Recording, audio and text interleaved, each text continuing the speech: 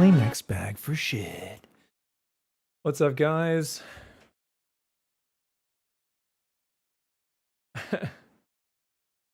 ONBFS. Wasn't that a fucking typo? Was it who made that? Was it you or Cosmic? Rancher. Oh, only next bag for shit. Oh no, that is correct. All right, that's one of those commands I'm gonna have to remove. We used to have so many dumb commands from mods. I think it was Dot went. I went through and deleted like a lot of them, and then Dot went through and deleted one because we had ones from like 10 years ago of like in jokes that everyone had forgotten in the channel, myself included. I was like, what is this? Hope you guys are doing good. What's happening, guys? We had a good afternoon yesterday, so I did my coaching off stream, which was fun. Good little session. And then I went and met up with my mum. Went for a nice long walk in the afternoon. I grabbed some ice cream on the way back. God, man, there's this Japanese ice cream place. Fucking, they have the best. It's like a mango, strawberry, and fucking something else sorbet that's so good. And I got a, what do they got? Black sesame as well. Oh, so good, man. Fucking super nice.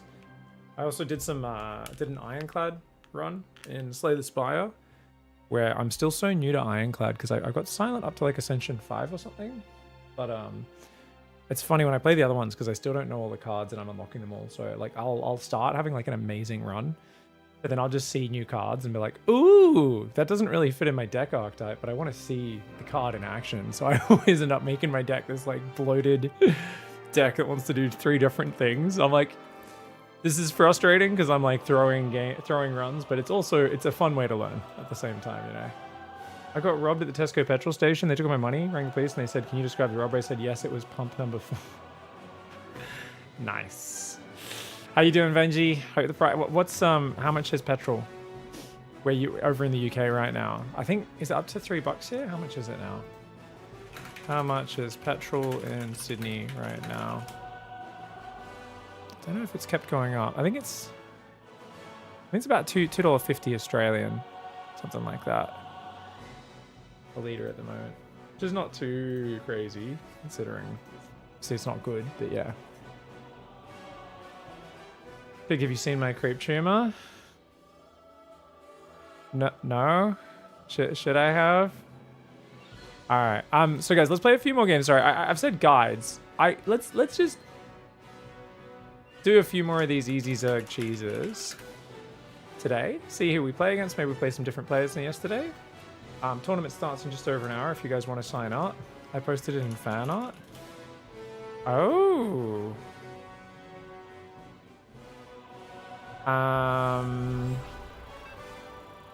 Fan art. That's...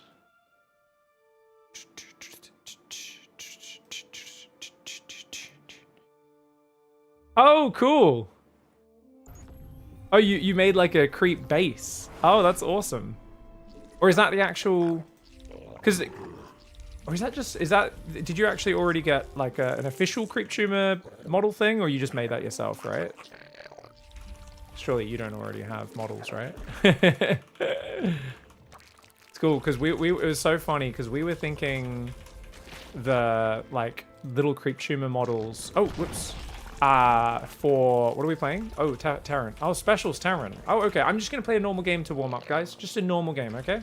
I've been trying to cheese him every game, and yeah, it's not gonna work. Let's try and see if we can do a greedy build into like maybe a 1/1 roach roll. Then could be nice, something like that. Just something simple, but that goes a bit deeper than what we've been doing. No problem. All good. Special's playing a lot later. Yeah, he's been pushing his coaching really hard and stuff. Gonna say, Pig, if life gives you petrol, make petroleum jelly. That is what they say. It's a lubricant. No, I made it practicing basing. That's cool. No, that's super cool. It's funny because we were using there's little creep tumor like molds that you use to stick on the bases that come in the tabletop set. And we were playing with them as the creep tumor. We were just putting one down, and then we found, because it's actually like a little green circular translucent kind of like a base type token is the actual creep tumor token. And we're like, oh, so it's, and because it's the green translucent one, so that way you can just paint kind of around it and leave bits of like the glowing green on it. All the different translucent pieces look pretty good, especially like the Protoss shields look surprisingly good without painting them at all. Obviously, I think you can make it look better if you do fancy painting than just leaving the translucent. But I think you can work with it and leave parts of the translucent as well. Go, go. Let's go, son.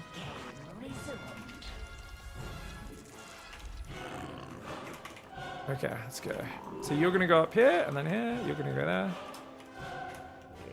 Oh, we do need 2 more drones. What are we doing? 16 is not enough. Mate, this opening is pretty bad, guys. Do you think I don't think he goes 2x Reaper on this map, does he? Sloppy opening for me, but that's fine. So what we're gonna do, you go there, you go there. Thinking to maybe make use some gloss varnish as creeping game is reflective. Yeah, you want to make it look a little bit moist, kind of, right? It's got to have a little bit of a moist vibe to it, hey? To be lore accurate. Why am I sending 2 across? Okay, we don't need 2 overlords across the map. Just as is fine. Next overlord down here, and we can shuffle them both forwards. It is 2 Rax Reaper. Oh no, only 1.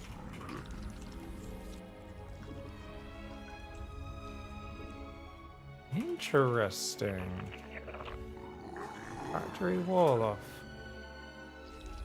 Oh, you know how to make. You really make me want to all in, bruv. I don't think I can resist. Ravages or Banes?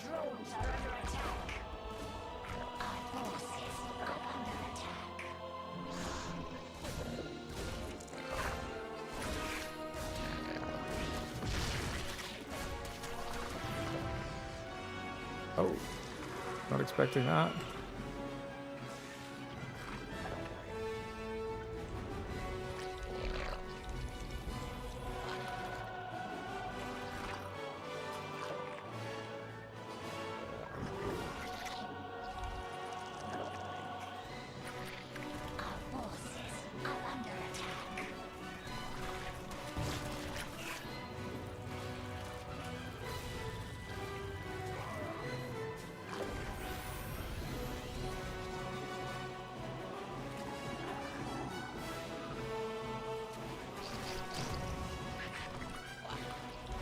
See, half asleep.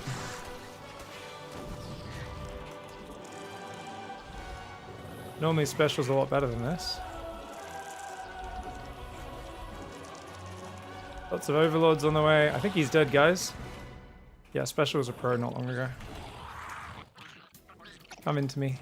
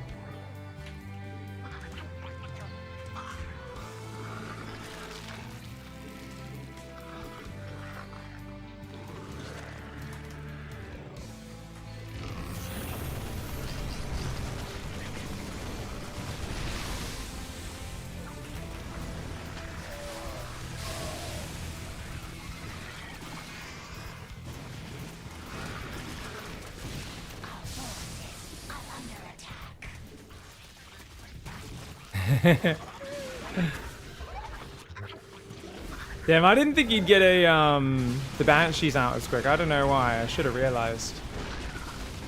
GG. I thought we'd be able to kill him. GG's. Good times. That was fun. He is still a pro. How come we don't see him competing? Well, I mean, I don't know. These days, it's kind of weird. Like, obviously, I mean, Special was very good and winning tournaments, weekly type level tournaments and stuff. Not that long ago, but he's definitely been less active in the last year and a half or so, right? But doesn't mean your skill level just disappears.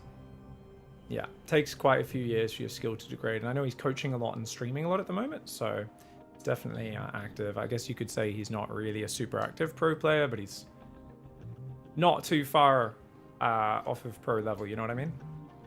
Yeah.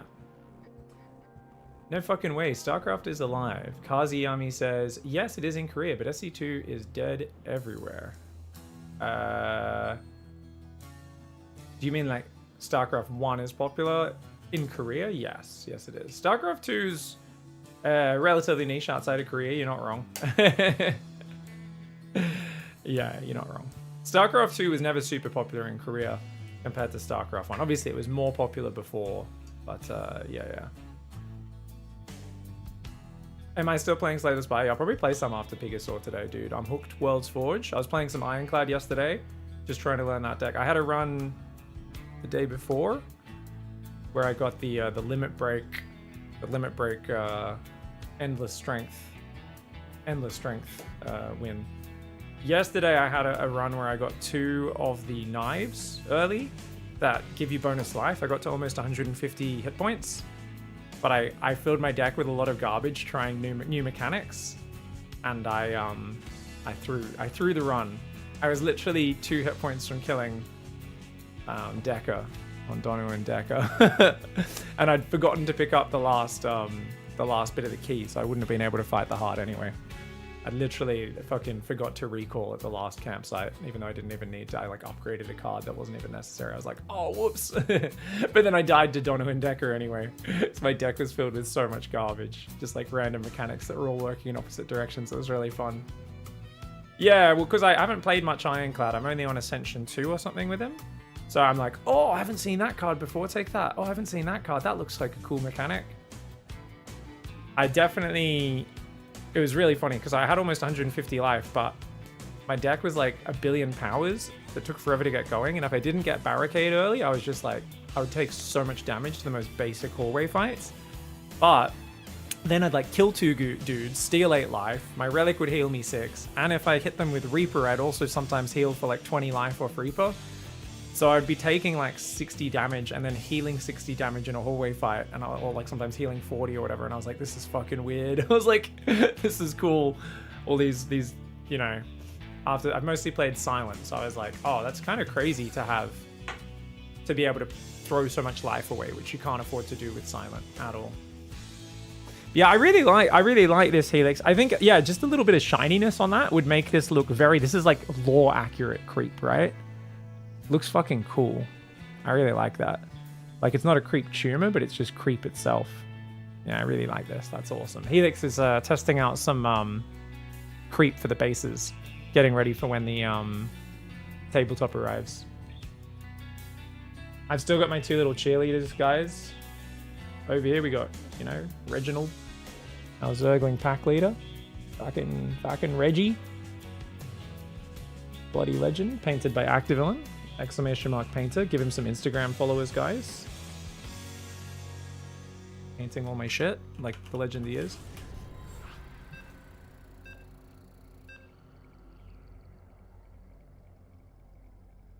When StarCraft 3 coming out? Was that what someone was asking? Oh, there's meant to be a new StarCraft shooter announced at BlizzCon. And there's also a Korean company working on a StarCraft game. But I imagine it's probably a mobile game made by Nexon. StarCraft 3, I still predict 2033, guys. I made that prediction 7 years ago, and I stand by it. Oh, what are we playing? Z, is Zerg. Alright, guys, we're going to try out the Noise Simples build. I know Shin's probably not the one who invented it. It was probably Lambo who invented this build, really. Actually, I think it might have been. Because it's very similar, this opening. I remember Lambo actually teaching me this opening. Oh, you know what? He taught me this opening. It wasn't into the same Roach Bane all in. I think he did it more as like just a solid macro opening. But you know what? I just had a memory flashback. Because I know Lambo invents so many builds, and I always give credit to other players, and I feel bad about it. But I just realized he taught me this opening. Katowice 2015? 2016? What was the one I played at? 2016, I think it was. It was the one Katowice I played at before I started casting Katowices. And I kind of only qualified to it as a bit of a fluke because I think Petraeus couldn't go. So I took his spot and I was like, oh, okay, let's go. But yeah, basically, essentially it's just let's skip the Baneling Nest and do a Ling pressure to keep ourselves safe. So we're being greedy by skipping the Baneling Nest, but we're also being safe by putting on a heavy bit of pressure early. We will get the Ling speed just slightly faster there. Pull one off minerals, pull one onto off gas onto minerals. Doesn't really matter which way we go there, as long as it gets out. We've got 2 overlords going across the map, as always, guys. 1 on each side is your basic kind of scouting. Next overlord always sits outside your natural. Try and keep an eye on their overlord, but also just see Lings or Banes coming in from any direction. Normally you'd pull off gas. With this build, you do not pull off gas at all. Now, he may have just kept that overlord at home. I'm going to build 4 Zerglings, no matter what. I've been doing 4 Zerglings in practice yesterday. You really don't need to. You can do this greedier for sure. Don't pull off gas. Normally I'd pull off gas here, but not with this build. And I think we can just send that drone to the 3rd, and it should get there at about the right time.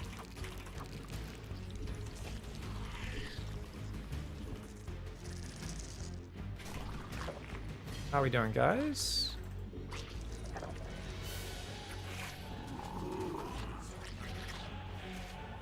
Okay. 32 supply. We want to go for the 3rd base. So you go double inject, and then you drop the 3rd. We were explaining to Jay Money yesterday when we were practicing this. That his opening could be a bit better if he does this. He shouldn't be able to kill that. We'll build 2 more drones. Then we'll go for the next step. 1 Zergling isn't going to do shit. Baneling Nest is there. We've got the Overlord. It's good mining time.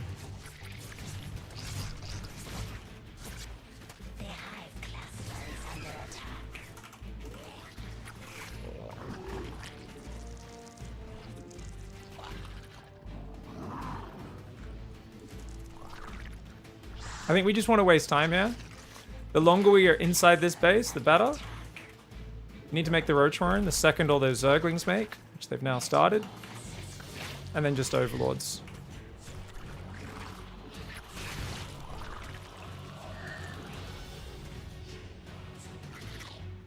Alright, let's go. All the Lings are here. And let's go! Might just go for the 3rd.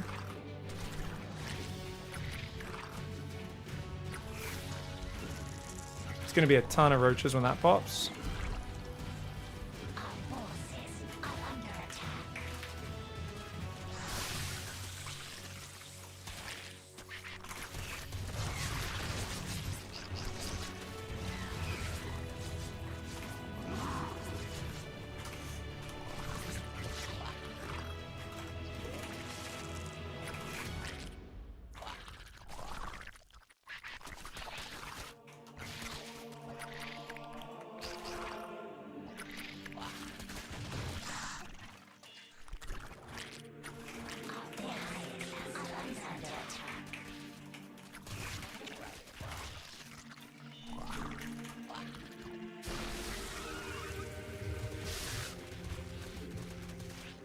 Good that he's investing in this.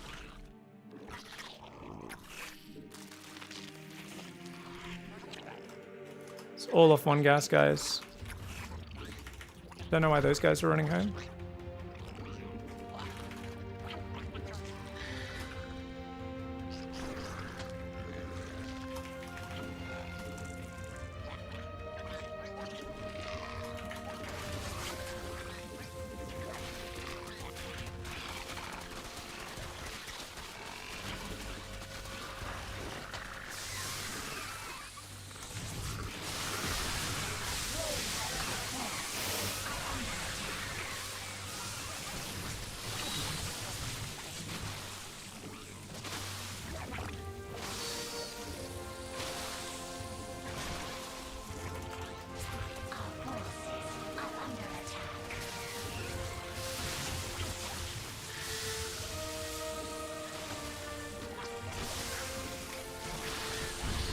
Did I forget to set my thing?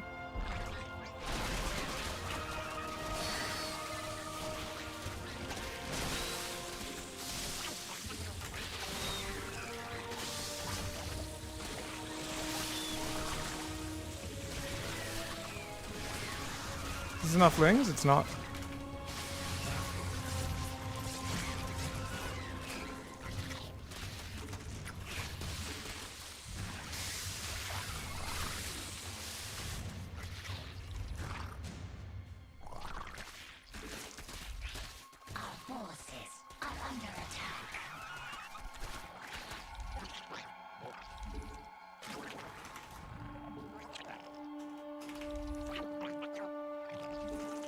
Alright, we should be dead.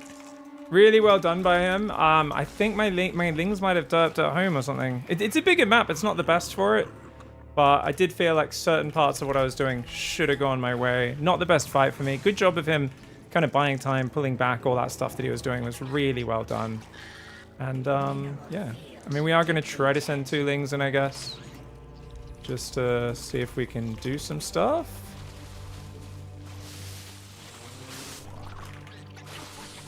He's full committing here.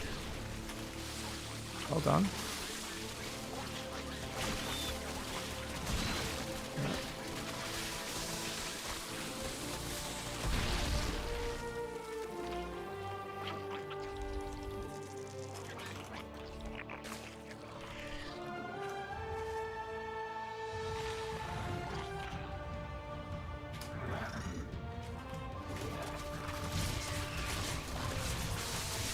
Yeah, he's got it. Nah, he's good.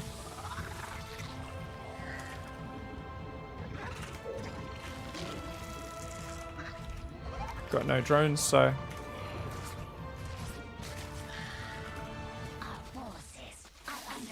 Well played. Really good D for Maze. Well played. GG. Good job. What went on there? Thought things were doing well.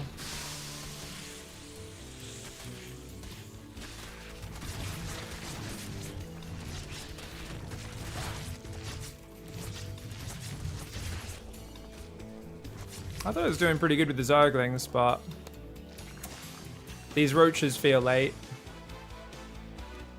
I think I might start building the Roach Horn before building the Zergling Flood. What do you guys think? Let's take a look at this. I think I might have just been over microing. Guess this Overlord is slightly late. I'm also only at 27 drones. I think I could do my Ling Flood slightly later. Squeeze the Roach Horn in a little bit earlier. Definitely need it by here. Yeah, my build didn't feel very tight this game, did it? Nah, not at all. This Roach Horn's so late. Just gonna get that Roach Horn earlier. That's all. Get that Roach Horn earlier. GG's. Simple build. Level 99 Slammer died. Oof, that's rough, dude.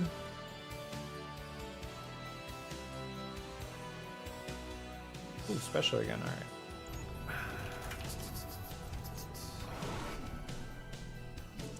Alright.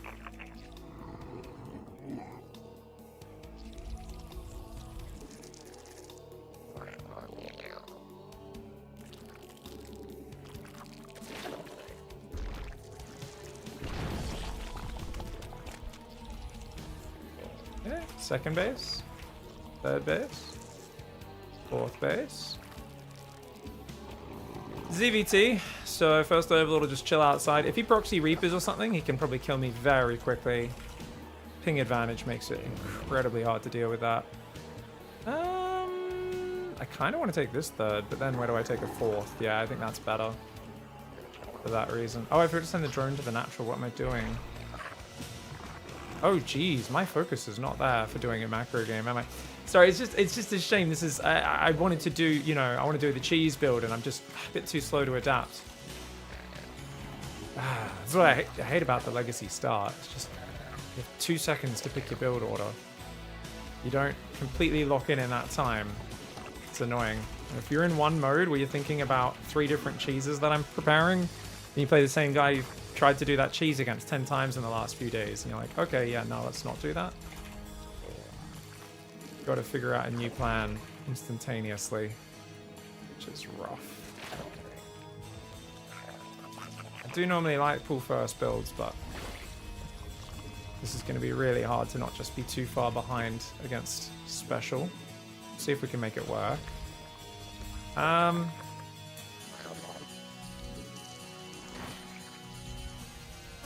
Thinking of when I take my third. Do I take my third and delay queen production to get it up? I don't think so. I don't think that's going to be a great idea for me. Alright, this goes here. Reaper should be coming out now. Yeah, I think we can delay our third a little bit. I think that's fine. Rally to the natural. Okay, inject, move queen down.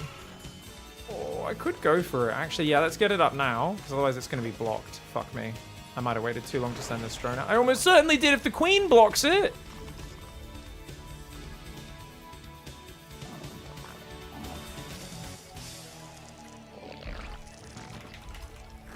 I know his Reaper's still nearby. That's because he expects me to do something cheesy, and he is correct. That I'm doing something cheeky, not really cheesy though. His Reaper will come back and clean that up soon.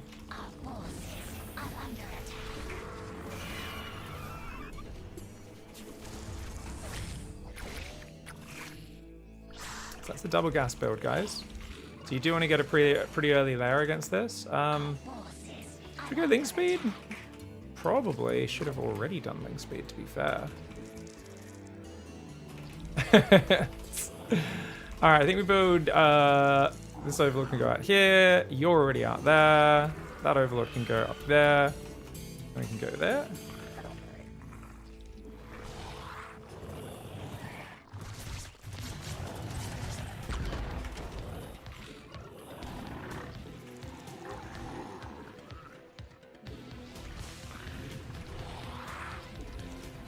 We got a big section of drones.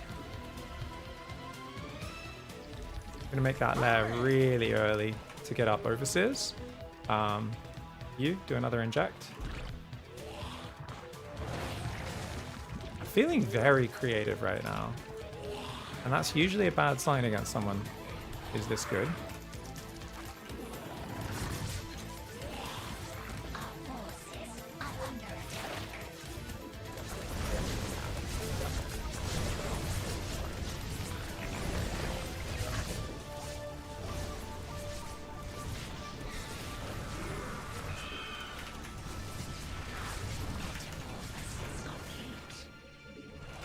I think we're fine. It's what the kids call coping, guys.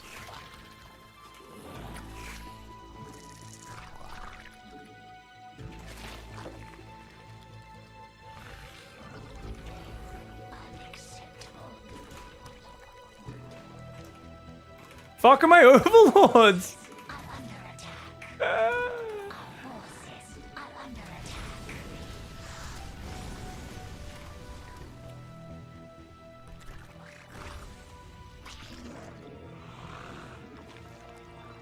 Wow, that didn't work.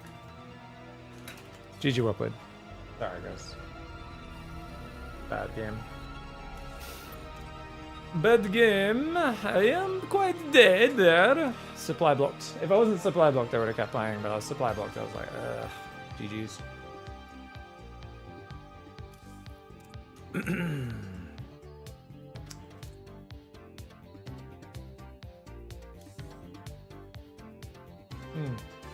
Samuel, thank you for the 39-month resub. Guitar pick as well. What's up? I don't mind playing special like 1 in 4, 1 in 5 games, but it will literally just match me with him 37 games in a row, which is not very fun. So we'll take a minute to catch up on chat. Let's see what's happening while we let him find a game. Samuel Flank, what's going on? How are we doing, guys? If I was playing standard, I wouldn't mind playing 3 games in a row as well, just to be like, all right, let's hone in on my ZVT opening. Get wrecked 3 games, we get some practice on it, but since we're trying to do some cheeky, cheesy openings, it's going to be tough. D2, Diablo dropped 2 jar runes in a row on Remastered. I just quit. You can... Well, actually, you know what? I did want to go over my replays anyway of the cheesy builds. Should we talk about the Zerg one first, or should we talk about the Nidus? Which one should we talk about, actually? We can make a little video here impromptu on stream. Guys, ZVT, I think ZVP is the one I want to do more games of before I talk about. Because I need to practice it like 10 times before, so I feel like I know a few more ins and outs and have some actual knowledge to drop. But ZVT, I'm very happy to talk about. So let's go take a look. What was probably a good ZVT replay?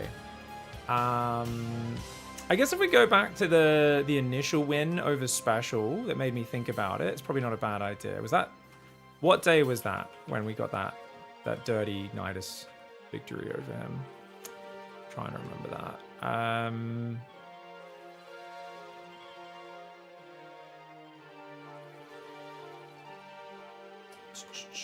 Did I not label this? There it is. Nidus Queenling. Okay, cool. I think, yeah. Okay, so we've got that one. And then let's go look at the follow-up games. Because I did practice it some more, didn't I? Let's see if we can find... What other games did I play with the Nidus? Because we practiced it a bunch the other day.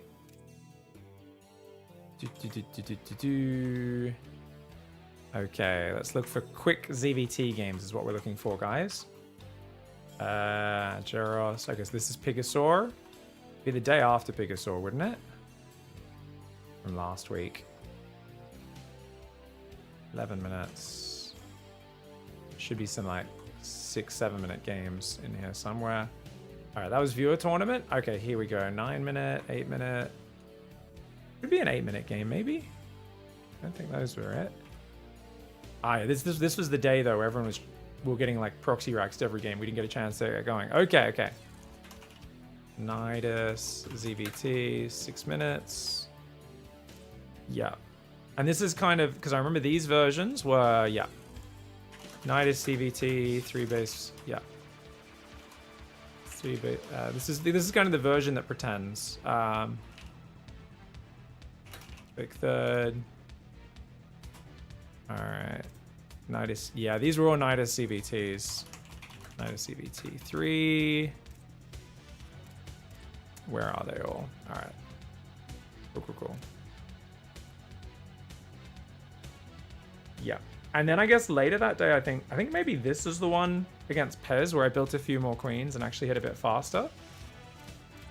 I think this one was faster. Nidus CVT hit faster. That one's harder to disguise. That's the one that's much harder to hide though. And then we just went and did all of our Zerg games with J-Goat. Okay, cool. Cool. Okay, sick. All right, let's go. Let's take a look.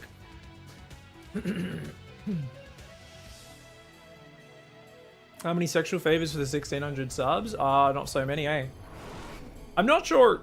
Yeah, it is always a kind of funny thing though, because subs are, obviously very different costs in different regions. So, I'm not sure actually.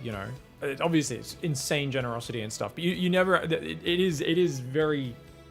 Sub numbers are interesting depending on where you are in the world. But I mean, it's crazy because that no matter what, the cool thing is that gives a month of ad-free experience, replay packs, which are in the Discord. It gives access to emotes, and of course, some people might even resub, which is fucking awesome. So it's actually great. It is great. It is fantastic. Okay, we're gonna lower that.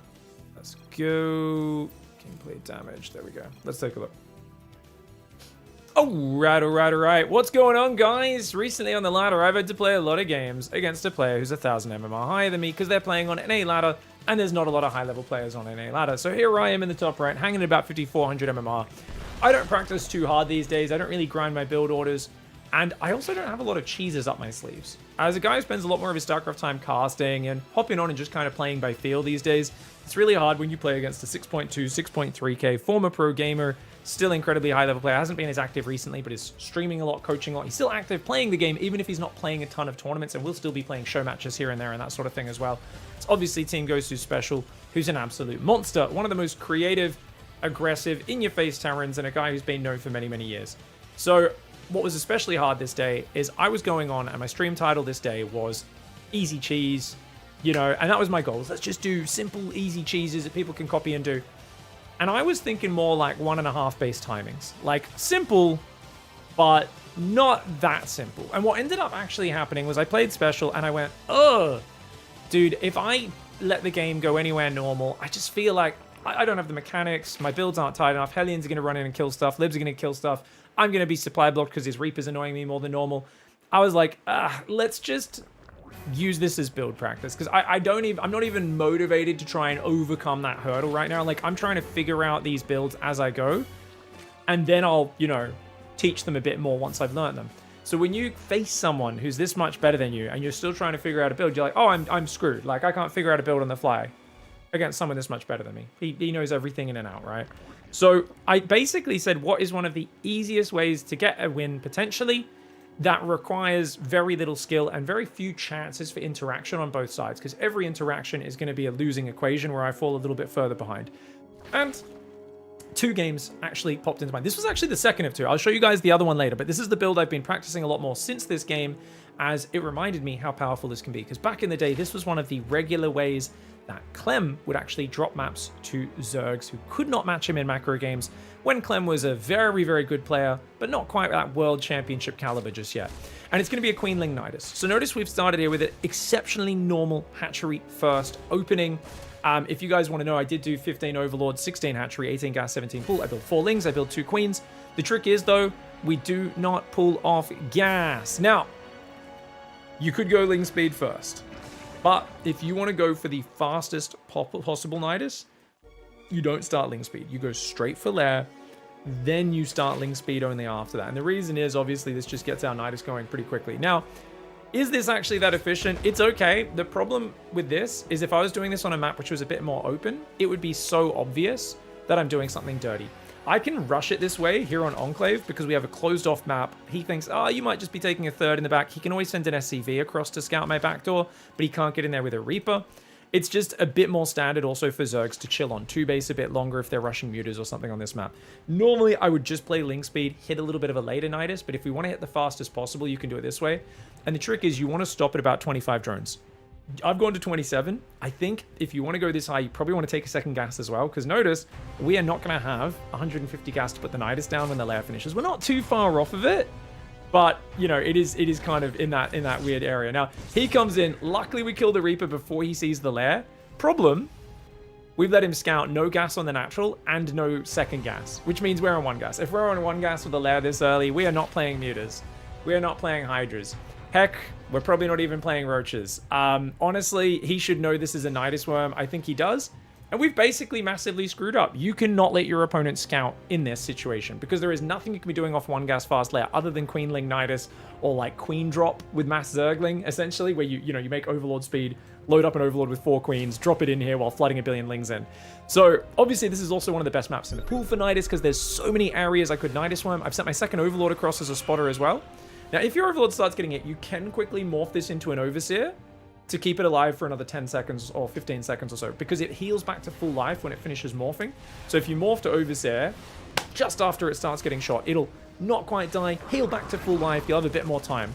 I decided not to bother with that, and then I basically go, oh crap, I was planning to pop out the queens. We are loading all of our queens up now. We've got 5 of them. We're going to load them all into the Nidus. And we're going to throw it on the front, because that's the only spot I have vision. I would have much rather throw it back here. Though I saw a Marine there, so I was thinking maybe throw it here. But even on the back, even if there's 1 Marine shooting it, it can't stop it, and it's far away. So maybe starting with the Nidus there would have been the best either way. But he shut me down with the Viking. He knows this is coming. So we basically just have to flood in the front.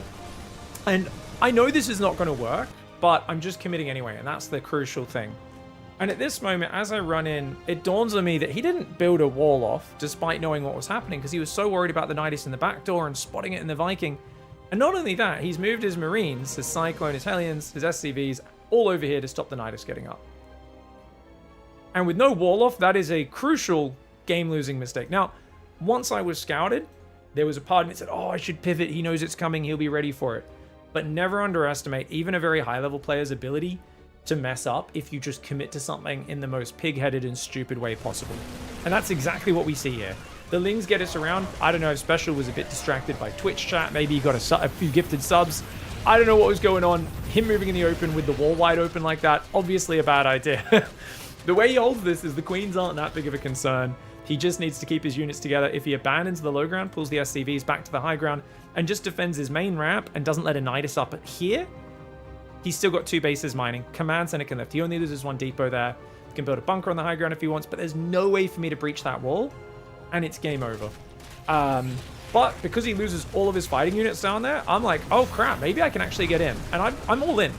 And remember, I could drone here thinking there's no way to breach this wall, but I figure, hey, if I put a creep tumor down and the queens start just focusing the SCVs that are repairing, maybe we can get it. He also just derps, doesn't get the SCVs repairing that reactor quite early enough, but he does start to do it finally. And the queens basically start focus firing. We say, let's just throw a Nidus across the wall. He's got to stop the Nidus, stop these. And this would be so easy, but he threw his army away and he loses the game. And this is a very poorly executed Nidus Queen Zergling all in that's getting me a very undeserved victory.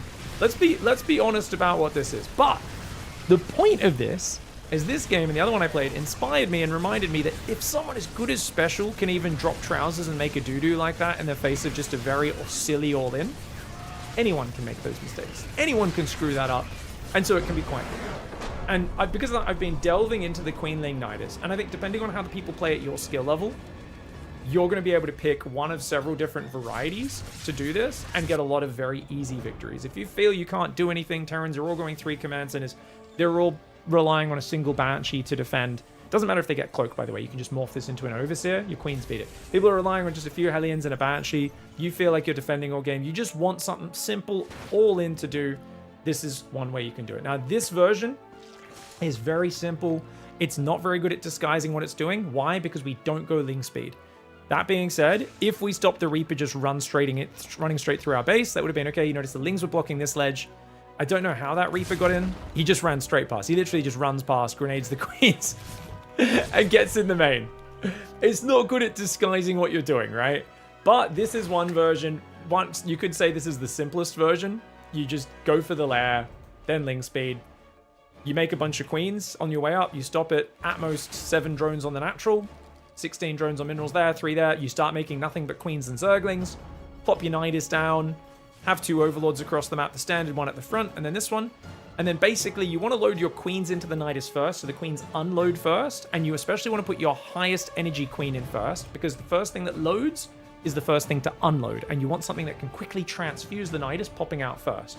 So you make sure you load this queen in first, then the other 2 queens. They're pretty similar on energy, so you don't need to stress too much over these 2. They're exactly the same energy, but you load her in first, then those 2, and then Zerglings. That being said, it's not always possible to get the Nidus up, so you want to overwhelm them with stress.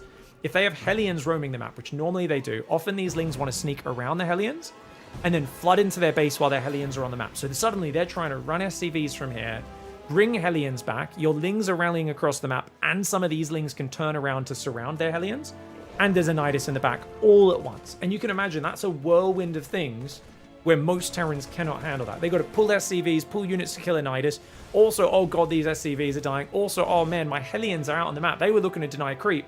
So if you can sneak your Lings around and power up, basically it's a Ling flood plus a Nidus in the back.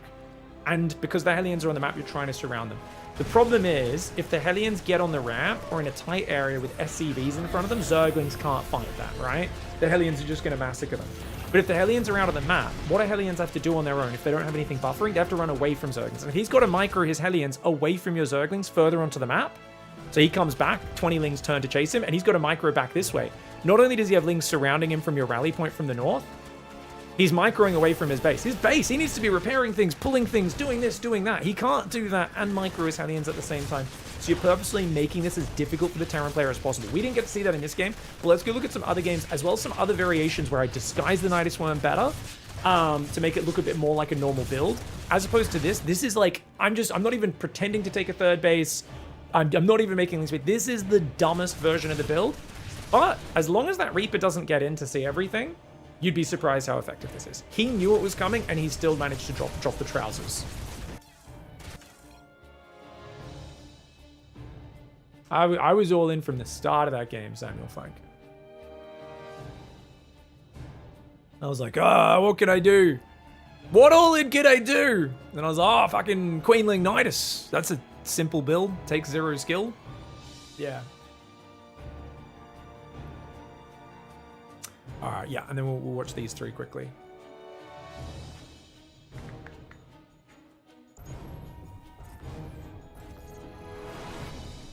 All right, guys, so a few days after that, we played a few other ZVTs, and I said, let's try this again. But I tried it in different styles and kind of experimented. So what we're going to see in this game, standard, we drone to 15. We do an extractor trick to do that, of course. Then we build an overlord. We send a drone down, so we get there. We build 1 more drone. We go 16 hatchery, right about 46 seconds. 3 more drones up to 18.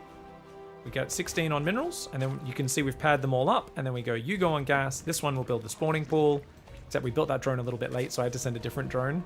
Have to do some fancy fiddling because I didn't build my drone on time. If you do your build correctly, perfectly, normally you can rally the 17th to build the gas, the 18th to build the pool, even though it's an 18 gas, 17 pool, because the drones already take up the supply even when they're producing. Now with this one, we want to make it look more like a normal game. Whilst the other one started like a normal game, with this one, we want to take a 3rd base as well. We want to really try and convince our opponent. I even pull a worker off gas. And if he came in with the SCV or a Reaper, I would pull everyone off gas to pretend like, oh, I'm just making Ling speed. I don't need more than 100 gas. This is a totally normal macro game. So we're willing to play a bit more mind games. We're willing to try and sell the story, partially because this map's a bit more open, but also just because I was like, hey, can we just make this look like a completely normal game? Because in my mind, if it looks more like a normal game, there's more chance my opponent's Hellions are on the map, thinking, I gotta pick off drones. I gotta make him build Zerglings. I've gotta deny creep spread. I want my opponent to be in that standard mindset. So this one will hit much slower. It's a much weaker roll in terms of timing, but it's much less obvious. And it's up to you guys which versions you choose. Don't do this reactively. Choose before the game starts. Choose based off of your experiences on the ladder. If you're like, look, my opponents are so low IQ, I would rather just hit the fastest timing. It's usually a bit easier to pull off. Go for it. Do what we did in the last game. But if you guys want to sell more of a story, do it this way. So we finally start the layer here. We've put the 3rd worker back in gas. It's like 3 minutes. It's not that fast. But we've got a 3rd queen pretty much on time. 3rd hatcheries building. That being said, we have cut drones. So we've got the queens building at normal time, the 3rd queen. We've got the 3rd hatchery at a normal timing. Now, here's a crucial moment. I am going to sneak around the Reaper to get on the map. Problem, my overlords actually can't see quite where the Reaper is, number 1. Number 2, this overlord should have gone across the map already because we need a 2nd overlord for the Nidus Worm, remember? I've forgotten to do that because I'm in standard mindset. Also, my Lings accidentally walked past his Reaper. Thankfully, my opponent's not as good as someone like Special. He almost certainly would have noticed. Sly luckily didn't notice. Now, these Lings, the idea is when my overlord is natural, sees his first Hellions leave, these Lings are going to run in, just try to pick off a few SCVs, pull his Hellions home. We don't want him seeing, hey, your creep seems a bit late. Hey, you don't have any drones on your natural. We don't want him poking in here. So the idea is we want to keep him pinned at home wherever possible, right? So notice his Hellions come out, we click our Lings in. And I split 1 onto this SCV, 2 here. We want my opponent's focus on their base. We want their vision stuck in their corner. But otherwise, they've still seen a normal game. We also caught his Reaper just there. Sent just a few Zerglings out, caught his Reaper. And just being really annoying. Look at all this APM he's got to use. These Lings just run home. Super chill. We're finally going to drop that Nidus Worm soon. We're a bit slow on it. Now, these Lings go out here because I saw he was like not watching these Hellions.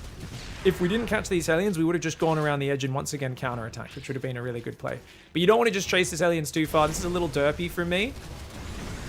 And we will run these Lings back. Because we kind of distracted him onto the left side of the map, notice I'm sending all my Lings down the right side. Now that's dangerously close, and once again he caught a glimmer of the Zerglings. This is a poorly executed version of hiding it. Luckily my opponent didn't have their eyes too focused today. Now, what I'm waiting for with these Lings, guys, is if those Hellions show up in this Overlord's vision, I will click them into his base and try and get in there, right? Even if my Nidus isn't ready, I figure, hey, if your Hellions are getting on creep or whatever, or attacking the queens, and I pulled every queen to the front.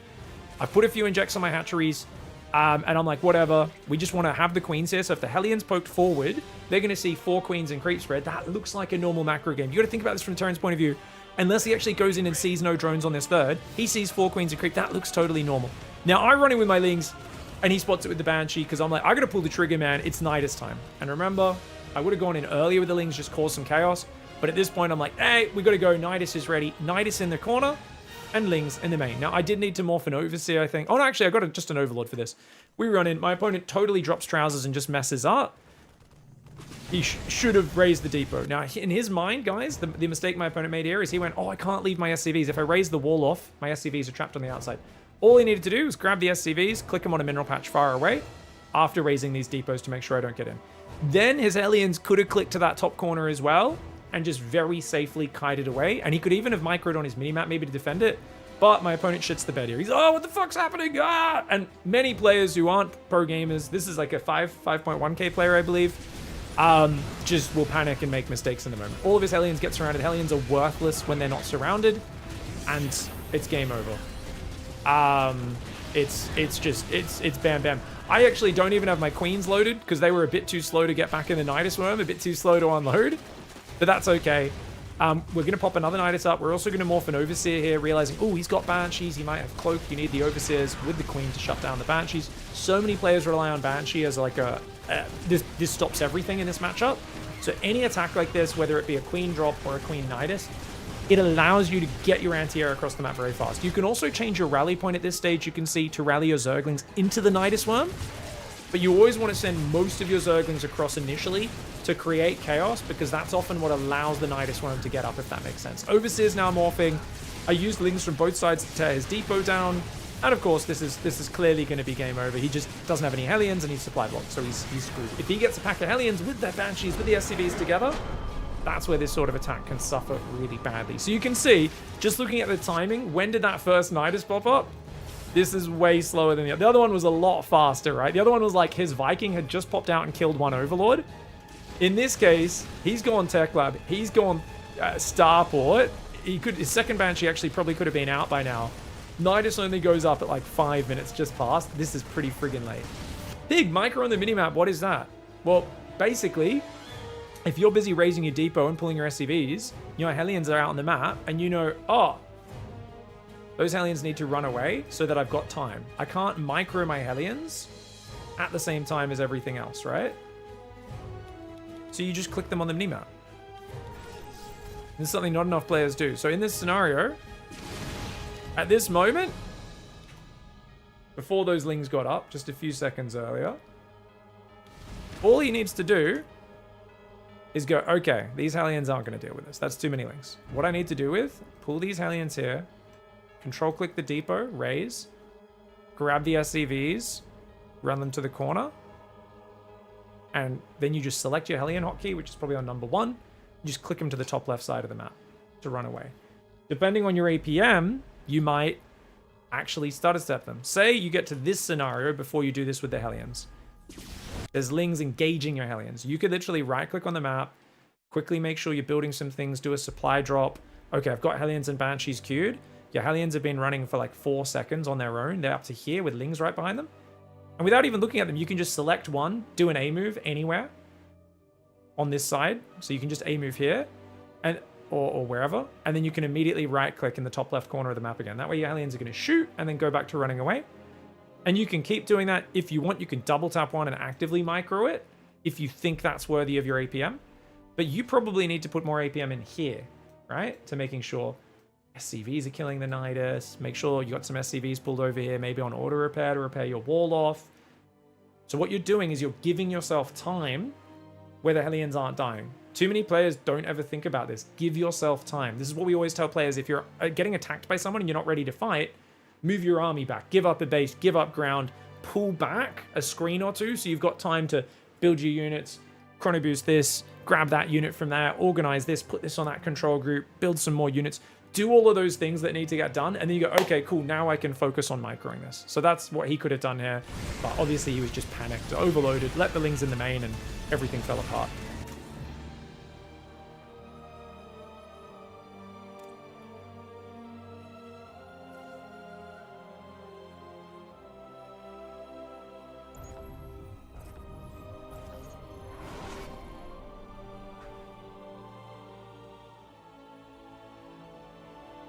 Pig, is this live? All my live streams are saved to the YouTube Twitch live streams playlist, Thomas.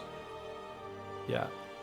Yeah. You can rewind now on Twitch or YouTube, both. Twitch only if you've either got Twitch Turbo or a sub. YouTube, any viewer can rewind. But yeah, they're all my YouTube live streams, they're unlisted, so you can't see them. But just go to my playlist and you can see Pig Twitch live streams, and they're all there. You can see them and watch them from there. Alright, let's take a look at this one, guys. See what's, if anything different happened here.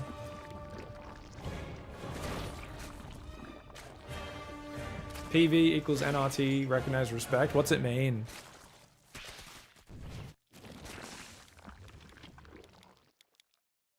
Alright guys, so here we see another game where I opened up very similar to the last one, very standard, 3 hatchery. And my opponent didn't send a Reaper across. I killed an SCV scout, and I was like, what is he up to? So I decided to send my 4 Zerglings in, just because I was like, hey, what is this build? This is such an odd build. And we see a tech lab first. So I'm very confused about what this guy's doing. And I was like, what is happening? Is he building a tank? Is he building a Cyclone Hunt down Overlords? Not quite sure. This time, we do have extra Overlords. First one's over here, so we can do Nidus in the main. But I'm also sending 2 more Overlords across. One to kind of the front of the base.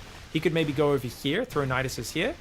And then this other Overlord's going to go to the right side to maybe throw Niduses in the back. So I'm kind of getting a bit more practice at this point, setting up for that. Notice we've decided 6 or 7 drones on the natural is the ideal count. In this case, it's 7, but I'm down 1 in the main. So it's still that 25 worker count, where other than that very first game we played, I've been hovering at 25 in most of these games.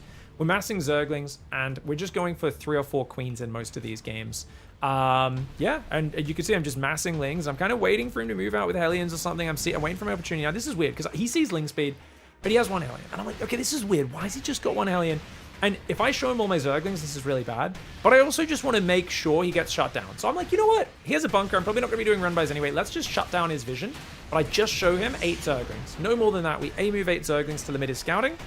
Nidus Worm's down in the main. We're still just massing Lings, and I'm still very confused about what's happening, but I don't want to sacrifice my Overlord to scout. So I'm just kind of like, well, I have no idea what's happening. I wish I could be a little reactive. I can't. Now, notice my queens are lined up, guys, in order of highest energy. That's what I might be near... Sorry, this just looks so fucking nerdy. I'm such a fucking loser. I love it. I love it. I have to have them all lined up before the Nidus is ready, so then I can just click them on the Nidus and the highest energy one gets in first. I love it. I fucking... It's so fucking nerdy. I love it. This is the shit you should... And then I clicked them too early, so they didn't... So I screwed up the queue. I clicked them on it too early, so they screwed up the queue. Oh no, do I at least click the high energy one in first? I've pulled the trigger now, realized he's full walled, and I'm going, oh shit. But luckily he didn't notice the Nidus for a long time, and then I do click them in. Thankfully they all have transfuses. So I wish I'd done it properly. Like, if you're gonna do something that ridiculous, I mean, you've got so little to manage with this build. You're just injecting 2 hatcheries and building Zerglings. It's so easy to execute. And then yeah, you should always drop a creep tumor in here. Let me talk about the micro I did there, because I did realize, hey, Blue Flame Aliens, dude, this kind of wrecks what I'm doing, right? Full wall off. He's in a good spot. All my opponent needed to do here was pull all their SCVs with their Hellions and fight in a choke point, and there's like nothing I could have done. But instead, he targets the Nidus Worm. None of these units do damage to a Nidus Worm. Blue Flame doesn't help against armored units like Nidus or Queen.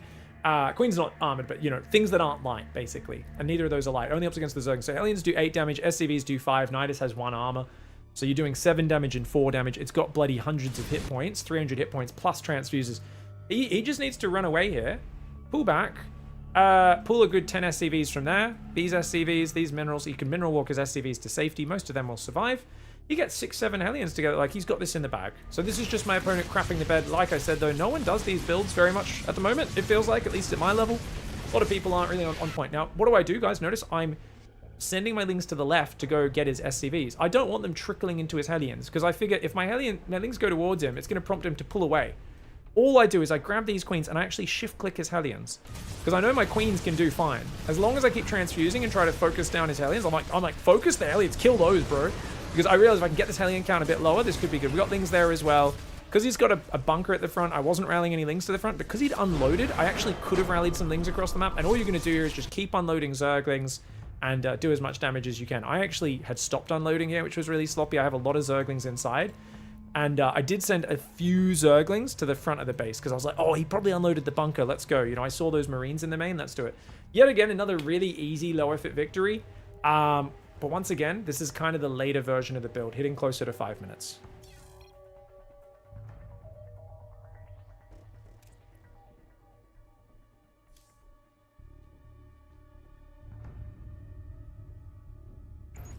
You vagina shit? Next bag for shit? Next bag for shit, Zerg. Next bag for shit. Alright, guys. So if we go into one more game, this one I do play a little bit differently in that I tried to get 5 queens up. I was like, let's get a little bit more queens. But also, I think I didn't pull off gas at all, and I really wanted to make sure I started that lair pretty quickly after Ling Speed does start. So if we take a look at the timing here, I was like, man, those other Niduses, yeah, it's working, it's winning me games, but it feels a bit slow. This game, I was like, let's still take the third, but you'll notice the lair starts at 250 rather than like 305, 310. Doesn't sound like a lot, but it does make a difference. And basically, we're just kind of going, cool, got to build an Overlord. I haven't even been able to afford my 3rd queen just yet. We're building 4 more drones. We're going to go up to about 30 drones this time, so it's slightly higher on income. And that's because I want to build, like I said, not just mass Zergling, but also 5 queens as well. So we've got to build a queen there. We'll build probably a queen from the 3rd as well when it comes up. He's going to come in and see everything that's going on because I'm incompetent and we don't have a 3rd queen. He gets a full scout. Should be kind of obvious what we're doing. But denying scouting has generally been worse on this build whenever I'm not trying to disguise it as much. When I'm rushing that lair and that sort of thing. The Nidus, you can see, goes down the second the lair finishes. Queens just hang out at the front, and then bam, we send those Zerglings around the Hellions like we always like to do. Split them up, just attack a few different guys. Apparently I didn't target them because I'm brain damaged. I could have killed 2 SCVs there. Would have been much more annoying for him. It is what it is. If you want, by the way, when Hellions come down, you can send 1 Zergling to occupy them. That could be really nice. Now, his Hellions are going for my lava, so I send these Lings around. And once again, this Overlord's like, please move out, Mr. Hellions. Please move out. And guess what? The Nidus is already going up, guys, at 429 this time. So much faster. And the Zerglings have dodged the Hellions, which means, once again, we've got the scenario we want. The Hellions are on the map. They're not at home. I just don't think he was expecting a Nidus possibly this early in the game. He doesn't have vision of that corner of the main. And now he's going to be stuck microing his Hellions away from his base, which, like I said, it's that impossible scenario that players don't really like to be in. And we've got Lings and Queens popping out inside the main base, so we can get Lings on both sides. Yes, he has a Banshee that my Queens can't get to. Yeah, he's killing these Zerglings bit by bit. But we are inside the main heavily. And you can see he's taking absolutely massive damage. So his best bet here, this time you can see he did the move of running the SCVs away to the 3rd and then back, which that other guy should have done. Like it was sly.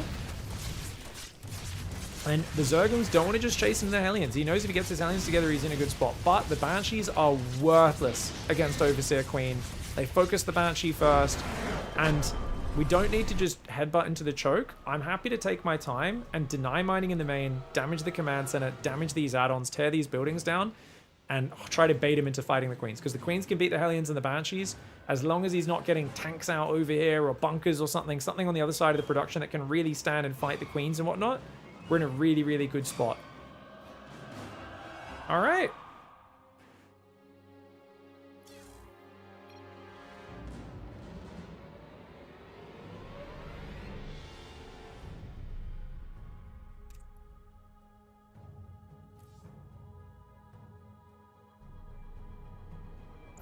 Oh, we had an ad break. Sorry, guys. I didn't realize an ad break autoplayed. That's my bad. That did not give me the alert, I don't think. Oh, that's... I apologize. Sorry about that. Alright, guys. Now, if all of these Nidus variations seem too much for you, like I said, just choose one of those that I did in those games. Pick it, write it down, stick to it, find what works for you. But if all that's too complicated, this is actually the first game which started this whole thing. This was actually played before that first replay I showed you of the Queen Nidus. Playing special, and I was like, what is the lowest effort cheese I could possibly surprise him with? Oh god, what can I do? So I realized 1 base Ravage is the play. Now we're going to do a 13 pool. You could do this off 12 or 14 pool. It doesn't really matter. But let's just talk you through this version of the build order, which I was remembering from like 2017, 2018 days off the top of my head. It's a very old all-in. All we do, we're going to build 1 drone, then a spawning pool, so 13 spawning pool. We're then going to build 2 more drones, and then a gas, and then a drone, and then another gas. So you're doing all of this, 2 overlords, as many two gases and a pool, as many drones as you can get before you even go for an overlord.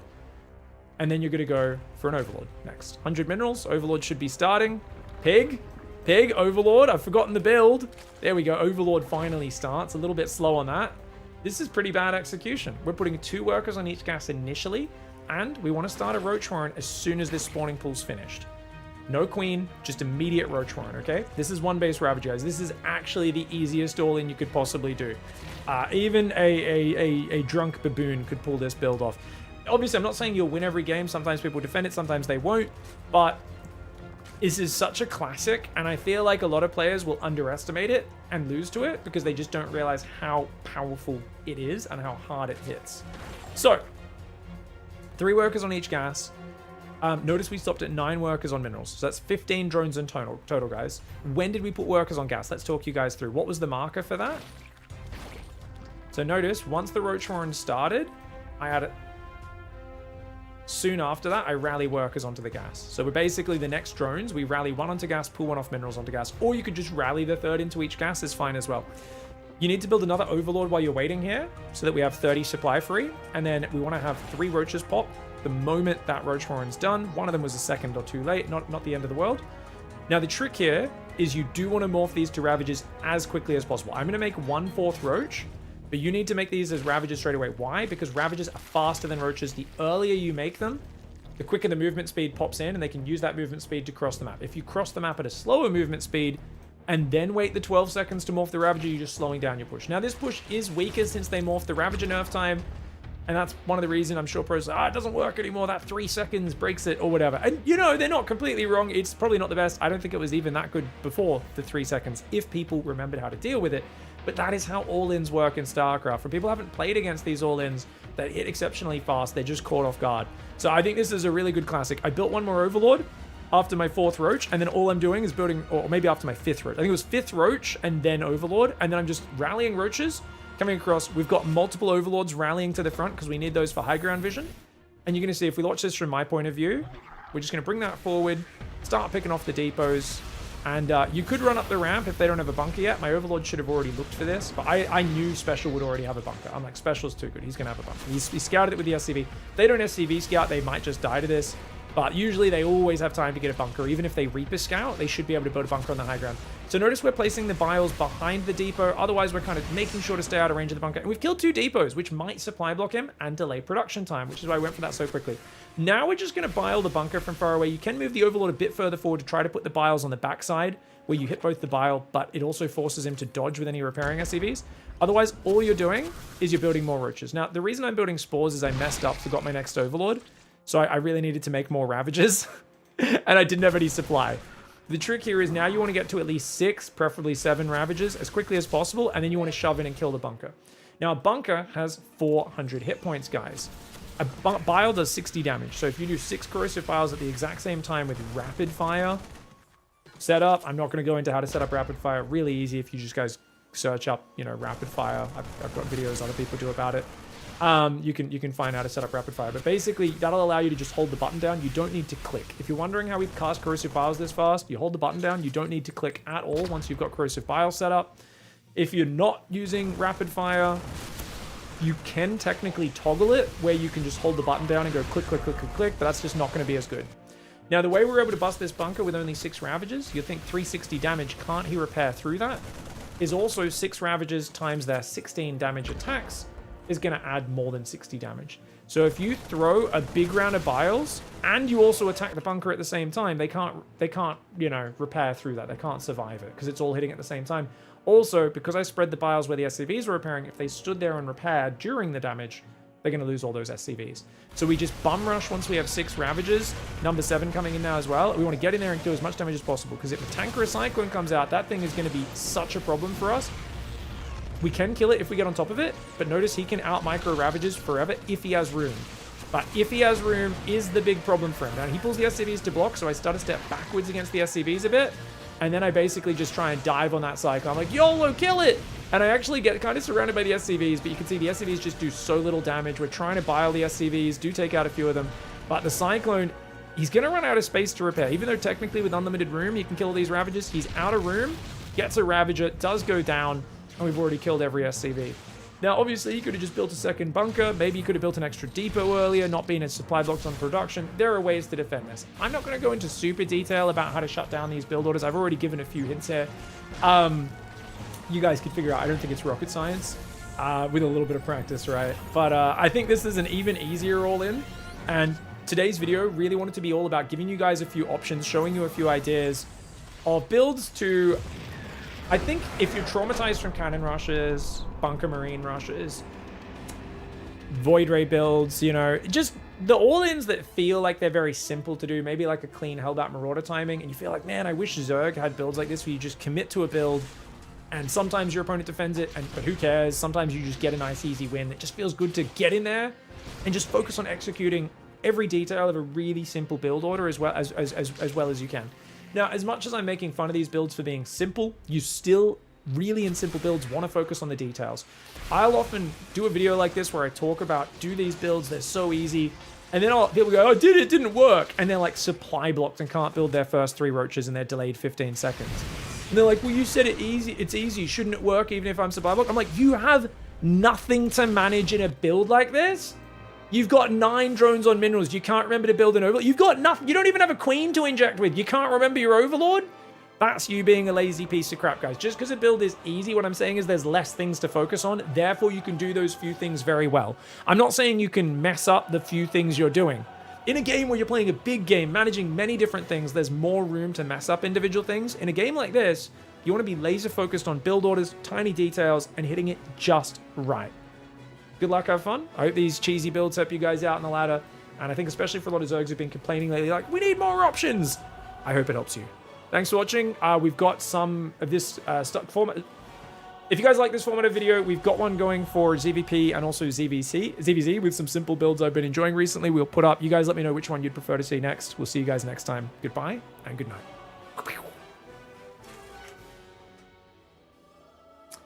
Yeah, ZVT only. All right, guys. PiGosaur started. Shit me. Sorry, guys. Was AFK. Is bracket up? Is bracket live yet?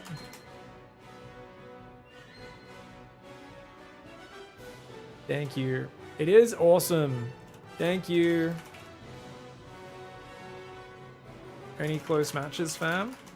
Don't ever do it again, says Root Dream. All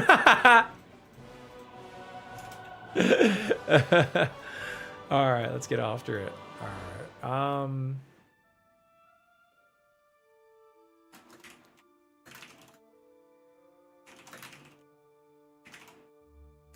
Was this personal? I mean, it's just there's always if you do educational content, are there any teachers in the chat today? Anyone who tries to teach anything has always come across a person who thinks your job as a teacher is to like make them fucking understand and be good at something without them putting any effort in. And those people need like a stern fucking smack in the face. And you're not allowed to do that with actual students in schools these days. So I do it verbally when people refuse to fucking listen to what I tell them. Oh, Clem woke up and checked in, guys. I was chatting to Clem this morning. And I was like, you gonna play, buddy? And he's like, oh, I'm gonna have a nap. I will see if I wake up. I was like, I hope you do. Looks like he woke up, guys. You're an instructor here? Yes. Yeah. Some people need to get verbally abused because they're just like, oh, I did the thing you said and it didn't work. And you're like, you didn't do it correctly, did you? They're like, oh, well, but you said it would win every time. I'm like, yeah, if you fucking do it correctly. Did you do it correctly? And they're like, oh, I mostly did it. I'm like, well, you didn't fucking do this and this and this, did you? And they're like, oh, but I want to be a lazy piece of shit and still find success. And I'm like, no, that's not how the world works. Should we do Ponyo Perceive, guys? Maybe Ponyo Perceive? I think Ponyo Perceive is a close match. Patches Defiance. What race is Defiance again? I think Perceive. And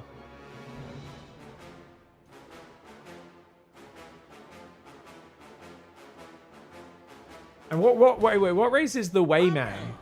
That's not Dayway Man, is it? That's not Dayway. Is the Wayman Dayway? No fucking way that's Dayway. Yeah. Defiance is Terran, right? Oh shit, Defiance already posted a lobby link. I missed it. Oh, I missed it anyway. All good. Yeah, I was thinking Defiance was Terran. I'm like, I'm pretty sure Defiance is favored there as well. What about Perceive? Where's Perceive? All right, let me try and find a game real quick, guys. Sorry for the ad break auto playing before. I appreciate it. You are hard, but also show empathy. You do it right. Combine, make good lessons. I appreciate it, Zerg. Yeah, all my best teachers were kind of hard asses who actually gave a shit. And I remember them pretty well. So I have very fond memories of a few of my high school teachers that I really appreciate. Sick. What matchup? Where's Perceive, guys? Fucking, I feel like Perceive, just because it's a different match to guys I don't normally cast, I do want to mix it up. Is Ponyo Perceive? I mean, I guess I do cast Ponyo. You Perceive is TVP, right? You guys close? Wait, what? I think Perceive's 5k, right? Or 4.8, and Ponyo is like 4.7, 4.8, right? So I think that should be good. Yeah, 1 hour over the weekend after an entire week of material. Pretty much Shadow Drizzit. Pretty much, hey. Yeah, some of the teacher needs to be a hard ass, especially if the kid is a little shit. Yeah. Oh, he's Perceive is 3200? I thought Perceive was like 4.8 or something. I thought Perceive was higher level. Alright, we're just trying to figure out what matchups we're getting into here. Hoops playing, I think, someone a bit lower level, right? Oh, he's playing Aero. He's super favored versus Aero. Aero plays fun games. We cast Aero so much, though. Shadow Drizzit, my nipples. What's up? Water Drop, Samuel Flank. Thank you very much. Shadow Drizzit gives us up to the Wizard, Santa Sam, Deadpool, Jedi Master, and the Mud. Or not the Mud, but Mud73. Guys, thank you very much. Slap your bacon down to say a big thank you there. Get that bacon wave going.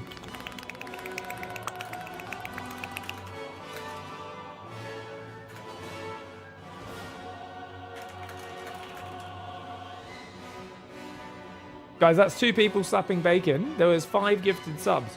Shadow Drizzit's like, I'm gonna drop fucking, I don't know where Shadow Drizzit lives. Fucking 25, 30 bucks. Even if it was $5. Fucking generous. Gifting subs. That's an ad-free experience for a month. We need more people fucking doing it than that. Okay, I'm gonna go to the other screen so you guys can see the bacon on screen. Because otherwise people get confused. They're like, what's bacon? I don't understand what's that. You need the bacon on the screen. There we go. Oh, damn.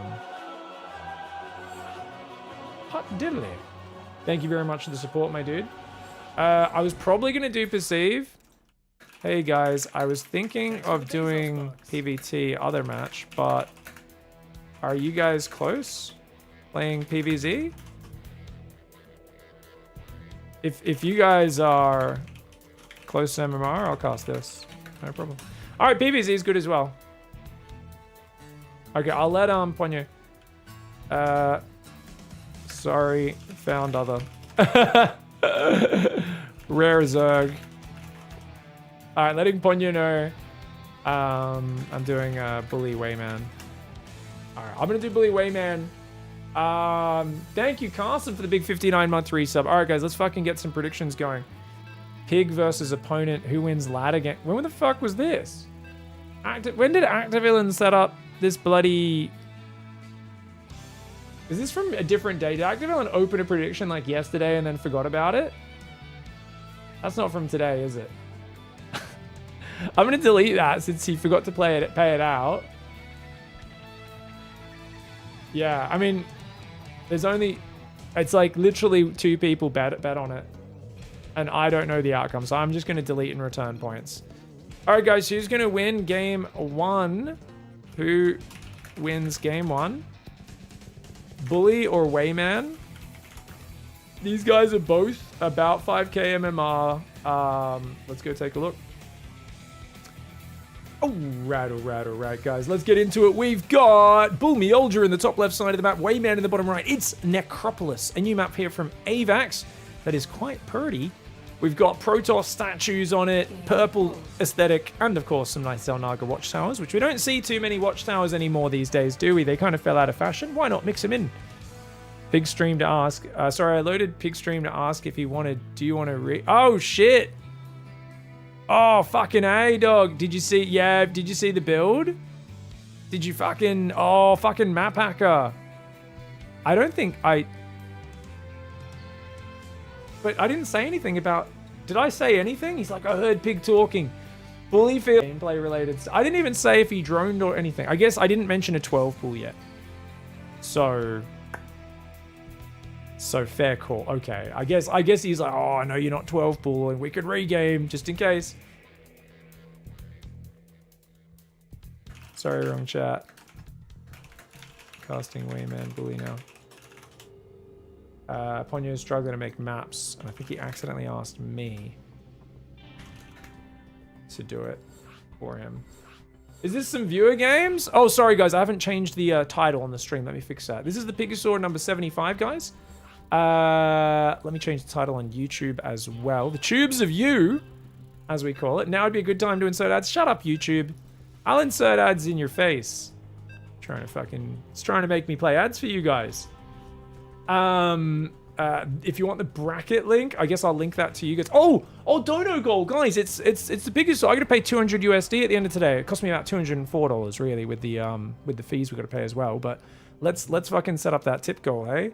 PiGosaur prize. You guys can help me cover that by tipping if you want. And we appreciate you very much for doing so. Use the tip button, and what we can do is we can go into YouTube chat as well. Support the prize pool directly. And then we can also put a bracket link, and I'll put those as a pinned comment so the YouTube people also can figure out what's happening. There we go. How do I pin that? In message. All right, YouTube sorted, Twitch is sorted. Help me fill that goal as the day goes on. We'll talk about it more later. For now, guys, you've made your predictions. What were the bets? Fucking hell. Hectic day. Disorganized.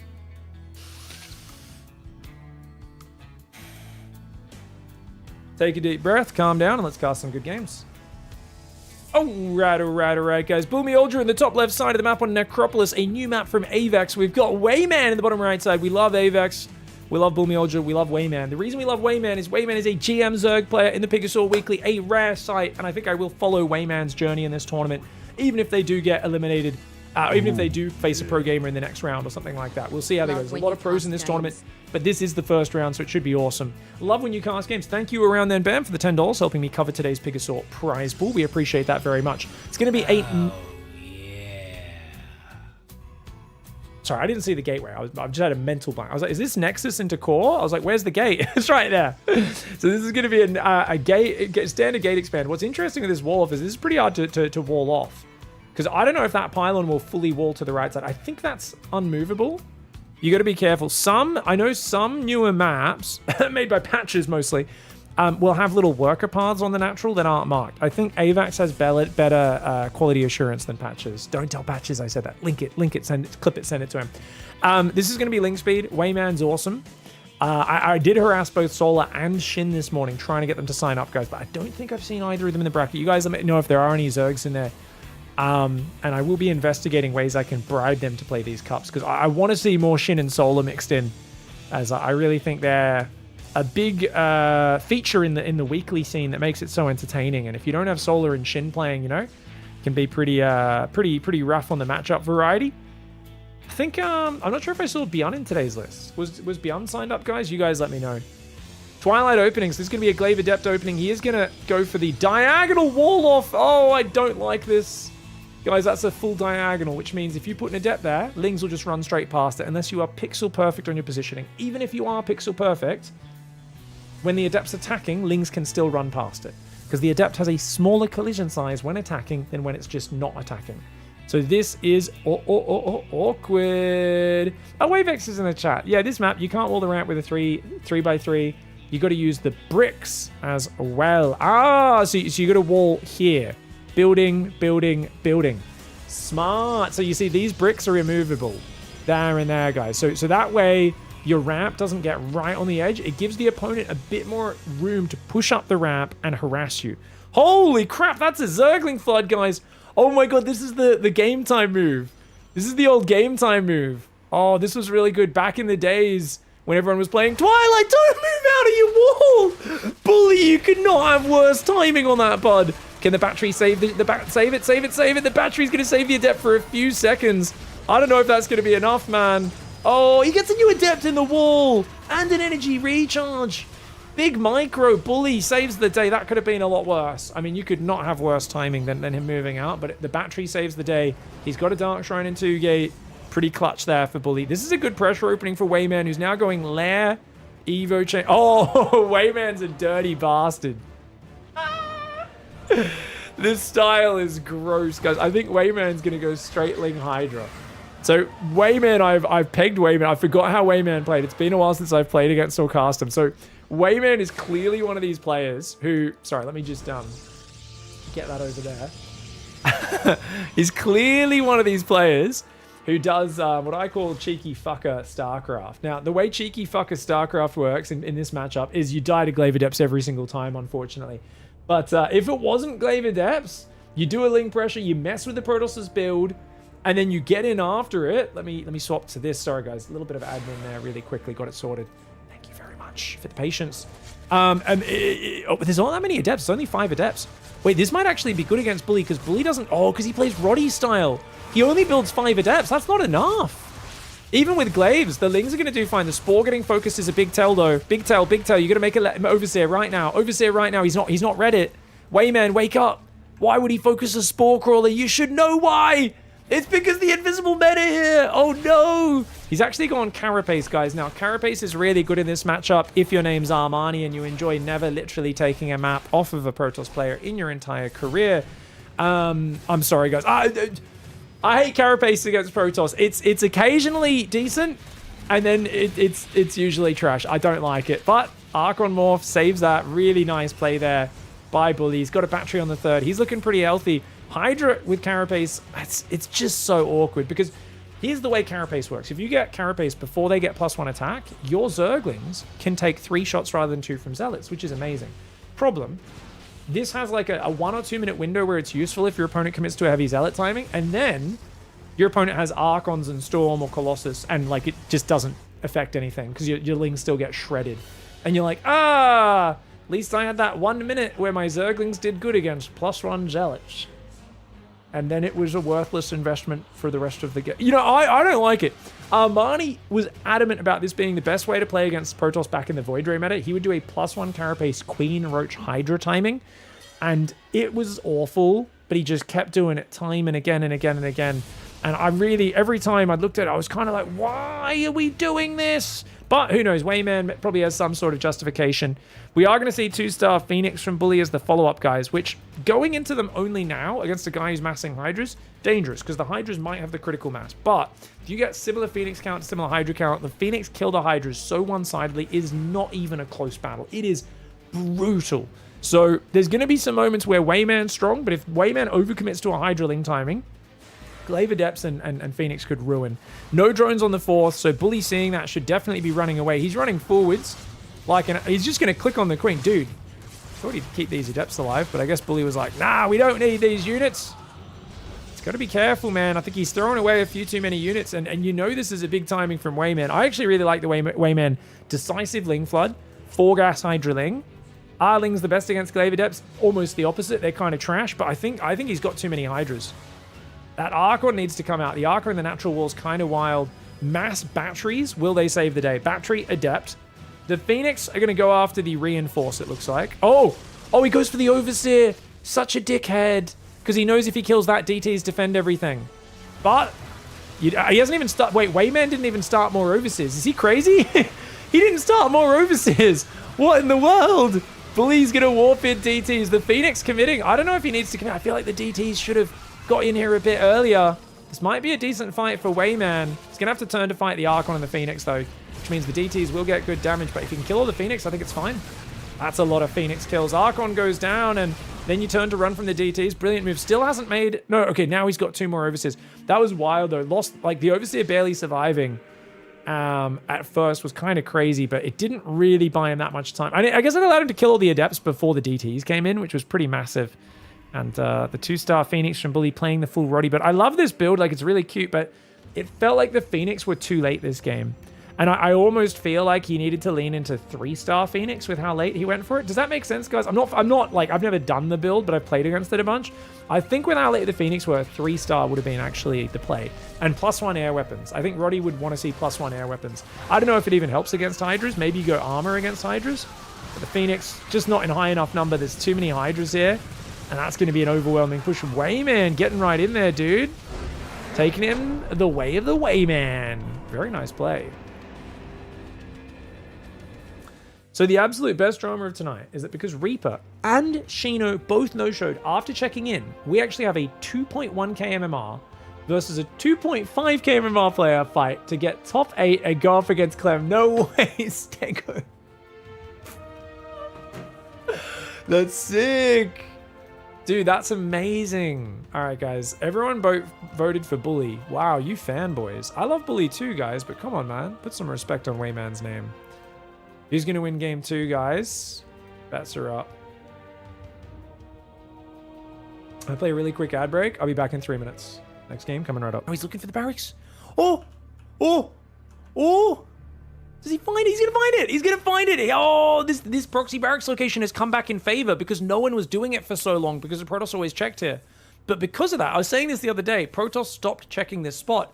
Oh, he gets to the inside. Oh, Hero's not happy about that. But he comes back. He comes back. Oh, oh, can he reach him? Oh! And that is a game of StarCraft.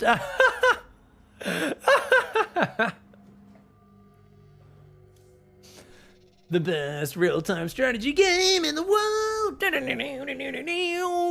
And? But especially if you pick up 16 Marines and move out, which a lot of Terrans would do right now, that could be really bad. But look, luckily he heads in the direction of the Lingbane. This is good. Maru's finding him. Serral, uh-oh. Oh, he just burrowed. He was in vision for a second. Did Maru notice? Maru didn't notice. It was in vision. He was in vision. Oh, Serral burrowing the army. Dude, those guys would have been trapped there otherwise. But he hides it. He unburrows, and now he moves out. Serral, you dirty genius. He's waiting for the Banelings to lead the charge. Banelings in front so he doesn't give away what's happening. And there we go. Banelings are going to burst through. Oh my god. At the same time, he rolls Lingbane on the front army and clears half of the front army and clears everything on the rally at the same time. SCV's trying to evacuate right now. The SCVs are trying to evacuate. Baneling did burrow in the mineral line, by the way. That Baneling blows up on the gas randomly, dropping into the main base. Serral's going for the attack right now. Serral's bringing more units to the front while defending with his rally. Do you know how hard that is? Once 1-1 finishes, it's going to be even upgrades for a long time. Finally, Dark sends a big Ling run by. If he can get up the ramp, that could be very powerful. Hydra Bane tries to run forward, but Clem's on point. That tank positioning is real nice as well. Ling run by comes in. Dead fourth command center, no cancel. 400 mineral snipe, really juicy there for Dark. Banelings connect with a few Marines, just can't go too deep. There we go. Oh my gosh, the Marines go a little bit too deep. The Medivacs as well, and he gets flanked. Dark shutting this army down. He's going to just try and hold his natural. He might have to pull out of his main. Ling's going into the main. Mass, Ling, Queen, all in. If these bunkers get up, it's game over. Oh, the wall off! The wall off's so sick! Maru! 300 IQ Maru! Double eBay wall off. He knows if he gets these bunkers up, he's fine. Raise the depot as well. Anything you can do to survive. Pull every SCV. Pull every SCV right now, Maru. Maru's pulling every single SCV. The Marines are going to get inside one bunker. The other bunker, they will not be able to get inside. The Queens are unloading. They transfuse. Nice transfusers going down. The Lings doing great damage. There's not enough damage for Maru. The Lings are going to work. It's going to work, even with that, because he broke the wall off. There's no firepower left. He's into the main. The depot doesn't go up. Oh my god, the gamble. The crazy gamble from Raynor pays off. Oh my lord. What? Sorry for the wait, guys. All right, I've drained the main vein. I've refilled my water, which was super necessary. And we're into game 2. What were the bets ratio, guys? Let's go take a quick glance at that as we start this game. The bets were 89% bully for game 2 as well. Wow. Rudy putting 38,000 on bully. Damn. And Wayman, Hunted Swarm chucking 2,000 down. Not many Zerg believers here. After the display in game 1, I'm a little surprised that it's still so tilted, guys. Wow. Tilted. Stilted was the word that I was looking for, not tilted, though. Similar. Oh, I like this little, what do you guys call this? A FAP station? 100%. If there was a Terran player on the side of the map, you know there'd be some Playboy mags. Just like in the bushes here, right, guys? Under the trees, there'd definitely be some Playboy mags stashed. If this was in the 1980s, 1990s, there's definitely Playboys stashed in there. That's the equivalent of the train tracks down by the high school, man. Zombie Grub, thank you for the 88 months resale. I was thinking about how I haven't seen you in forever, Zombie. And I was literally thinking about, was it this morning? Did I have a dream about you last night? I don't remember. Either way, I was thinking this morning, I was like, fucking haven't seen Zombie Grub in forever. Oh, I missed that one. Hope you're doing well. Sending some love over to you. Speaking of love, fucking look at this, guys. He's made Orc watchtowers, but he's used the built-in asset. That's the Moopy house. You know the Ewok house? He's used the Moopy house as the top part of the Orc watchtower, and yet it looks so much like the Orc watchtower, but I'm pretty sure that's the Moopy hut, right? This is Blackrock, for those who don't know. This map does have some nasty choke points on it, but it's got a lot of paths across it. So Zerg sometimes rage on this map. I know I have. But I actually think it's got plenty of areas for counters and run-bys and all that sort of stuff. Okay, so this time Oracle opening, which is obviously way safer in case there was like the Ling Flood again. Evo's really early for Wayman. Is Wayman playing 3 Queen, 3 Spore? Oh, wow. Okay, so Wayman is so vulnerable if you were to do like multi-prong Adept Oracle, but he knows Bully's a lower APM player who's just going to be like kind of chill. The Oracle pressure is not going to be that dynamic. So he even builds a Spore to guard his drones on the transfer. Just 3 Queens, nothing else. And he's like, yeah, it's cool. I'm just going to take a really early 4th. So he's, and once again, what is the Carapace about, guys? This Carapace is true. I hate this Carapace so much.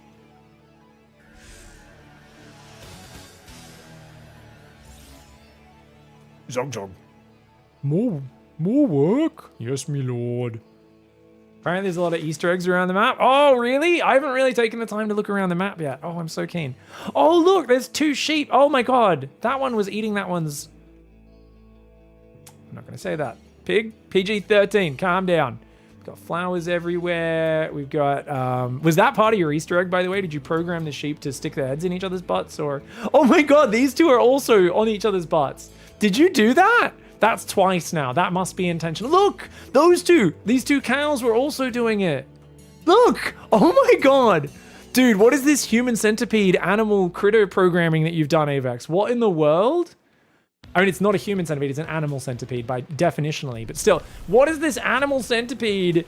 Hungry, this guy was, oh my, were you reading Hungry Caterpillar, but then you thought, oh, let's make it Hungry Critters on the StarCraft map? That's wild. That is, the Critters herd behavior seem to do that for some reason, says Avex. Oh, really? I didn't know they have herd behavior. Nice cancel on the hatchery there. This is a good play for Bully, but Bully doesn't have a clear path to the next step, and this is going to be a 56 drone 3 base Roach Ravager Zergling once again off 4 gases. I love a good 4 gas 3 mineral line all in. And the problem for Bully is he's kind of pushed Wayman into this.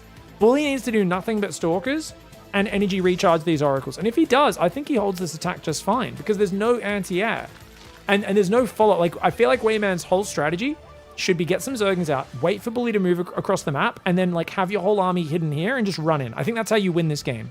But I think if the Oracles are fighting you, they know where you are, you're screwed because Ravagerling's so weak to Oracles. But Bully needs to see what's happening.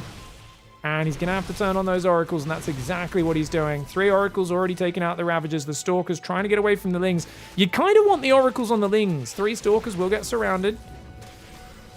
Can he get away to that 3rd base? If so, I think Bully can hold this. Ravager count's already down from about 10 to just 5. Stalkers need to be blinking back. They are taking damage. I think he's got to pull behind the Nexus. I think, Bully, you just need to buy time here. Those Oracles are doing work. But that being said, they are running out of energy. I think this is a fantastic trade so far by Bully, though. Some good blink backs. Just got to pull away there. Lose a couple probes, but also the Lings go down.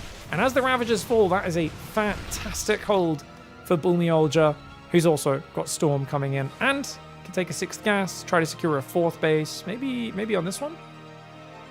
Yeah, it's a full 8 mineral patches, even though it does look a little bit cramped. Ooh, look at this, guys. There's a little altar up there. Very sexy map. Little pond.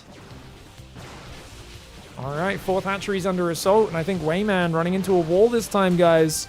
Those denies on the 4th base was so good, because I think that's what gave Bully the knowledge. He's like, you have to commit to a 3-base timing now, and I'm going to be extra ready for it. And I think that was really good handling. I do think him moving across the map, if Wayman had snuck around the side, like I said, and was just waiting for Bully to move out and then just busted into the natural, I think he could have done crazy damage. But ifs and buts, are, you know, just that.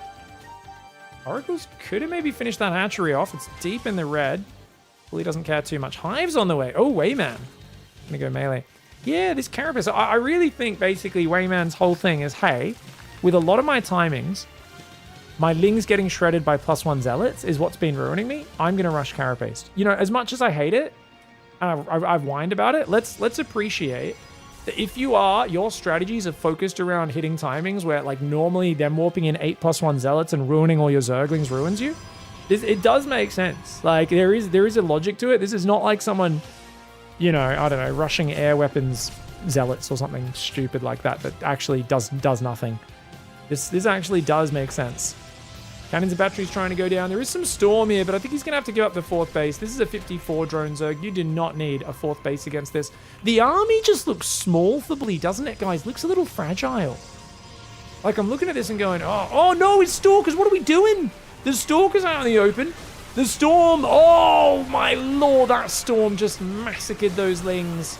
+2's not done, so the Zerglings can survive quite a few hits. Oh, my gosh. Walking through the biles a little bit.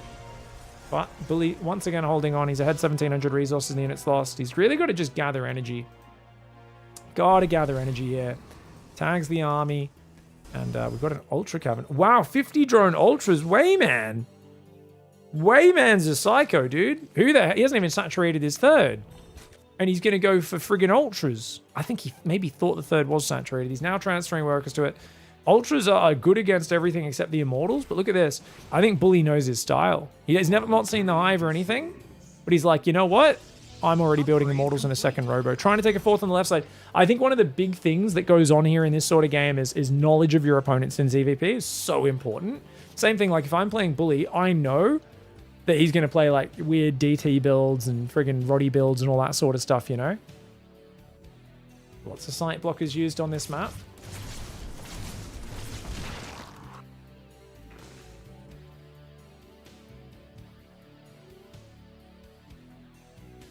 And the Carapace helps out when you go Ultras as well. It actually scales well. One of the most annoying things when I go Ultras is if I've kind of reactively gone Ultras in a ZVP, and I'm like, well, I have friggin' no Carapace at all. And even Zealots and Stalkers are doing way more damage to them than I would like because they've got +3 and I've got no armor. So the Carapace will help. 7 Ultras on the way. I mean, this really feels like an Ultra timing, doesn't it? And I think Bully staying at home is the correct move, but he's going to start to move out. He sees the Ultras now, and I think any sane Zerg, anyone other than Hero knows, run away, hide behind your buildings, get your Immortals in a choke point where the Ultras can't get surface area, and you'll be fine. He walked in some more Stalkers there. Not my favorite. I think Archons are much better for buffering the Immortals against this. But look at that. You can't fight into this choke point. No way. Good Biles. Gets an Immortal with Biles, but already 1 Ultra down. A lot of the units heavily damaged, and I think Wayman should have been splitting the army up, maybe going for the buildings. Good Biles, dude! Really good Biles. All the High Templar are out of energy as well. I think Bully maybe spammed a few too many Storms on the same spot. At the end of the day, though, you protect your Immortals, you morph your Archons, you've got it in the bag. Bully is going to tie up the series. We're going to go to Game 3. That map does have some brutal choke points on it, so Ultras, I think, can work, but you got to be very much like, hit the bottom right base, he moves to defend, then Ultras hit that top left base and create some chaos, maybe Nidus or drop in the back or something. All right, so now who's going to win Game 3, guys? Who is going to win Game 3? Let's see what map it is. Find out in a moment.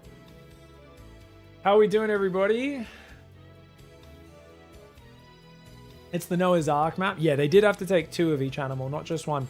Unfortunately, they do need to teach the animals licking each other's butts. Not actually going to procreate successfully with that technique. They're going to need to use a different technique if they want that. Wasn't there an Ultralisk charge? That was still in Heart of the Swarm campaign, wasn't it? The Ultra charge?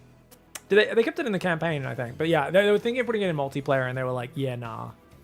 Like, it was like a burrow charge. The Ultra would, like, charge underground and pop up on the units. Cool ability, Worlds Forge, but yeah. I think they were like, yeah, nah. I stuck on spectator. Where's Wayman from, guys? Do you guys know where Wayman's from? Because Wayman rings a bell, but I swear I've played him before. I just can't think of... Oh, it's going to be Washout for the next map, by the way. Let's get the prediction going so you guys can bet on it. Bully Wayman, who wins Game 3? Prediction is now up.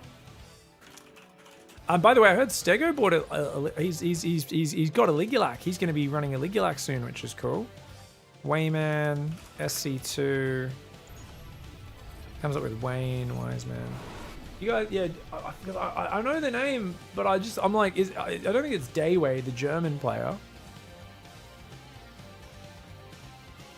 I think he got GM once, but I don't think he's currently been GM.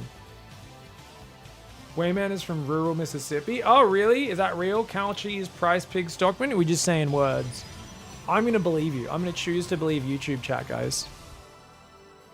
It's a fucking brave decision. All right, guys. Bully in the top right side of the map. Tied up 1-1. And he's going to go for that gate wall off here on Washout. This is from Patches, this map, guys. Wayman in the bottom left. This map's a bit easier to wall off than natural, as you can see. However, we've also seen the corners of this map reworked. You've got a few of these gold bases, guys, just 3 gold patches on these corner bases. So all of the kind of out there, harder to take bases give you just a little bit of a boost on minerals. There are some destructible rocks. These are connected rocks, guys. You kill one, they all go down. 1,500 hit points. A little bit easier to kill than regular rocks, and we'll see how we go. Yeah, me and Wayman made rafts when we were kids. He's definitely from rural Mississippi. Mississippi. Oh, Shizzlefizz. Ryan with the $5. Ziggy Dead. Thank you so much. $20 from Ziggy Dead. $5 from Ryan. I'm so sorry I didn't see that till now. Like I said, I should have given myself a bit more time this morning. It took a bit longer to upload a video I was editing this morning, and then I had to wait for that before going live, and then I was chatting to a few important people, and yeah, bloody awesome shit. Love yous all. Thank you for the support. I'm sorry for being distracted. That brings us to $35 dues. Sent you DM. No worries, Avex. Thank you very much, mate. I appreciate you so much. Let's stick. Oh, there was no 3-2-1 cooldown. If any players get the arrow start lobby thing, they just need to re-log. Ah, okay. All right. Have you told Stego that as well, Avex? Just because I'm casting. Stego, are you in chat today? I think Stego's in chat. Not sure if Stego's in chat. Stego's normally pretty busy at this point. Might not have stream open or stream audio on. Tabernacle, how dare you, Mucus Quebecois? What can I say, man? The best poutine. What you do, guys, if you want to make poutine at home, so what you do is you just get like basically, you want really thin like McDonald's fries. Buy some of those. What you want to do is you want to lay that in a nice like oven-proof dish. And you want to just get like some spoonfuls of cream cheese, and you put them on that, which is, it's the exact same thing as cheese curd. Canadians are lying. And then you want to make sure you go like kind of creative, and you want to put on top maybe like, usually like I like a sweet and sour sort of sauce, and you just want to like ladle that on top and then put it in the oven for like 40 minutes. And then that authentic best poutine you can ever have, feed it to your friends from Quebec. They definitely, if you want to assassinate someone where like literally blood will explode out of both of their ears and they'll just drop dead just from witnessing that. The Bulgarian literally has like a hate boner right now. He's like, don't you fucking spread this misinformation. Yeah. I do love a good poutine. I love Montreal. I still haven't been to, what's it called? Quebec City or whatever? That's like the capital, right? But I wish I had an excuse to go back to Montreal. Eon Blue loved it so much when he came over from for Ottawa in November when we were there for Stellarfest. He literally went to Montreal for a bunch of days first and afterwards, flew in and out from there. But I was jealous I didn't get a chance to. But Ottawa wasn't too bad either. But Montreal's built different. Great city. Oracle, let's go. Oracle's dancing around. It's going to come in here, guys. Wayman rushing that there. Spore's not ready. But the Oracle took a lot of damage before committing, so he's going to lose it. And that's unfortunate. We've all done that before. I can't believe it got away.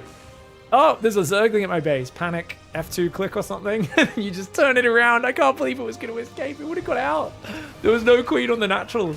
He could have escaped, man. Unfortunate there for Bully. Luckily, Bully's Oracle's there, ready to save these adapts. Good micro.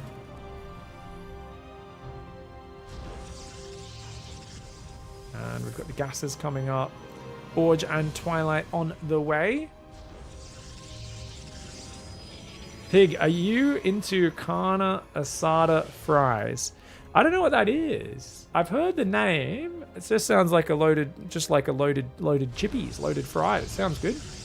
I mean, as I said, I've had some pretty average loaded fries, but they've never been bad. It's still fries. You know, it's fucking hot chips with some cheese and meat and stuff on it. Like, how much can you screw that up? You know, like can you know, like this is like one of the greatest like ways of eating food. You know, like a HSP here in Australia, a halal snack break. It's just a bunch of fucking kebab meat and a bunch of sauces and often and usually some cheese as well in there. It's fucking it's great.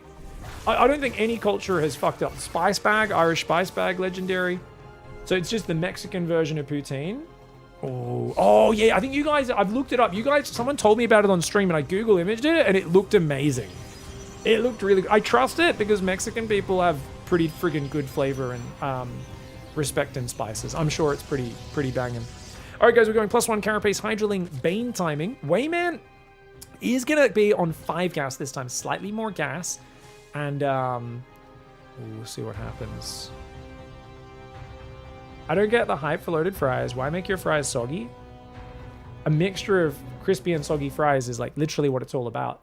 So, I mean, generally speaking, I call them chips, not fries, because fries are like those thin McDonald's ones, which are the fastest degrading version of a chip. They're decent. I don't mind a fry. I don't mind a McDonald's fry when they're steaming hot and fresh. But generally, I prefer your thick chips, and I like some to be, there'll be some smaller ones that are a bit crispier, and there's some bigger ones that might get a bit soggy in there, especially in like fish and chips or in like a big bag.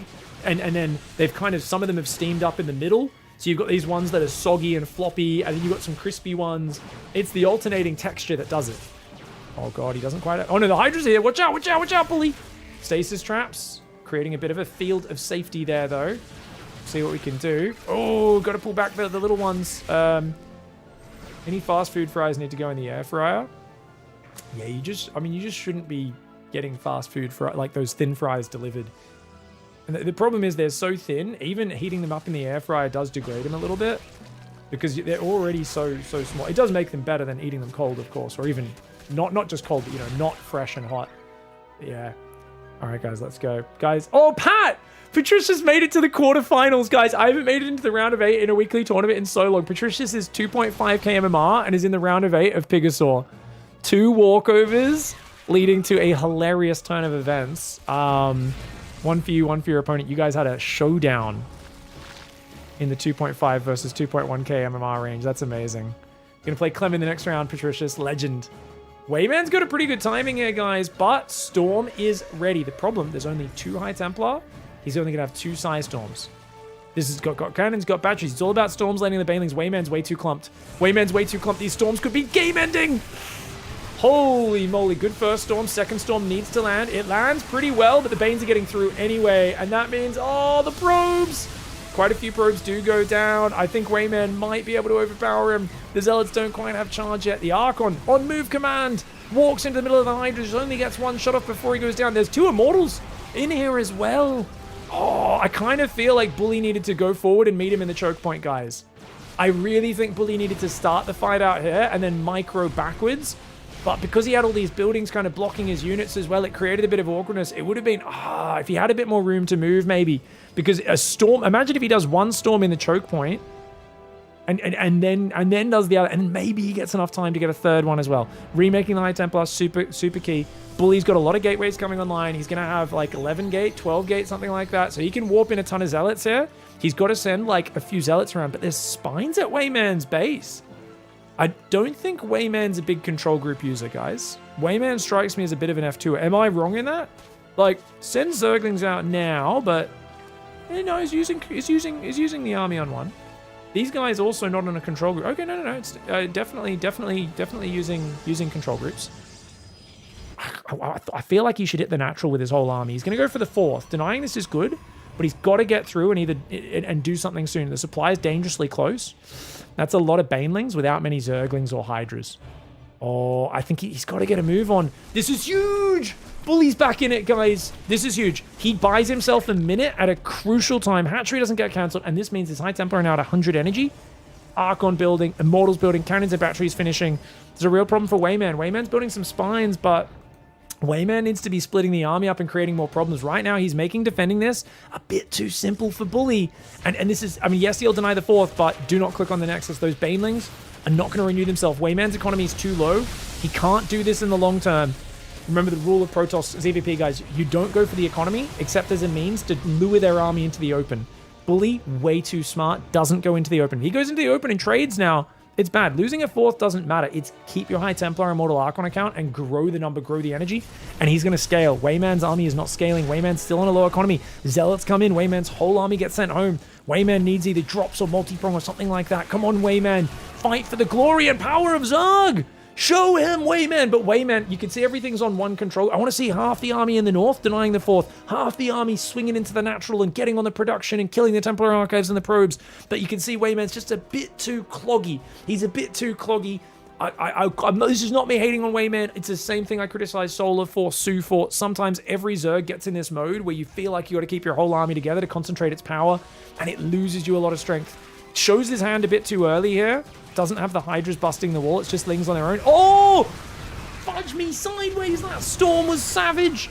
Absolutely savage storms. But Bully does kind of move into the flanker Hydras. I don't think it matters. He's got so many units. These storms, that is some foul bath time there. That is disgusting. I feel like Wayman, just like a stray cat getting put into its first bath for the first time ever. It's scratching, he's clawing, he's not liking it.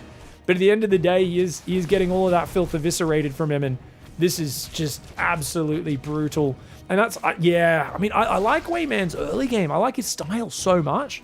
But I think if he goes this deep in the game, he's got to split his army into, I think his rule should be like, if I'm at 140 supply on Hydra Bane, split your army in 2, hit both sides. Because he had Bully on the ropes. And I would have liked to see him just either keep headbutting the 3rd repeatedly with new attacks and keep the storm count low, the High Templar low, never give Bully a chance to get many storms back up, or split and attack the top and bottom at the same time. And if you send half your army in, pull Bully back, you go into the main, pull him in there, your other half of the army comes in, kills the 4th, maybe kills probes on the 3rd. There's so much you could do to overwhelm him, but it's just that blob syndrome that we all get into sometimes, and I think that little evolution would have allowed him, because Bully was quite vulnerable. That first timing was really well done. But from this point now, Bully's got the death ball. 10 Immortals, 3 Archons, 7 High Templar juiced up. Zealots countering in the north as well. Beautiful play. 2 Immortals run into a rally of Hydra Bane. And there's just no way to get on these High Templar. Some good choke points for the Storms to get some success. Oh my gosh, he should have dropped another storm there. A bit sloppy there for Bully. Always okay to storm yourself as long as it protects your High Templar, man. Could have got all those Banelings down and only lost maybe 2 High Templar. Instead he loses all of them, but it doesn't matter. He's just too far ahead. Great play for Wayman. I really like his openings. He has his own flavor on early game. He does not play pro game or early game at all, but he like cuts a little corner here, cuts a little corner there, gets himself into a pretty good spot. And actually hit a really good timing on Bully with that first one. Just not enough storm for Bully to defend it. Got the Banelings in the mineral line. But GG, well played. I want to fish in his Hydra Bane against Protoss. If they have a billion storms, you can't do anything. If they've got, like, you know, 10 Immortals, 6 Archons, friggin' 14 storms, you're not going to do much against that. But Zerg mid-game timings are about catching the Protoss when they don't have too much, right? We saw in that first fight, it went pretty well for Zerg. But he didn't really drone up behind. I do think he went spines a bit too early as well. I think if you're playing 70 workers, you really can't afford spine crawlers. I think spine crawlers are a luxury that you need to be at 80 workers and quite confident playing like Hive Tech and Lurkers and stuff for it to ever be worth going for the spines. Because otherwise you got to put that into more aggression. But yeah, it all comes down to the micro, the trading on both sides. Like sometimes if you multi-prong, you catch High Templar out of position, you catch the army out of position. The Hydraling Bane generally has a little bit more mobility and can, you know, hit a timing before they've got as much ability to fight on the map. Naniel, thank you very much for the sub. I appreciate you so much. Who are we casting next, guys? Should we follow Bull Mielja? Should we follow Cure Creator? Would be a good one. Or we go Beyond... I think I'm going to do Cure Creator. Is Hupsaya out yet, guys?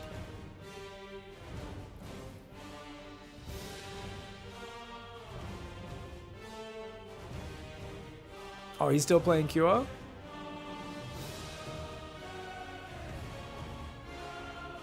That's what I get for arguing with the hard stuck Diamond League player, dude. No. He's arguing with a Diamond player in the middle of a tournament game against Cure. I love Hubsaya so much. We're cooked, dude. We're cooked.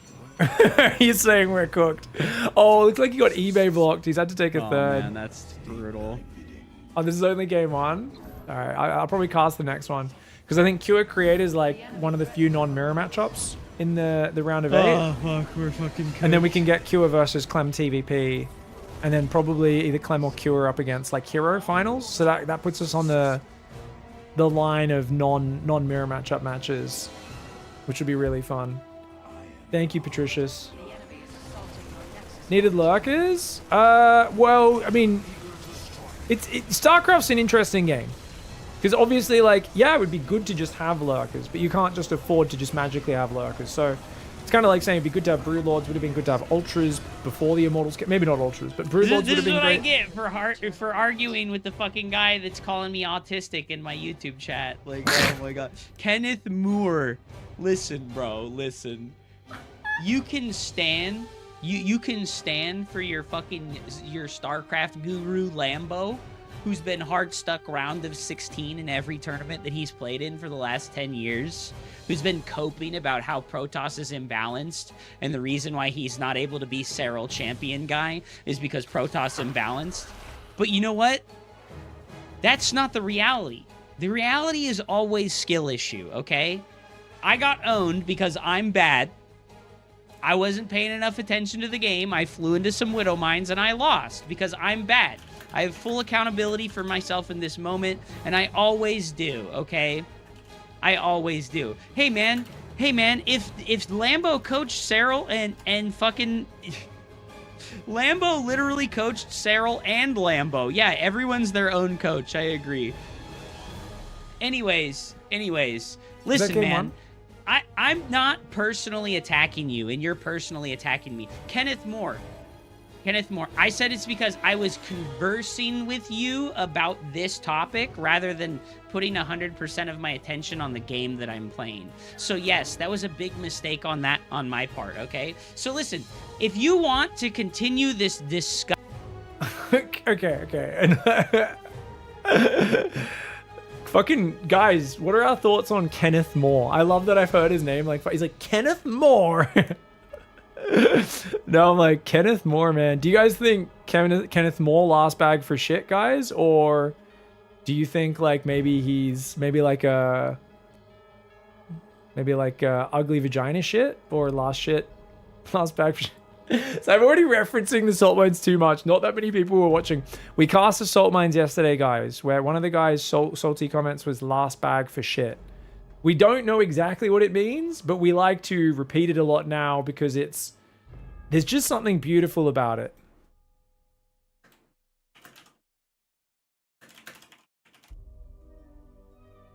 I think Q has one of the worst English out of the Korean pro gamers, guys. I said, is it 1-0 versus Lipsire? And he said, okay. Okay. Please invite next map. How are they not starting the next map? What's going on? Okay. Okay, because of the rage. Is Kenneth Moore holding this whole tournament up? Give me some grace that I've been really nice and tolerated you being exceptional. Oh, yeah. Can we fucking... Kenneth Moore, can you shut the fuck up, bro? Stop distracting Hoop. I want to cast the next game. Here's my cheese curds. I'll forgive the poutine transgressions. Here's my cheese curds. Thank you so much to Bulgarian with the $10. I appreciate you so much. Guys, Kenneth Moore really did last bag for shit Hubsire, didn't he? He really did last bag for shit him, didn't he?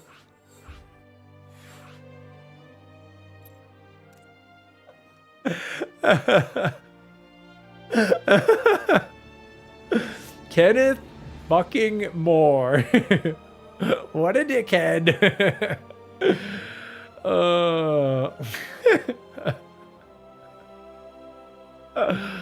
Kenneth is a name that will forever be linked to the Kenneth character in 30 Rock for me.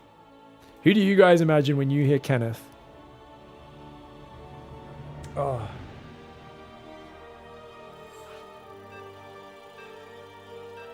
Oh my god. Like, there's certain archetypes for certain names. Like, there was one kid growing up called Keith. Whenever I hear the name Keith, I always think of him. He was a real weird kid. Super weird. I can meet the most, like, standard, normal-looking Keith ever, and still in my mind, their childhood was being that weird kid. And I'm like, it's weird. Like, you, like, straighten out. They're like, no, like, I'm a different human. I'm like, all Keiths are the same, I think. I'm just gonna demolish Cure out of spite now. Fuck yeah, dude. He's gonna be worked up, man. He's gonna be worked up. All right. Do we want to do a prediction? I don't think so. Sorry, I don't have anything clever for the prediction. Let's just cast it, guys. If you guys have any clever predictions, we can make maybe, but I don't really think there's anything interesting to predict here. Obviously, Q is epically favored to win. If I was gonna predict, it would be like what strategy he does or something, but I don't have any idea of like what. I'm like, is he gonna play Banshee this game? Why not? Will Cure play Banshee? Cure build a Banshee this game. Yes or no? You guys have 30 seconds. Get your prediction in. Go, go, go. Sorry, guys. Welcome to Piggy Markets, where you guys can bet on absolutely everything. After that, we're going to be taking odds on the length of pro gamers' genitals. No, it's okay. This is just one bet. It's fun when we're doing a live tournament to have one bet a game, okay? Even if it is something silly like whether they build a certain unit. All right, guys. Kira in the top left side. We've got a Reaper here. Bottom right side. Upside says, have fun, but I don't want you to have luck. Cancels his Zealot, builds his Nexus. No eBay block this time around. Who's Upside? Upside is the guys whose stream we were just watching. He's right now having a verbal altercation with Kenneth Moore, the Diamond player in his chat that was, I imagine baiting him. I can only imagine. I can imagine it was a guy who said, hey, this guy's easy to rile up. And I think Hoop kind of thrives in the ragey salt anyway.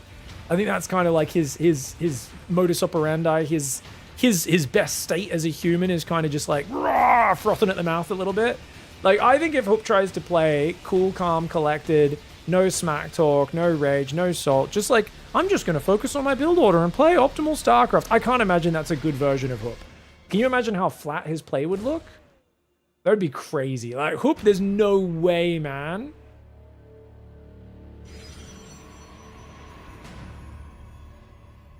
Hellions on the way. This could absolutely be a Banshee build. Could be, guys.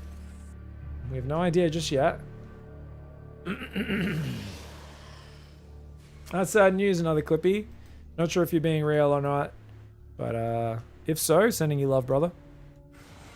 Twilight Council's on the way. Second gateway, let's go.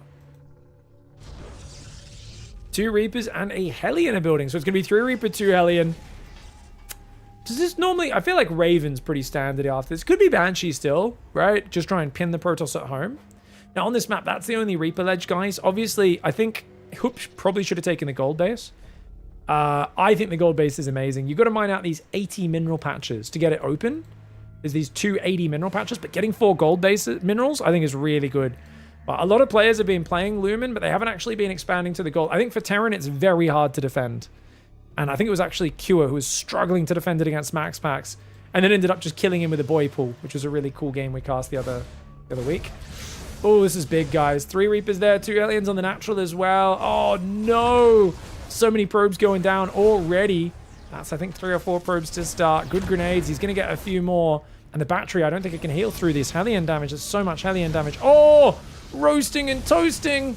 Oh, line him up. Energy recharge is a good move to buy a bit of time. Did his Stalkers just attack a probe, or am I imagining things? I think I might be imagining it. 14? 12. 12 probes down. Great start for a 3 Reaper 2 Hellion. That's going to be a bit of a disaster, man. He had 2 gateways, but I think he only had 2 gateway units when that came in. And did he scout the double gas? He did. Yeah, that's just a bit too greedy. Against the double gas build, you've always got to build a few more units than that. And I think his gateway units needed to be positioned about here. He also could have just blocked that with a single pylon. All would have been viable choices there. The Hellions are going to go in to try and punish him for moving across with the Stalkers. And Q's not even microing here. There he is. Now he is.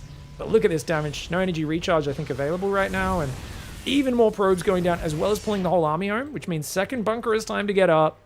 which I don't think he even needs, to be fair. But tanks building, Ravens on the way, and that means we aren't going to see a Banshee, but we won't call it till the game's over. Widowmine drops in the main, guys. It is a total of 19 probes down, which means we just missed a Widowmine drop. Ah, right. While those Hellions were happening, this happened, guys.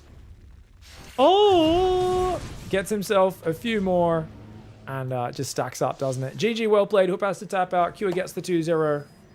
That's a GG. Kua versus Creator on Korea next. I'll come Korea to cast you, Creator. Let's go. GG's.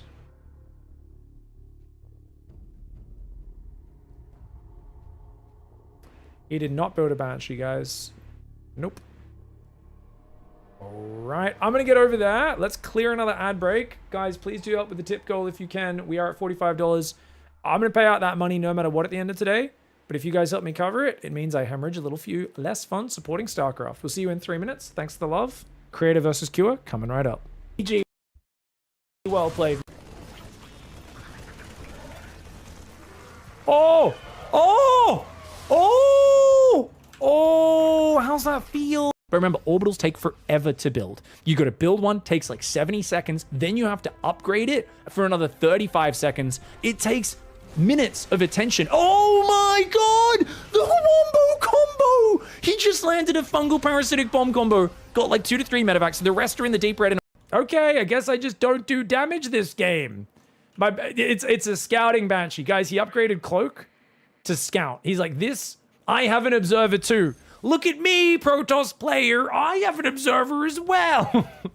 It's just, it runs out of energy after a while. Has to go hide in the dead space and come back later for a second scout. No, Bento, Bento, Bento. Calm your ass down. Bento, Bento, Bento. Stop your howling stuff. Bento, don't you howl anymore. Yeah, hey, buddy. Yeah, come watch StarCraft. So what we're doing is we're Nidus swarm hosting. And we're doing it to Terran players, because Terran players, what do you... That's what I thought about Terran players as well, but when you play them, you realize it's not their fault that they're that stupid, Bento. You need to have a strong elastic in the undies. If you're wearing an older pair of undies, and you're gonna put it on the side, on the hip, obviously you don't put it in the front, or your phone's gonna get dicked, literally, and then you're gonna be like, why does my phone smell like balls, you know? Not a cool move, right? Go straight down the back. Problem is then, if you twist suddenly, it could turn on its side and then slide into the crack, which does look like it's one of those like wireless charging ports or something where you just place it into like a crevice. But unfortunately, my asshole does not actually have the power to wirelessly charge my phone yet. I'm working on it, but I haven't quite evolved that ability, so we're still trying to develop that. Oh, you accidentally landed down here, silly Billy. Oh, you can't get back in while you're fungled. Oh, silly boy. Silly, silly, silly boy. Silly boy. Hey, you. You are a silly boy. Still hits pretty early, though. 9 Stalkers. I think it's well worth blinking in for this tank. Actually, it's a lot of Marines. It's a lot of Marines. It's not worth blinking into that, yeah. Because that's like 8 Marines, 9 plus 4, 5, yeah. That's 13 Marines will do too much damage. Now, he can blink up if he wants, but... Oh, he's going to go for it. Is he going to get it? Oh my gosh, he's ferrying across the building wall. Dude, Max with a crazy move. Gets the tank. It cost him, I think, only 1 Stalker. That was actually so cool. We've been thinking about this tank with this wall off as basically a brick wall that you just cannot get past. But if he has too many Marines on the natural, doesn't have any support, you can do that. And only 1 Stalker for 1 tank. Great trade.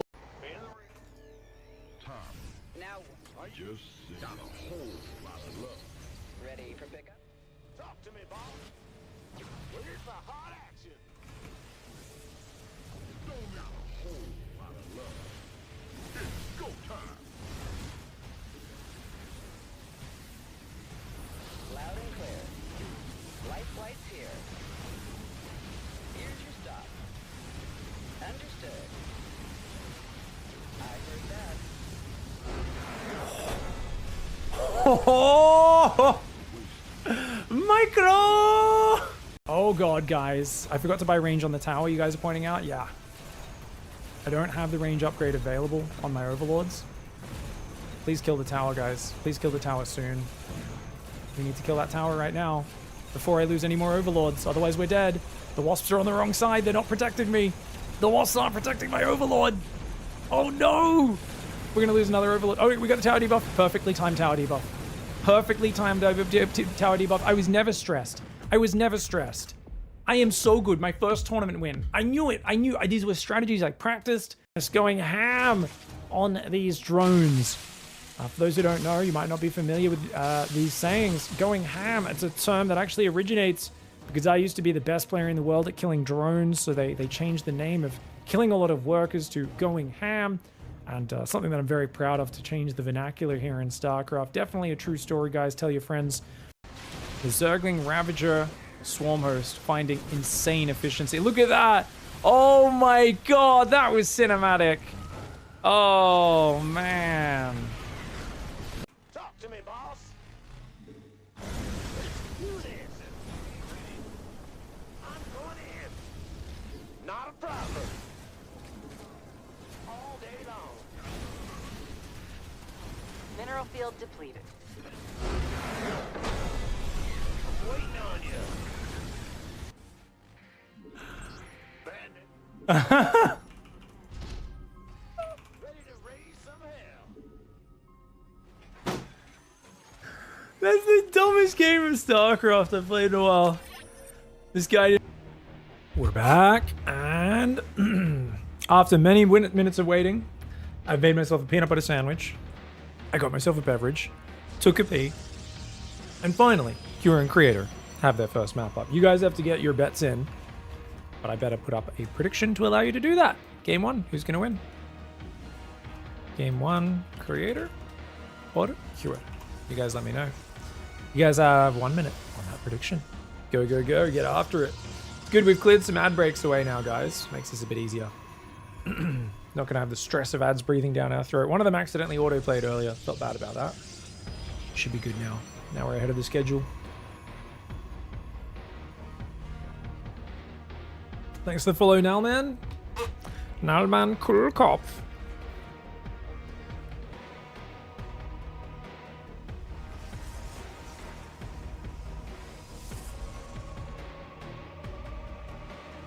All right, guys. We got Creator in the bottom right side of the map going up against Cure. Team Liquid for Cure. Creator currently teamless, and we will see how it goes. It's a TVP best of 3 quarterfinals. Winner of this will most likely be facing Clem. If Clem makes it past Patricius, out 2,500 MMR, absolute beast. He'll be challenging him there. Through a nice matchup and a few lucky walkovers have led to some hilarious bracket luck on that side. But of course, first of all, it's going to be this match. Now, obviously, it's going to be PBT in the next round, no matter what. Question is, will it be Cure against Clem's Protoss or Creator against Clem's Terran? Reactor first. Oh, sorry, Reactor after Marine here on Winter Madness. And Creator's gone for a Nexus Cybercore. So Cybercore before Nexus. Stalker first, though.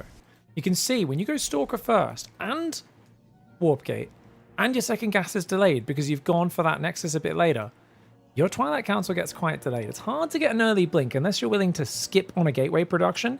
You can see with the second Stalker, still no gas. So, is he going to go early second gate, is he? Or is he just waiting to transfer these to the natural, I think, with the escort of the Stalkers? Yeah, okay, he's just going to transfer them together. Doesn't want any probes hanging out. And then the Stalker can move down to defend if he sees a Reaper coming. But of course, it is just a bunker up behind this, and it's a 3 racks. Okay, Cure mixing in a 3 racks play. Be interesting to see how this plays out against the ever-defensive Creator. That Twilight Council does go down at about, what, 235, 236. So it's not too poorly timed. Third Stalker building as well. Second Gateway probably goes down about 310. I imagine over here on the natural, just for a bit of a semi-wall. Very typical build for Creator. Probe Scout, Core before Nexus. Pure Stalker though, no Adepts at all, which is what makes it interesting. No Sentry either. Tech Lab starts up Stim on the second barracks. Tech Lab starts on the third barracks. Marines in the mineral line, and I think he rallies the other Marines in the main. And the reason is he's thinking about, well, if an Oracle comes in, 4 Marines can defend the natural, and hopefully I can get 4 Marines up in the main before an Oracle arrives, which looks like he should be good for. He's also got a Marine checking for proxies on the map. Not a bad idea. Hasn't scouted Creator's base, so he has no idea what's going on. And a third gateway and a robo are placed, as well as one extra pylon just to spot any incoming drops. We know that this is the most common Widow Mine drop angle, coming in from this angle. And of course, Creator has no idea about the 3 racks. But I think 3-gate blink robo is perfectly fine against this.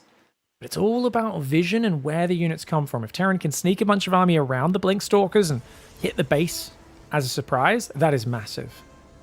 Already wants that third Nexus. Creator is a very economic player. That's a 4-minute 10 third Nexus.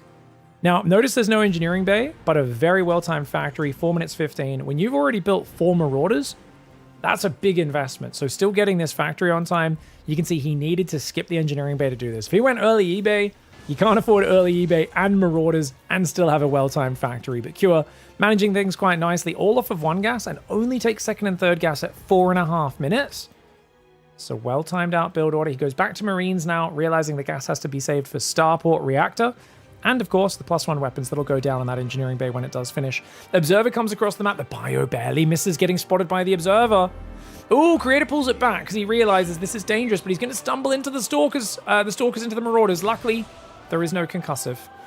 Stim is done at the exact same moment Blink is done, but Q not pulling the trigger on it. Creator's micro has been reasonably solid. Doesn't want to take too many more of those Marauder shots. You want to dodge those Marauder shots. You can't dodge Marine shots, but you can dodge Marauder shots.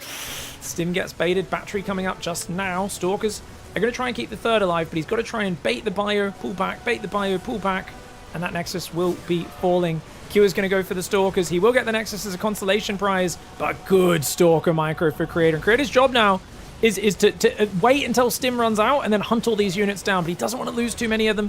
Great micro for Creator. He will lose 2 Observers and a few of these Reddit Point Stalkers, but all things considered, I think a pretty decent trade for Creator, who immediately sends a probe out to retake his third and says Forge, Robo Bay. I think this is a very even game. 4th gas goes down.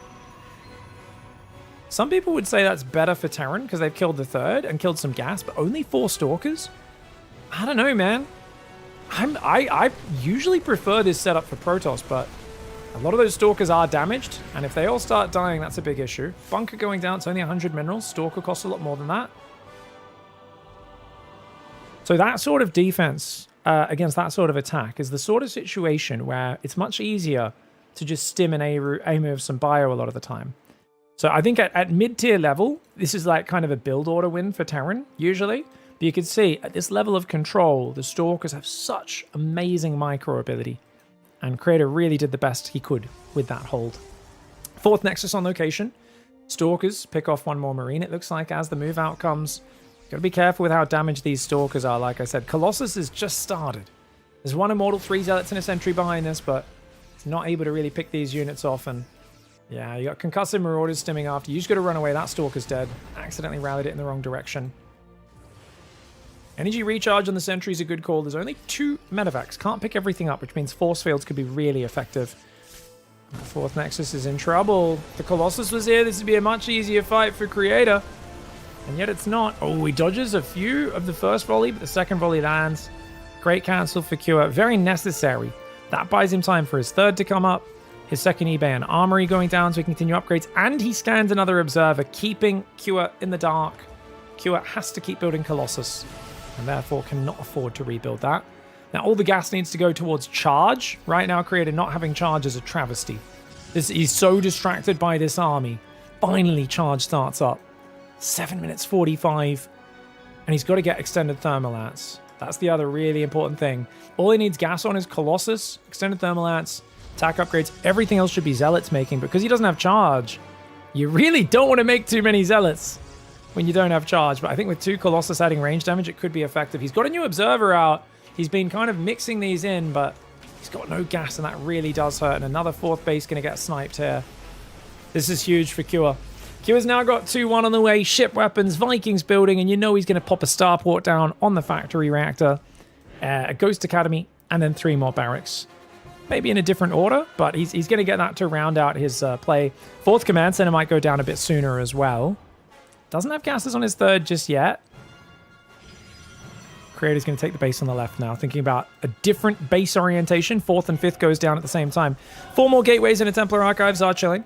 You'll notice that Creator feels incredibly safe as a Protoss player. Sits at home, doesn't really move out much. And if there's one thing I would identify is if I'm a Terran player and I'm playing Creator, I don't fear a lot of things. He just doesn't attack much. And it's similar to playing Showtime, where I think players get away with things against Creator they don't get away with against other players. When we watch Cure at this stage of the game against Hero, he looks so paranoid. Oh, is there a prism coming in my main? What's going on? And in this case, to be fair, he's got the good defensive setup in case there is. His army's getting caught by storm drops. Things are happening. But Creator is so passive. He really doesn't ever press the tempo. And that is it's something, I wouldn't say it's always a weakness, but it's definitely a feature of his play that can be somewhat abused. Prism's going to go to that right side. Stalker's on the map. No second forge, no armor upgrades. So the armors are going to, the upgrades are going to start out scaling. That second starport's up in the reactor, like we talked about. Still no Ghost Academy or 4th Command Center for Cure. So Protoss has got a small worker lead, 8 workers. 4th base is finally mining for Protoss after being denied. I think it was 2 or 3 times. And of course, this Nexus on the 3rd got killed earlier as well. Single Zealot run by. Not even the max power Zealots, just a single. Bio's coming forward. Cure expects the 4th probably in the same location. He doesn't know about the reorientation of the base setup. Guardian Shield accidentally gets pressed before the fight even starts. That is unfortunate. There is another full energy sentry in there. It does activate Guardian Shield, which is pretty effective. The Bio just shoving. Absolutely crazy move. Wow. Absolutely crazy commitment for Cure, but he says, I've got 2-1. You've only got +1. Let's go. Oh, and he shuts down the Prism in the back door. There are some Zealots in here. But overall, an amazing fight for Cure. I mean, that is just such confidence. He just looked at the army and he said, that's not a big enough force. Storm came in a few seconds too late. If the Storm came in at the start of that fight, probably a different story. I think Cure has to back away, but he read that so confidently. I would have run away. No way I would have fought into that choke point. I would have let Creator off the hook. Cure, a smarter man than most of us Terrans. You see Colossus in a semi-choke point. We go, oh, I'm not going in there. Creator said, dude, I've got the numbers. Doesn't matter. Creator, though, picks off a Viking. Ooh, very aggressive push here for Creator. He's got a lot of Storm as well. If those Colossus survive, that's huge. But good pull away on the right side from the Storms for Cure. He goes back in, though. Does eat some big Storm damage. We need another Storm. Creator has the energy right now, but he's a little slow when he puts 2 Storms on top of each other and then he walks through his own Psy Storm. Gotta be careful chasing through your own Psy Storm. Creator, it feels like he's decided I'm all inning right now. I don't think that's a winning move. There's only one Reddit point Colossus. It's basically just 1 Storm and it's a pack of Zealot Stalker with a single Immortal and Archon. He can deny the 4th temporarily. I mean, I like that. I like this. Grab a bit of damage and then run away. I don't think you're going to kill that 4th command center. There's no way with this amount of Stalkers, is there? You're going to trap your army for it. He's going to get the 4th, but what's it going to cost? The Colossus goes down. Prism goes down. Storm does hit some of the Bio. The command center is burning, but it's not dead. And if the Bio can clean this army up, it's really good for Cure. But it's all about how they trade, of course. It does seem like those ghosts are starting to go down. Those 125 hit point ghosts, very tanky. Only 1 or 2 of them did end up falling. 3 in total, actually. 1 must have died earlier in the fight. Command Center on 29 hit points. It does survive. Creator still down 2,000 in the units lost, but he's got a 5th base mining. And finally, +1 armor coming in, +3 attack starting up. Now, I've seen Creator kind of run out of steam at this stage of the game a lot, where he kind of just doesn't really have a next step. But that was previously, where he wouldn't make Storm. He's added Storm.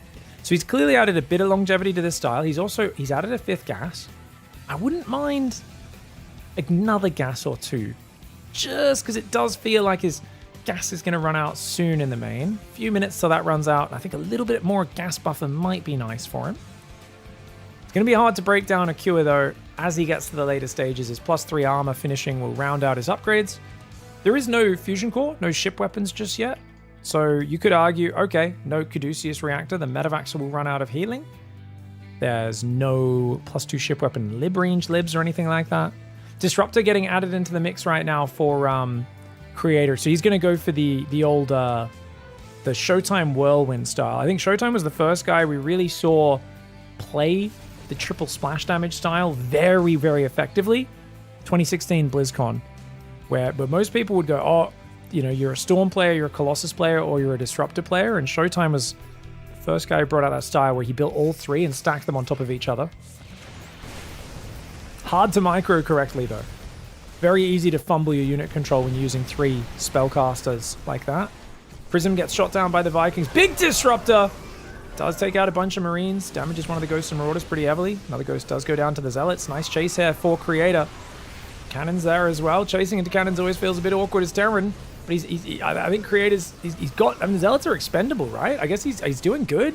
He's going to blink after it. Those medevacs going down is pretty massive. He does run his Stalkers away, though, which I'm not so keen on. I think they could have picked off a lot of Vikings there. Maybe a bit too careful. Maybe a misclick. I'm not quite sure. Stalker's very paranoid about throwing their lives away, and I think he could have got a few more pickoffs there. Would have been nice. Blinks forward, gets himself a Viking. Kua does back away. Units last time shockingly close. And it's good to see Creator looking a little more confident, mixing in some more varied forms of damage. I love it. But what do we know about top-level Protoss pro gamers, guys? They stop rebuilding High Templar at a certain point in the game. Storm's been what's kept him trading so evenly with the Terran. And he stopped making High Templar, which means I think he's just going to kind of forget about it once this High Templar is dead. And I really hope that's not the case, because it's the most successful part of his strategy so far is adding that extra problem for Terran to deal with. You should be remaking at least 3, if not 4 High Templar. It takes a while to get that energy on those High Templar. Got a good disruptor count, though. 6 disruptors now, 4 of them on the front. Kua's dodges are not the dodges of Clem. He's known to take big balls on the chin pretty regularly. EMP on a few of the disruptors. Gets himself just 1 unit there. The balls going forward, exploratory balls.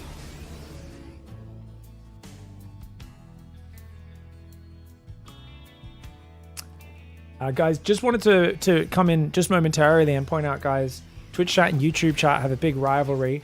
Obviously, I haven't been streaming on YouTube as long. We haven't built as much of a culture. But I just wanted to point out Twitch chat are talking about sad news. You know, I didn't beat Clem. Someone talking about TLO. Someone talking about Polton Bomber in the good old days. Okay, that's fair. But, case in point, there's a guy in YouTube chat, Uncle Nigel, out of nowhere just said, "How is P sterile?" That's it. No context. I think that's the first thing he said in chat.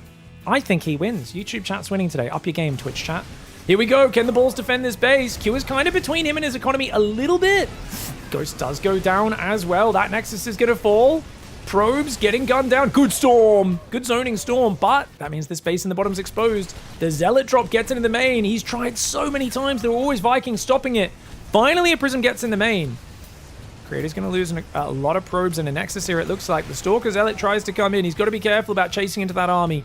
It's a very good defensive zoning army, is Creator's, but I don't know if it can do more than that. And remember, only +2 armor on these Zealots. They're actually getting smashed by the 3-3 bio and the EMPs in this choke point. That's a beautiful fight. Whoa!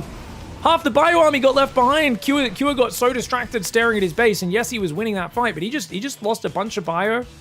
I mean, he's still ahead 5,000. Unless, oh my god, no, Kua, what are we doing, mate? Keep it in your pants, bro. Oh, and guess what? The Prism's still alive in that main base. Looks like Creator may have F2'd it as well. Obviously, it will be going down. He's going to try and push. I think this is a good idea. I think you got to try and push right now as Creator.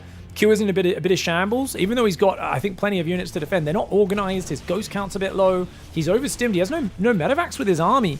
Because you kind of separated them for, like, get in, find some damage, force an awkward fight on his side of the map where you can retreat. Because remember, like I said, it's a very good zoning army. It's good for defending. Is this Protoss army? But High Templar. He's only got 1 High Templar. It's the one from earlier. He did just lose the other one. Gonna need to keep bringing those High Templar forward. Stalker's blinking back. There's so many Vikings. And I think you want to swap off these Colossus now. Those 4 Colossus, I think if push comes to shove, are a big waste of supply.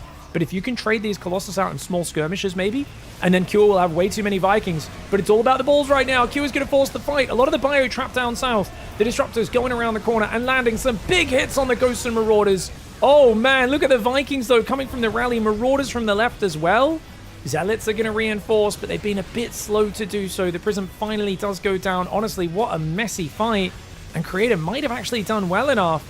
I'm so glad to see. You know, I was watching Protoss players throw their hands in the air and say, we can't do anything against Terran. And I was like, I believe you. I believe the matchup is quite Ember in late game, especially when you play Clem.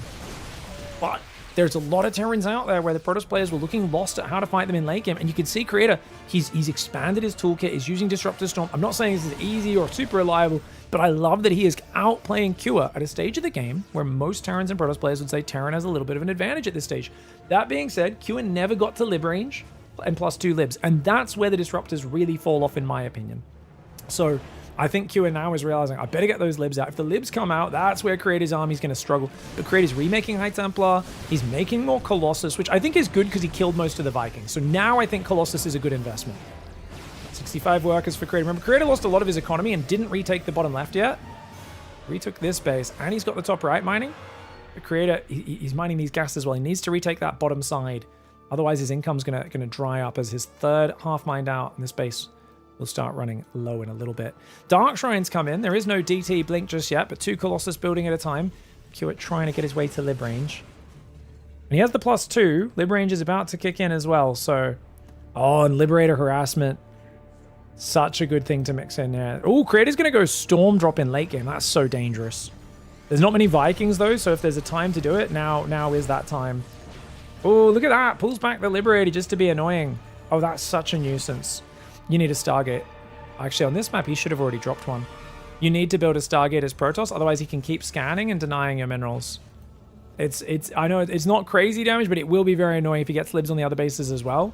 Creator refusing to build a Stargate right now, though. We'll see if he can make it work. Good storms on the SCVs.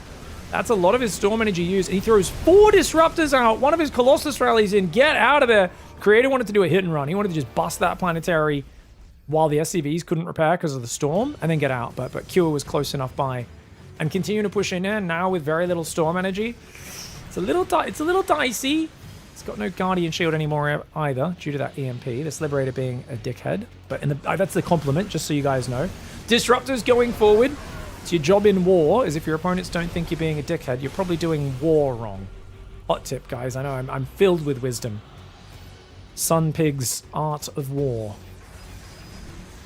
Oh, good storm. I love that. I love that storm there. He's like, oh crap, you're jumping on me while I'm trying to warp in. He's created with some cute movement, but he's got to be careful. He's going too aggressive now. Does get a decent storm, but loses the Prism and 2 High Templar. And he damages units, but not significantly. Now that's a good storm. The libs will take massive 110 damage, eating an entire storm. Doesn't quite kill him though, and this Liberator... Oh, you gotta build a Stargate, bruv. Creator is tilted.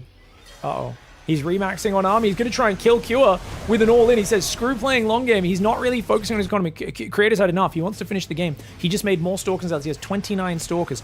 But only 1 High Templar, no Storm, 6 Disruptors, 2 Colossus. This is crazy. The ground army's kind of small for Cure. Cure's actually up 10 workers, down 10 army supply. But the lib count, 9 libs with range and +2. He does manage to already take down one of Creator's balls. Now, of course, there's no shame in losing one of your balls out there. Shout out to all of my cancer survivors. Whether or not you got the implant afterwards doesn't make you any less manly.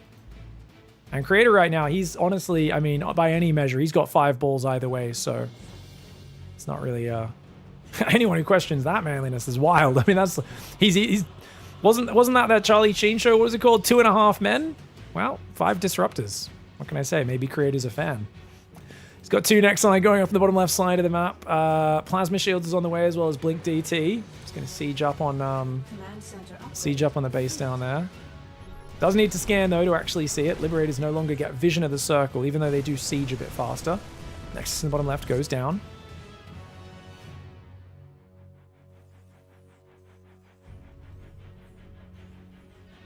You can take that if you want.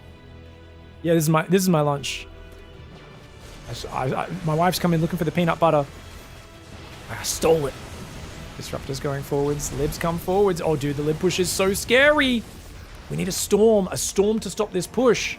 But he's only got 1 High Templar. This sort of move, if he flanked this with a storm, imagine how much damage that would do to the libs and Vikings. But he got caught with no storms, and that's where the libs bully the heck out of you.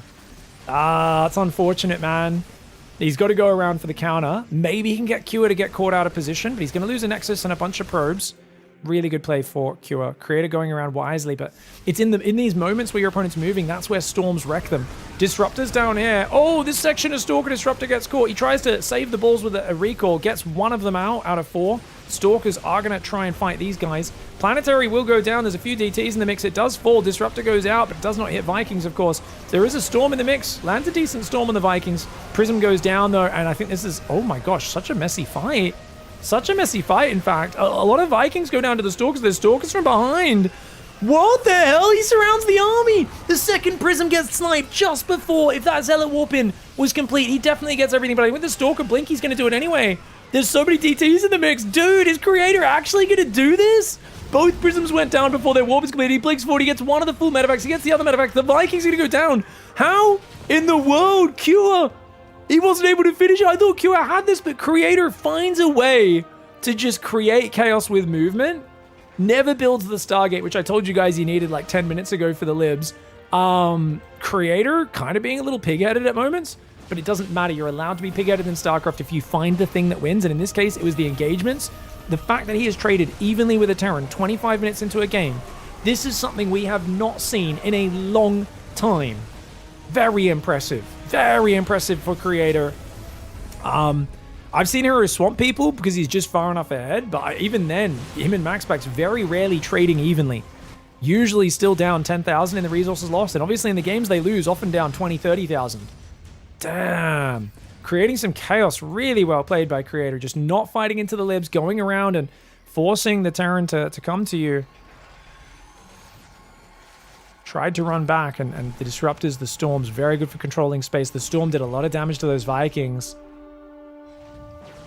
Zealot TT is gonna break the northern base. He's gonna go for the turret. The Stalkers can blink on that bad boy and kill it really quickly.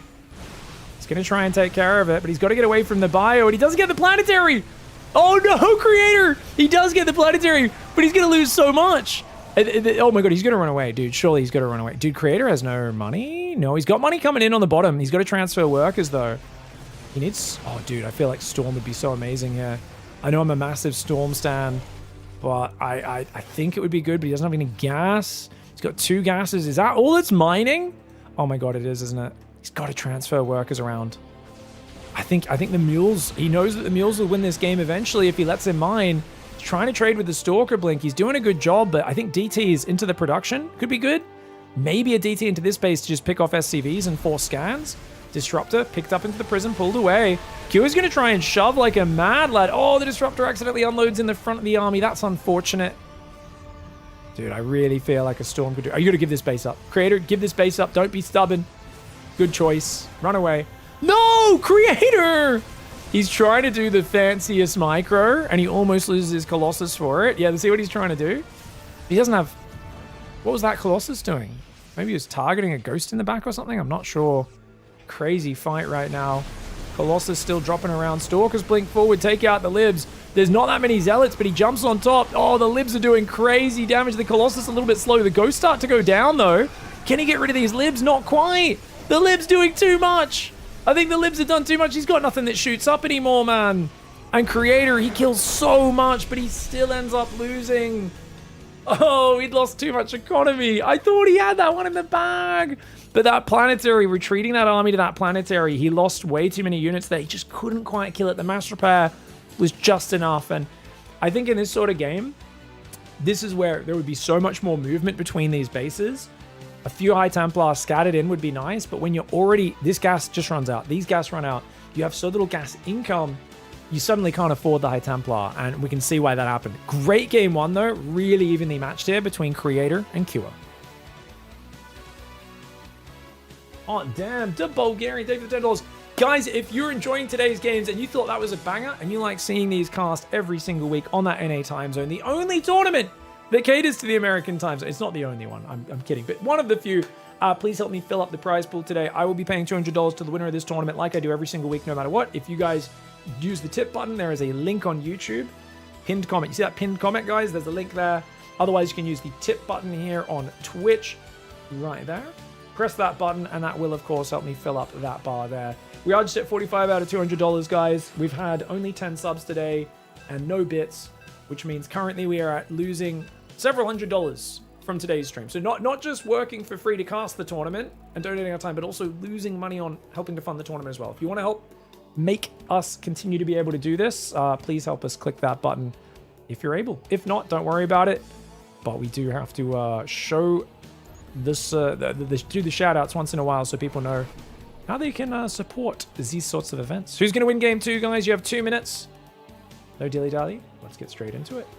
Thanks for the PiGosaur. Neewook, thank you for the Prime Gaming sub. Oh, that's a Prime Gaming sub. That doesn't even cost dollars, guys. If you already have Amazon Prime, you could subscribe with Twitch Prime using your Amazon Prime account for free on Twitch. Get on it. Zogger, thank you for the 25, mate. Slap your bacon down for Zogger. Thank you very much for the love, everybody. Let's go. All right, guys, we've got Creator in the top left side of the map, Cure in the bottom right side of the map. It's a best of 3 here, guys, and I am on the screen, which I should not be, so let's get my ugly face off there. Barracks gas goes down. Is it going to be a double gas? I don't think so on Tydo. I think he's going to play a 1-Rax expand. This was a very early probe across the map. Creator did not want to die to proxies. He says, look, I'm playing Cure. This guy's a mad lad. He likes to mix in some dirty cheeses. Big thank you for the gifted sub to Ivory Tower, person whose name I'm not going to mention. I'm going to call you Smelter. We're going to ignore the first part of your name. Damn it, I tried. I was even trying not to laugh, and it still got me. I'm such a friggin' child. Stupid name. Thank you for the gifted sub. Gateway and gas goes down there as well. It's so dumb. There are certain words that get me. It is actually a double gas for Cure, guys, so he wants to get the tech up early, take momentum, and potentially look for some early damage. He might think, oh, Creator will be tilted now. Let's get him with the surprise, you know, do a Widow Mine drop, kill 20 probes because he might fumble it. Mustak, thank you so much for supporting the tournament, mate. We just did a big shout out trying to help raise the $200 reduce for the tournament, and the fact that you've dropped 50 and Devil Archon's dropped 50 is so generous. Thank you so much to those who watch live and support the tournaments. Obviously, you guys are watching afterwards on YouTube. You can always check out my Patreon. It's one of the best ways to provide ongoing support just for me as a content creator, so that we aren't volunteering our time unpaid for these and stuff. But yeah, otherwise you can just watch, enjoy the content, share it around, have a good time. And don't be afraid to post things in the comments as well with timestamps if you ever want to have a discussion about the strategy, criticize anything, point out something I missed. A lot of cool insight from players of all skill levels in the chat and the comments. Zogger, thank you so much for the 5 gifted subs as well. Sorry guys, the first unit to this game is just shoutouts, but that's okay. We're not missing anything. It's Nexus goes down, and that's a quicker Twilight Council. So I think this was Nexus before Cybercore, right guys? I believe it was. I think if you're going to send a probe across at the very start like he did, that is one of the better ways to do it. Adept will head forwards, and there is going to be multiple Reapers and Hellions. So you want to scout this, maybe kill the SCV, but you don't want to lose the Adept as Creator. This is Creator does not want to lose this, and he's got to run. Get out of there. He's shading backwards. He's going to try and at least damage the Hellion, and he knows he'll take a lot of damage here. Probably keeps the Adept alive, though, and actually almost gets the Hellion, but Cure wins, and Cure can go back to repair. Cure very happy with that trade. Oh, Decker got in with the $5 as well, said Protoss Imba. Nice. Nice. Guys, we have a rule, no balance whining in this chat, but that does not apply to donation messages. If you guys want to throw money at me, throw money at StarCraft, throw money at tournaments like this, that's where you're allowed to be a salty little... Appreciate you, Decker. Yeah, I'm sure that was a very serious comment after that last game. Very nicely done. 3-gate Robo coming up. 3 Reaper, 2 Hellion. Let's go. The Reaper's going to jump in the main base. Stalker's there. Adept on the natural. Uh-oh. Both units pulling out of position. Cure did this earlier against Upsire. Looks like he's just enjoying the 3 Reaper with the 2 Hellion run by today. And getting quite a few probes, of course. These guys did pull away. Cure's multitasking, focused on the Reapers rather than the Hellions. And that's a little bit of a misstep, I think. He gets 6 probes, but I think he could have already drained this battery and done a lot of damage through that healing. You can see, because he does damage with a double shot beyond what it could have healed. I think he could have killed at least 3 or 4 more probes with a bit of better multitasking. I think if that's Clem microing that, no offense to Cure, Creator's in a much worse spot. Either way, 6 probes, lots of mining time. I think that's still a perfectly fine opening, especially when the Hellions survive. You know, you've still got a bit of map control with the Hellions. Widow Mine drop goes forwards. Tank and Raven follow up. This is a really good setup. Thank you, Substance Snake, as well. We appreciate you with $5, throwing straight towards that prize pool. And I think we're getting close to the $200 to cover that first place. Thank you, guys.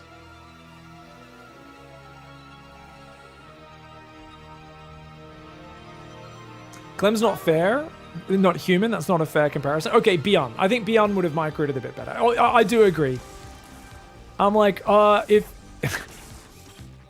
Like, if I was God, I would, like, never make any mistakes or do anything wrong or have any failings. It's like, that's not fair, bro. Like, oh, okay. Does keep the medevac alive, but you just need to leave one Stalker. That's one shot to death.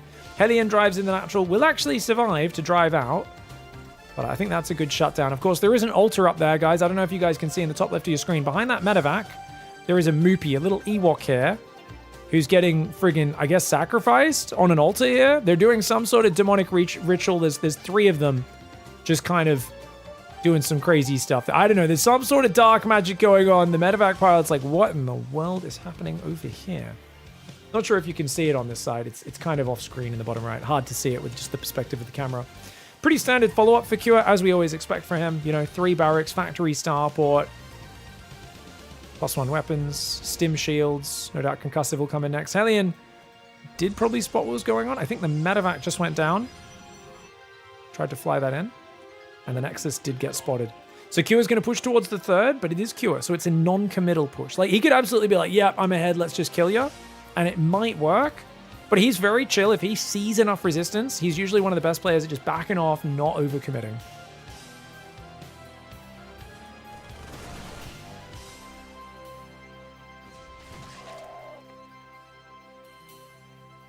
Stalker's already getting a little bit of damage, but there's only 4 of them. Storm is finished. It's all about land. If you land a good storm on these Marines, maybe the tanks as they start to siege. He's got the prism ready.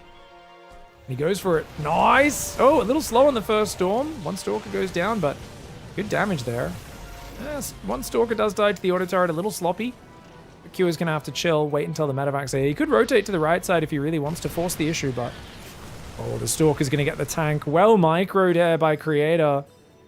Cure, not finding what he wanted with this push. Just held off by 4 Stalkers, 3 High Templar, and a Prism. Talk about a handful of elite units making an amazing hold. Ooh, he didn't have the High Templar with energy as the first one to unload, so it made it really hard to micro. Ends up unloading more now. Cure chasing like a mad lad, realizing there's just so few numbers. And Creator may have gone a little bit too close to the bone on this defense. If he just had a few Zealots in there, this Immortal should hold off these Marauders now. That's going to force Cure back, yeah. Cure can pick up and leave whenever he wants. Units lost time, but 300 actually in favor of Creator. The fact that he kept a few High Templar alive, morphed him into the Archon, and now has a new one that he's energy recharged. He's still got a Storm available. Oh, 2 Stalkers for a medevac. Is that worth it? I mean, usually killing medevacs is so high value, but these Stalkers are in short supply in this game, so got to be a little careful. 3rd Command Center is almost done. 4th and 5th Barracks, you can see building on the add-ons. The medevac count is growing. 4 of them out. 5th and 6th about to pop.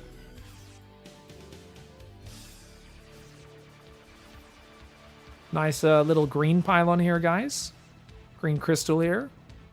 It's kind of like this is some way of like accessing the webway, right? This looks very Eldar.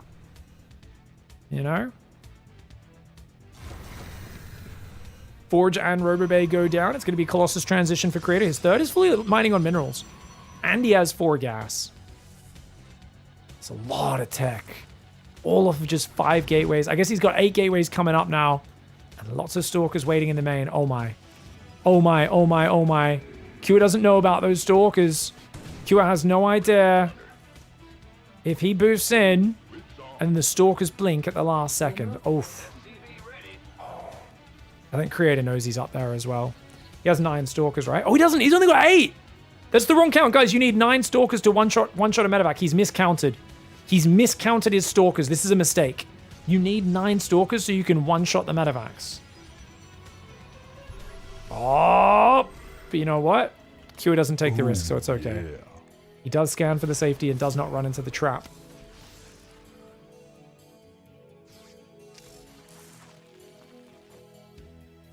Oh, thank you very much for the $10. Killtrocity. Really appreciate that towards the prize pool. Thank you so much for the support, everybody. Models moving over to this side.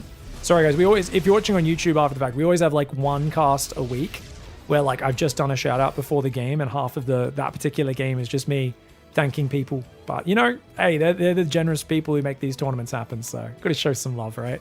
Hopefully I don't miss too much of the strategy. Ghost Academy's coming up. Armory as well. 4th Command Center building. Q is going to settle in for a macro game. Probably a good choice. With the quick tech and how well Creator played that last game, as well as the quick second forge. I actually quite like his position, especially because he's brave enough to take a 5th.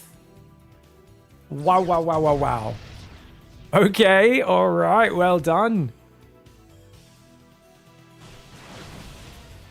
Not bad, not bad. Sensor towers going up front, 3 more barracks, second starport. All the pieces you need. Uses the reactor from the factory, as he doesn't really have much of a use for Widow Mines once we hit the late game. Unless your opponent's really massing zealots, the Widow Mines often a bit more trouble than they're worth. You got to unsiege and siege your libs. You got to micro your Vikings. You got to EMP your ghosts. You don't need some fiddly burrow on burrow boys as well to deal with.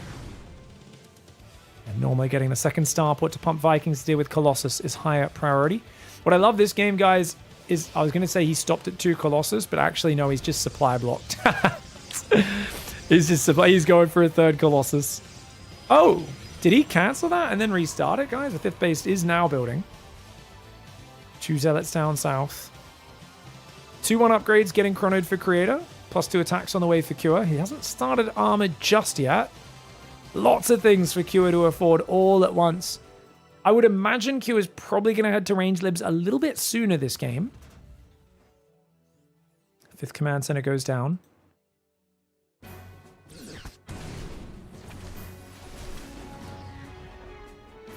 Hey Pig, nothing wrong with thanking the homies. It's just a lot of Keith and talking about pee and whether or not it's sterile over here. Thank you, YouTube chat, for being who the hell you are. Love you guys. Viking Bio coming forwards. The Stalker's trying to blink in. The Archon's doing what they can. Good EMPs, though, will hold him back. The Storm, of course, zoning Cure from chasing, though. No pursuit available over there. Oh, Storm, watch out for the Storm. High Templar does cop an EMP, though. I think Creator could have dropped that Storm a bit deeper, a bit earlier.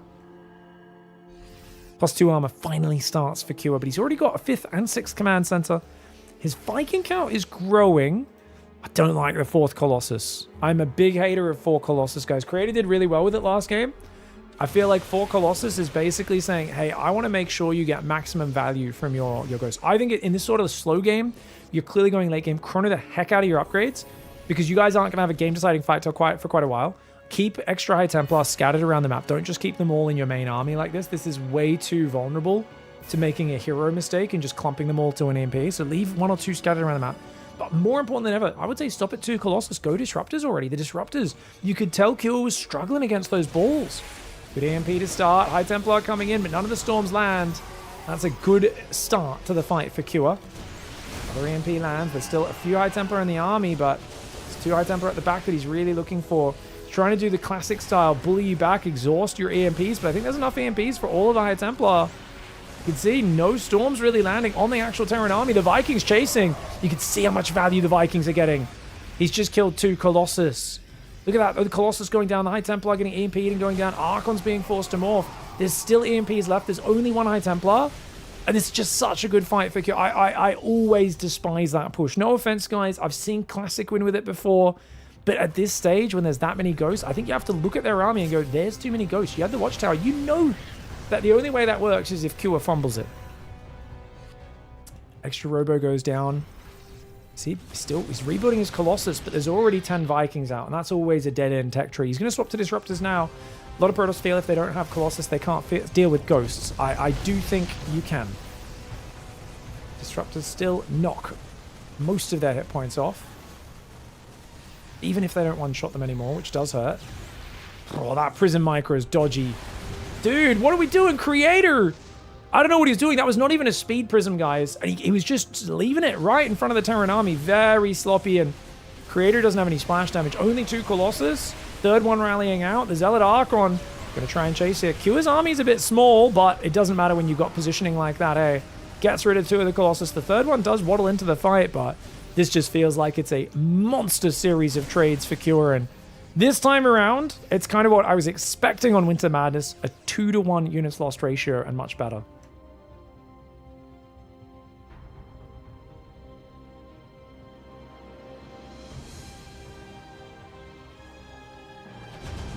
Ooh, Doom Drop. Q was like, it's going to be hard to get home from here, man. You know what? Let's just go YOLO. It's YOLO time. Recall happens, but it's only on a pack of Stalker Zealot Archon. There's no Storms in here. No High Templar being rebuilt. Storm could push this out. Disruptor is actually going to get a big boom. Cure committing in here like a mad lad, dude. Viking tried to land behind the third at the same time on the far right of our screen. Did go down to a Zealot. The Stalkers are getting gunned down by the Bio Ghost, and I think even if you lose this whole army eventually, you've already traded so well, especially if you save some of the Medivacs and some of the Bio here, which he should try to pick up. Saves 3 full Medivacs. You're kidding me. Oh, Creators in tatters. He's going to be so upset about that, man. I think a Stargate's necessary for hunting these units down, as well as potentially dealing with the range libs that could be problematic on some of these angles later. Like this base up here, I think, is weak to range lib. Love to see a Stargate, but of course, Creator's busy just trying to put out fires. Doesn't really have the time to focus on that right now. Funnily enough, this drop could redrop in the fog. Creator would have no idea. He sees these Stalkers, he thinks that's the whole army going back, but it's not. And the redrop's going to go in, going to go after these Pythons, powering all of the production of Protoss. Q has been getting some big wins recently in this matchup. It's good to see him back on top. We've seen him take series off Max, Pax, Clem. Did he take a series off Hero as well? I'm not sure if he managed to beat Hero in any big ones, but he's been competing really nicely. Lib sieging up, Bio trying to spread. Oh, balls coming across the front. Good spready on the Bio. And Creator's going to have to tap out. Creator trying to go for that Storm push. I really feel the transition into the Disruptors is what opened up so many opportunities, and they're not overcommitting to Colossus in that Winter Madness game. If there's one thing I would look into, I'm not saying this solves everything, you just win the game. But I think when you see it, a Terran who's way out on the Viking count, continuing to commit to Colossus is a dead end, and I think it hands a massive advantage to Terran. I think right now, a lot of top Protoss Pro players are actually making a mistake where they're rightfully thinking these ghosts are so tanky, they're a problem. Colossus is the only bonus to light damage that Protoss has other than Phoenix and Adepts, which are just not viable in this point in PvT. So you've got to have Colossus deal with the ghosts. But I really do think you end up building Colossus uncritically in a situation where it's not as good. And this is not just a creative thing. This is something I've witnessed like across many different TVP series. You guys let me know what you think. I'd love to hear everyone's thoughts, but I believe it is a strategic error, and I think it's allowing guys who are heavy on Vikings to just get so much profit. Those Colossus do almost nothing when the battle happens. You have a few Disruptors in there, throwing the balls out, it creates a lot more of a problem, and then the Storms can do a fantastic job. If your opponent's low on Vikings, Colossus are great, go up to 3 Colossus, but if they have a lot of Vikings, I think you're much better pivoting into the other forms of splash damage earlier. You guys let me know what you think. Either way, Q is smashing that and going straight to the semis. GG, well played. Disruptors are a waste of supply. Dodging is so easy with EMP. What's EMP got to do with dodging, mate? You mean because they can shit them down quickly? We saw in game 1 that Disruptors, if you're going to that stage, are way better than Colossus. Don't get me wrong, I think Disruptors are poopy. I think it sucks that they've been nerfed as much as they have Frustration. But I believe that mindset is holding a lot of Protoss players away from the best options they have in a very tough late game meta. Also, we saw Q get hit by multiple balls, and he's much better than most of the Terrans that we face. How do you beat Libs? Same as always, Storms and mobility. Storms, and you got to have Storm and Disruptor, and you got to be mobile. You saw in that first game, he did beat Q's army by avoiding fighting into him. And the problem, he actually made a mistake when he first let Q push. It's because he didn't have many High Templar. And then even when Q came back to deal with him, he only had 1 High Templar. So I think Creator needs more Storm mixed in there. And you need to have High Templar scattered around, so if he tries to shove you with Libs, you can storm them as they're moving forward. You want to be moving around them, and you don't want to just headbutt into the Libs. You want to move around them. I think 2 things. If Creator builds a bit more Storm in that first game, probably wins. I also think if he built a Stargate earlier, when the first Lib harass showed up, it's Winter Madness. You have to build a Stargate on Winter Madness, even if you just build 1 Phoenix. If you do not do it, you will lose 30 plus probes to range Libs, which is exactly what we saw happen in that game. Because it was the top right base, but it was also the kind of middle right base on Winter Madness, where his economy got massacred because he refused to build a Stargate to deal with it. And that was a big mistake. He had the money for it. He was winning, but he lost, Pinetti. He lost the first game. That's a 2-0, dude. Yeah, it was a 2-0. Remember, he won a big fight, but then he ended up committing onto a planetary, and the Libs and the Bio jumped him, and he killed the planetary, but he lost so much of his army. He needed to just turn around and fight the army, or do it a bit differently. It was a rough one, man. I thought he had it as well. He was doing really good. Bacon, please, Pang. You want to go bacon? Pang, play that bacon. Alright, I'll pay you fucking bacon Twitch chat. Alright, guys. We're going to get into the next one. I think we're going to do Clem versus Cure in the next map. Just going to try to get on the other server. No racism in this chat, Breaker. There's a no racism space. Protoss, if you're about to play, how about ironic that Protoss? I mean, don't get me wrong, Protoss does engender a bit more hate than the other factions. But, keep in mind, I've talked to StarCraft players. I've been on the Battle.net forums, and I think there's a lot of hate to go around. All Zergs just A-move palings like fucking idiots. All Terrans just fucking A-click their Marines. They beat everything. They have the best tier 1 unit. Why does Terran get to just mass tier 1 units when we have to actually play a strategy game? You know, we can go all day, my friends. We can go all day. That's what a silly statement looks like. Oh, what you said or what I said, Breaker? Which one? What you said? Nice. Range libs are the issue. Maybe range Phoenix. Should see some sort of buff. I never see it anymore. It's funny because most Terrans don't go range libs and they're not very good at doing it. Yeah, I don't know. Yeah, I think range libs are very good as well. I've been telling people to go range libs for a long time, but it is interesting. Jizbro says, yeah, but also Ghost. I don't think anyone likes the Ghost where it's at right now. I'd love to see a change. Think you guys would as well. Shampoosh! Shampoosh just gives me the douche. Guys, if we can get that above $200, it really helps me out. We have just hit the point where I am not losing money today. Thank you very much. That plus the subs, I appreciate you guys. Let me check if the sub count is working. Oh, they already got the lobby up. Can you guys let me fucking eat my sandwich, Clem? Oh my god. I'm not going to get any chance to eat lunch. Fucking hell, bro. They've already got the lobby up. Thanks for the Bezos buzz. I made a peanut butter sandwich before that series. I've taken one fucking bite and the bread's getting stale. No! The top of the bread's already a bit fucked. Fuck it, I'm eating it. Get your predictions in. We're going to cast the first 2 minutes. We're not going to cast the first 2 minutes. We're just going to watch it. Thank you, villain. Thank you for the Twitch Prime. Let me check the sub goals working. One sec. Yeah, I think that's accurate. I think. Thank you, guys. All right, let's get in here.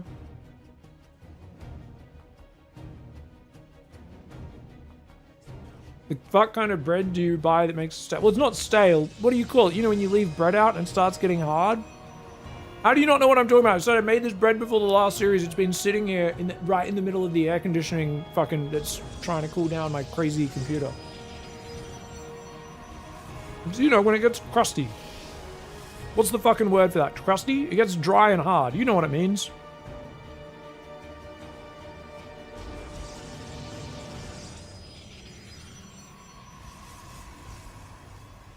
If you leave it out in the air, yes it does. Especially because I got the aircon on. I think it's right under the vent, I'm realizing. That's why you fucking wrap up the bread, yeah. I mean, if it's sliced bread and it's out in the open, obviously if it's in a loaf, it's all protected by the crust, Panetti. Like, the bottom of the bread that was on the plate is fine, but the very top of the bread is just starting to get a little bit crusty. It's not bad, it's still good. The bottom bread is just so nice. And the top is a bit,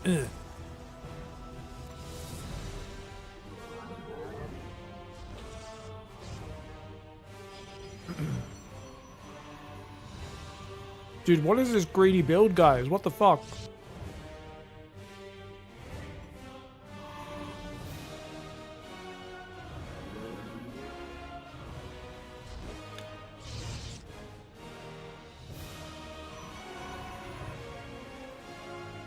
Gets wrecked by Reaper? No.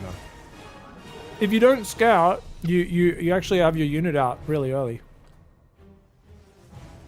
I don't know if he went 19 or 20 core, but he'll be fine. He shouldn't even lose a single probe. As long as he doesn't rally to the natural.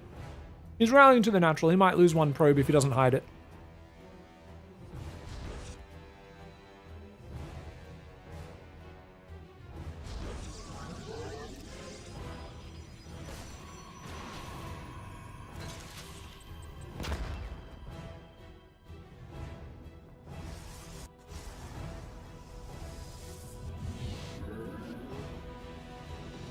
Good greedy play for Clem.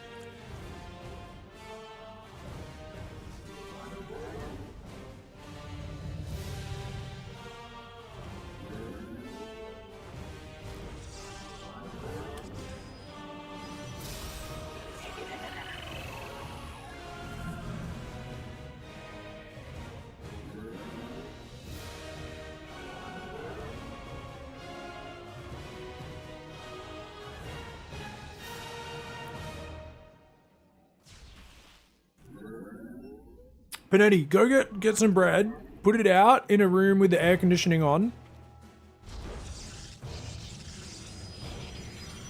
Just get a piece of bread, put it on a plate, put it near the air vent or the air conditioner. Leave for half an hour, come back and give it a poke. If it's McDonald's bread, it's probably fine.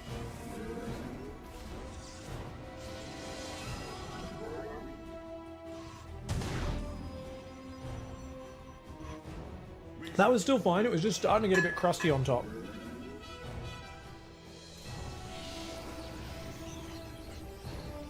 Alright, guys, what's going on? It's a best of 5 semifinals. Clem up against Cure. Cure has been destroying opponents left, right, and center, as has Clem, but let's be real, Clem hasn't really met any stiff opposition just yet. He's done a very greedy opening so far. The reason we're commentating only from 4 minutes in this semifinals is because these players like to play their games and play them quickly. We just finished the previous match. They immediately vetoed and got into this, and I had to eat some lunch, or I was going to die. So I'd been smashing a peanut butter sandwich. I just speed ran it. We got it down in about 4 minutes. It was a big sandwich too. There was a lot of peanut butter on there. Hopefully my mouth isn't too gumped up, as that is a nice shutdown so far by Clem. Shoots down the medevac, and he's got Blink ready. So he sacrifices a probe. He accidentally blinks the Stalker too close to the third Widowmine. So he does lose a Stalker and a probe, but that is a amazing shutdown. And with a build where you've already got a third base started about 4 at 20, that's huge. Now there's a Raven coming across. There is a crisp second and third barracks here for Cure, so it's not like he's in a terrible position, but it's not the start that he was looking for. The units lost tab tells the story, and that is of Clem being in control. Stalkers and Observer move across the map. There's a Phoenix on hallucination to check there's no all-in behind this. This is the first vision Clem's got. Like I said, he played a greedy opening. It was like one of these gas first, kind of no scout, super greedy build. Gotten away with it, and I think obviously Cure would have loved to have done an all-in this game. Would have loved to have done a proxy marauder. Would have got himself probably a free win.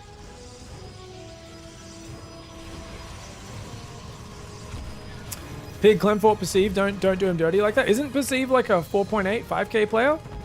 No offense, but that's like, you know, I wouldn't call myself stiff opposition either.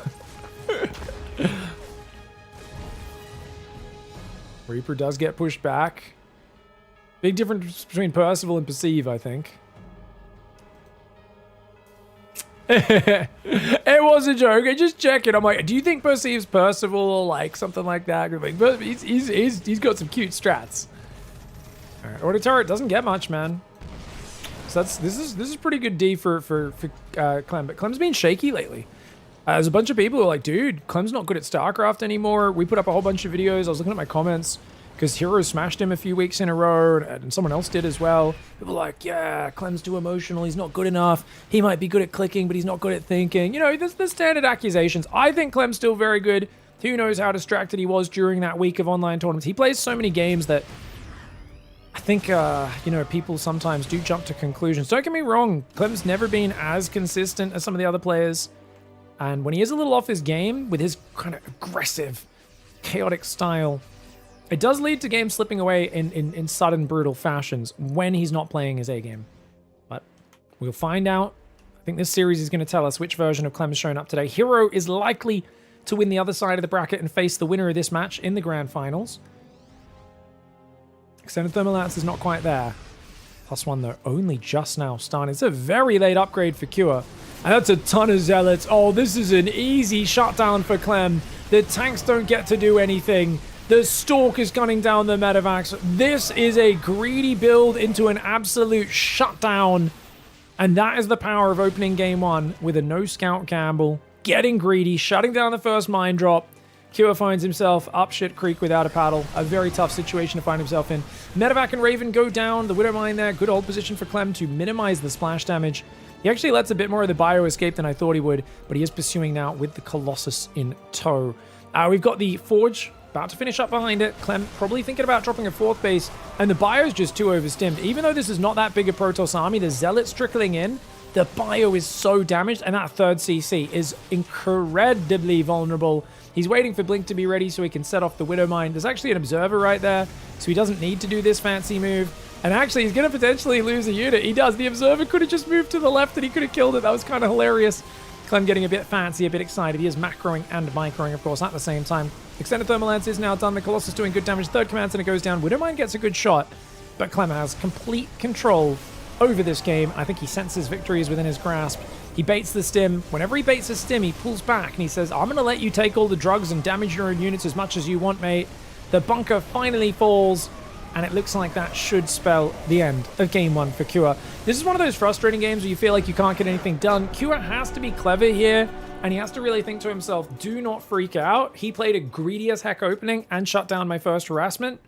That's a slippery slope. You don't recover against any good pro gamer from there unless you're incredibly lucky. And against Clem and his Protoss, very unlikely. That's just a good start. You have to just clear the slate, clear your mind, and go into game 2 as if it's game 1 of this series.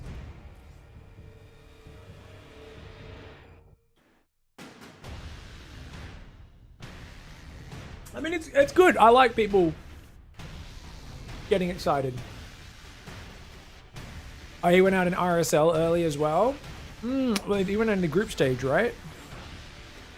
He had a poopy group stage, yeah. Yeah, I think it was the same week where he was losing a lot of tournaments that week. It is what it is. It is what it is. It is what it is. Yes, sir. You guys want to gamble? Guys, I've heard in chat gambling is bad. We had a comment the other day. Guys stopped watching my YouTube channel because he said that I promote gambling. So you guys let me know if I think we're just gonna get rid of the gambling because it's very serious. It's channel points. You guys know how valuable channel points are. You could use these to make me look at a replay. It's worth like hundreds of dollars. Clem versus Cure, game 2. Who's gonna win? Prediction is up. He's like, you're always promoting gambling.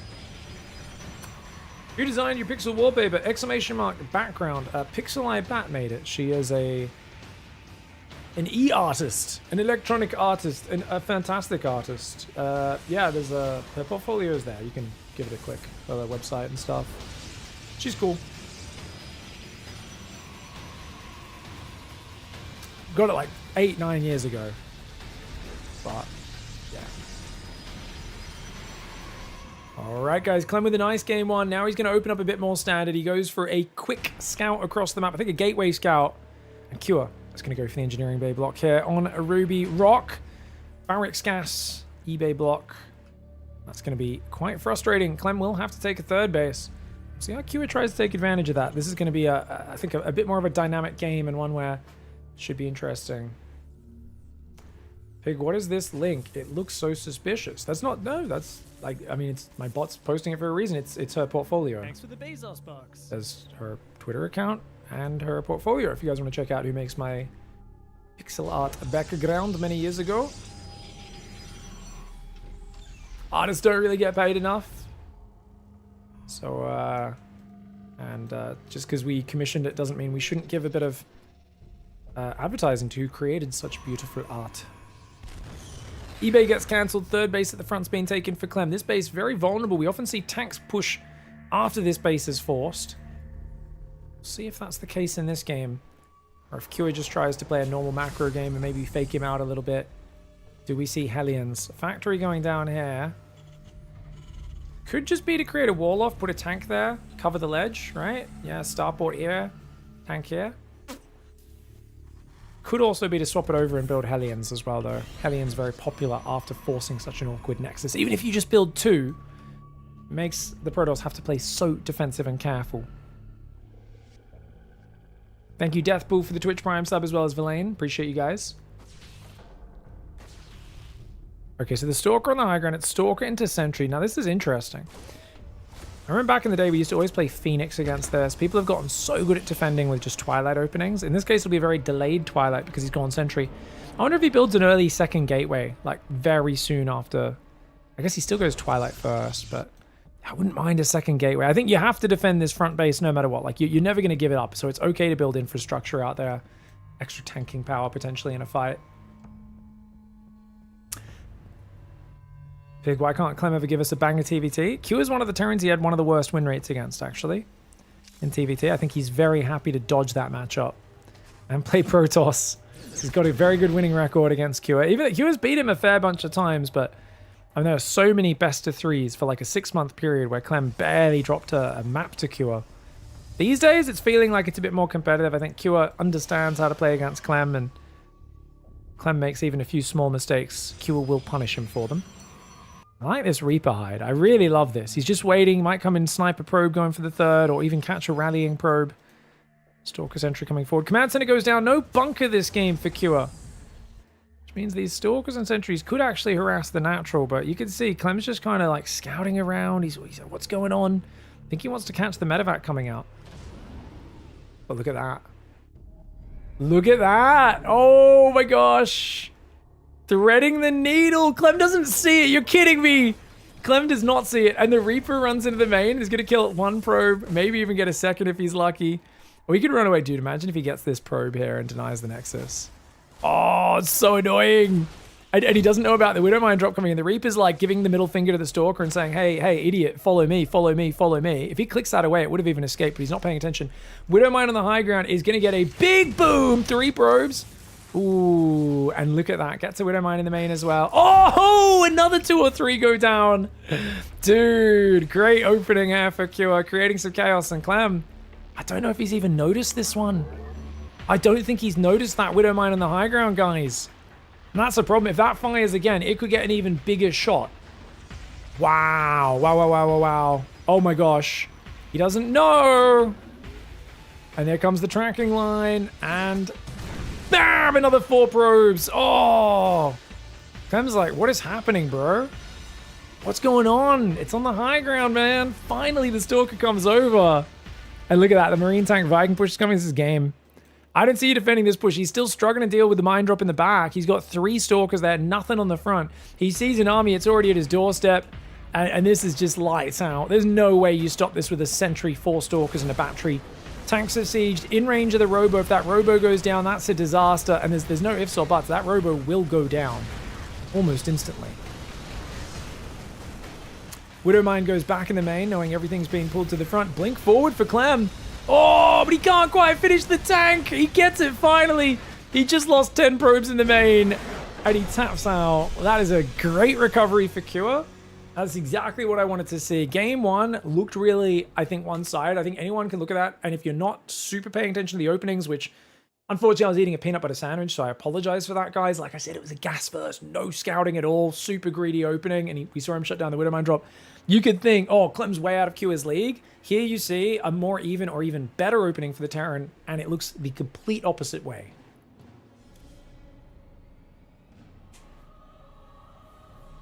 My man.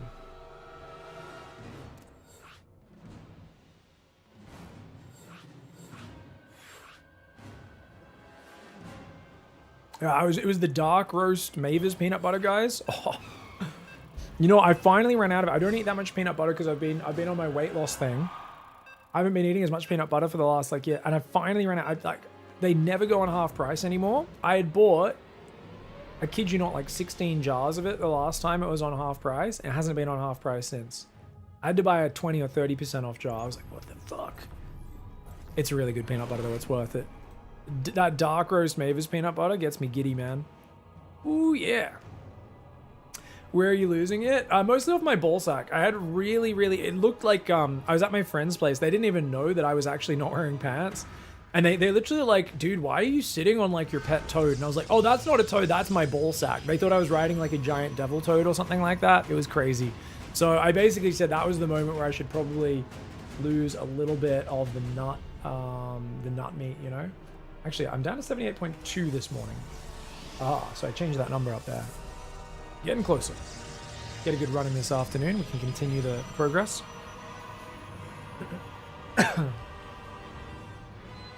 How high is the humidity where you live? It's getting way better. The higher the humidity, the faster the... It's not stale, Panetti. Do you not understand? Someone said, what, stale? And then I said, no, you know, crusty. The bread wasn't... Stale is... You're talking about bacterial growth. It wasn't like bacteria grew in half an hour. The bread got crusty. That's all. Holy shit.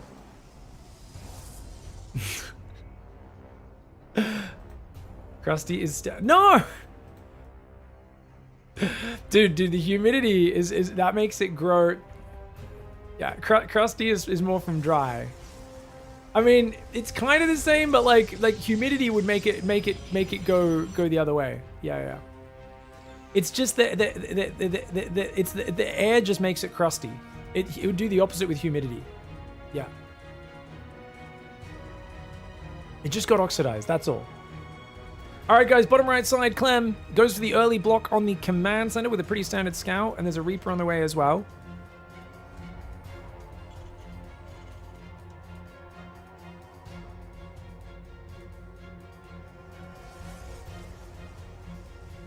We've got the probes there as well. Stalkers are on the way. Warp gate as well.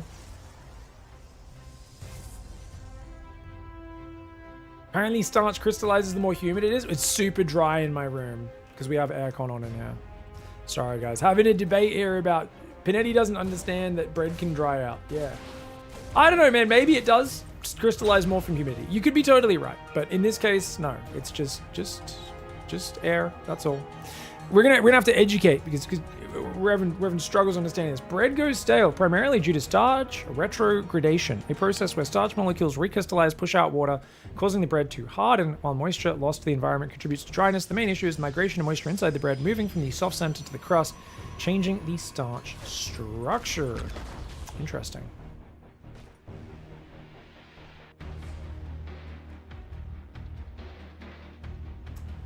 So moisture loss to the environment is often the main cause, though apparently humidity can perhaps increase bread going stale. I don't know why that's the case. It's retrogradation called it. Yeah, is that a made-up word, guys? Sounds like a made-up word, hey. Anyway, Reaper's already got a probe. Blink is on the way. Sorry for being so distracted this series, guys. But yeah, second gate and Robo's on the way. Pretty chill opening. This is a big map tighter. Hard for Terran to push on this map. I'd say if Clem wins this one, it's going to be a very interesting series. If Clem loses this, I think QR3 wins him. Because this will be the second Protoss map pick, I believe, for Clem.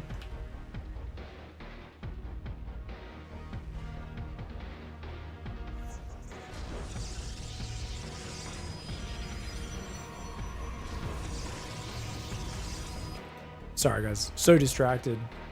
I don't know if I'm being baited or not, but I'm like, do people actually not know that if you leave bread out, like a slice of bread in the air, it just gets shitty very quickly? Is this actually hidden knowledge? There was like 3 people who were confused about it in chat. Only one who kept talking about it. But I'm just like, that's like such a normal thing. Everyone knows that. Like, that's why you've got to always wrap your bread up, you know, push the air out of the bag so people keep their bread protected in bread bins, or you don't slice it up so the crust protects it, right? Which is pretty standard stuff if you're using non-sliced bread. But you leave a slice of bread out in the open, it's going to get crappy pretty quickly. Widowmine drop's going to go into the main. 3 barracks there. Raven's on the way. Tank as well. Oh, here we go. Going down that right side. He's going to go into the back here. Clem's on top of it. And there's nothing to distract. The Alien Reaper gets kind of, you know, just a rise out of a single Stalker, and that's it. You can see these Stalkers happy to pick it off there with the Observer. Nice surveillance mode. Medevac stuck in the back. He's not even going to try to hunt it. Clem's going to go directly across this map. And I got to say, I'm not a believer in the Widowmine drop opening, guys. I know it worked game 2, but that was an awkward position. And he completely didn't get spotted on the way across the map. And Clem was out of the map. I don't think he should keep opening Widowmine drop. I don't mind a single Widowmine. At least this was a double, not a triple like in game 1. Not as big of a commitment. But Clem is usually so clean at dealing with that unless he's distracted elsewhere. I think more often than not, you're better boosting in, hiding the medevac with the Widowmines in the back, and then waiting until Clem's distracted, and going in at the same time as something else. I think the point of a Widowmine drop, Terran players especially, I'd love to hear your thoughts on this, against a guy who's playing safe is just to pin his units at home. Against a guy who's aggressive, it's to do damage, because he doesn't have as many units, as much focus at home. Or if you're attacking somewhere else, then you can look for doing damage, but I think he might be trying to force it right now. Raven taking damage. Apparently Percival upset beyond 2-1 today, guys. We just got an update. Hero and Percival playing in the other side of the bracket semis. Oh, only 2 auto turrets get down. And Q is trying to force damage right now in a situation where I really think he's overcommitting. But Hellion Reaper might make the most of it. Gets himself a probe. 4 probes in total. Not terrible for the medevac, but kind of bad to lose the Raven. That being said, Stim +1 and shields moving across. There's no medevacs with it just yet. They are coming. They should be boosting forwards as quickly as possible. That Reaper's still alive in the main base, but charge is done, as are sentries and stalkers. I think Clem is miles ahead. If this push doesn't find damage and that Colossus joins the fray, it's already coming. It's already here. I think this is a huge mistake for Cure. A huge mistake. Medevac's pulling back. Zealots and Stalkers trying to run backwards. Ooh! Colossus going to start to pick things away as well.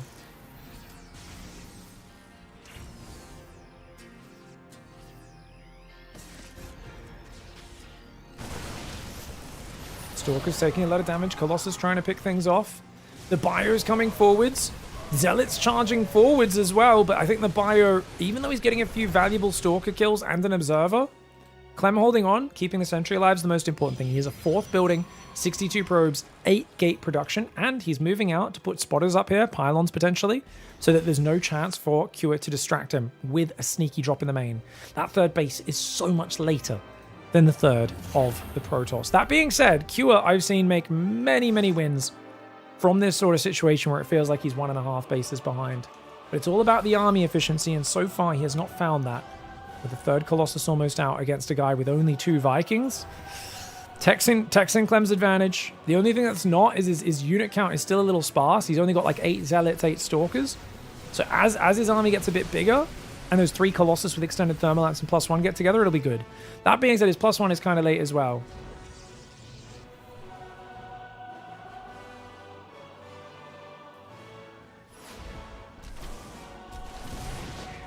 Zealots trying to pull back in the north. The Bio's coming forward. Zealot does go down. A couple of SCVs fall as well. Bio moving around right now. Disruptors are building 2nd Robo and 2nd Forge. Clem's just going to get everything in the late game now. He's pushed Cure back to his side of the map and he said, yeah, you're no longer a threat. You're chilling? You're going to late game? No worries. I'm going to go to late game as well. He could start a 5th base any moment. I do love the scan on the Observer. It's going to make the Widow Mines just buy him a few seconds of time. Decent first shot.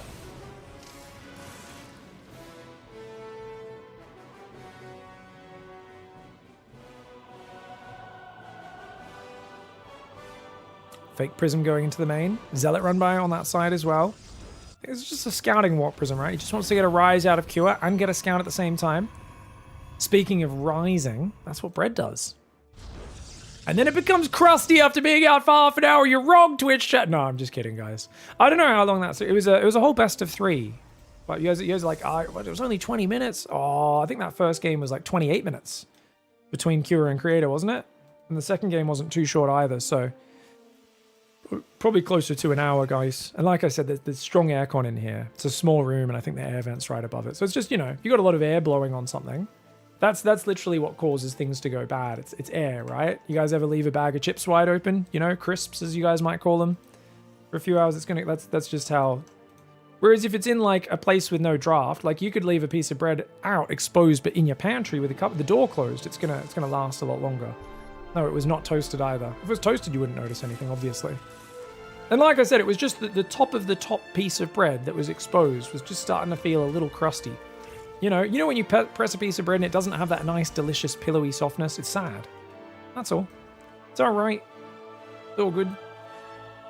You guys can stop fighting about it now. There's an argument for a good stale Cheeto at times. I would say if you found it in someone else's Cheeto bag, if you paid for it, nah. But I think anything that's free tastes better.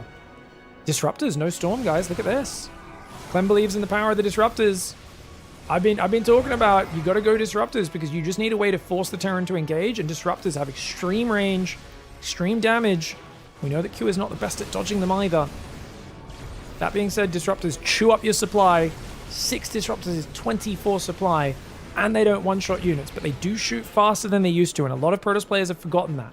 They don't realize these shoot every 17 seconds. They used to shoot every 21 seconds. In amongst the many nerfs they've had, there is one little sneaky buff. Disruptors firing on the right side and the left at the same time. One of them barely goes down before its shot can connect. The next shots, though, are starting to land. But the Vikings taking down the Colossus. Clem may have gone too deep. He's getting chased down. He doesn't have a prism or anything here. He's going to have to get into a lot more disruptors to try and deal with this. Lands a good shot there. And you can see he keeps re-engaging because he wants to bait stims. He knows with only 4 medevacs, Kua can't heal this army very well. And Kua now is on 14 Vikings against someone with only 1 Colossus. And this is what we were talking about in the previous series. Kua versus Creator. Creator in these sort of scenarios would keep rebuilding Colossus. Well, in one of the games he did. You've got to swap off the Colossus. And then if you clear all these Vikings in a fight, that's when you swap back into them. But you don't want to be building Colossus into a guy with 14 Vikings. Gold bases mining, immense amount of resources for Clem as he's up now on 1, 2, 3, 4, 5, 6, 7 bases.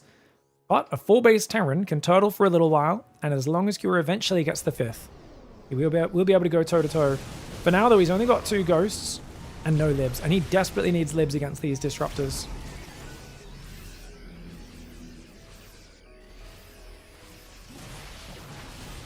Here we go.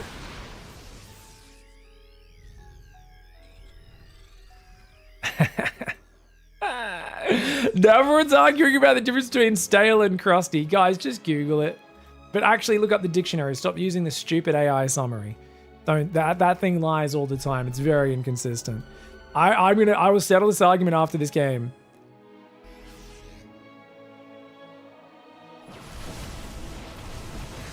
Yeah, I think a little crusty is different to stale, I would say, guys. But I don't know. Could be wrong. Need to look it up. Stalker Zealot Disruptor in the south getting split up. I think Clem may have split his army a bit more than he should have here. I'm also wondering where Psystorm is. Oh, he's going to go Blink DT instead. Oh, this army gets caught. I mean, Clem, he's got 25 Zealots, but they're not really useful. He needs a lot more splash damage. Less basic units, more splash damage. And he's just whiffing right now. This is bad fights for Clem. He does have 4 Robos. He's trying to rebuild 4 at a time. He lands! That's it. You see, it's when your opponent's stretched out like this, that's where you can start to land hits. But Clem is trying to fight here. He's got a lot of Stalker Zealot collapsing on that right side. Does take out a few of those units. That Ghost YOLOs into the front line, gets himself killed. Clem's got to pull away and wait for the disruptors. He can give up a base or 2, but he can't be trading like this for much longer. He's trading kind of awkwardly, and he's got to get those next 4 disruptors on the front line right now. Probe's going to be trying to pull away. Disruptors need to go forwards. Stalkers, Zealots, and Disruptors coming forwards. Oh, he's going to fire! But Kua fires first. Guns down the Disruptors before they can connect. And Clem has an immense amount of money. He's decided he can trade inefficiently and still win. I think he's being a bit too cavalier. I know that's kind of the way he plays StarCraft, but 7,000 resources lost? It's a bit too much. And now he doesn't have the gas bank or anything like that to go DTs. And the thing is, so I really feel Storm stops Terran from chasing into you. And look at how few ghosts he's had all this game. He's only lost 3. He's only got 7. It's only a 10 of total. I think that there could have been some big storms stopping Kua from chasing him. With Disruptors, you want to kind of sit on the edge and just take pot shots at him and move in, move out. Problem is, Terran can jump on you. That's what Kua did. Storm is specifically a... What do we... Say it with me, chat. Zoning tool. It's a zoning tool that also kills things. Like, it's a zoning tool now. It doesn't do damage anymore. It still does good damage, but nowhere near what it used to be. It does such good zoning, and I think it's really good for keeping the Terran from jumping on you. You gotta be careful, because you can tell Clem wants to get his Disruptors close enough that you can't easily dodge the shots, but then the Disruptors are exposed to getting clicked on before the shot connects. And he's throwing the shots 2 at a time, which is very wasteful. He's got to stop that. Unless he's very deep on the Terran army, he should only be throwing 1 at a time. Otherwise, you end up exhausting them all. But they do fire non-stop. You can see they do recharge a little bit quicker now. Clem's on 90 probes, which means his army is very small. He's going to need to find room to get into those DTs. I'd love to see some gateways up on the far north in here. Doesn't really have a warp-in point close to this. He's got 16 gates, which is good. Oh! He lands a big shot down south. Caduceus reactor's been upgraded, which means the medevacs heal at twice the rate and have double the energy regen. Oh! Another big disruptor! Dude, big disruptors starting to land. You can see, Clem's just like, if I just micro for 5 minutes, you're going to start to make mistakes because you can't keep up with this pace. Clem loves this pace of StarCraft. It's all about clicking, multitasking, micro, managing many things. That's how Clem likes to play. Cure is a slower, older tier of pro gamer who comes from the era before kids played mouse accuracy games for 16 hours a day to perfect their control. You know, this is the pre-trigger days of being the king of playing Osu and this sort of rhythm click games, which are all about mouse accuracy and just having such insane mechanics. Q is good. He's very good. He's very clever. He's stable under pressure, but Clem is just really holding his feet to the fire in terms of keeping the fighting going. And there's a real danger of Q getting worn down. That being said, he's established a 5th. He's maxed out. Clem's bank is not that big. Link DT did get made, and the gas count's starting to grow. Clem might go for a DT warp in at some point. Also, this northern base undefended right now. I think Clem should be really stretching out his multitasking. Clem just killed 7 of his own zealots. Very derpy engage there. Real big mistake. A few Colossus arrive on the front. One of them out in the open, though. Disruptor's whiffing there. One of the Colossus goes down. 2 more do arrive. Whoa, he lands a big Disruptor shot. 5 Marauder corpses go flying.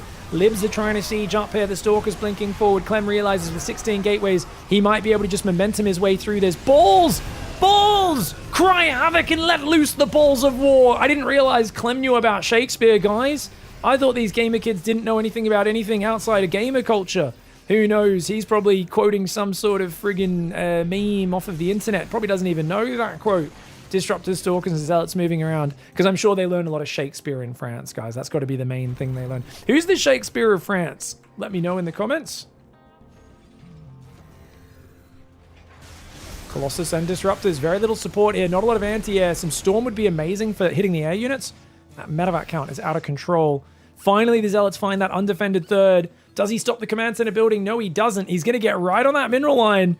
And he's going to go into the natural and the production as well. Q is maxed, or almost maxed, which means he doesn't have any units popping out. A Widow Mine, a little bit of bio. Can it hold on against an avalanche of Zealots? Well, if he sieges the Lib, I think it can. Disruptor goes down there. The Lib's starting to zone him away from his own ramp. I think Q might be able to do this if he can stabilize. Losing the SCVs does not lose him this game. As long as he eventually stabilizes at his natural, it's all about this fight. Main army versus main army. There's no way to fight the air units. Clem needs to go around this army. And the problem is, look at how long his route around is. I think he might be screwed. If he doesn't go around, he cannot fight into the Libs. And with no Storm, he can't really stop the Libs all sieging on his face as well.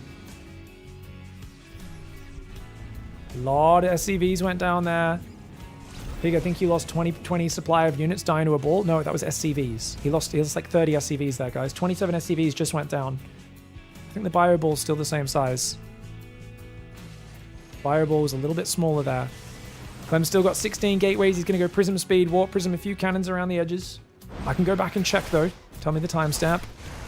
Libs, Bio, Ghost moving forward on the right side. DTs get the planetary. Oh! Clem's happy to give up a base. He doesn't want to lose the top right, though. But a base for a base is so good for Protoss. It's so good for Protoss. And now he knows, go past. Stop letting yourself get pinned.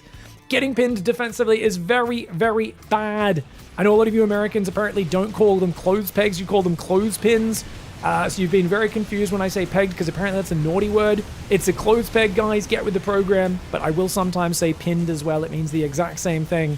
Bio is going to do some damage, take out the top right. But with another planetary going down, Clem's happy with these trades. He's still got the gold. He's rebuilding this base. He's still got all of his probes alive, which you could argue is maybe even too many probes. Disruptor finds the Marines. Corpses go flying. More Disruptors land on the Ghosts as well.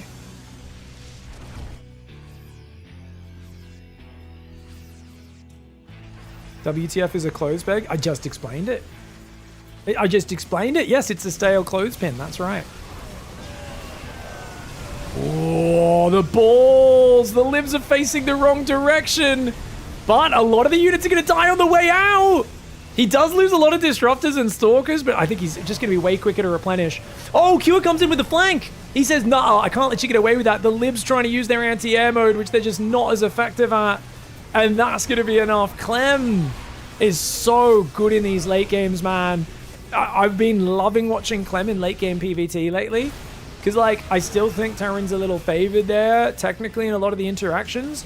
But Clem has such a deep understanding of how to micro the engagements. And I actually think he's still missing a lot of details. I think he could have been multi-pronging this base with Zealots and the natural the whole time. I think he could have been forcing Q's multitasking by doing this prism in the back door on that left side where there was only one turret the whole time, and Q would have crumbled much quicker. But as it is, it's his main army microwave on the engagements that's so insanely good, and that really is the secret to his success in the late game of this matchup. Excellent play for Clem.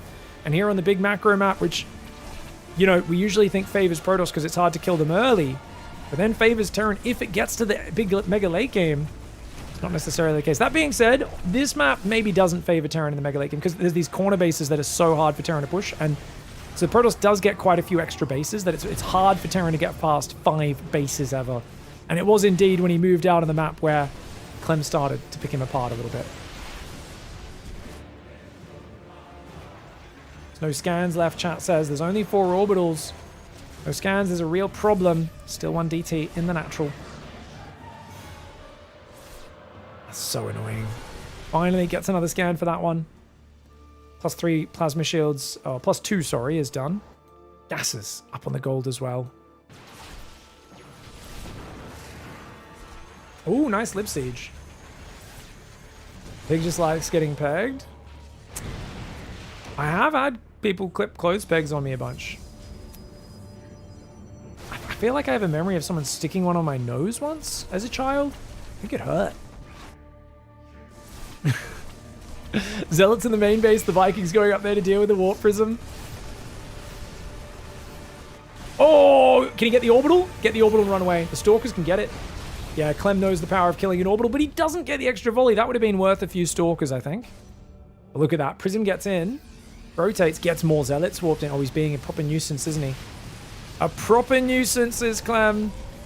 He's rebuilt his economy behind it, and he's going to take out these orbitals. The army's out of position.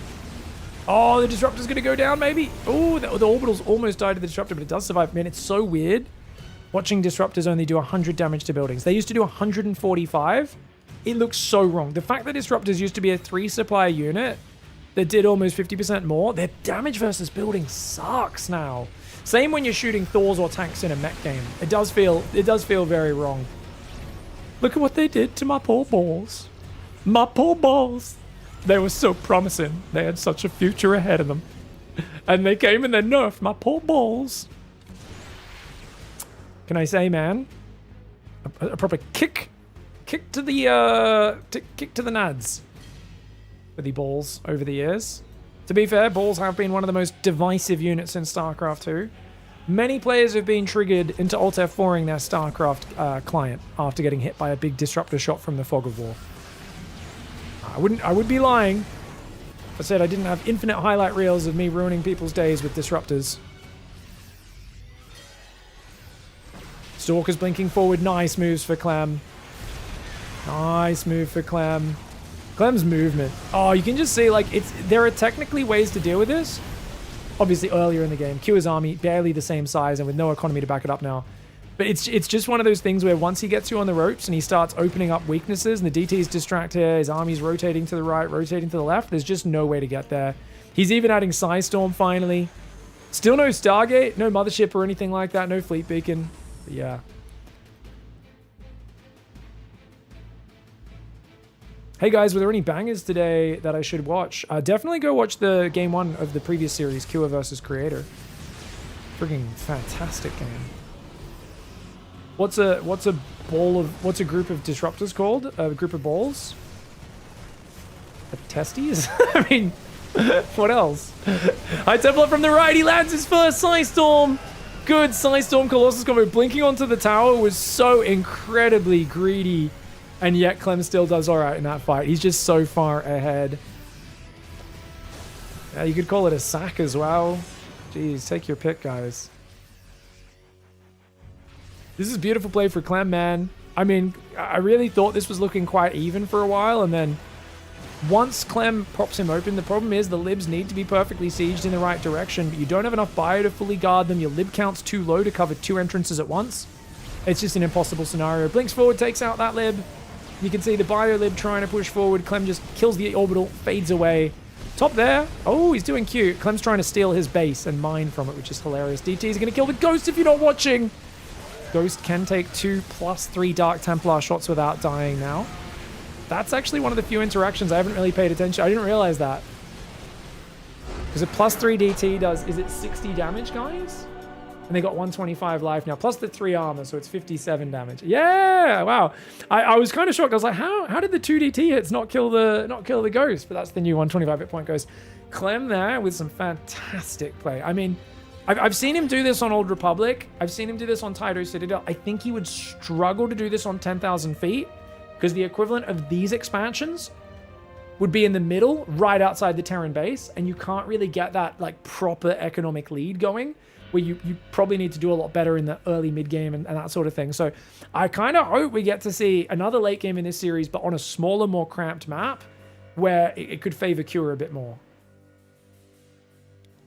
Was it 18 minutes? You said there was like, I missed 20 supply of bio Dino disruptors. Let's see.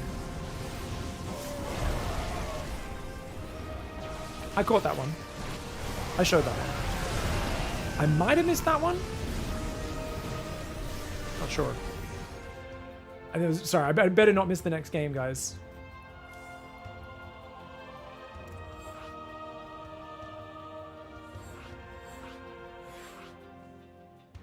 So what was the consensus, guys? Is Stale the same as Krusty?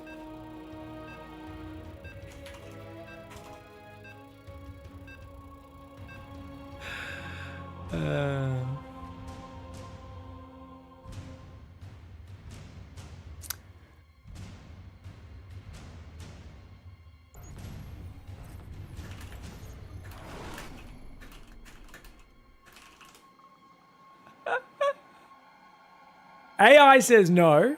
Fuck you, AI. Someone said, what's people's problem with AI? AI, the problem with AI is it's just taking a bunch of shit from a Google search, but it pretends to speak like a human. If it didn't act so confident while spewing bullshit, we wouldn't be so annoyed at it all the time. It's just like, oh, but it's definitely this. Do-do-do-do-do. And you're like, shut the fuck up. It doesn't know what it's talking about. All right, 2 minutes for the prediction, guys. Let's go. Stale bread has naturally dried. Dry bread has been roasted. Toasted. Either will work for French toast. There's people discussing French toast. So stale bread is where it traps moisture at retrogradation. Yes.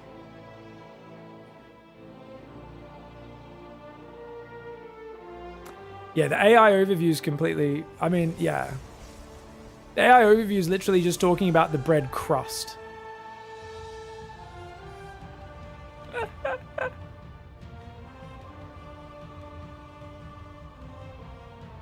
Nice.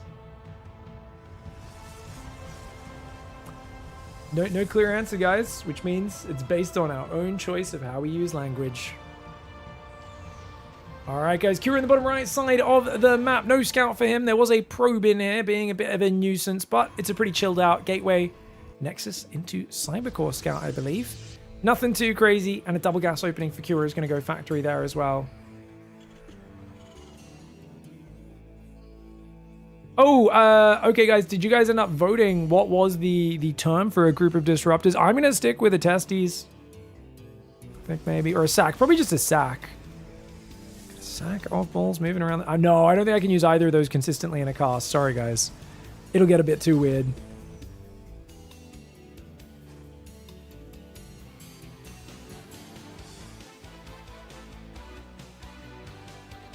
Guys, people are raging at AI now. I love it. I mean, yeah, definitely. There's good reason. Good reason. Fair call. All right, Reaper's going to come in. Stalker's out on time. Oh, he's going double Stalker. I've seen a lot more double Stalker recently. I think it's just, you know, if you know you're dealing with potentially 3 Reaper, 2 Hellion, if you can get 2 or 3 Stalkers out, they're not vulnerable to the Hellion bonus to light. Much easier to just shoot them down with their ranged target fire and not get anything killed. He's going to build a battery in the main. So if Reapers jump in the main, that's defended by the battery, and then the Stalkers can cover the natural. Twilight Council and a 3rd Stalker, which means if it's 3 Reaper, 2 Hellion, that hits about 320, 325. This Stalker will pop just as that's running in. So, very good timing. Good preparation for Clem. But the natural's wide open. One of those Stalkers out of position and a slow response. I often feel like 2 Reaper Hellion is the one that people underestimate. It's a much lighter commitment. It often finds pretty decent amounts of damage. The battery in the main will save the day. And that's something Cure is going to be a bit frustrated that he went to the main. Of course, didn't know about the battery. And he will grab one more probe or save the Reaper. He gets to choose. And he says, I will save the Reaper. Not a bad choice.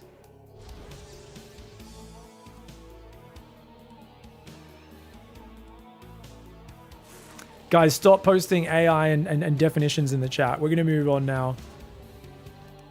Yeah. Stop it. I'm going to ban you guys. Mods can get on it as well.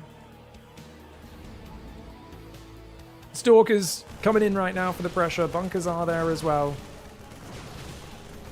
Ooh-wee. Guys, I had a pizza the other day with mortadella, pistachios, and stracciatella on it. Don't know if I'm saying that right. I never say Italian words right. It's part of being Australian. Oh, watch out, watch out, watch out. It was really good. What was the best kind of weird / interesting pizza you guys had recently? Let me know. Because that was actually surprisingly good. I was like, that sounds weird. Let's try it. It was great. Little bits of roasted pistachio on it. It was pretty yum, man. And cheese was great.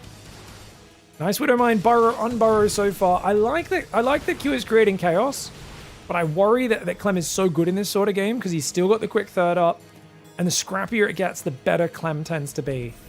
Now, this is a map where I've seen a lot of times recently Stalkers blink in air, and then they just run forwards and kill the tank. You got to be really wary this main base positioning. But there we go. Yeah, no, Q is really safe on his wall off. Very nicely done. eBay and third gas have gone down. Medevac's still there. Units lost tab is 2-1 in Clem's favor, and he has a quick third. He may be running away with this series. Obviously, it's only a small lead for now, but with Q is so paranoid about the blink aggression and not knowing about the third nexus, he's misreading what's happening in this game. He's worried about 3 or 4 gate blink aggro, and he needs to be worried about attacking. This is a greedy defensive Clem, not an aggressive one. Bacon and fig pizza was really good. Wow, orange chicken pizza? Wow, it had broccoli and orange chicken on it. It was actually really good. That's awesome. That sounds so weird.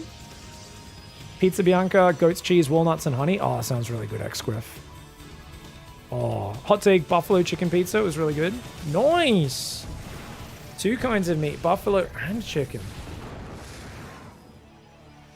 I've noticed it's really, like, I've always been a bit surprised because I know it's, obviously they don't have wings, but like which part of the buffalo do they use to make the buffalo wild wings? And are they actually like wild buffaloes, or is it just like a advertising thing?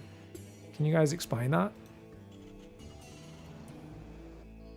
3 barracks factory and a stop order up. I baited you guys. I baited you. You can hit enter on the comments. This is what we call engagement farming. I'm joking. That was too obvious. 4 stalkers are there. 2 in the back, still stopping the medevac as well. Oh, we're gonna go forward with a tank. Couple tanks, bunch of bios, stim shields +1. Look at Clem's timing, guys. This is why playing standard against Clem, it works so well. But if you've lost the early game, similar to game 1, even though this wasn't as greedy for Clem, look at that. Marauders Marines get picked down just for 4 stalkers. But look at the timing. Colossus will be ready, Charge will be ready, and a sentry with Guardian Shield. This, if you go forward, and especially if you engage in range of the battery, this army will get mauled by Zealots. Colossus will roast the Marines. Your tanks will go down here instantly. Cure has to be cautious. He's got to be cautious with this push. He's a bit blind. He scans. Doesn't know the army's on the right side. I think going back is the right call. Good choice for Cure. I thought this might be like game 1 on Tourmaline where the tanks just got obliterated. Bio got blasted. But no, this is a bit better.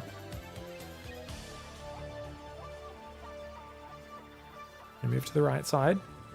Double drop joining up. Is this to unload, or will he simply join the army? It looks like an army join.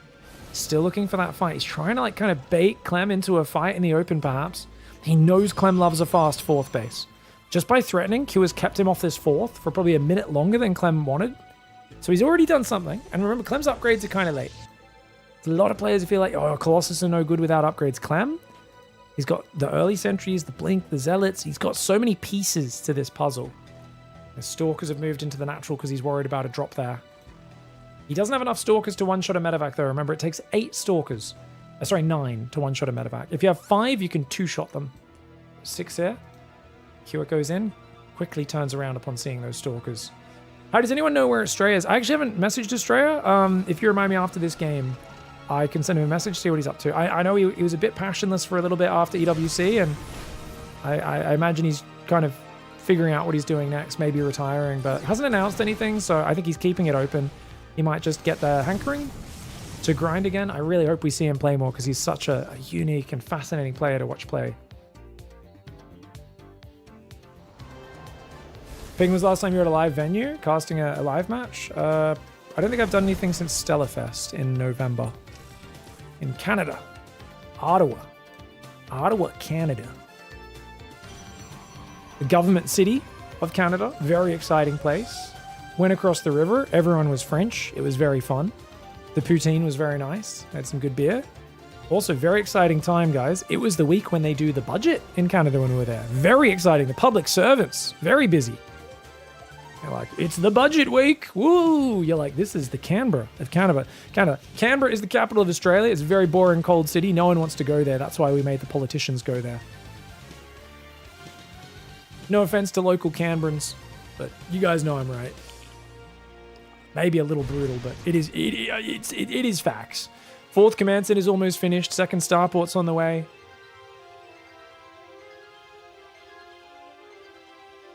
Oh, Clem's getting up to third, Robo and DTs. Okay, so Q is going to turtle. I think he's got to play Lib Range a bit earlier and just slow the game down, turtle it up, play super chill. This is like a poking squad. This is I don't want to invest anything that I actually care about losing. It's just 8 Marines in a medevac, clear a pylon, kill the probe, and then run to the corner or hide. Yep. There's no Stargate yet for Clem, which I do think is a mistake. There we go, he drops it. I was casting a game earlier. A creator refused to build the Stargate on this map. You have to build a Stargate. Just to build a single Phoenix, because Libs can get here.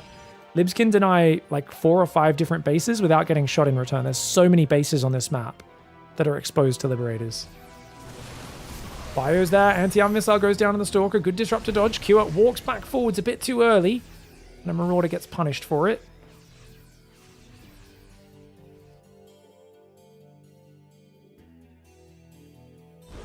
Nexus in the top side. 6 more gateways. Clem is powering up right now. His upgrades are a little late, like I said. +2 armors on the way and stuff. And Clem's going to build a Phoenix, clear this medevac, and then clear the other one. Now, I would argue, guys, build a few cannons around instead. And then your opponent's got 4 supply wasted there, 10 supply. That's 14 dead supply. And if Kua forgets about these, that's good. You don't leave any Stalkers. You leave no supply. They're just cannons to defend it. And then you go do that.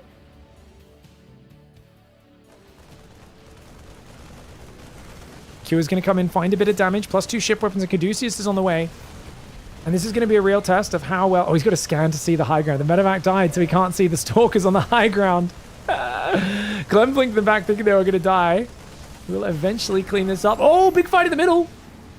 Oh, Q is still eating disruptors, but the Vikings get a Colossus. The anti-armor missile really boosts the Vikings. They do 2 attacks, so they get double boost from it. Oh my gosh, Q eats another ball. Then again, Clem derping, loses 15 probes. That's still, I think the army loss is probably more impactful though than the 15 probes. Clem is going to take all these middle bases now. 3-3, 4 libs. Lib range starts up, +2 ship weapons, and 4 more command centers. Q needs to be really friggin' careful. I want to see him turtle this up and force Clem into like Tempests. If Clem goes Tempests, then I want to see Q dive on the map. But until then, I want to see Q turtle like a mother. Mother trucker, as some would say. The best kind of truckers usually are mums. Dedication, you know, driving those long ice truck road trips, eh? Definitely what I was going to say. 4th Robo's on the way, +3 armor as well. Ship weapons coming in +2. 3 starports on reactors. Very quick to rebuild medevacs and libs. But oh, he's going to lose a CC for free. 1 command center is not the end of the world. He's built like 12 at a time, so as long as he plays slow, he's good. Oh, the Stalkers just dive. He knew that Q wasn't ready for that. He wasn't expecting it. And the bio was a bit too far back. You got to have the bio a bit further forward so you've got room to like stutter step back, dodging disruptors and stuff. Can't leave those libs exposed. Clem realized, he's like, you know what? Terrans normally don't expect you to just headbutt into the Liberators. You need to have the stim bio, the EMPs there ready. If you EMP and stim, all the Stalkers just die. They only get 1 lib.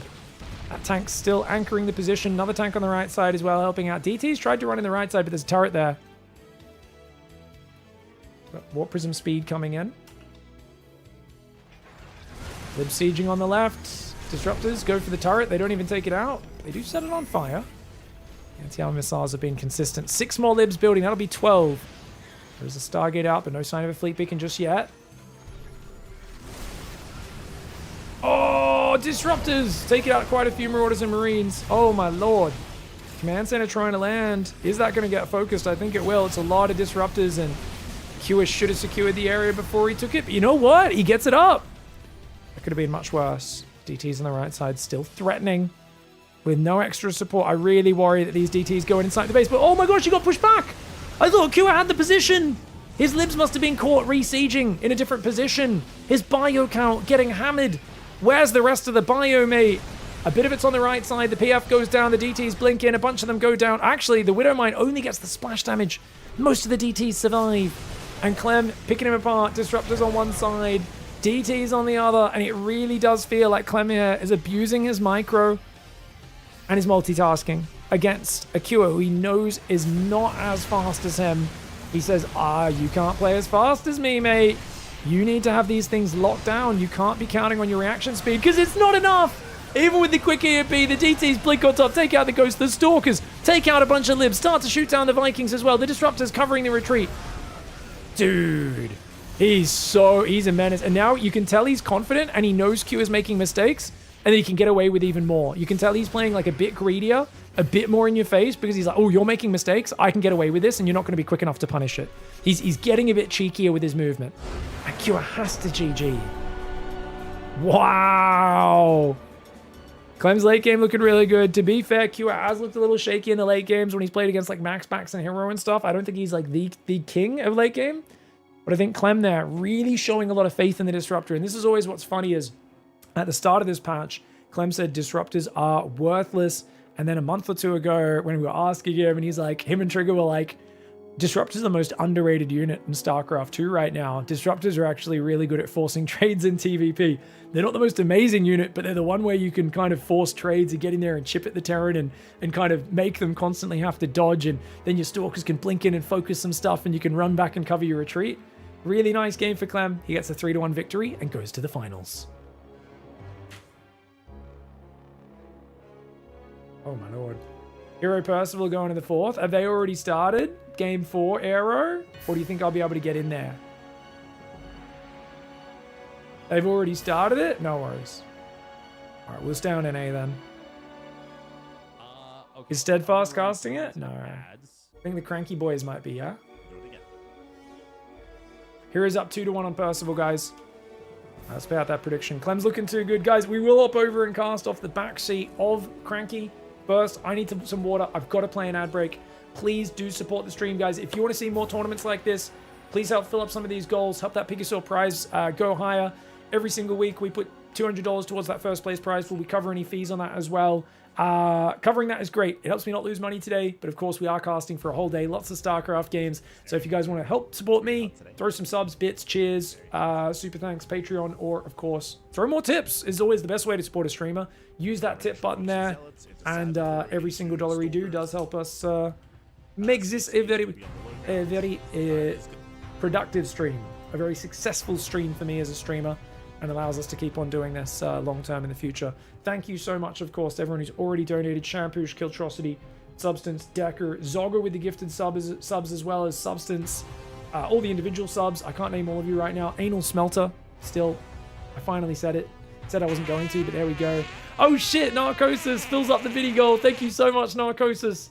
1,400 bits or 1,300 and something there. A lot of bits coming in. Thank you so much, Zogger with the 25, Bulgarian the 10, Ziggy Dead Dead, Ryan, and around then Bam, Shadow Drizzit as well. Thank you very much, everybody. We'll be back in 3 minutes. Another 1,100. What the fuck?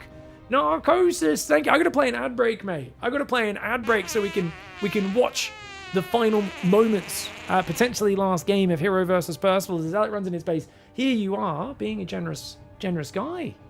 Being a generous guy. I gotta play an ad break. I'll be right back, guys. Give me a minute. Oh man, this is kind of crazy, actually. Oh, let's just watch this interaction first, shall we? Hero. Don't win it. Don't win it with a Zealot and Adept. That's an illegal move. That's an illegal move. You're not allowed. He does hit the command center. He's doing a lot of damage.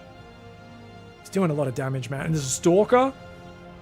He might just win with these units, you dickhead, hero. Very good play. Burstable always tries to cut corners and delay his bunker and stuff early. This game he tried to get the bunker on time, but he didn't scout for the zealot. Gets caught off guard by it, and it looks like there's going to be just crazy amounts. I think it's game over. I think it's game over. Apparently in game 3, Hero won at 3 minutes. Oh my god, Hero with the 3-1. At least it lines up perfectly so we can go straight to Hero versus Clem. Don't go anywhere, guys. We'll be back in 3 minutes. Thank you so much, Narcosis, for the overwhelming support. 3-minute ad break. I'll see you guys in just a sec.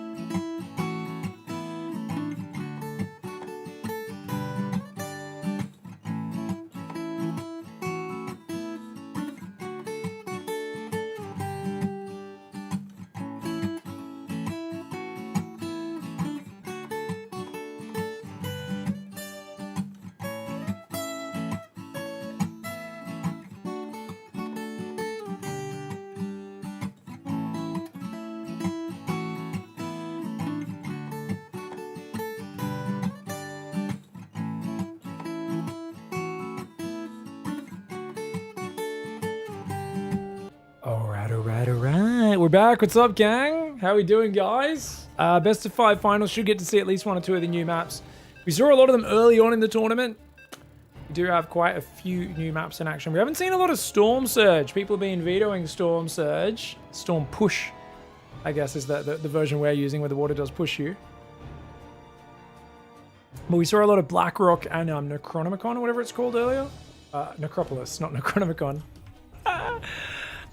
Final starting, guys. Prediction's going to close in about 20 seconds. Just so you guys know, get your bets in if you haven't already. Hero top left, Clem bottom right, TVP on Ruby Rock to start the series, best of 5. Get those predictions in. Thank you so much, Narcosis. That's a ton of bits, dude. I appreciate you very much. Thank you. He won game 1 with 2 probes and a stalker, says Patricius. That's crazy. Chat seems so stale. Yeah, it's true. Much like your mum's puss. What can I say? You go, oh, sorry. I'm sorry. I apologize. I won't. No, I'm sorry. I should use the correct terminology. It was crusty. All right. Moving on. Let's close that prediction. We're going to end submissions. You know who else loves crusty things? Clem's crusty baguette is actually incredibly dangerous, guys. It is like he gets out of control when his baguette is crusty. Oh, me, oh my. Much love, guys. All right, guys. Grand finals time. Clem in the bottom right side of the map. He just played an epic PVT from the Protoss side. And now he's going to swap sides, go back to Terror as he's facing Hero in the grand finals. Hero for T1, Clem for Team Liquid. And of course, it's the immediate probe to make sure you don't get proxied and just annoy your opponent. Classic Hero move here.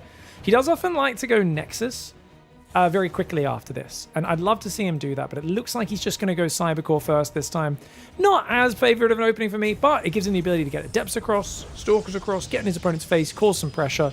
And we have seen him recently, even just then in the semis against Percival, finish that series off with just a few gateway units harassing, picking off the SCV on the command center, getting a Marine, getting a Hellion, and snowballing it from there. So he wants that higher activity style. Clem is going to scout to make sure there's no craziness. Hero's been doing a lot of like weird double gas, 1 base openings and things as well. Says that.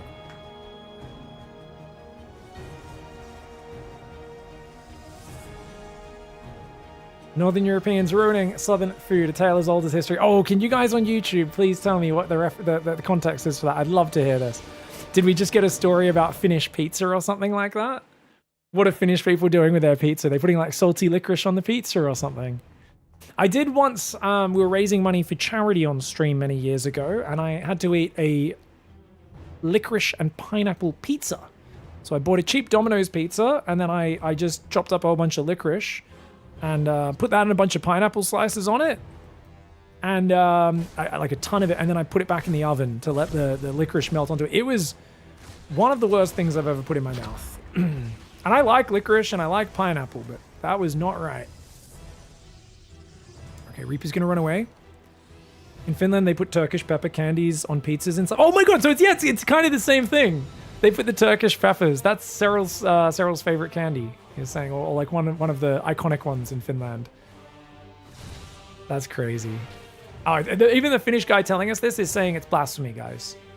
So even Anchor was just sharing that some Finnish people are insane. He's like, not me. We don't approve of this, but some people do this.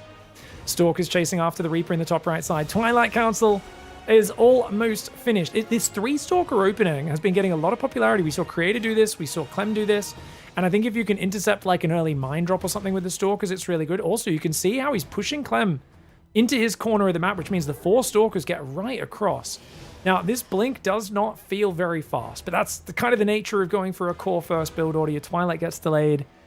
Robo's coming in now at about 3:45. With no Sentry, there's no direct scouting for Hero, but he's doing a good job of shepherding the Reaper away. Reaper somehow threads the needle and gets through there.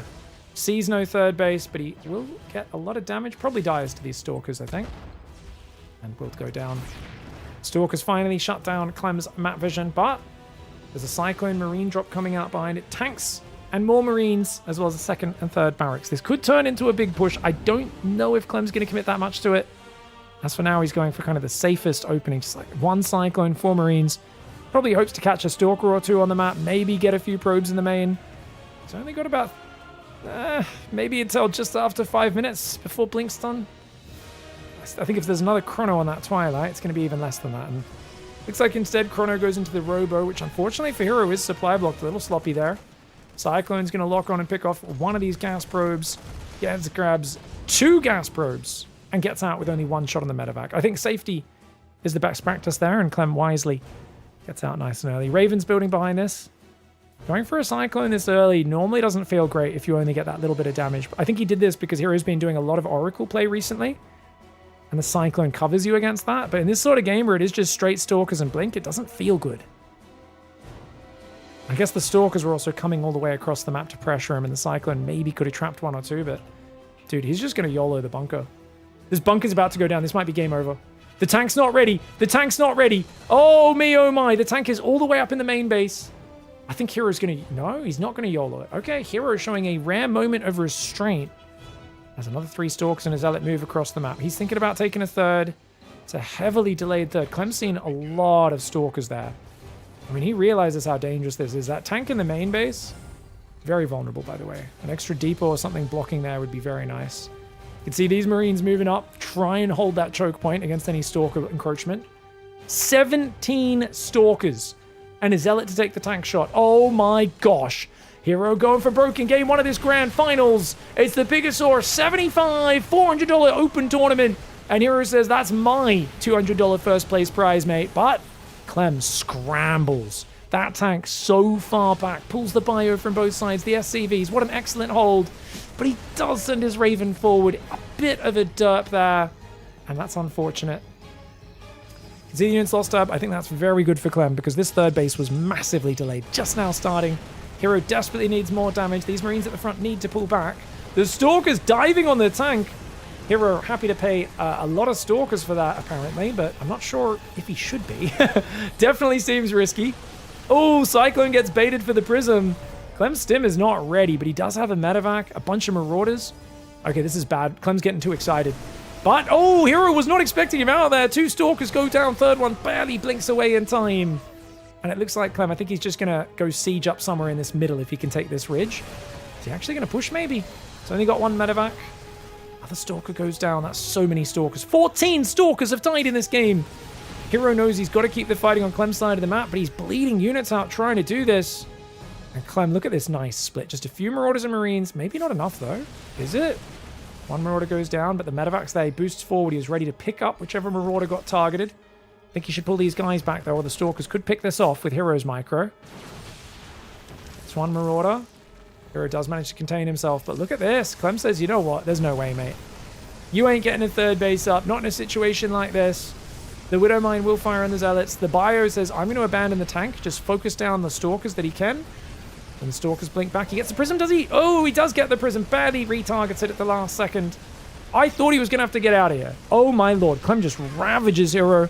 Hero went too deep on the blink. And honestly, that tank being so far back in such a reserve position, the layered safety for Clem, excellent. And it counters the 3-gate blink, super aggro from Hero. I say 3-gate. Was it 4-gate the whole time, guys? To me, it felt like it was just a super aggro 3-gate, but I think maybe there was a 4th gate that I just missed going up. Let's just double check that really quickly as Clem crushes this game. It is indeed 2 gates there, 3rd in the main, and then the 4th gate went down just there. So it was 4 gateways. It just went down a little late at 410. But damn, super committed for Hero, and he doesn't find the damage.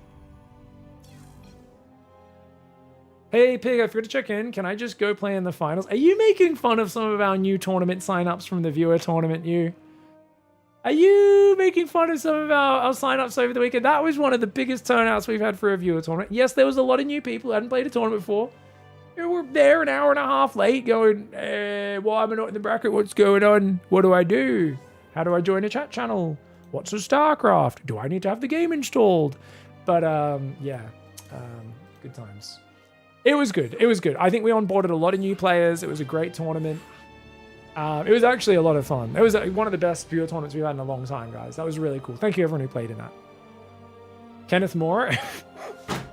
My favorite player this PiGosaur is Kenneth Moore. I agree, Avex. I think, honestly, with that 2-0 over Hoopsaya, Kenneth Moore kind of biggest win of the tournament. The guy wasn't even in the bracket. He was in Hoopsaya's Twitch chat while he was playing Cure. And he may have scored the biggest win of the tournament. Fucking Kenneth Moore. And we... Oh, it was a 10-0. I didn't realize it was that dominant. We're doing viewer tournaments last weekend of every month. Sunday morning if you're in Australia, Saturday otherwise. So if you guys want to sign up, always just put that in your calendar. And I'm not sure if we have the sign up for the next one. You guys can try typing !viewer or !viewer tournament. If it's not up yet, it'll go up soon, as we are now on the first day of April here in Australia. Clem wins game 1 there with a good defense, guys. Got 2 minutes. Who's going to win game 2? All right, guys. After some of the recent stomping heroes given to Clem, it's good to see Clem fight back. Very solid defense there. Not leaving himself open here on Blackrock. Beautiful map, by the way. Oh, look, there's a Hydralisk skull up here on this giant one. Dude, this map is so awesome. I love it. Down in the bottom left, hero for T1. There's a lot of cool features, guys. You've got these little orc watchtowers from Warcraft. You've got Hydra skulls mounted on these war posts. You've got a little Ewok house inside the watchtower there, which is cool. I mean, this is just, it's a very cool map. It's a bit choky, little cramped, which usually favors the Protoss in some scenarios. I mean, it really depends. If the Protoss is kind of playing heavy Zealot, the Bio is going to gun that down pretty well. It's like not a great map probably for Phoenix Zealot spam. But Colossus against Bio can go really well. But once there's plenty of Vikings or plenty of libs, like basically choke points to describe how terrain works. Whoever has more of a range advantage. So if you've got Colossus with 9 range against Marines and Marauders, maybe got some Sentries, lots of Stalkers in that, you will tend to be the one who ends up having the favor if there's more ledges, more choke points, more obstructions. You know, you can see destructible rocks with a narrow path in between 2 site blockers. You've also got this little, we call this the FAP station here, guys. This here is that little spot in the woods where everyone leaves their Playboy magazines underneath these trees behind this site blocker. It's a good time. But yeah, it will favor whoever has the longer range units. So there will be moments where that swaps back and forth in a PvT. Zerg generally dislike this sort of map feature because, you know, Zerg players don't like that sort of terrain. And I think this is meant to be like a banner strung up between these 2 tusks. But it does look a little bit, as I zoom in on this one, the other one looked fine, right? Yeah, okay, but from that side, it does look a little bit like a canvas that's just been kind of hanging in midair. Interesting. Some nice forests over here as well, guys. Got little clearings and stuff. Feel like Malfurion's going to come out of the woods, go commune with the spirits down there, you know? Furion Storm Rage. It's leather being stretched, Pig? Ah, okay. It just doesn't... I guess it's just because it's not quite connected on the sides. It looks a bit odd, that's all.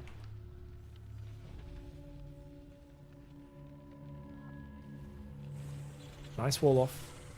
I remember when they first brought out that one map pool where Blinkstalker attacks were good again after being really bad on the previous one, and the first week Clem got hammered by 4-gate Blink against MaxPax relentlessly. And then it's like he just doubled down, got really good with his wall offs, built his double bunker at the front when he needs to. And we see he's so immune to the Stalker Blinks a lot of the time now because he's just so well prepared for it. But that's where Hero can pivot. Hero can chuck a classic. Go Storm, play Zealots, don't even get aggressive, only build 4 or 5 Stalkers. You know, be a greedy boy. And he's already starting with an Oracle. But Clem is going to go Cyclone 2 games in a row. And I was saying, Cyclone's not much use against Stalkers.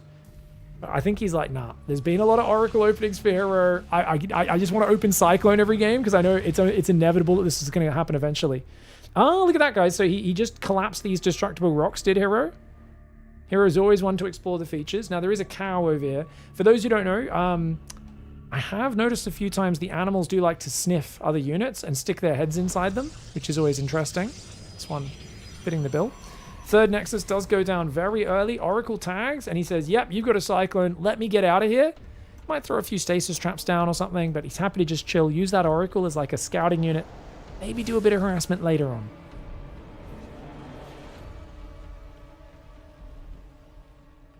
That's just some bread getting crusted, Pig. Oh, is this why they dry bread? Maybe there's a draft there. Oh, there is. You can see the grass is waving in the wind, guys. There must be a nice draft to help dry the bread. Make it nice and crusty. 3 gateways coming in. A forge. No Robo, because he's got the Oracle, of course. Just going to go Blink afterwards. Use the Oracle for detection, tracking the army. The cow is milking the stalker pig. Okay, wow. Interesting. It's a fascinating map. I do like Black Rock. Good to see Avex back in the map making scene. You know, I think there's a lot of promise for a lot of map makers, but unfortunately a lot of them just get turned off by the toxicity of Kenneth Moore. I think there's just been so much more promise in the scene, but Kenneth Moore just keeps chasing them out of the scene. Sorry for the in-jokes, guys. People are watching on YouTube like, what are you talking about? Today's been a bit of an unhinged tournament, guys. We were watching Cure versus Upsire earlier today, and oh, what is that on the ground? Oh, there's a cow corpse getting eaten by crows. Oh, that's brutal, man. Oh, that's super brutal. There was a guy in the chat who was baiting very successfully. Kenneth Moore. Tanks, Marauders, Marines, Stim, Shields are all on the way. When does that third CC go down? If Clem drops it after 6:30, I feel like he's going to commit pretty hard to the aggro. And he has to move across with the 2 tanks and the 2 medevacs either way. Does he have concussive queued up yet? No. I think he'll definitely remember it though. He's into full Marauder production now. Quite a good Stalker squad on the front. You don't want to sacrifice a lot of Stalkers here just to pick off the bunker. I think even that, a lot of hit points for 100 minerals, I'm not a big fan of, because this is right when Clem wants to move out and you've just wasted a bunch of your shields, you know what I mean? But then again, now he can threaten. Oh, I like that. Blink away, blink away. Takes the tank shot, but that's okay. Raven sees the stasis trap. Gotta be careful with the Marines, make sure you target it. Cyclone's gonna help you push out. Oh, the scan means he gets the Stalker. Nice scan. Does he push through this choke point? I don't know if tanks can get through there, man. He's gonna have to pick up his tanks. Clem's like, go through there. What are you doing, boys? His units can barely squeeze through. This is a very narrow choke point, man. They can squeeze through single file. Oh, Clem had to put a bit of APM into that. Told you guys there's some awkward choke points on Black Rock, man. Tech Lab goes down, and that means Stim and Shields did finish. Oh, a lot of Stalkers. A couple Stalkers do fall. Tanks are going to come in. He's going to deny the 4th. Is that enough, though, for Clem? Hero's army looks trash. Guys, where's Hero's splash? Does Hero have... He's gone double... He has no splash. Where's his... Oh, he's got Zealots from the north. There we go. There's the flank. Nice positioning. The tanks were all unsieged. So I think he should have left them unsieged. I don't know if he should have sieged them up there. I feel like just leave him unsieged since he's already on top of you. Clem has the numbers anyway, though. His macro is too good. Macro is too good. 4th base goes down, and... See the +1 attack. Zealot Stalker style just not go as well as Hero would have liked. It's going to be a pretty good attack for Clem. No way to hunt down these medevacs. Oh, look, there's grunts. Oh, that's my first time noticing there's grunts here, guys. He's literally got grunts on the map. There's 3 cows here in the middle as well. What now? How? What now, brown cow? Zog, zog. Stop touching me there. I'm not that kind of orc. Trying to remember the old... Is that a Warcraft 2 or a Warcraft 3 line? I always get the lines confused. It's always the peons and the peasants that I remember. The Marauders and the Marines trying to move back. Bio moving up. Oh, watch out. The Bio needs to run away. The tanks are behind the 3rd command center. The SCVs need to pull back. Marine Marauder trying to bait into the tank range. Finally, those tank shots get off. Hero is not dead, guys. Anyone else would be dead. He's rebuilding his 4th. He's got 2-1 on the way. And he's got to force mistakes with his craziness. He's got to say, Clem, I'm going to mess you up. And that means Zealots hitting the natural continually. Stalkers harassing the right side. Problem, no Robo, which means no Warp Prism. And he threw his Oracle away. I really think... I wonder what he could have done with that Oracle, man. I feel like that Oracle was still alive. Get in the main, pick off a few SCVs. Just be a nuisance, you know? Clem never built turrets. But Hero's a big fan of F2ing that guy and turning his laser on in the main battle, and usually it does dip out and dies pretty quickly.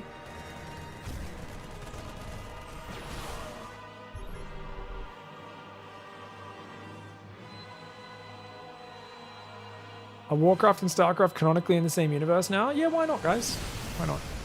Oh, nice Zealot ambush on the tanks. Problem is, can you disengage afterwards? That's a lot of Terran on the right side. Oh, that's a lot of Terran. You gotta get out of here with these Stalkers, man. Hero just, I mean, without splash damage coming in, he's just got a Dark Shrine. 3-2 finally starting. Like, these sort of run-by is really good.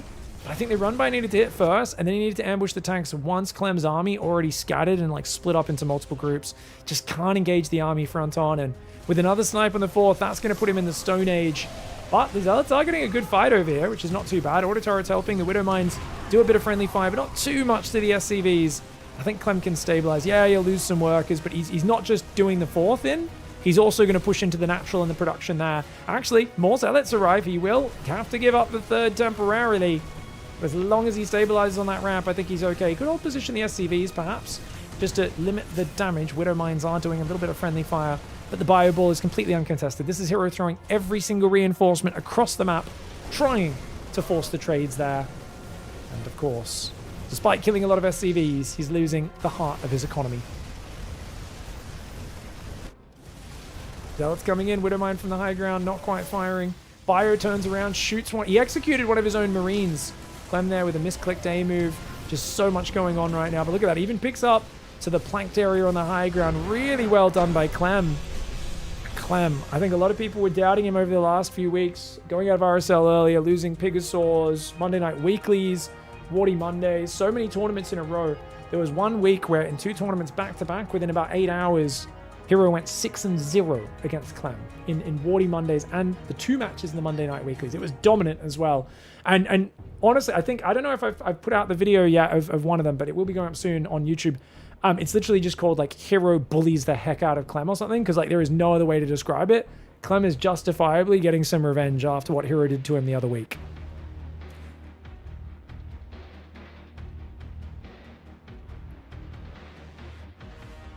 Blackrock's a clan, Falling Ninja. Tell me you didn't play Warcraft Orcs and Humans without telling me you didn't play Warcraft Orcs and Humans. Like, well, you probably don't even know that the cleric summons the water elemental, and that because humans are cucks and the original Blizzard team don't like them, the fucking warlock, is it a warlock? Orc gets to summon a demon with double the fucking stats. The ultimate unit for orcs in Warcraft Orcs and Humans, the original Warcraft, it has double the stats. They're like, oh, but the water elemental has a range attack. You're like, yeah, and then the demon closes the distance and fucking destroys it. I know, what a Kenneth Moore. Dude, I mean, I'm just saying, man. I'm just saying. Last bag for shit, man. Is that I can't even remember the line. What's the fucking line from yesterday's Salt Mines, guys? Is the last bag for shit? He was so nonsensical, my brain's hurting trying to remember it. Clem's up 2-0. Can he 3-0 this? Hero, fight back. No more one-sided finals. Hero, please fight back. Who wins game 3, guys? Come on. Only next bag for shit. Only next bag for shit. Sorry, guys. Only next bag for shit. Yeah. Original was too hard for you as a kid. You know, you guys know they didn't have Fog of War in that game? Yeah. I remember that was mind-blowing. Because I played it in, like, maybe about 2000, well after playing Warcraft 2. And I was like, there's no Fog of War? You scout an area, you see it forever? I was like, oh my god, this is crazy. And then you shoot a catapult and it just fucking one-shots like multiple units. You're like, what the fuck? But it's like, obviously you can see the catapult attack arriving from the moment it leaves their base. You have kind of a bit of time to react. You could only select 4 units and no drag to select. You could drag to select Azure. You had to hold down control and it would let you drag a box. If you didn't hold down a control, it wouldn't do anything. So you had to use a modifier in order to drag a box to control units. Or you would have to like shift click 4 units one at a time. Yeah. 4 unit max selection. Revolutionary. It was a pretty good game though. It was actually really well made. Warcraft 2 I think holds up a bit better. I think I can go back and play Warcraft Orcs and Humans, but it was more of like a, oh, let's remember where one of the very early RTS games, the one that invented Fog of War, you know? Let's go check that out. But Warcraft 2 I replayed like not that many years ago. And I was like, I love this campaign so much. Warcraft 2 is amazing. Nice shorts, thank you. You should buy them. You guys should buy them. ! Merch if you want a cool pair of shorts for summer. We're going out of summer, so soon I'll be changing it up to the other one. The long pants version of these. Alright guys, it's now or never. Hero has to fight back, and he's decided now is the time to go greedy. No scout for Hero. And of course, in the top left, Clem. Looks like he's going for a 1-rack expand, so it's going to be a battle of standard greed. But will Clem send an SCV? He's been doing a lot of SCV scouts to check there's no early zealots, no crazy shenanigans, no proxy gates. Big, just thanks for your stream. Just started learning your stream series. Oh, thank you, Lord Mind. Yeah. How to be a degenerate, right? No. If you have any StarCraft questions, please let me know. Still waiting for games with Zerg. I was harassing the Zerg pros this morning, but I don't think the Korean players were awake. I was spamming messages to Solar and Shin. I was like, "Are you awake? You want to play the tournament?" Unfortunately, depending on the time zones and the time of year, it's a bit early in the morning with like daylight savings and stuff when we start this tournament because we do try to cater it towards the American time zone. Normally the Koreans can sign up, but for whatever reason, it's Hero, Beyond playing every week, Q are getting up. But we just haven't had the Zerg players, and I've been trying to get them in here. We did cast a Zerg game at the start of today, but I really enjoyed this. I'm the same. I get bored of casting PvT all day as well. I would much rather have a mix, and when Solar and Shin were playing every week, it just made it a lot more vibrant. So hopefully we get them back in. Hopefully we can get some pro Zergs, lure them back into our weekly event. But we'll see how we go. I always prioritize casting the Zergs when they're in the bracket because there has been a lot of TVP. I mean, you know, I like the Hero Clem rivalry. Their games are always bangers, and it does go back and forth in really fun, exciting ways. But obviously, variety is the spice of life. Oh, Clem thought he was going to lose that for a second. Dangerous. Just add a prize for highest placing Zerg. Yeah, those sort of prizes, I think they often get ignored, unfortunately, but we might add one. Hey, get $50 just for playing and being the highest placing Zerg. Might get some in. It did cross my mind the other day. I was like, if I can't get them back through other means, I will do that. I'd much rather they actually just want to sign up. But ooh, 3-gate. 3-gate, no robo just yet. No pylon on the natural. What the... The pylon goes up over there. Hallucination's going to go out as the first scout here for Hero. Hero's got really good at using hallucinations. I love that he's mixing those in a lot more now. Clem's going to go for the siege tank. No Cyclone this time. Love to see him mixing it up. Doesn't let his Widow mine friendly fire or anything like that. How about the winner has to play you playing Zerg in order to win the prize? Yeah. Yeah, I mean, that would fit. I don't know if you guys have seen just behind me on my wall, there's a giant picture of me dressed up as the king. And, yeah, like, if you guys, like, it sounds really cool. Not weird and self-centered at all. I'm like, you guys have to play a washed-up caster. And then, like, we get to watch them murdering a bad Zerg player. Reaper Alien's not going to find much damage. I think they'll get one probe, but can this distract enough for the Marine Widow Mine drop to get some real damage? 3 probes go down? What? Oh, Hellions still alive over here, somehow. Single Stalker goes to deal with it. Hero a little slow to go back, so that's 3 probes for Reaper and Alien. That's fine. I think that's a perfectly fine trade for Clem. Keeps his units alive. He has bunkers on the way, tanks. And he's going to keep the activity going. Interesting, Liberated. Now, he needs to be careful. That Lib needs to not go through the middle of the map.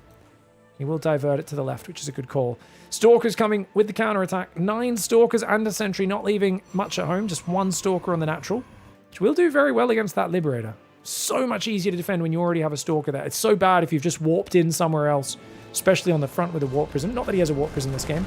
Oh, he's going to go for it. Tank's going to go down. It does get a few shots off. The Marine's going to try to focus him down. The Guardian Shield, very nice at tanking damage. Lib gets F2'd home. He corrects it quickly, goes across the map. And the Stalker, in this case, has actually been F2'd here, which will cause issues. Third Nexus starts. Liberator thinks about going in, but Clem is specifically like the moment you engage, he'll tell the Lib. He should tell the Lib to go in now. But he's busy responding, and he loses his bunker. Tank's going to get on the high ground, but he's losing a lot of Marines SCVs. Bunker goes down. Liberator, though, is going to ruin Hero's day. Hero, of course, not too distracted right now. He should be able to respond, but he's focusing on the front. He is distracted. He blinks in, takes a massive tank volley and a Widow Mine shot, but he gets the tank in the mine. Starting to pick off Tech Labs here. Liberator does kill 6 probes. Hero multitasking as best he can right now. He's got to be careful, though. Those Stalkers, one of them gets shot down, but he does do a lot of damage. No mining on the natural at the same time. Clem is up 6 workers, though. As the dust settles, the worker count tells me Clem's ahead. But the Stalkers blink in, get another tank, and this might start to snowball. Yet again, more Stalkers are going down. Can he get the ready point 1? You know Clem wants to target it, but Hero's Blink Micro is too good. Another 6 SCVs go down. Good damage with the Stalkers. He's kind of, prying open the defenses right now with his crowbar of Stalkers. Dark Shrine's on the way as well. He says, you know what, this game's a bit of a mess. Let's go Dark Shrine. I disagree with it. This could be game winning. Don't get me wrong, in a messy game like this, there's no Raven. DTs might win the game. But it does mean your splash damage is going to be crazy late. I would never do this. When I say disagree, I think this is not the highest percentage move. Hero never plays the highest percentage. He plays the most surprising move. And that often is why he is so good at finding victories in places where other players get predictable. The opponents say, oh, I know exactly what my opponent's going to do next. No one has ever predicted what Hero is going to do next. That is the beauty. It is the problem that he has turned himself into as a player, is you never know what's coming next. And that is his entire style in a nutshell. Clem sneaking a drop out in the midst of this because he knows the Stalkers are so damaged. He's like, only a crazy person would push in here. Honestly, it is a gamble, but it's a gamble he's okay with taking because he's like, wow, they're so damaged. Even if you go in, you'll lose so many to the Marauders. And let's go across the map. Dark Shrine comes in. Even Hero doesn't know. I actually believe that. I don't know if you guys believe it. Some people, I think, probably believe he has everything mapped out ahead of time. I don't believe that for a second. I am utterly convinced that Hero figures it out on the fly almost every time. I think he has a bunch of ideas floating around in his head, and he's pretty much constantly, intuitively hopping from one idea to the next and kind of feeling it out. He's very fluid in how he plays. And there's a lot more mistakes. You know, it's a creative play style, and it's very much like, I don't know, heard people who follow soccer, football a lot closer to me say, oh, you know, back in the 90s, the Brazilian team was so creative. Now it's this boring, perfect practice European style. It's not as creative, not as exciting. And I'm like, yeah, I don't know. Maybe Hero's kind of like that. He is our last bastion of extreme, insane creativity. In a game where most people think they've figured it out, he still finds a way to win with madness. Tank goes down at the front, 2 DTs, one in the main, one in the natural. Turret goes down in the natural. Scan in the main clears up one, but dude, he doesn't have any other scans. Orbital's just started. Morphe, he doesn't have any other scans. He's gonna have one in the second, but this is great damage. Oh, Clem's wishing he did not drop mules as effectively as he did up to this point. The Stalker Zealot comes in as well. That's 13 SCVs. I don't think you want to actually fight with the Stalker Zealot. You just want to distract. The DT could stay in there, but he's going to pull it back. There's a turret up in the main. There's one off-center in the natural. Stalker Zealot trying to get a bit of a cheeky fight there. He's got DTs in the engage. This is a sloppy engage for Hero. Hero's got to get out of here, man.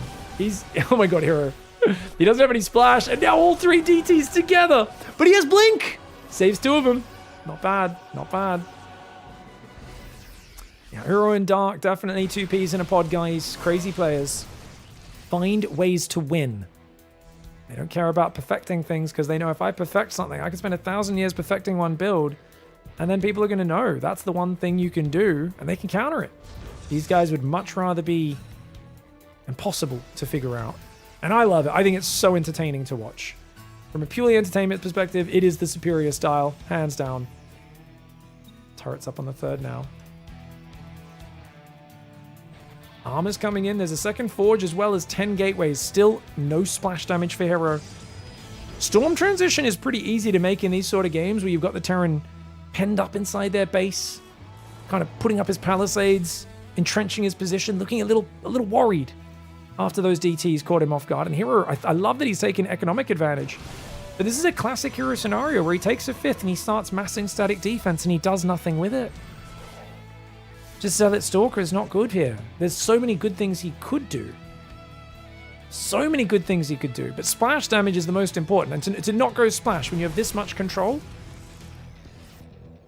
it's potentially a disastrous decision. If I sound frustrated, it's because I am. He's got so much map control now. He's put Clem in the naughty corner.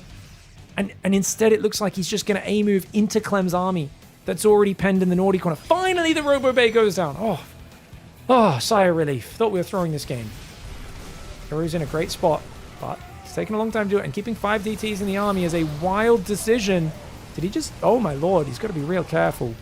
Tries to go for some force fields. I love the DT on the 3rd, though. Lures him out of position with the main army. DT gets 4 SCVs, goes for the turret, does back away. Prism's going to go for a Zealot drop in the main. There's not much reinforcement to defend that. That Dark Templar does go down, but these are more scans being used. I love the way Hero's forcing him to use scans. As long as he gets splash damage behind this, with all this damage he's doing without Occupied Giving, it's amazing. He manages to get a Ghost, which is huge, but he's got to get his Stalkers and Zealots out of here. Oh, Hero, get out. You can't be getting your army cornered. The army's right there. He loses a bunch of Stalkers. The DTs ravage the natural. The Zealots ravage the main. Huge damage, but he has no splash damage. Clem will be pulling the boys momentarily. Hero needs to keep fighting him, and he dies. He gets it. He gets it. He gets the tank of the Marine Marauder. Hero gives him the Twister. Prism in the main. DT's in the natural. Zealot Stalker pretends to run away and immediately turns around and dives back in on the tank and Marauders on the front. Hero will not be going down without a fight. Thank you, Hero. Thank you. DT's was a genius call, man. DT's was a genius call. It was absolutely correct for that sort of game. He threw away a lot of Stalkers to pry that game open and move it away from the standard game. That was awesome.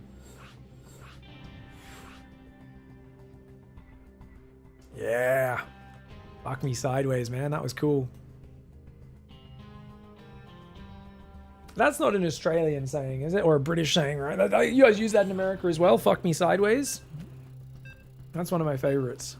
I do like a fuck me sideways. Fuck me running? I've never heard that one. Game 4 predictions up, guys. I'm going to snooze some ads. Hopefully this is not a 35-minute game, or we will run into an ad break. Fuck me sideways is a good one. Yeah, fuck me running. I've never heard that one. AP Amnesia, hard plays. I think I have to hear someone say it to like understand the expression a bit more. Yeah, just fuck me. Yeah, fuck me is fine as well. I just love fuck me sideways. I don't know. There's something about it that tickles me. Big G Stormgate is shutting down? No, I did not. No, I did not. It's not entirely surprising though.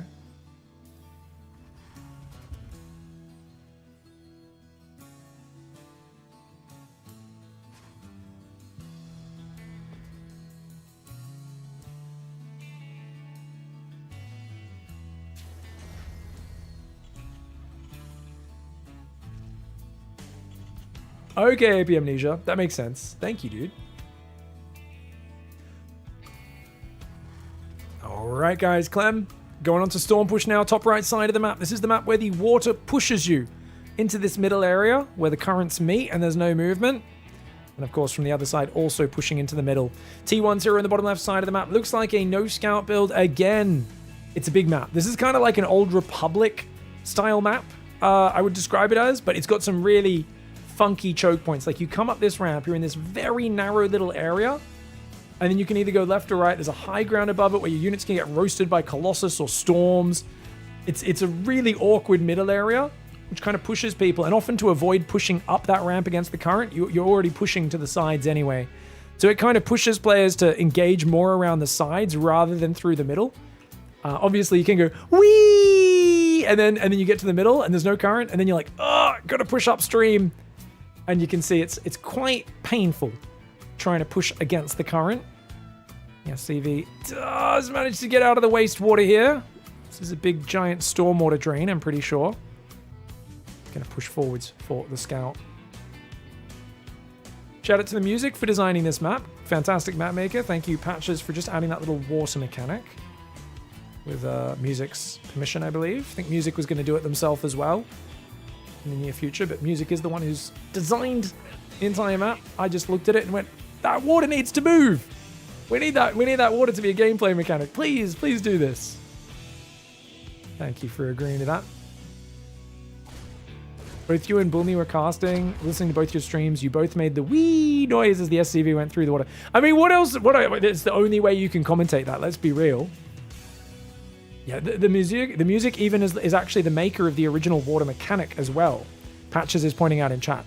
They actually made this water mechanic, the triggers, because they built the original Hidden Resort map, which, for those who don't remember, it's the water slide map. It's a big water park map, and there's water slides all over it, and it's great. If you siege your units in that mechanic, or burrow them, they will get pushed. Right? I think burrow as well, right? I know siege tank will get pushed by the current until it gets to the end. I'm not sure about burrowed units. I actually don't know how burrow... Have you tested burrow on it, Patches? I'm so curious. Oh, Oracle opening again. Hello.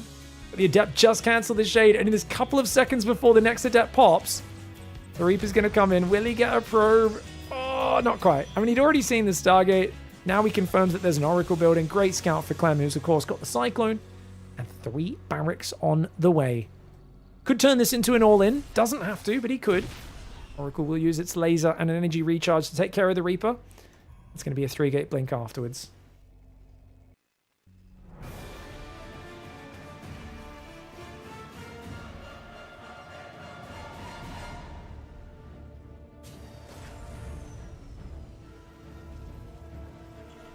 Marine stim and a siege tank.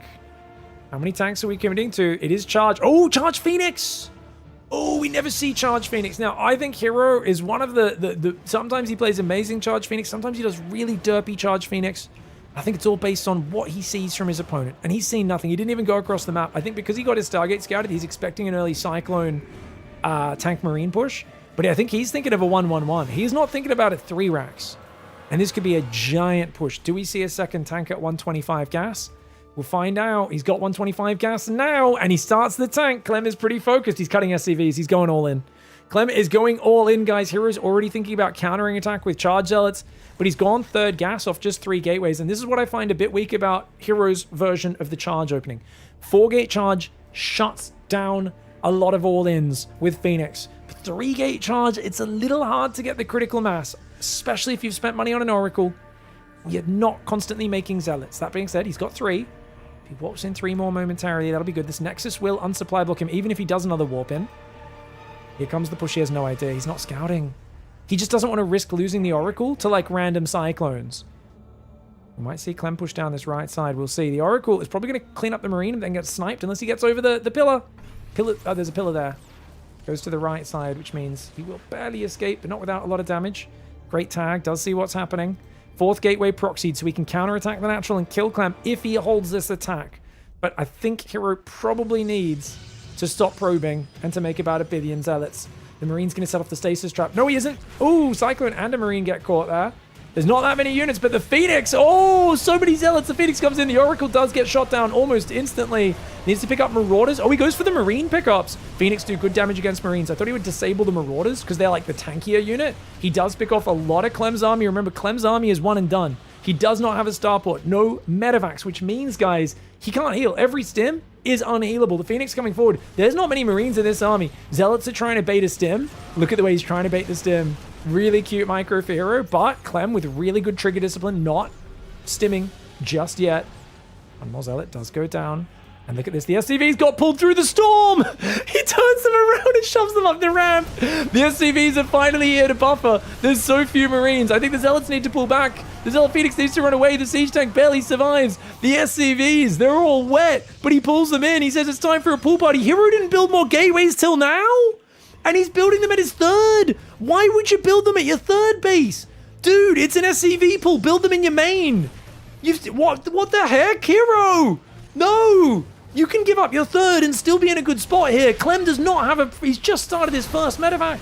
Probes being pulled into the fight. A crazy choice here. He tries to drag the Widow Mines over the units. The probes need to get out of here. But he's built his gateways on the front. Hero does not have the critical mass of zealots. As I said, he just didn't have the scouting, and he always struggles with this. Energy recharge is necessary on those Phoenix. People forget that you can energy recharge Phoenix so they have more lives. He goes for the kamikaze. He splits the Phoenix at the last second. The Marines chase the Phoenix. The zealots going in. A few Marines do get picked off, but the zealots getting gunned down by those 2 siege tanks. Hero, if he'd given up this base, I think he'd be in a really good spot because Clem does not have much behind this. But with bunkers now going up on the front and throwing away an extra pylon and 3 gateways, that is unfortunate. Chat saying, where's the battery? I actually think batteries are completely unnecessary with Phoenix Zealot. It's more important for you to engage and not let the tanks get the position to begin with. Oh my god, the fight in the storm looks ridiculous. He finally goes for the counter, which I think he should have done with a few zealots earlier. He could have picked off so many reinforcements with a few zealots looping around if he was willing to give up the 3rd. But he's now going for that counterattack. Zealot Phoenix is going to come in. Oh, great positioning by Clem. Amazing positioning by Clem. Really well done there behind the minerals where he knows the Zealot can't get surface area. Now, there are Archons making. This game is not over. Phoenix dive. Zealots dive. The Phoenix picking off the Marines. They're going to go after the Viking. They take care of that one. Picks off an SCV there. He's trying to pick off the Marines in the medevac. The SCVs are struggling there. The Zealots doing what they can. The Phoenix pick up the Widow Mine. Nicely done. Good trade for Hero, but is it enough? His Phoenix are still very low on energy. A Forge goes down. Hero's on 2 base. He could take this 3rd on the left side. which I think he should probably think about doing. He's got to try and stop Clem from retreating home. Hero does not want to lose this series right here. They can speed through the middle, but remember, when you get to the other side of the water, you're pushing against the current. Clem gets caught in the current. He gets caught in the current. Oh no! Clem gets caught in the current of the storm drain. That's why you don't go down here. You've got to go up the sides if you want the map to interact like a normal map. Oh man! Hero dives through using the current to his advantage. He literally dives into the rapids and starts chopping the Marines up. They thought they were going to be like the dwarves in the Hobbit movie. You know, when they're bouncing around in barrels and they ignore physics and there's nothing that can kill them because it's a cartoon. Well, Clem thought he had those physics. He did not. Hero's the one who had those physics. His units just went slice and dice. He just made Marine sushi all over that river. There's chunks of Marine everywhere. He dives up the ramp and gets the win. What a game. Hero ties up the series 2-2. Taking advantage of the storm. There's a reason I requested this mechanic, and after like over a month since it's been implemented, we finally get some actual fights in the storm drain. I'm so happy right now. Let's go to game 5.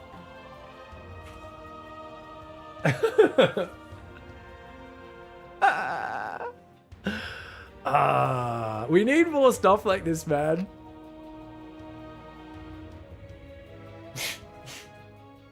Don't tell Clem I requested that mechanic. No, bad. Don't tell him, guys.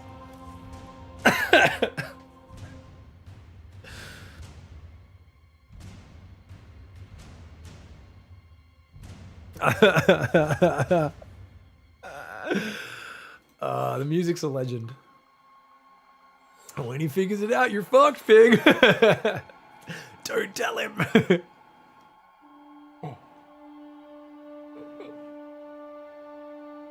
Oh, yeah. Absolutely paradoxical. Yeah. Let's get a final fight. Maybe someone clip it. I hope someone clipped it, by the way. That shit was awesome, man. The SCV, it was so funny because the fight was so hectic on the right. And then we're like, wait, what's that red blob? I look over and there's like 20 SCVs. Like, we're not good at swimming. I'm like, what the fuck? And you see Clem realize at the same moment. He was like, get the fuck over here, boys. All right. All right. Who wins game 5 and the finals? Oh no, ad break's gonna autoplay. All right, sorry guys, you guys are missing the first 3 minutes. As long as there's no proxy, if you're not a sub, you're gonna miss the first 3 minutes. I have to click an ad break. No one's sending a worker out. It's fine. Okay, you guys are gonna miss 3 minutes. I apologize for that, guys, but it's better now than 20 minutes into an epic game. 3-minute ad break. Gets clicked. Let's see. A queen walk in the sewer. Oh my God. I mean, they'd be so fast to get across your side of the current, and then they would take so long. I think you would just cross the side on your side, and then you'd go out the side of the vent. You'd go up the side of the sewer before going into the negative side. If you go against the current, oh my God. Thank you, Patches, for the tier 1 sub, dude. Thank you so much, guys. All right, guys, it's not over till it's over. I'm sure Clem will be very happy when he finds out that I requested that mechanic was added to that map. Fun game, though. Clem in the bottom left, Hero in the top right. Dude, Hero's such a crazy guy. Like, he never overcommits to shutting down the push. I'm always like, man, if you're going to go Phoenix Zealot here because you think he's going to push you, just shut it down. Go 4-gate. But then he finds ways to win, even when I think, oh, losing the 3 gateways, surely he's screwed. But dude, his Phoenix Zealot counter was fantastic. Really nice play. Awesome to see.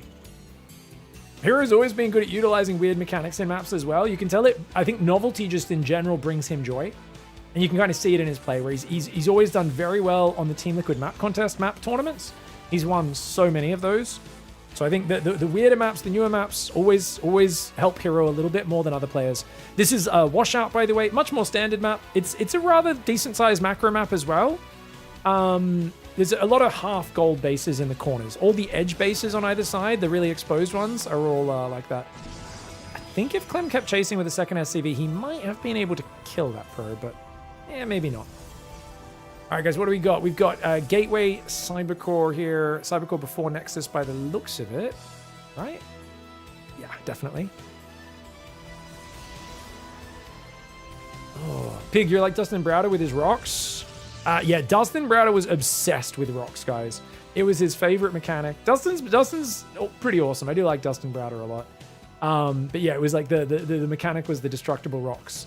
where you could open up parts of the map in StarCraft 2, which was, I guess there wasn't a lot of that in many RTS games before that. I'm sure there was some maps, some games, but nothing as popular as the StarCraft that had destructible terrain. If you guys play the tabletop game, the sight blockers, which I don't think this map has any sight blockers. The sight blockers in that are destructible. If you walk over them, they disappear. They get removed. Fun little mechanic. Think we have more maps like the Storm Drain one? We haven't had such fun maps in years. Yeah, well, I mean, we're doing a lot of different maps like Washout. We're doing Necropolis. Is it Necropolis? I keep calling it that, but I think it's... Is it Necropolis? I think it's Necropolis. Necropolis and Blackrock and stuff are all different maps. They're aesthetically different. But I do personally want a few more fun mechanics. Personally, like the Storm Push. I just think that sort of crazy novelty is cool. I also think a few more like healing shrines and just interesting things like that would be good, because everyone thought healing shrines would break StarCraft. They said, if Protoss can heal an Oracle on it, it'll be so broken. If Terran can heal a battlecruiser on it, it's so broken. Guess what, guys? We had multiple maps, and we had Persephone, where air units couldn't go on it, and occasionally it changed an interaction a little bit here or there, but not that much. It wasn't that crazy, the healing shrine. And then we had the one with no air blocker on, I can't remember what that map was called. You guys remember the left side of the map. It had no air blocker, healing shrine, and it just really didn't do that much. We had, even Clem, I remember, tried to play battlecruiser against Serral, and he ended up losing. Torches was the name of the map. And there was a few times where someone healed an Oracle there, or healed a few Stalkers or a few Hellions, and like, it was cool.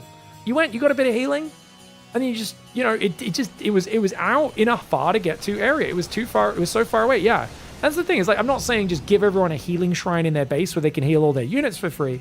But, I mean, as long as you make it so it's off on the side of the map, you know, you've got to go out of your way a little bit to get there. Like, there's a lot of good ways these mechanics can get thrown into maps without breaking them, so I will keep pushing for more of these, and yeah, I mean, thanks to patches and the map makers, I think especially in our tournaments, we have a lot of freedom. Stego's been really cool about just trying to get more variety, even though I think Stego really wants to respect the players a bit more than I do. Stego, of course, runs all these tournaments and stuff, guys. I am the mascot. We cover the tournament between us. I cover the first place. He pays out the second, third, fourth, because it's an even split. And he helps admin things. He's also, you know, doing a bunch of cool stuff. He's working with like a replay system and some cool software stuff he's been deving to do with StarCraft that you guys will see a lot more of soon. But I think I'm a bit more let the players adjust and handle it. It's a weekly cup. It's not the end of the world. Let's have some cool, you know, stuff go on and see what happens. That's good. Really, getting a Widowmine for a Stalker is always great. Widowmine does go down. He sees the push.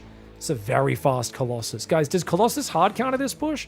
I always feel like it's so narrow. If the Colossus gets out before he gets sieged on the third, then it's really fine for Clem.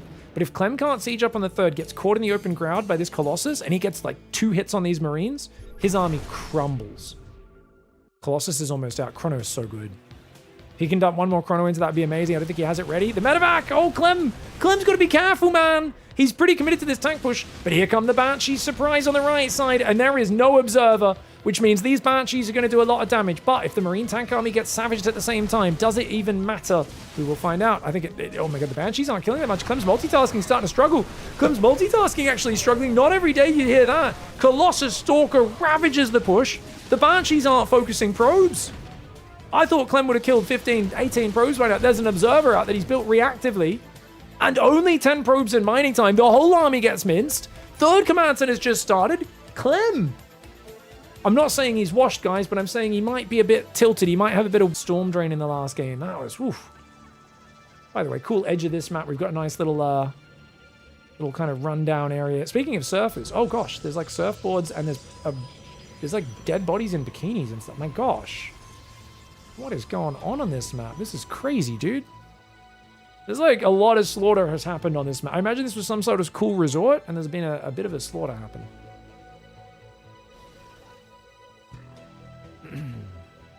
Yeah, I actually don't know what I said. Surfer's nose? Sorry, I'll speak American for you. Surfers. So, I don't even know how did an American say surfer any differently? Surfer. A surfer. You know, like a man who works for his feudal lord, or surfer. I don't even know, man. You guys overpronounce words all the time and get very easily confused when people don't. It's wild. There's always one guy like, what's he saying? He's speaking different language. God forbid you guys ever go to, like Inverness in Scotland or something. My lord. You guys will just be staring at people like, is he speaking English? I can't understand what he's saying. Is this some sort of local dialect? Like,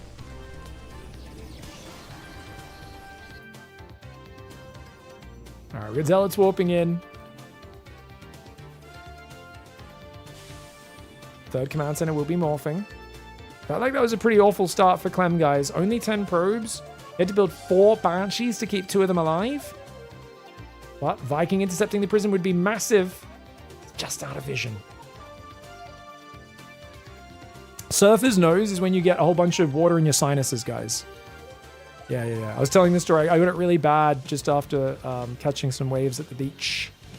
Just swimming the other month. And I was like randomly at home, and then I turned my head as I went to hug my wife, and like water just sprayed out of my nose like a friggin' faucet for like a good 30 seconds. It was hilarious and insane. I've never had it before. I was like, what?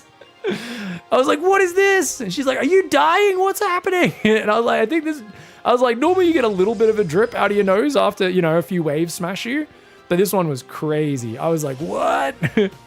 And then later that evening, I did it again. I tilted my head for something. And again, water sprayed all over the floor. I was like, what the hell? How much water was stuck in my sinuses? It was crazy. It's pretty funny. Yeah. Second Robo Forge coming up, a few Zealots on the way. Who's favored here, guys? I think Clem's massively favored in late game, but where do you take your 4th? I assume he takes it on this side, and he's got to defend this entrance, all the way down here, and over here. That's quite a wide area to spread, and each base is going to get further apart. That being said, Heroes' bases are kind of going to be a bit more towards the middle, on the top. On the south side, I think this base and this base might be a bit easier to defend, unless Clem decides to, of course, move forward to these 2 expansions. I don't know, this seems like a pretty balanced map for late game TVP in terms of base locations. I don't really see like it being epically favored one way or the other. I don't think these expansions are out of Clem's reach by any means. I also don't think the corners are like that far for him to push towards to deny. Hero's going to take this base down the bottom. Trying to get up one of these semi-golds. Second eBay Armory finally going down here. So Hero's got a good head start, I think, on the upgrades. Especially if he keeps chronoing those. He could get to 3-2, something like that very quickly. And he's already started Disruptors. Looks like he believes in the Disruptors. He's seen Clem having some success with it. Must think there's something to it. That fountain has seen better days. I would not have a drink of that water. Now, to be fair, you shouldn't be drinking fountain water anyway, but I think if a pigeon drinks that water, it transforms into some sort of bloody mini Zerg or something. All right, +1 armor's on the way. Second eBay in the main base. Should be able to pump up the 2-2 in a moment. Missile turret's going down to shut down any prisms. Now, to be fair, you have to leave the Viking here. Otherwise, a prism can just fly past, take a few shots from the turret, and be fine.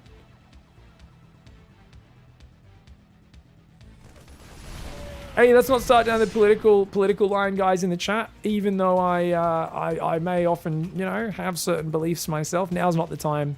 Appreciate you guys. Thank you. Zealot Stalker, Colossus Disruptor. Going in here. Let's go. Bio Viking Colossus. Ghosts need to get some EMPs here. Clem's got to try and withstand. The siege tanks are doing so much. I don't like this commitment for Hero, guys. Hero's got to put it back in his pants right now. That's a lot of units he just threw away. I don't think he got a huge amount of value. Then again, the units lost tab doesn't look that bad. These tanks are exposed. He goes in with another wave. YOLO. YOLO. Crazy man move. Oh my gosh.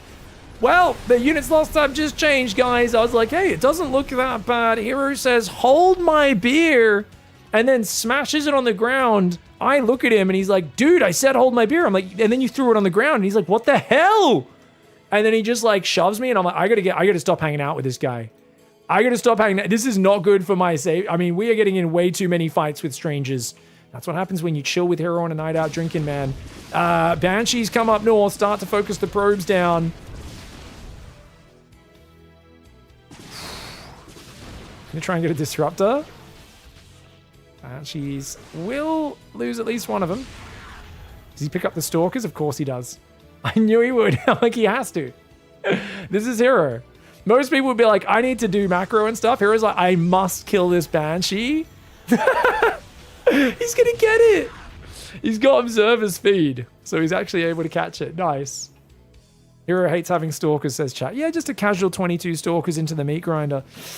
I don't know if Hero has a lot of confidence in his late game. I mean, we've seen Clem be really good with DT, Blinkins, Disruptors picking away. Hero doesn't really have that finesse, but he'll have these moments where he gets a Prism in and just rips you apart, hits from 3 sides. We've seen him do that. Question is, in this situation where Clem's maxed before you, he's building extra command centers to wall off, he's got tanks behind them. It's a hard situation. I think Zealots he needs to pull the army to the south and then get some Zealots to go in and clear these tanks. If he can get some Zealots in to clear the tanks, that opens up sieging these wall-offs with, like, your army. But while the tanks are there, it's really hard. No tanks on this side, or only one. There's one just at the top. 3-3s on the way for both sides now. So it's going to be pretty much equal upgrades the whole time. Caduceus for the Metavax is on the way, and then Lib-Range queued behind it. Plus 2 ship weapons, 2 more command centers. Hero does have 95 workers. He's mining 4,700 minerals a minute. Now, if you're going to mine that much money and go Stargates, there is only one way to do it, guys. I've talked about this a lot. You need to spend this mineral bank to build an immense fortress of cannons. If I were him, I'd probably start here, and then I'd try to get it forward to either this ledge or this area. But if you can hold somewhere in this middle, you're kind of in between all the potential bases. You're denying these 2 bases. You can do a lot with it. Taking the Nexus achieves literally nothing except being a recall location. And once you get to 3k minerals, or maybe 4k, you want to drop your probe count down to about 70. He's massively overbuilt probes in this game, and he's only got 10 gateways, which means he can't even replace Zealots quickly. So the only thing he can spend money on is forward cannons and batteries, and then make a ton of Psy Storm and Tempests. Instead, he's massing cannon battery on random expansions in corners of the map, which does nothing to contain and congest Clem. And you need to contain the Terran. You cannot let the Terran expand. On a theoretical level, Hero is playing this late game very incorrect. I'm not surprised. Hero hasn't shown good late game in this matchup. This is nothing new. Clem has started to show really good late game. I am hoping I'm wrong, and I'm hoping he shows us something different. But what is he possibly going to do with the Stargates? He's making some upgrades. I think he's going to hard swap carriers. It could work. It's a much bigger gamble than what I'm talking about. I think he's got a good enough map control position. He could have gone for the cannons, but it's too late now. Clem's got such a big army, so much money, so much bank, so much production with his 8 barracks, 3 starports, all this sort of stuff, that I think it's going to be hard to get the cannons on the map. Instead, building the cannons at home while just running around with an army that's still very heavy on the basic units, and with no Psy Storm, going air without Psy Storm is a massive mistake. You need Storm because it's one of the best splash damage to deal with Vikings, Libs, but it also deals with the ground as well. It kind of hits everything. So even though it's not the highest impact spell, Storm is a necessary thing for an air transition. I think Hero is going to trade his army and go like 8-gate carrier suddenly, and then hope he surprises Clem with it. But there's already quite a few Vikings out, and I think the moment you let up the pressure, Clem's going to scan your production and see what's up. Mothership started. Lots of money in the bank, but what is Hero going to do with it? He's still only got 10 gateways, and it tells me he doesn't have a plan. Hero, such a good player in the mid game, so good at messing the game up, so much good at finding ways to win, but he doesn't often think ahead, and you can see that in the refinement of his plays. Finally, adding a few gateways, adding a few Tempests, but with no Psy Storm, a Tempest transition will achieve nothing, especially with no cannons and batteries on the front. If he finds a way to make this happen, I will absolutely eat my words, but I have a feeling this is Hero committing into a very half-baked late game. Finally, 11 gateways. I love the mass gateway. He can use the Zealots a lot better with remaxing. I'd like to see his army rotate up here, try and snipe this orbital would be a really good move. I don't think you're going to break the strong point. If Clem can focus all his army in one spot, he's going to be good. Oracle's really good to tag and see the Terran from far away, so your Tempest can pick him off. You want to get usually about 5 or 6 Tempests, but way too many probes in this game. And there's a lot of cannons, but they're just in the most random spots, aren't they? A couple Disruptors land on the army, but look at this beautiful flank. No Psy Storm to cover him. A couple Disruptors land, but Clem is going to dive on top. And no Psy Storm, no forward cannons to guard the position. He's just remaking Zealots and Stalkers. Clem is going to mince this army with the Viking land. Could help support things as well. But he sees here the Stargates all built on the front on the most exposed base. Huge mistake for Hero. As always, Hero always throws his buildings just where his camera happens to be looking. He never thinks about where they go. And unfortunately, it does cost him here. Hero is so good in the mid games, but I think he kind of has lost confidence in the late game. Clem's so good at turtling up, playing a perfect late game. You can see he's kind of trying different things. They're not particularly well thought out or planned. And after making a really nice comeback in this series to make this to the final game, I'm a little disappointed he's let it go this far. You could tell with that first dive he did on the third, he didn't want to get to this stage. He is chasing down quite a few units now. And don't get me wrong, he's got enough bank, he can take these 10,000 negative trades. The question is, you're going to have to eventually beat this army. How do you do that? And I really don't know how he's going to manage that. He's going to go back to ground. Still no Psystorm in the mix. Hero's also not been making Psystorm against Zerg a fair bit. It is a very good spell, though. You could argue it's not as good as the previous version. It's definitely not in terms of raw damage output. But its radius, its duration, and its overall damage over a single cast is vastly increased, which does make up for that. I think Hero's got to do something really special, and Zealot Stalker is not it. Colossus into Mass Viking. It's an abysmal call. I mean, Hero right now he's making negative choices. I wish I could call it differently, guys. But we're watching a man constantly walk into the punches of the opponent with their hands down. His guard's down. He's walking into the opponent's jab repeatedly, and he keeps expecting something different to happen. This Mass Zealot army will not... It's not going to defeat this. Not into a planetary, a mass of libs and ghosts with 3-3. And one has to wonder if Hero can find a way to get out of this trouble. He's got to do something different. He's got 21 Gateway Reinforced. He's going to try and overwhelm the Zealot Stalker. It's a lot of Zealot Stalker. The Colossus try to go through. They only get like 1 or 2 shots. Clem goes for the panic pickup. Does pull back. Okay, Hero's just going to try and overwhelm with Mass Zealot Stalker Reinforce. Clem, how many barracks is he? He's only on 8 barracks. I think Clem maybe should try to squeeze a few more barracks out here. Keep in mind, Clem's invested in 9 orbitals, 4 planetaries, tons of turret sensor towers. He doesn't have much bank. So if he messes up even one fight, this could work, even though Hero's traded 14,000 resources worse than his opponent. There's a planetary and 2 tanks on the high ground. I don't mind this move in, though. Clearing these tanks is huge. There's another tank over on that left. Hero needs to blink on it. He's going to click the planetary. Clicks with his Ding Dong. Does take it out. Very nicely done. Ding Dong. The tanks are dead. The planetary goes down. Hero. It's a crazy style. It's pure Zealot Stalker, but he's trying to make something, but he blinks on the army. Does Clem not have the numbers? Dude, this is so crazy. Hero with Mass Zealot Stalker. Are you going to make me a believer? His worker count's a little bit lower now at 81, which is really good. Even just 14 more supply, that's 7 more Zealots or Stalkers, does help. There's no way he gets this army, is there? Disruptors try to cover the reinforce. The SCV repair is good, though, and that is the overcommitment of all overcommitments. Hero got excited. He was finding a little bit of damage. Does lose a lot of Zealot Stalker. Why has Clem still not landed the Vikings? I mean, there wasn't Mothership for a while, so I think he was just worried about that and some sort of carrier swap. And they're not very good units against the Zealot Stalker. So it's just I think he really doesn't want them to get in the way of his bio being able to stutter step, but definitely in an emergency in a hot spot he will use him that way. Liberator in the top left gets in, Mass Zealot counter. This sort of move is pretty nice, but his main army has to do something at the same time. And there's so many libs that he doesn't feel like he can. The ghosts come back, they just casually cloak and A move through the Zealots. Not a bad idea. The ghosts will use a lot of energy though. I think he can decloak now. The Zealots getting hammered. Front base here. Not much bio to defend. He's a bit slow to repair. The Zealots all get stuck. Look at the Zealots. They got stuck by the turret and the sensor tower. I don't think Clem did that on purpose, guys, but that turret and sensor tower completely bugged the Zealots out. They could not figure out how to charge around them. Instead, they just were stuck there, running up against the wall. That's tragic for Hero. Still losing probes in the top left. He is down now. 20,000 resources and units lost. We saw Creator try some really unique, cool things with Colossus Storm Disruptor in the late game, have some banging late games against Cure today. We saw Clem with some really dynamic Disruptor DT late game. But you can't be going 95 probes without a plan to spend that money, and I think Hero, you could tell here, didn't really have a plan until he got here, and Clem is just so clear about his win condition. Max out on Ghost Biolib, keep taking bases one at a time, and whenever he engages, trade far superior to the Protoss player. Clem's done this many times before. He is the best in the world at late game in this matchup. And everybody is expected to kind of lose to him at this stage because he's that good. But I do think this was perhaps Hero's softest effort in the late game for a while. And I think it all started with, you could see the lack of confidence. Don't get me wrong, I was very harsh on him. And I think the reason he was making those bad decisions is because he just knew he wasn't going to be favored in the late game.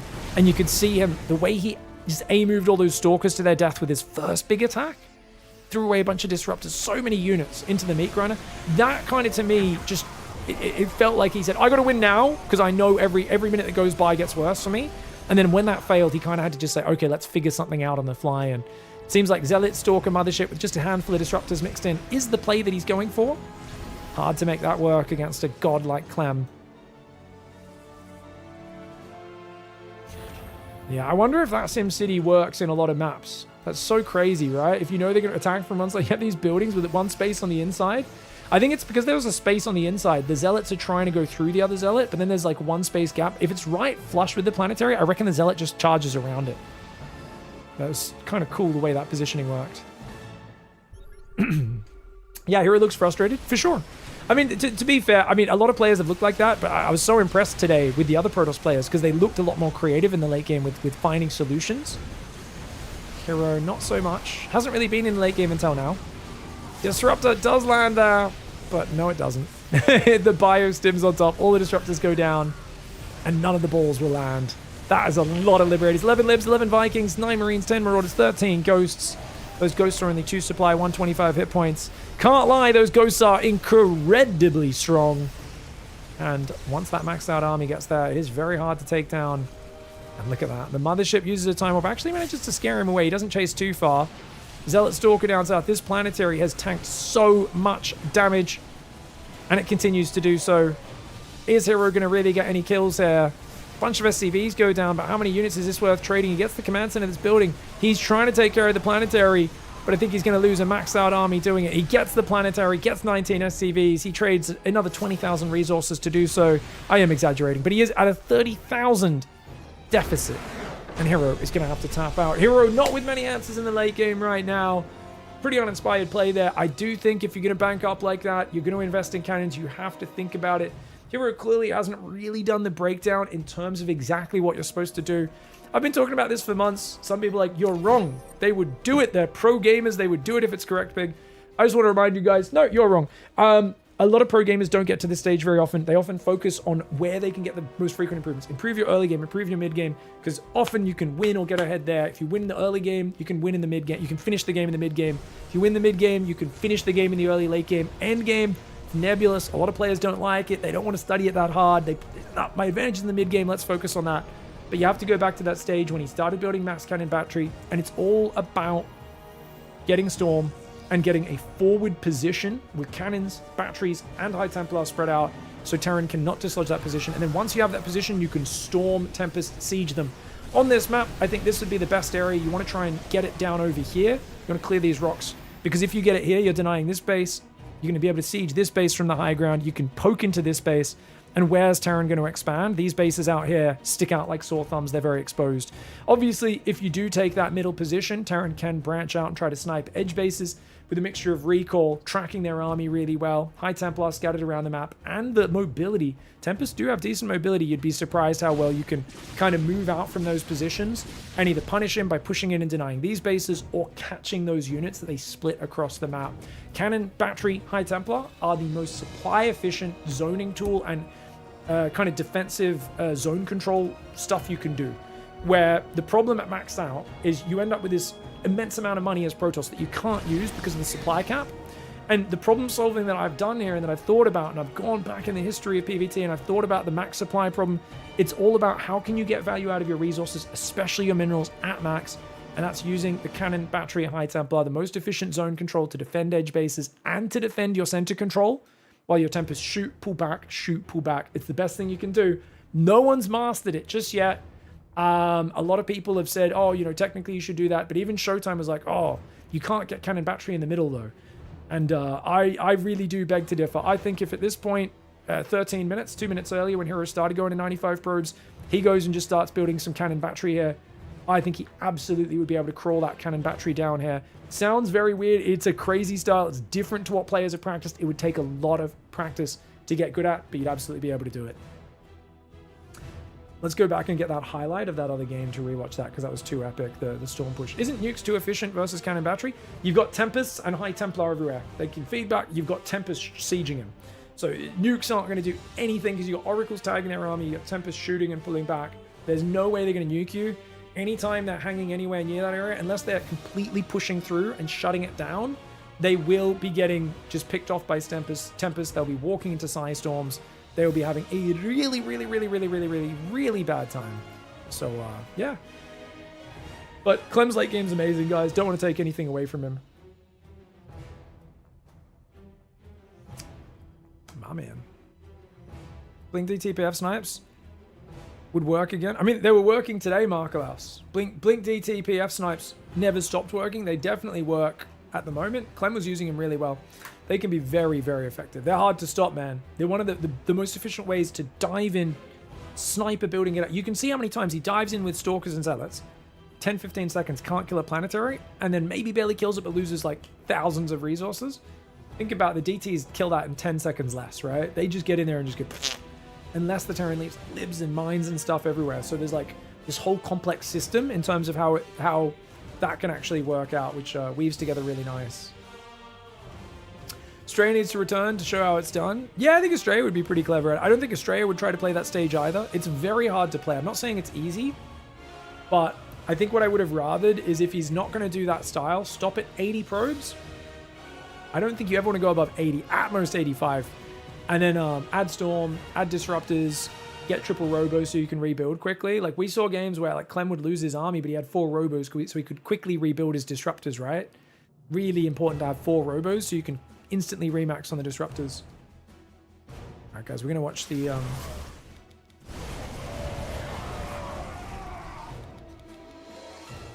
Alright guys, replay here. Clem pushing. His first attack gets held. He says, quick, pull the boys. I've got to do damage now. And they're like, wee! Let's go! We got to get to the fight, boys! Get your drills out and get ready to... Oh my god. Oh god, we're not good at swimming. We're not good at swimming. Now, obviously, they should have gone off to the right, up this ramp, and helped. Clem eventually realized, turned them around, and told them to get up there. But he ended up, you know, just evolved into such a chaotic game. And then it was the final fight, which was just so incredibly messy. Clem wins that fight, but then it's the final fight.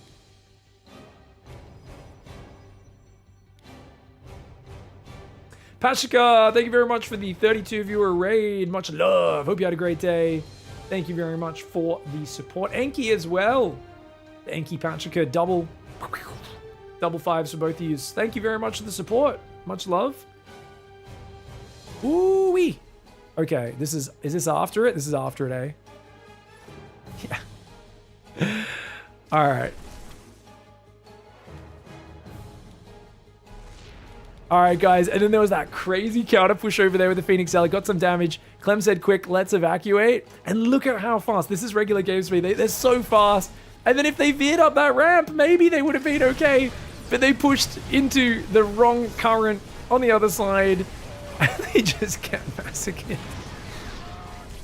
You can see the Zealot Archon trying to pursue. Ugh, it's really hard to move upstream, bro. The Archon is so slow. Oh my god. Look how slow the Archon is. Power underwhelming.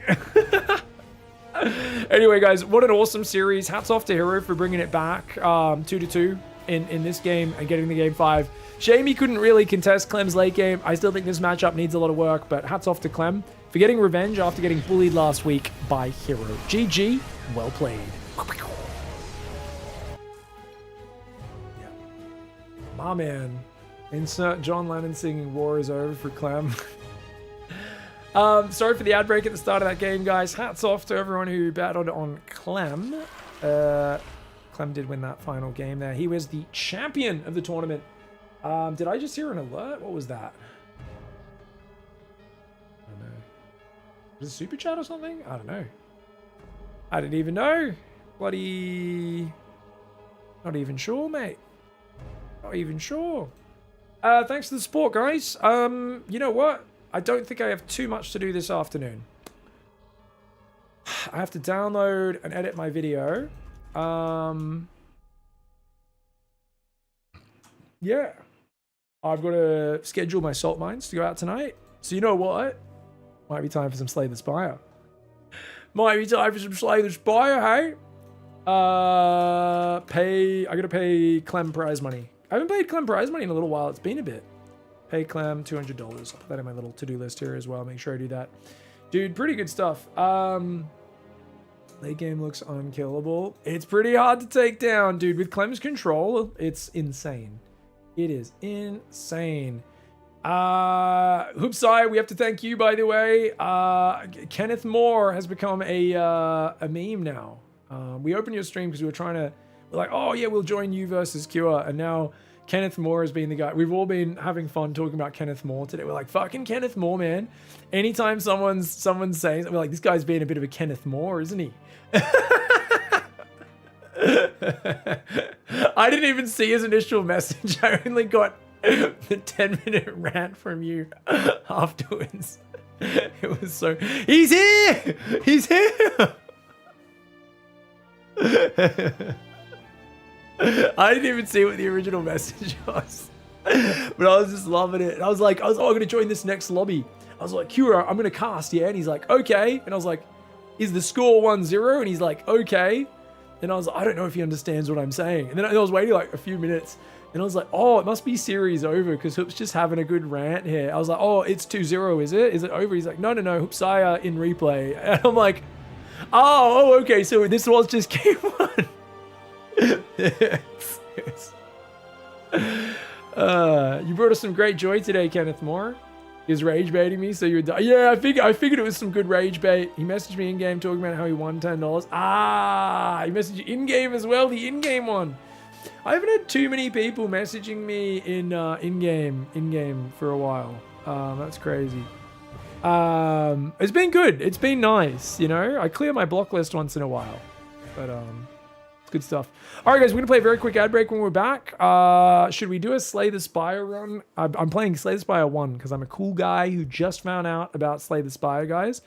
There's 15,000 people watching Slay the Spire 2 right now. I can't compete with that. We're going to play Slay the Spire 1 because I got it for like $5 and I'm loving it. And I will swap to Slay the Spire 2 once I exhaust its content. 4,000 hours from now from the looks of it. Do you guys want to see Silent or Ironclad? I'm learning Ironclad. I'm only on like Ascension 2 or 3 or something. Silent up to like about Ascension 5, I think. And I know Silent a bit better.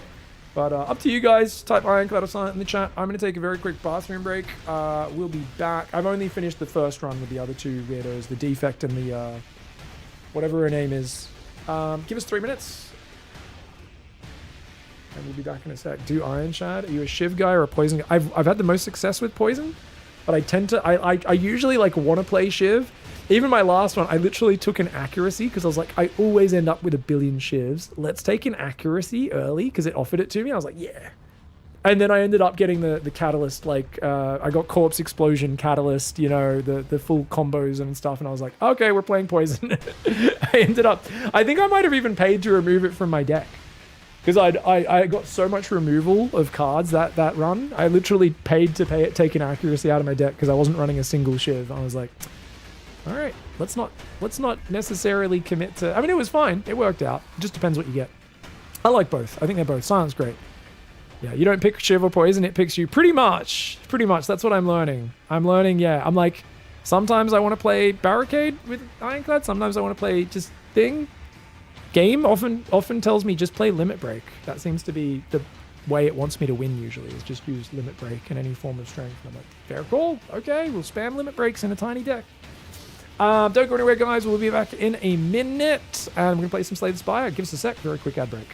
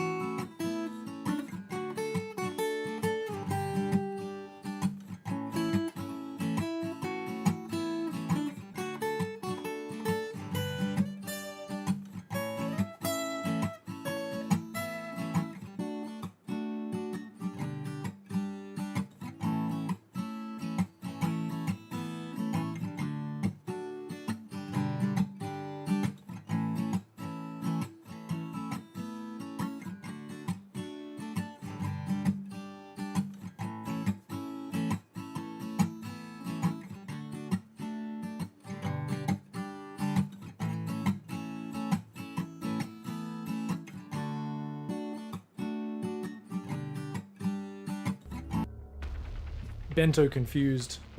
Bento's like, what are you doing? What are you doing? What's going on, man? I'm confused. What's up, guys? Strength and Whirlwind is very good. You can build an exhaust deck. Very fun. Takes more setup. Yeah, I haven't used Whirlwind yet. But, I've been trying to use exhaust a lot, but I've been blending too many different mechanics together. So, a small limit break deck was my most successful. But, yeah, pretty good. Great animal videos, feral cam, button babies are also cute. Yeah, we have quite a few. Shout out to Dot being a legend and actually getting them all. You guys got sound, yeah? Let's turn off the StarCraft soundtrack. All right, let's get after it, shall we, guys? Let's play one with Silent. You guys kind of seem keen for Silent. We're up to Ascension 5, so we heal less after boss battles now is the new thing. So my goal, guys, is going to be actually remembering what my relics do. I kid you not. I've played so many hours already in the 1 week I've owned this game. I don't friggin' remember what my relics do. I'm always just like, oh, I did some more damage. Oh, this seems to do more damage. Oh, that something happened. I'm going to try and actually remember what my relics do and pay attention to them occasionally while I'm playing the game, rather than getting really excited when I get them and then forget about them from then on. Do you guys ever just transform a card, by the way? I guess transforming is really good because there's a good chance of it making one of your crap cards into a good card, but it just seems like such a gamble. Now, take 21 damage, remove 2 cards. We get to... Oh, actually, no, this is not random, so you get to choose with both of these. That seems really good, removing 2 cards to start. A random boss relic, I was spamming this for a while, and as good as it is, it felt like cheating. Because some runs, you're throwing away your quite good relic. Your first hand's really good, right? With... Silent, it's very important to get going, especially if you want to drop some powers and things later on, depending on what style you're playing. But sometimes you just get coffee drip or something right at the start, and it just turns you into a god, like a 4 energy god, and you just breeze through Act 1 murdering everything, and you're like, yeah. And like, it just feels like it kind of removes a bit of the tension of the game. Sometimes by making it too easy, and then sometimes it just makes you quite a bit worse, because it's not a great relic, and you're like, So... It's not cheating, the actual game itself gives you the option pick. Is your mum a bogan? Explain it to us non-Aussie what the bogans are. What the bogans are? How do we explain it? Because it's not really a redneck or a trailer park person, because like we have cashed up bogans as well. It's someone that is classless, but not necessarily poor. So think of like someone from like maybe Boston or Louisiana, where like the rest of you are like, they're such fucking weird... And even the rich people act like poor people there.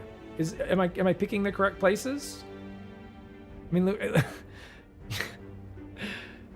I don't know. It's hard to explain what a bogan is. Help me out, Aussies and Kiwis. Kiwis know what bogans are as well. Yeah, how do you explain it? It's like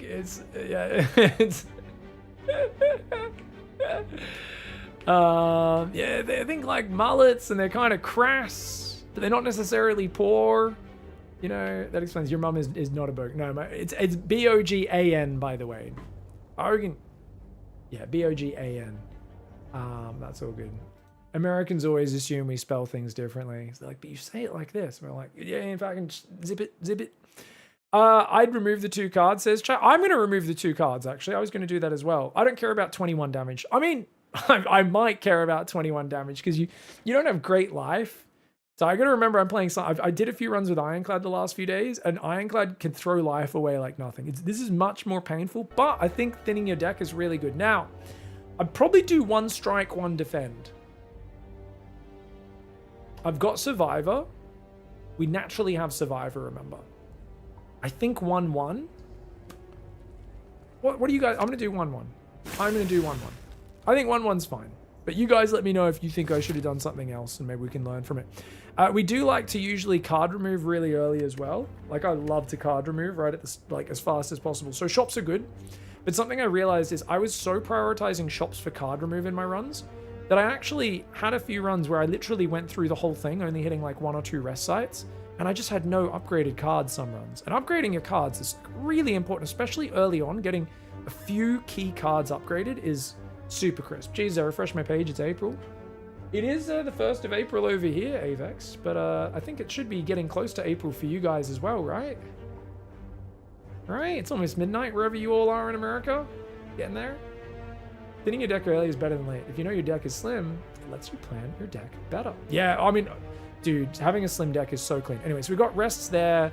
Okay. So is there any path that we get 3? So we'd have to, if we want 3 rests, we have to go through the middle, which we might need just in case some fights go wrong. But it also means more upgrades, which I think is really nice.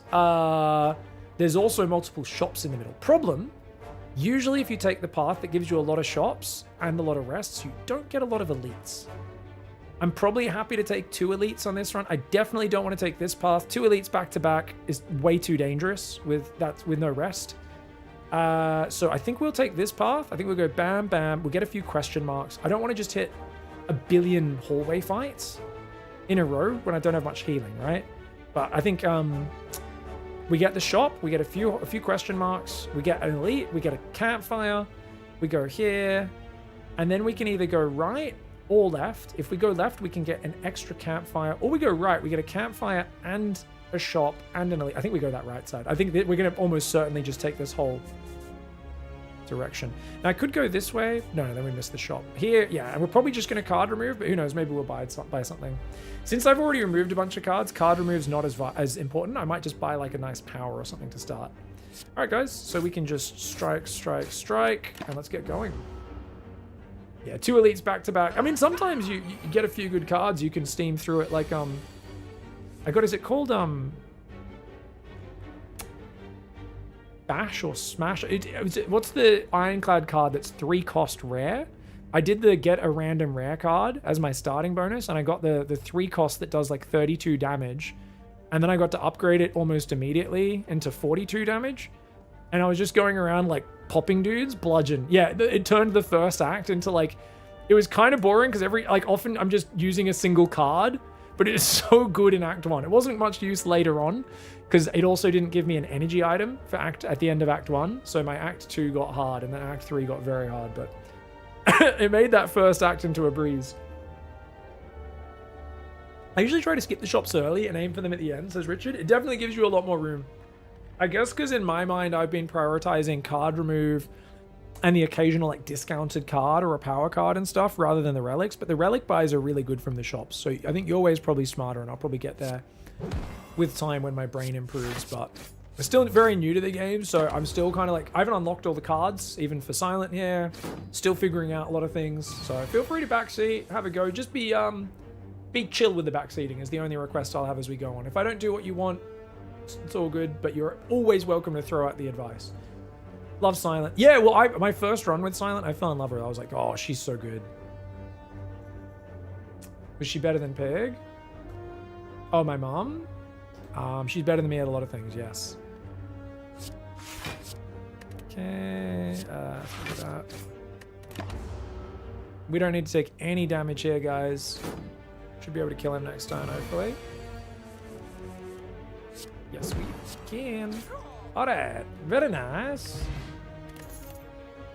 All right, Tactician. I actually really like Tacticians later on, guys.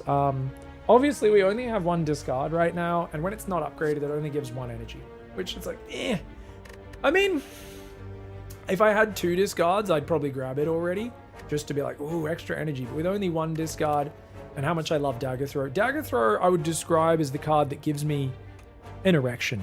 You also need damage early, so you got to take the early Dagger Throw. Great damage. It has discard and cycling as well with it. It's so good. I love getting 1. I often take 2, and I think 2 might be too many for a lot of the decks that I want to end up in, but I often can't resist it. I have to take it anyway. You know, the rules are the rules. Sometimes people don't understand when I say things like this. Like, what I'm saying, guys, is I will do the inefficient thing a fair amount of the time. And that's okay. So question, guys, do we stab him or do we take the 1 damage? What does Jawworm actually do? Do these guys do more damage over time? I feel like they don't. I feel like I should take no damage. Even though it's 1 hit point, and hit point's a resource and all that, I'm gonna block. I'm gonna be a bit of a pansy here. These guys do gain strength, but he's got to stop for a turn to buff himself anyway, doesn't he? Yeah, he's gonna do like a block, and then he'll buff on the following turn, right? He'll block for 6 each turn and attack. But he doesn't do more attack, does he? Oh, he can hit for up to 16? Oh, crap. All right. Oh, okay. Okay, he does actually ramp. All right, I better take the 2 damage then. I should have just got the extra stab in and taken the 1 damage before.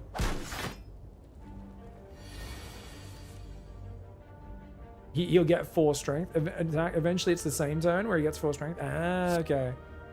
Yeah, all right. Let's make him do a bit less damage. Let's stab him.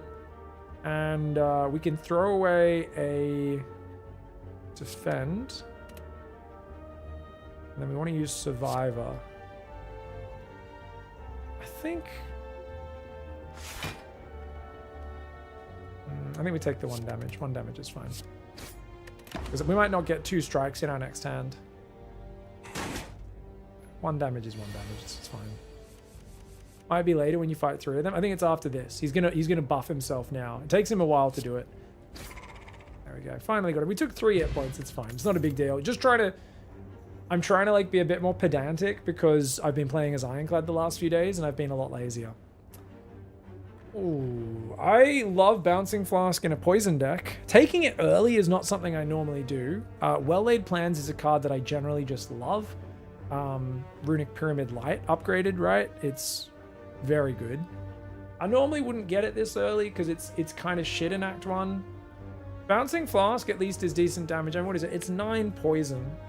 It is random who it hits, which is really annoying for Bouncing Flask. Like, it feels kind of like...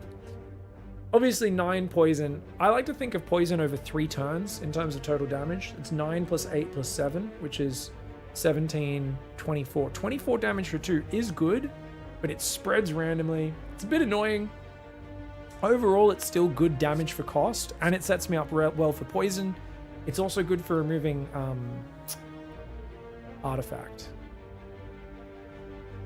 I think if this was Act 2, I'd take Well-Laid Plans, but I think I have to take Bouncing Flask because it's damage, it's useful, and a bunch of other things. What?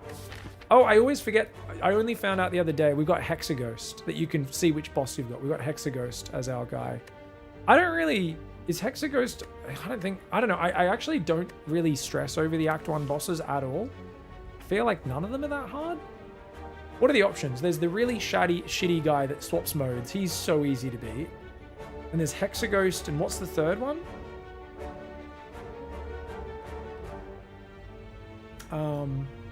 Hexaghost is like the slimes. The slimes are the hardest for Silent. I hate playing against the slimes. The slime's tricky. Yeah, the slime is quite tricky. That with Silent. You can obviously it's not like it's, you know, oh my god, impossible, but it's just a bit harder. I'm gonna take Bouncing Flask for now. Flask is better against Hexa than the slime, 100%. All right, let's go to the shop, guys. We've got 133 gold. Let's see if he's got any goodies. We probably don't care about card removal, so I can't afford any relics. Footwork is on sale. I think we're taking an early footwork. Backflip's amazing. We love our backflips. I normally will throw 1 flying knee in, but I wouldn't pay for it. I wouldn't pay gold for it. I think I'd probably just take a footwork. I always want 1 footwork in my deck. I don't usually want to take 2 footworks, but I think 1 footwork's super worth, especially for the elite fights and stuff. We pay that 40 gold. We have like 93 left over. I don't think it's worth paying for backflip. As good as of a card as it is, like I think we're going to get offered backflips and leg sweeps good as well. Leg sweeps, backflips. I think we'll leg flips and back sweeps. It's going to be good. Finesse is gain 2, block, draw a card. These are too expensive anyway. I'm just going to take footwork and we're just going to jet out of here. It's good. Footwork's useful. That's going to help my stuff a lot. We wanted to go this right side, guys. We want to go up here. With 2 elites. We will get another shop. Not that we'll have a ton of gold to spend there. Oh, okay. We just got a fight. All right. We killed the little guy first. So I have to do a negative effect on me. Stab the big boy as well. Medium doesn't split, guys. Of course. It's going to go frail, which means we gain a bit less block. Now, we can, of course, neutralize him. That's going to put him down to 7 damage. And then we can... I mean, if we double defend, I think is probably safe. I don't think we bother with Bouncing Flask. Ooh, can that... Oh, fudge. I don't think I can afford footwork this time. It's fine. Yeah. It's fine. We'll take 1 damage.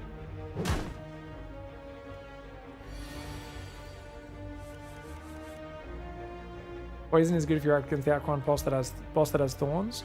Yeah, I think that boss is so easy, the thorn boss, because you can just like usually not attack him on those turns when he has thorns up, or not attack too much. Obviously, if you got a bunch of shivs already, it's quite annoying. But yeah. All right. Get bopped, bitch. Whoop. Hey, potion. Blessings of the Forge. What's the upgrade of dash? Yeah. I love Piercing Whale, guys. It's a very good card that I always want in my deck. But I think Slice might be a better card to take this early in the run. Because I've already got a footwork. So the problem is I've already got a footwork. Oh, what would you guys go? Slice or Piercing Whale? I think Dash is not bad, but it's also very expensive right now. I've already got a 2-cost card in Bouncing Flask, and it's like, I don't want to have too many expensive cards in my deck. But it is decent. It's decent stats for sure. Very good stats even. I mean, maybe I could take an early Dash actually. And normally I keep my deck pretty cheap with Silent, you know. You guys are saying Dash. You know, I haven't played Dash before. I'll give it a go, guys. I'll give it a go. I haven't actually played it. I'm like, oh, I don't know if it's... in general, I think I'm a bit... I underrate expensive cards. Because I've had so much success with really cheap cards. So I think I just underrate the expensive ones. So that should be really cool. Exhaust thins your deck. I don't think I got an exhaust card. Talking about discard, you mean? Yeah, we don't have any exhaust. I don't think, do we? I mean, obviously, footwork's a power, so it'll thin the deck a little, but we don't have any exhaust. 2 mana, expensive cards. It's Act 1! You don't think a 2 mana card's expensive? It's 2/3 of your mana. Smarter world, what are we talking about, mate? Get out of here. Alright, guys. I think we cop the 3 damage to make sure he doesn't get away, maybe? Oh, no, we've got dash. We can just dash. I was going to Bouncing Flask, but we can just dash. Haha! That blocks 90% of it, and then we just dagger through him. Ha! Take that, you dickhead. Bloody... You can do 1 damage. There's no way you're taking my gold, man. Give me your gold!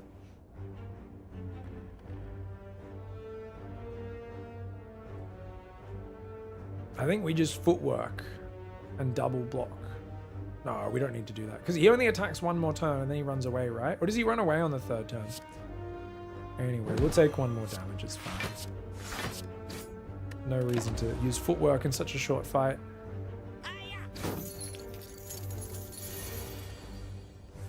I don't take 2-cost cards Act 1 unless it's rare, says Handyman. Definitely is. I mean, I'm definitely not taking another one now, for sure. Oh, he's just going to block. What a dumbass. Bro, you're just gonna block? How stupid are you, dog?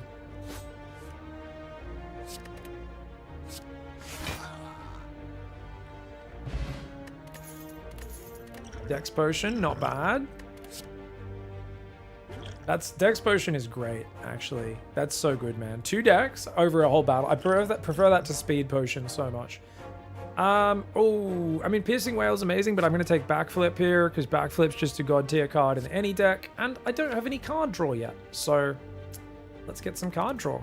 And then I'll take a Piercing Whale. And so I feel like if I turn down 2 Piercing Whales, it's just not going to offer me anymore, but it is a common card, and I will take them eventually.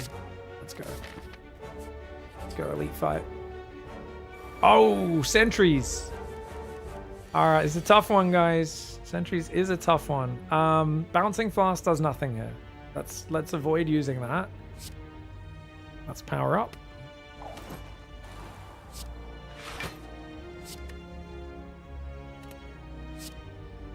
Oh shit! I already got 10 just from that. Oh, I'm so dumb. Well, that was a misplay. That's all right. We have footwork. We'll be fine. I could have got a strike in on this front guy, or the back guy actually would be a better target. 39.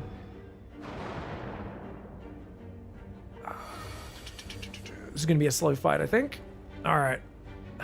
Yeah, so let's stab the back guy. We don't have any other disables, do we? No. All right. You go there. You go there. I'll take 8 damage, or we backflip. Backflip. You just take 1 damage here. I'm gonna take this fight slow. If I got an extra strike in, that actually would have made quite a bit of difference. But only one's gonna attack me this turn, so we good. I should have probably attacked this one, shouldn't I? But that's okay. Don't know how long it's gonna take me to kill anyone, so it's probably more important to do it this way. Yeah. I'm probably gonna kill that guy next turn before he can attack, so it'd be better for me to artifact one of these guys. Maybe this one. Unfortunately, we don't have any block up, but luckily it's on this turn. Could have used a potion as well.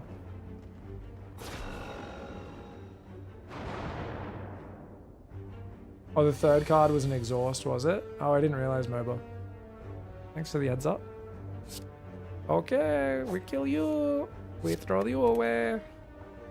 We do a backflip. Do a bloody backflip. Ah, it's a shame we drew dash now. Would have liked to use that otherwise. So do we want to take 3 damage or do we want to do 6? I think we can block because there's only 2 guys now. I think we can pretty consistently just block one. These guys don't ramp. It's just they're going to throw a lot of dazed into my decks, but because they thin themselves out because they're ethereal. I think it's fine. Like, I don't think we're going to take any more damage if we take our time. Once one of them's dead, it simplifies the fight a lot because only one's attacking at a time. Okay, so we want to survive. You don't want to discard these. We're gonna have to. Do. Oh no! We can discard one of the blocks because we'll have more than enough blocks. So, yeah, discard that because you want these to bloody dissipate themselves. I like having extra block even though it does nothing, guys. It makes me feel special. Footwork's making this good because we can take our time.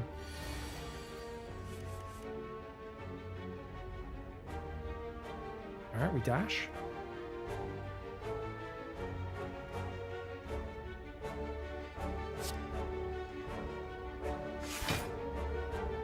We are immune. We are immune to your damage, weaklings.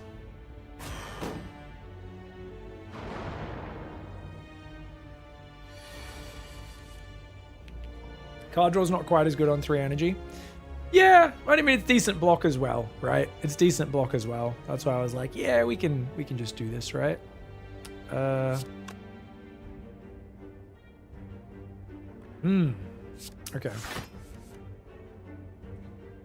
Okay, no more damage available. It is what it is. It's fine. Just taking our time. I should be a bit faster on my goes.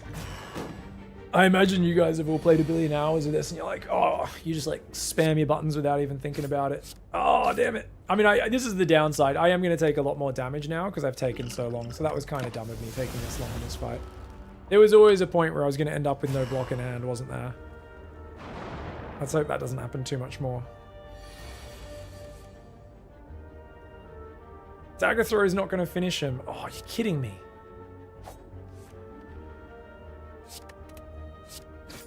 Alright, we got rid of his artifact at least. So we could poison him, potentially. We've taken a lot of damage now, so we definitely probably need to rest at the next fire, which means no upgrade. Which does hurt. Hopefully we can kill him next turn.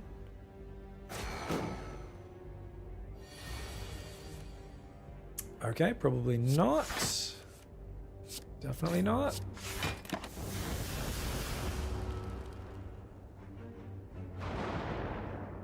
Honestly, I just turned to my girlfriend and said, remember when I told you Pig started this game wasn't good at it? Well, he's better than me now. Thank you, Peter Fire. There's certain things I'm good at. You trust me? I'm really bad at factoring in all the relics I get and stuff. I think Act 1 I've kind of got pretty well sorted out. There are still obviously gaps in my knowledge, but I'm definitely getting there. But you'll see as I go on. And my deck building is a bit inconsistent. Oh, we started combat with 1 dex as well. Great relic, guys. Great relic. Heck yeah. We've already got a footwork, and this basically, yeah, is a half a footwork already. Oh, okay. Okay. Wow. I do love escape plan because it's never bad in your deck. You might get some block.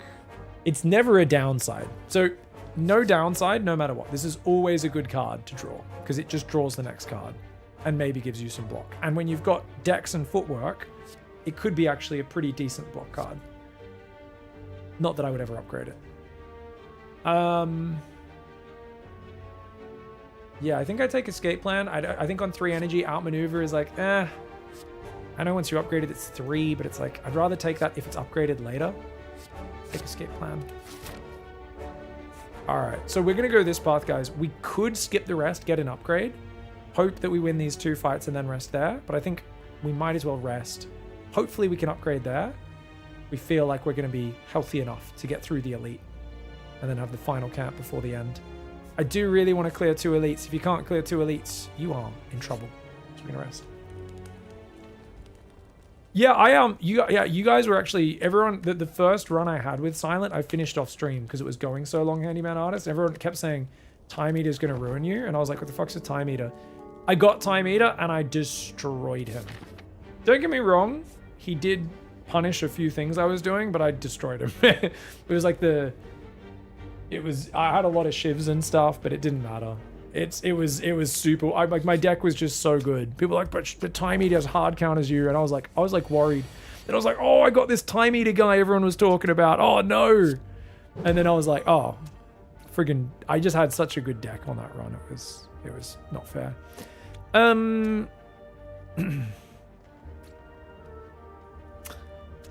Yeah, I mean, if I backflip, then maybe I can get my I can do damage and block on the same turn. Otherwise, I just dagger throw and double defend. Dagger throw, double defend safer. I'm gonna do this because it's more consistent. Yeah, 9 damage is really good. Throw the strike away. Or go this way, doesn't really matter. Oh. Alright, so we've got the slime here. The turn you get him down to 35 life, guys. 35 or 34? Whichever one it is. I think it's rounded down. So probably 34. I think it's 34 life. We want to do as much damage as possible because the guys he split into will have the same hit points as him. Dash is amazing. Oh, we could footwork into dash to take no damage. I think that's the play.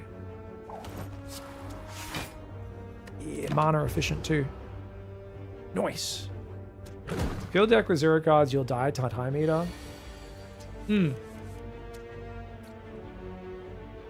I won't be filling it with zeros. I just take a couple. Yeah. But definitely if you go full zeros, it's pretty bad for sure. I won't go too many. I think this is a good card though. I'm pretty sure it is considered that, right? Like, you're not saying it's a bad pick, you're just saying be careful taking too many of that, right? Dude, 18 damage, piss off, bro. Yeah, I'm not going to be playing that this turn. Oh, maybe I will, actually. Because I've already got enough block because of my dex item. So we can throw away this. I can just give you a stab.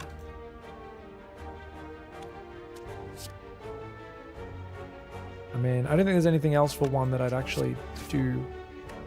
Could have thrown the slime away, but whatever. I don't think we need to. Worry about that problem when you get there. Yeah. Cool. No, I love all the knowledge you've been sharing. You and a few more of the experienced players in the chat.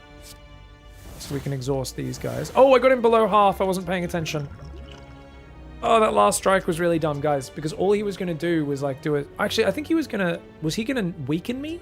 If he was going to weaken me, I'm fine with having done that damage. But just one of those things where it would have been nice to pause the damage at like 36, 37. And then on the next turn, just swing in hard.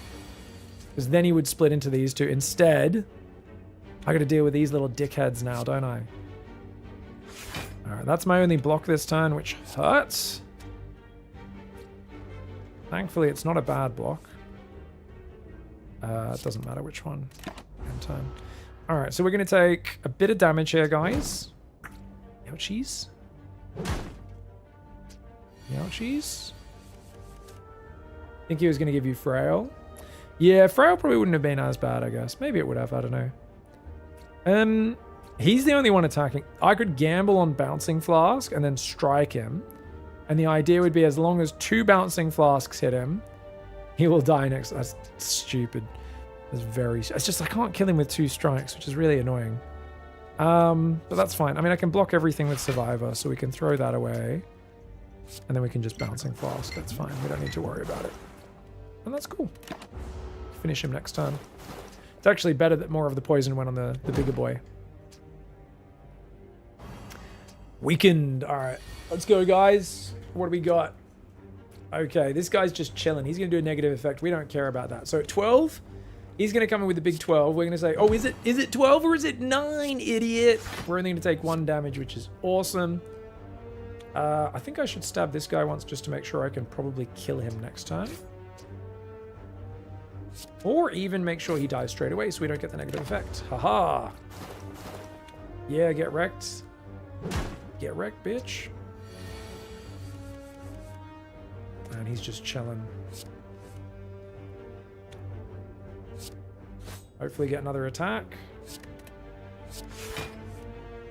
No attacks for me today, guys.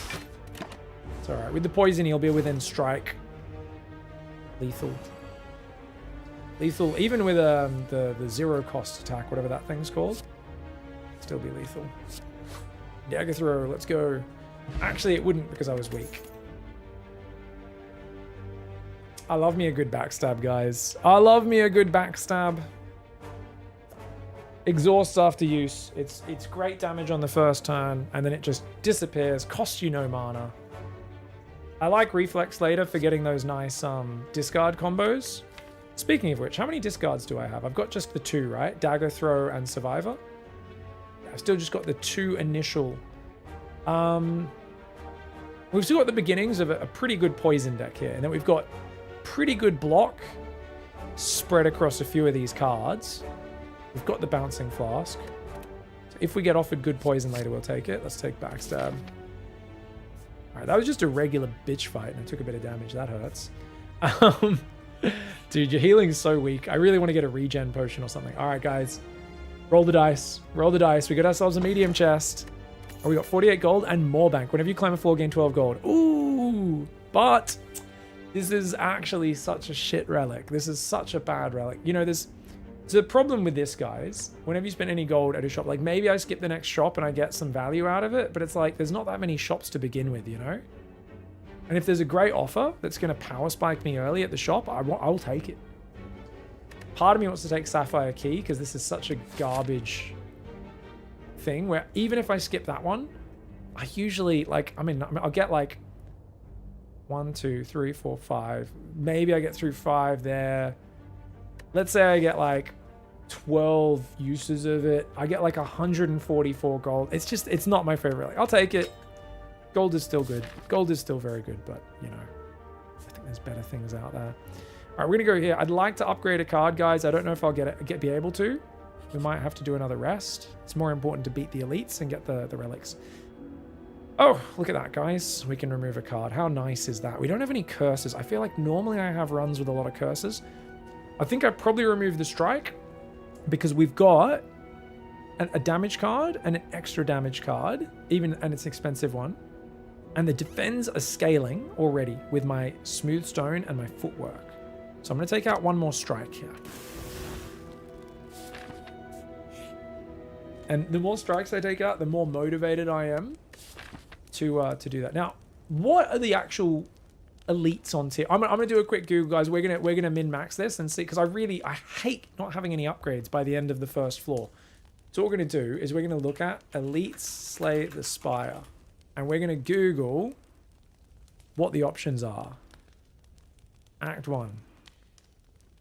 Okay, so we've got Gremlin Nob, Lagavulin, and 3 sentries. We already fought 3 sentries. Does that mean you're unlikely to get the same one again? Does that mean it's like more likely to get the other ones, right? They probably have something in there so you don't fight the same thing over and over. You can't have the same one twice in a row. Awesome. I figured as much. So it's Nob or Lagavulin. Nob is going to gain strength from us getting skills. He normally does about like 30 damage to me. Lagavulin, I'm actually really good against Lagavulin because we can take 3 turns to throw down footwork. And then we can start the fight by putting like bouncing flask on him. Yeah. Basically, we would just cycle a few hands until we get footwork, and then we start the fight with bouncing flask, and then we like play from there. I think Lagavulin we can easily take with 36 life. Nob is obviously hard with silent. I think I can probably kill Nob without dying. Probably. It's a big probably. I don't have that many attack cards, and it's like you kind of have to just kill him as quick as possible. You know what's good? Dash is an attack, not a skill.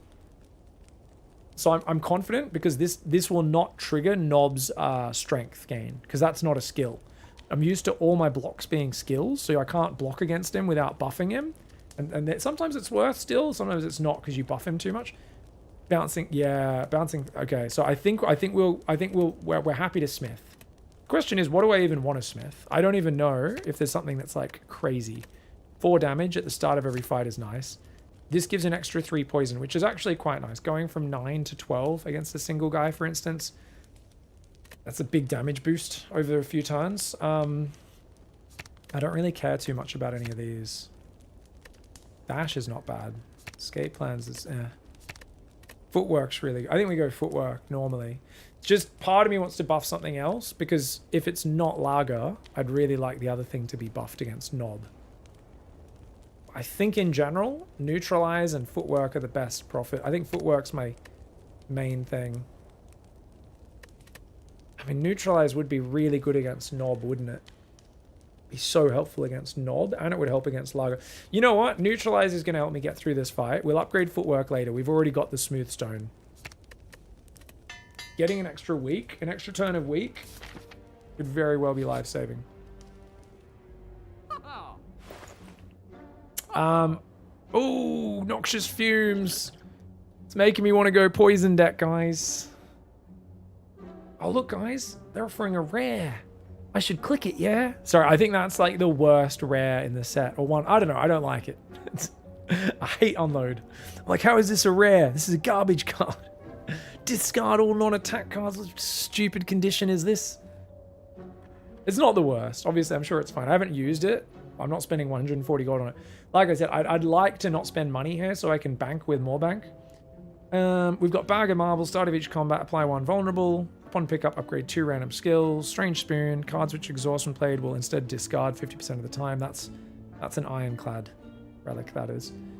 I don't think we're going to buy Noxious Fumes. I think I'll save the gold. And we'll see if the game wants us to play Poison deck or not. Because I'd say Catalyst or Corpse Explosion are more things that are going to push me towards.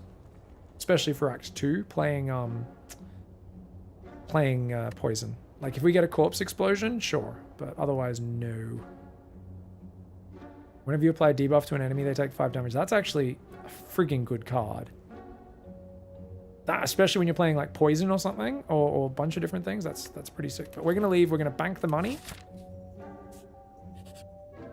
Alright, let's go, guys. 36 life. Let's not take damage here, okay?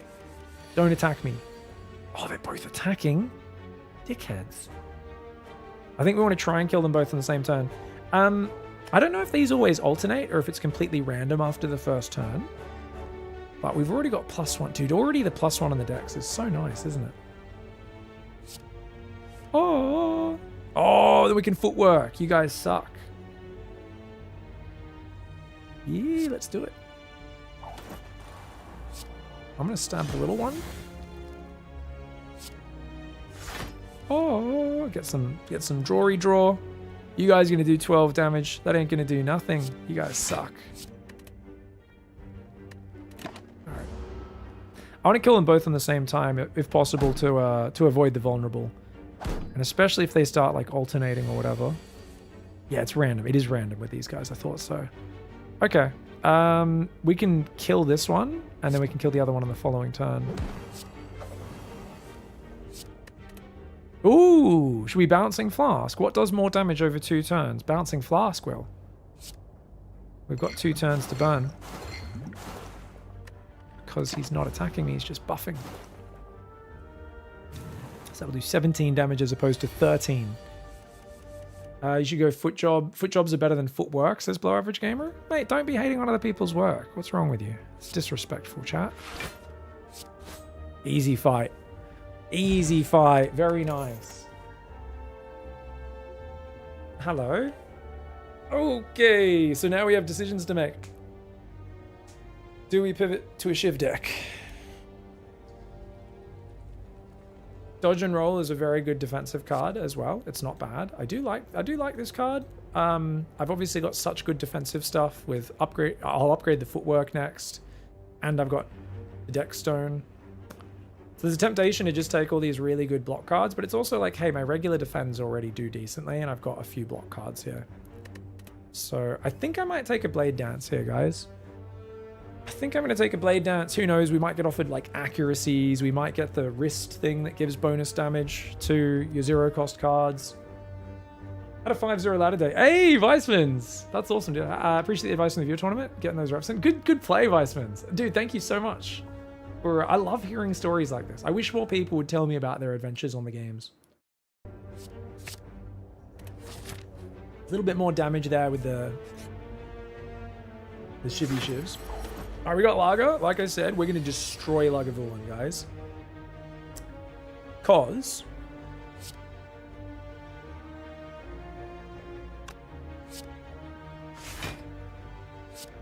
so we're just not going to wake him up. That's all. We're just going to chill. Just going to chill, guys. That would wake him up. Wait for Footwork. Wait for Footwork. Awesome. So we can go Footwork. And then we just chill. I don't know. I like playing cards. Alright. Lager's going to be crap, man. Alright, so now we're going to wake him up. I think we will wake him up now. Because we can do so much damage already, right? Blade Dance plus Backstab. I think that's too much damage to pass up. Like, I wanted to poison him, but don't think I can say no to this. And then I guess we just do, yeah, 10 damage. That's a good first turn.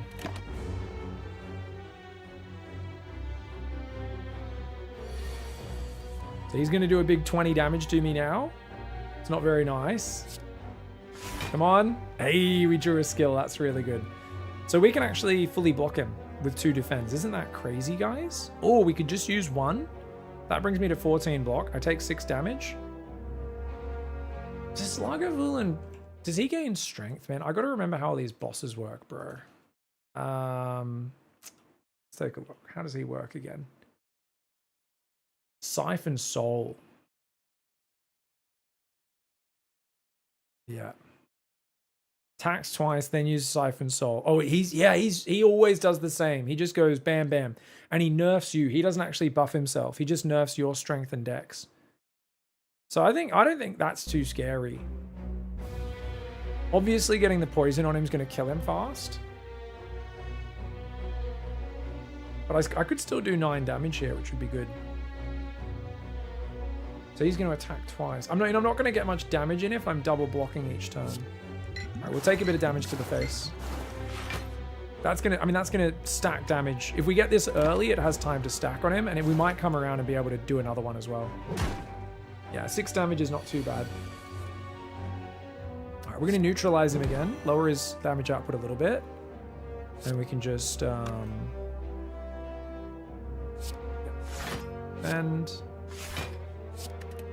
And give him a little stabby stab. Not going to take any damage this turn. This is great. Nami. Is he only doing -1? We're on Ascension 5, so he's doing... Yeah, it's just -1. You need to be at 18 for it to be -2. So that's way further down the game.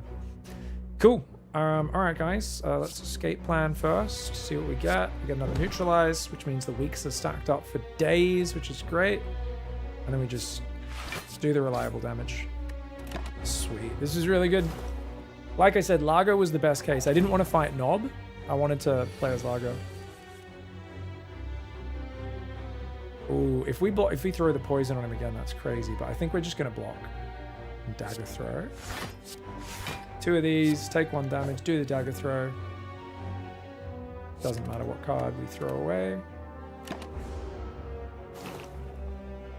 And we should be able to get him with even just 2 strikes on the next turn because of the poison.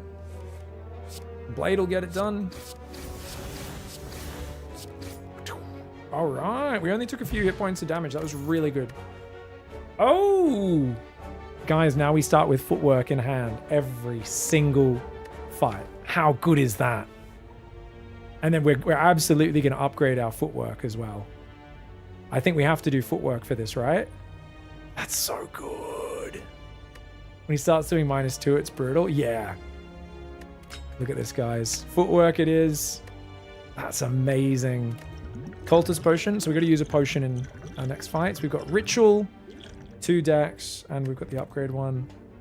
Feeling good, guys. We're killing it. Thanks for the feedback, guys, and the backseating is all appreciated as well. Thank you.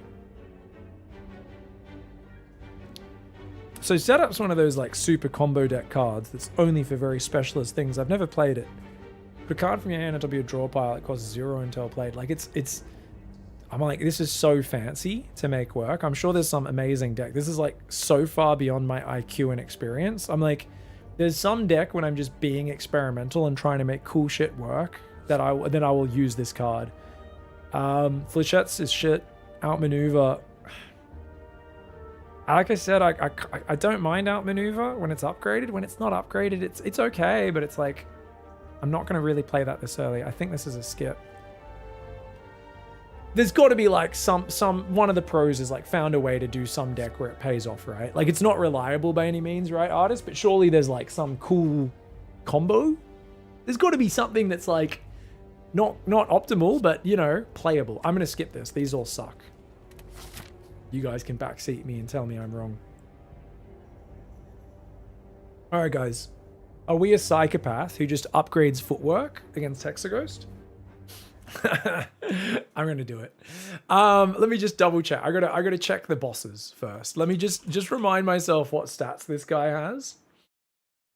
So we're gonna play against Hexaghost here. I think he does a lot of damage on his like one of his first attacks, and I just need to make sure I can get through that. Because he starts off with some giant attack, doesn't he? Because he does H +1 times 6 damage. H is... Oh, it's based off your current hit points, isn't it? I remember. Yeah, so he starts with Divider always, doesn't he? Starts with Activate and then Divider. Yeah, so you get a turn to set up and then it's Divider.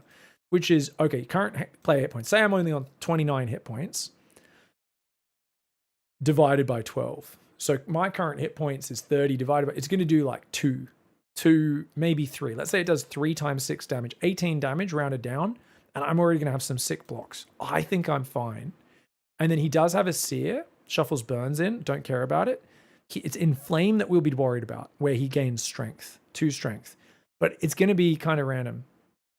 I think, does he do that on the 4th turn, or is it kind of random? It will use it, yeah. Once there are 6 flames, use Inferno, then snuff out of flames. The attack pattern and the number of flames on that move are as follows. So he likes to go Seer, Tackle, Seer. So Seer, Tackle, Seer, Inflame, which is the buff, then Tackle, Seer. Yeah, I don't really care. No, I can fuck this guy up. I think I could take him down with 29 life, guys. Setup is pretty bad. Hexa does more damage the more health you have, so upgrading is actually fine. I think it'll be 2 times 6. Pretty sure it rounds down. I think it should only round down if it's at like half though, right? Or you think even if it's at like 2.8, 2.7, it'll still go down to 2? It's only when it crosses over 3 maybe. I'm gonna upgrade anyway. I think I can get away with it. I've been dominating the Act 1 bosses recently. And I think, because I've got, I think we're gonna upgrade dexterity, our footwork. And this is just crazy, guys. Because now we're gonna have 4 dex from the start of the fight. And if I need to, I can drop my dex potion, make it 6 dex. Like my basic defense are gonna block everything he does. Like this guy is gonna be so cocked. Because this is bottled, which is why we start with this as well. So we've got 4 dex plus, yeah, that's 4 because of the thing. This guy's gonna do nothing, man. He's gonna do nothing, bruv. I don't think I even need to drink any of my potions. I mean, I could upgrade all cards in your hand for the rest of. I mean, I need to use a potion anyway because we might get a potion as a reward. I can either use ritual to get more damage over time, or we could just upgrade all of these cards. Which would, I mean, that won't come around, but that'll come around. These guys will come around. The strike will come around. Let's just. Blessings of the Forge, I think. Or we could just ritual. Ritual would be really good. Boss fights last a long time. You know what? I'll use the ritual, actually. Yeah, so what we're going to do is we don't need to block, right? None of these draw cards, except this guy. This guy. Let's do 11 damage.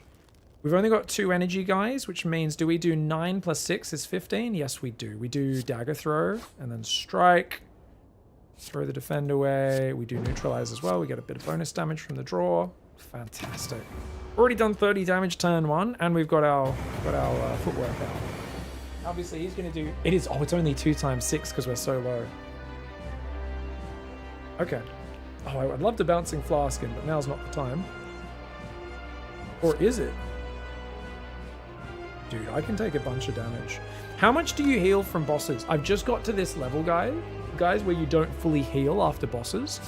Do you guys know how much you heal once you get to that level? Is it like half your life? Or if it's like 3/4, I wouldn't mind taking a bit of damage here. I'm being so greedy, I love it. So we could take 3 damage is fine, I think. I'm gonna poison the shit out of him. I think I'm gonna poison the shit out of him. Obviously these would do like 14 damage as well, because we've got a bit of strength. I think he healed about 75. Yeah, 75%? That's fine then. We'll take a few points of damage, no worries, bud. 3 points of damage here just to poison his ass. Let's go. Easy. Oh, it's 75% of what's missing, not of your full life. Change your game? Oh, did I not change the game? Oh, I thought I did. Sorry about that, mate. I apologize. Thanks for the reminder, guys. OG Slay the Spire 1, guys. Alright, he's doing 6 damage. What a cuck. Just throw one of those away. Use the other one. Use that. I don't think we take any more damage from this guy in this fight. Get them category viewers. There's 46 people watching Slay the Spire 1 course at Carson. I just quadrupled that. Well, how many people do we have still hanging out watching? 240. Yeah, we just friggin' we 6 times it, bro. Sorry, I just realized as well this event should not be on anymore. But I realized there's never any admins on Team Liquid anymore. It's on me to turn that off. Yeah, I know everyone's watching Spire too. Yeah. Not me though. I just found out about this game, and I love it. Alright. What's up, Dave Justice? I hadn't been here in a long time. You were streaming SDS a week ago. Now I'm playing SC2 again. Nice. That's how it goes, bro. That's how it goes. That's my best damage card. Let's do it. Dude, this fight's easy, bro. Smashing this node. Do you mind turning off screen shake? Oh, you guys don't like it?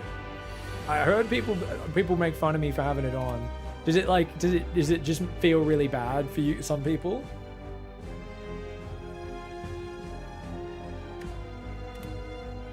Wait, what did I just... I did, right?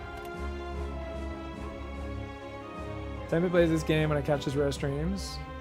Nice. Pig is not done in Kruger, he's actually pretty good at this. Yeah, I'm the most viewed Slay the Spire streamer in the world right now. It's almost like Slay the Spire 2 came out within the last month, right? It's crazy. I'm a smart guy, guys. I do things at times when it's appropriate, all right? Oh, poison. Eat my poison, dickhead. Because the stack. The stack. Take 14 damage a turn, you dickhead.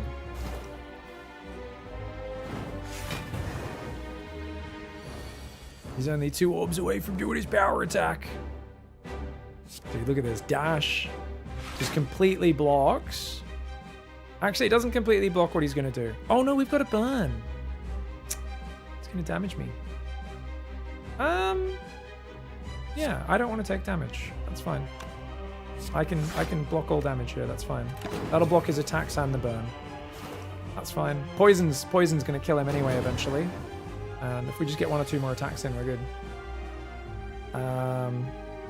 Thank you for calling me smart. You might be giving me a bit too much credit, but I appreciate you.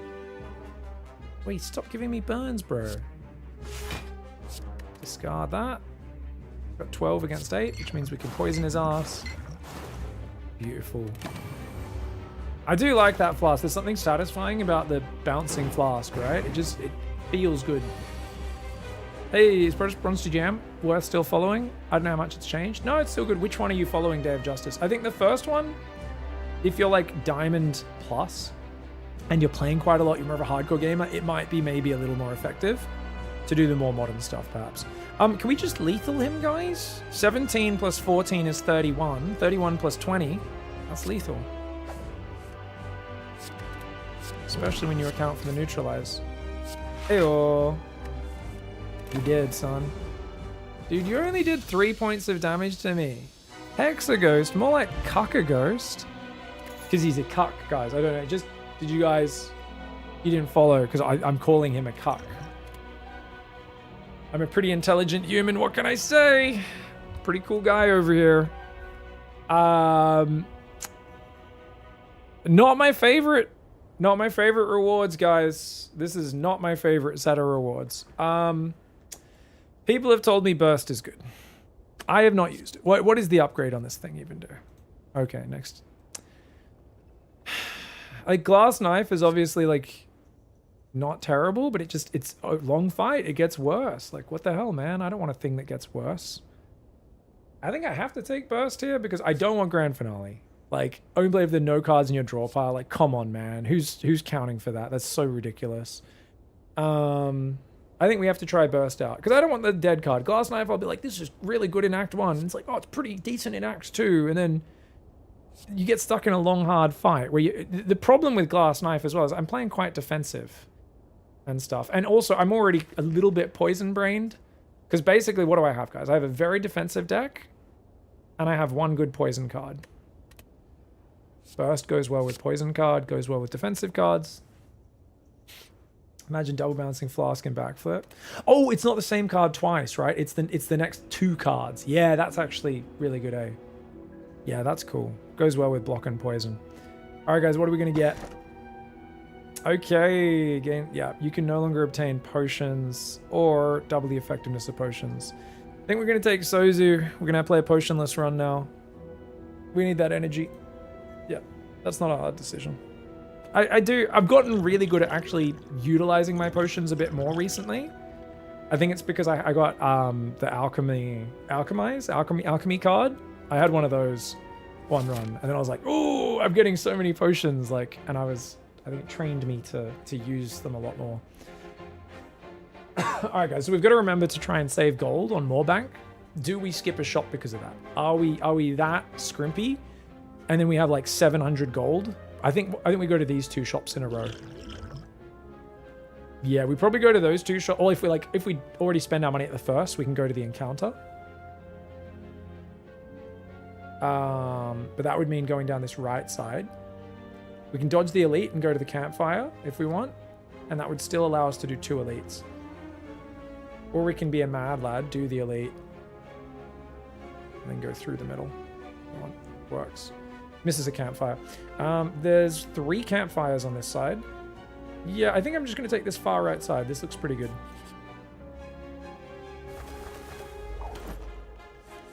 I'd say go to the next shop, get some removals in. Yeah, I'm going to be greedy on it. I'm going to be greedy because there's 2 shops later on. So we get more gold from Moorbank. And we still get a good number of shops and everything, which is great. Okay. That doesn't do anything, does it? Oh, it does. It actually puts it 0 times 6 because it rounds down. Right. That's fun.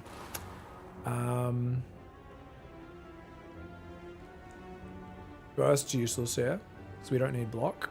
So we just go bam and bam, I guess. I guess we just knock him to the ground, and then we can like potentially finish him next turn before he starts flying again. I'm not really good at this fight. See how we go. It should be good. Okay, 2 times 6, eh? Because you guys both strength buffed. What dickheads. So we got 12, 24, 26 if this guy survives. That's a lot of damage. I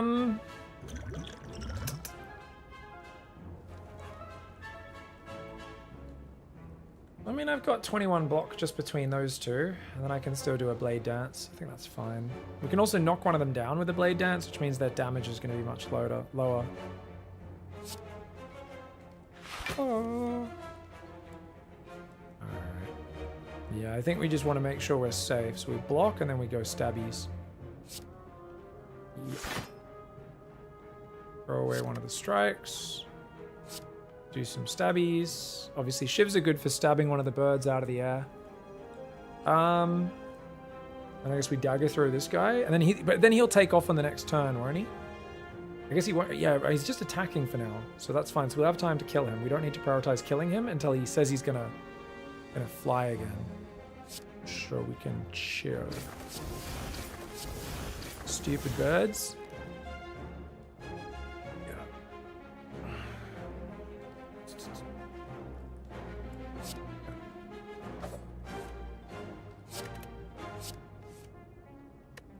Probably should have saved that dash. Would have been better on the next turn. It's going to get shuffled back in anyway. I get it. Yeah, shivs are really good in this fight. This fight I found a lot more annoying in other situations when I don't have any shivs. All right, so this guy we dagger throw. We say bad. And we throw one strike away. And then we just double defend to block the other two. 18. Yeah, that should be good. Oh, we can stab this guy as well. So nice having 4 energy, isn't it, guys? What a luxury. Okie doke. 14 life. I can literally just do 14 damage with that. Don't have any. Yeah. This is annoying. If I do that, and then I backflip, I only have 1 energy left, but that's what I'm going to do anyway. So we're going to backflip first. Escape plan. Hey, very nice. Okay. Oh, that didn't kill him? Oh, that was 14 block, not 14 damage. Oh, right. That's fine. You finish him. And we can stab you, so you're stuck on the ground next turn. Okay. 35% more, 33% more energy, exactly. All right, he's gonna do 4 damage. That's fine. We're just gonna poison this dickhead. And give him a stab as well. Takes a bunch of damage. Tries to peck me on the ground like a dum-dum. Mate, you're only scary when you're flying. Don't you know that? All right, we're doing good. This run's been pretty smooth so far, guys. We don't have any like super overpowered like late game scaling combos. We do have to be a little careful. Endless Agony is interesting because if we do end up, you know, more Shiv brained, that would be good. I don't think we're going to end up more Shiv brained. We're defensive, we're poison, we're looking for poison if possible. This is a good defensive card. I think we take it. It's already pre-upgraded, which is really nice. Really want some. I want a corpse explosion, a catalyst. You know, I want to get some of those things going, but we'll see. All right, guys, let's go. Get some block going. It's 9 block already. Not bad. Gonna go backflip. 18 block. Play another escape plan. Already comes back, and then we can start stabbing. So 25 is going to cover everything. think we just poison. Got to be way more damage potential than just doing 12 damage with 2 strikes. Even if it spreads out. Be 6 plus 3 is 9. Yeah. Basic math.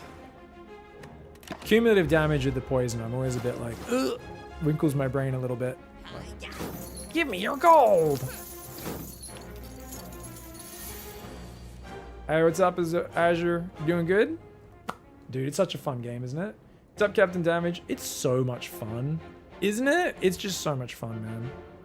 No, I've been enjoying it. I've been playing so much. I dig it, man. It tickles my brain in so many different ways. The gambling part of my brain is like, oh yes, give to Papa. You know, probably one of the healthier ways I can indulge that. Gain 14 block, 10 damage. I think we're just going to target this guy, get him a little bit lower. Poison will finish him off, probably. Then we can 14 versus 19. Just do that, and you spread out the damage a little bit. Doesn't matter. It's a shame our Blade Dance is in the discard, but it'll get shuffled back. Yeah, it's one of the GOAT games. You just did an STS2 run, went well until it didn't. Nice. What's the difficulty? Do you think it's like overall very similar to the first game, but just a bit more uneven, I guess, because it's not as balanced? So maybe the runs, are they more like a bit more random, a bit more like sometimes it's way better and worse? These guys are both just going to block. They block and then they run, don't they? These little shitheads. Okay, so we could do 10 damage there. And that's our... Yeah, we don't have any card draw, so that's fine. If we do 4 damage and then 4 plus 3, 7. So that's going to be lethal on the following turn. Good. That times out nicely. So now we don't have to worry about the first guy. He'll die on the following turn before he can run away. We just need to do 18 damage to the guy on the right. Poison goes through block, right? So he'll die no matter what. Like I'm sure that's the way it works, and yet I'm like, ugh. Please draw damage. Dude, he's gonna get away. He's gonna steal my gold. Oh my god. Dickhead. He's got how much life? 29. If I upgrade these, that doesn't kill him. I think I distilled chaos and hope it kills him. How much gold do they really steal? 15 gold, and he's attacked me twice. He's got 30 gold, right?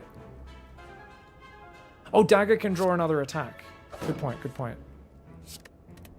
Still not enough.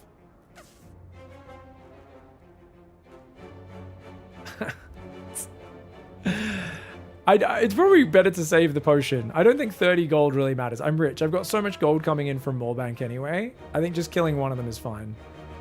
Alright, we're going to let you take... This is the first time one of them has ever escaped me. I've played a lot of runs in the last week, guys. The first time one of them's got away with my gold.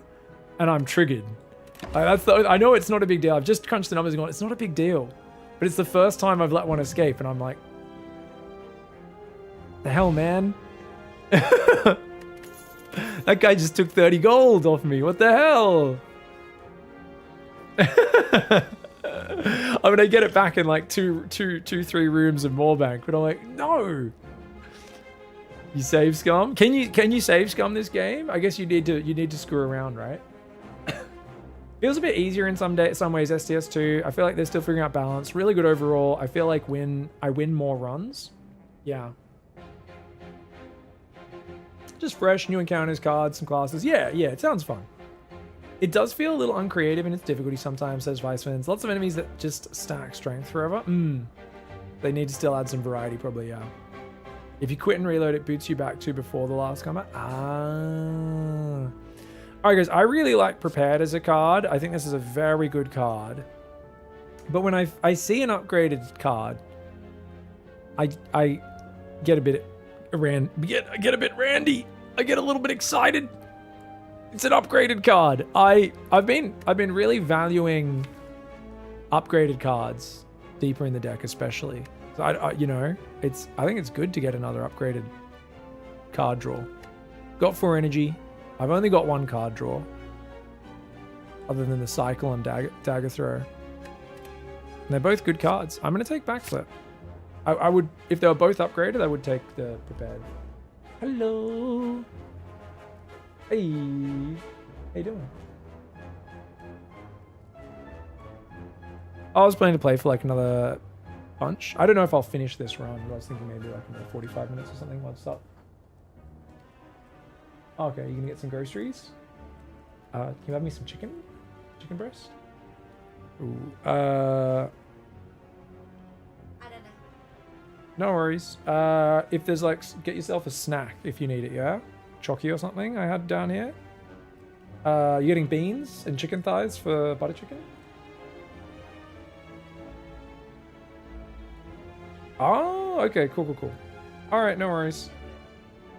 We should be all good then. Yeah, we should be all good. No worries. You guys know when you cross over your two shopping lists? Our shopping lists tend to mostly overlap. But then if one of us is going to the shops, we always like, oh, are you getting the thing? Let's check it. All right, guys, let's go. Question marks. You come across an ornate building which appears abandoned. A plaque that has been torn free from the walls on the floor. It reads, "The library." Inside, you find countless rows of scrolls, manuscripts, and books. You pick one, cozy yourself into a chair for some quiet time. So this is only 11 hit point heal, but it's a free heal. And I think that this can often give you a rare as one of your choices. We really want Corpse Explosion. We want Catalyst. We want those poison cards. Let me click this. Let's see what it offers us. I don't think you need to accept it. If we were playing more Shiv stuff, we would go Terror. It's a great card. Oh, it's not giving me any poison stuff. I think we're going to take Piercing Whale. Piercing Whale is a great defensive card. Fits into almost every deck. I might not need it because I've got such good dexterity and block. There could be an argument that I don't need it. I think it's never a dead card. It's always useful. It's always decent. It's only one cost. I think it goes up to 8 with upgrade as well, right?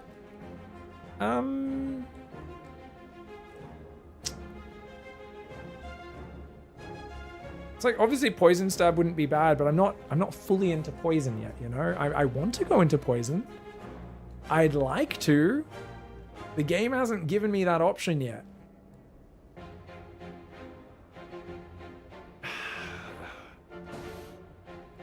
Yeah, this is really annoying. I really wish the game would just give me a catalyst or an accuracy. Like if I had an accuracy or something, I'd take another Blade Dance. I'd be like, let's do it. We're going Shivs. I've already got good defense. Let's go Shivs. Let's do it. Chat says Piercing Whale.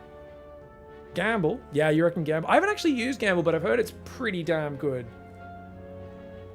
Or P-Stab. Poison Stab for the poison archetype that we'd like to go into. Outmaneuver isn't bad. Where's Outmaneuver down here? Not upgraded. If it was upgraded, I'd take it. I like Outmaneuver upgraded. I do like it. It's a pretty decent card. But, yes. Oh, Concentrate. Is that good, guys? Discard 3. Oh, discard 3. What am I discarding 3 cards for?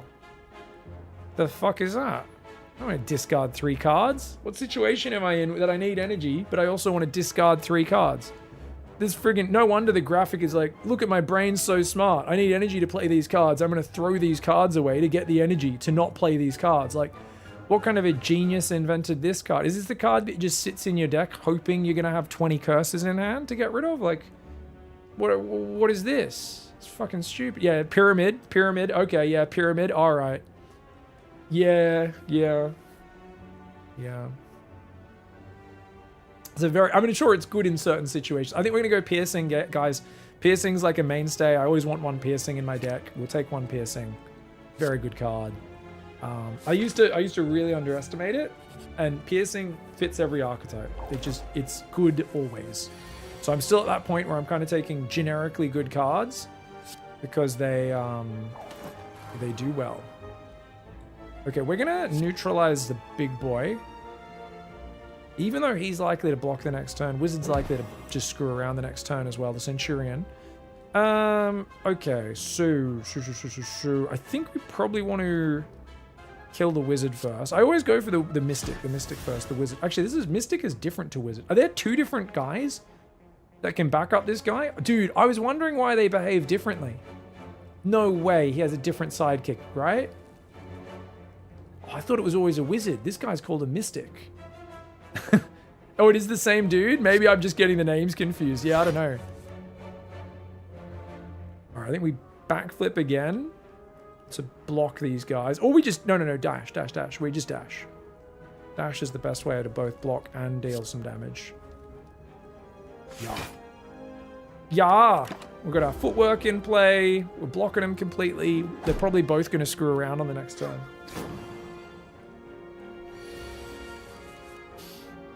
Oh, he's not blocking. He's going to try and hit me. He's going to try and hit me in the face. What a dickhead. Alright. I think we Bouncing Flask double block. Oh, he made me frail. Dickhead. I get to do Blade Dance then. That's fine. Bouncing Flask too. Come on. Alright. Oh, it all stacked the poison on the Centurion. So my damage is getting split 50-50, which is not great. Whoa! I didn't know the Mystic could heal that much. Oh, that's sick. Maybe I just kill the Centurion now that he's got 8 poison on him. Frail's still here. Oh, hello. Hello. We could burst defend. It's not good. Okay, I think we have 4. We're gonna throw the burst away. We're just gonna...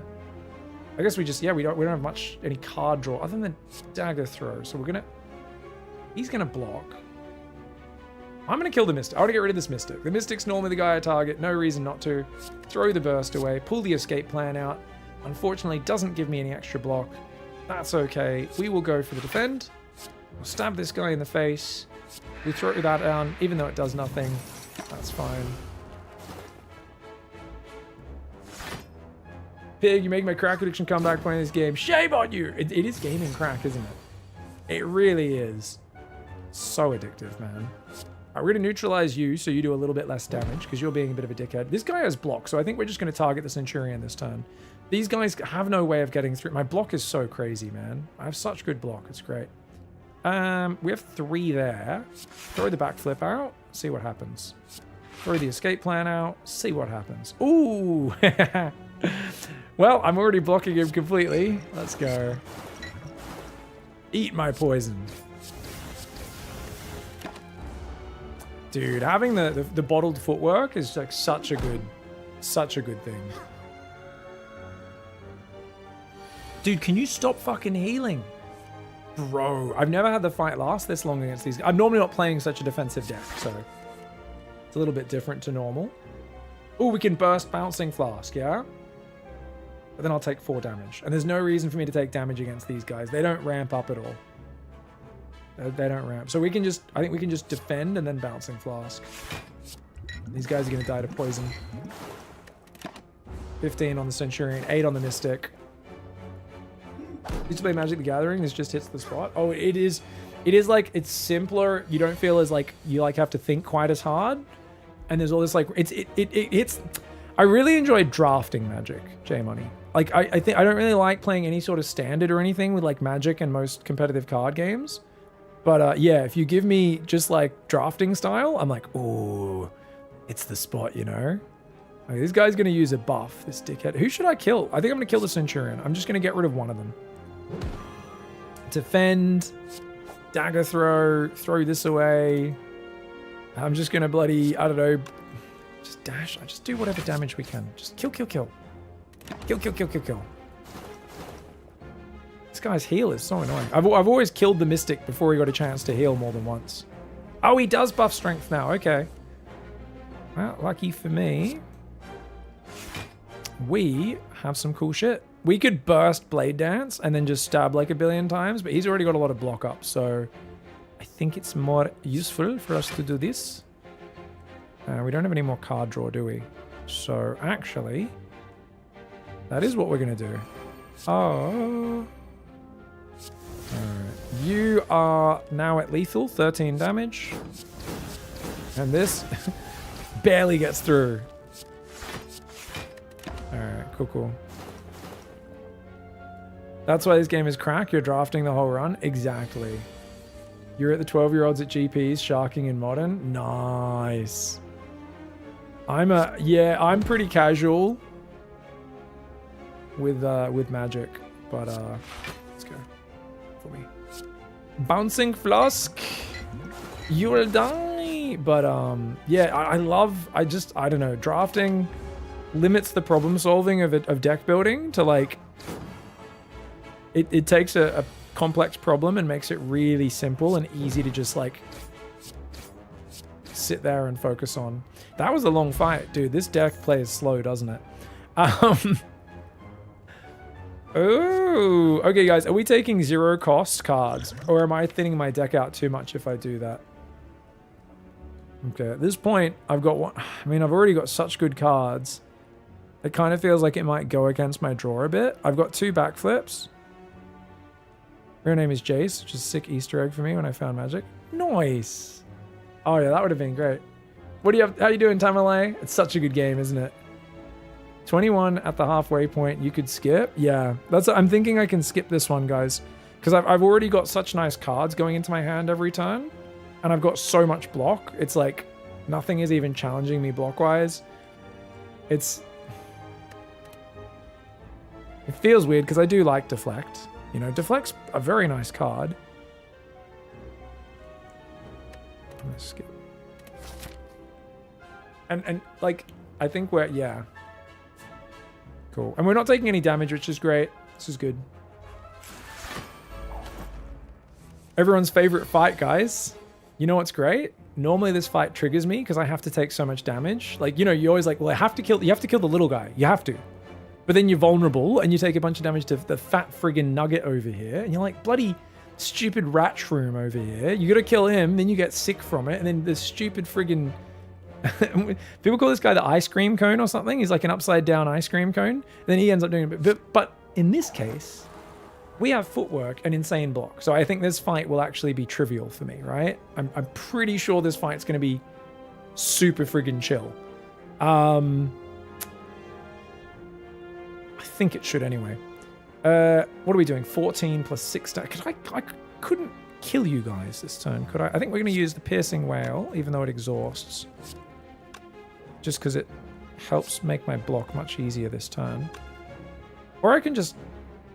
Yeah. Piercing whale.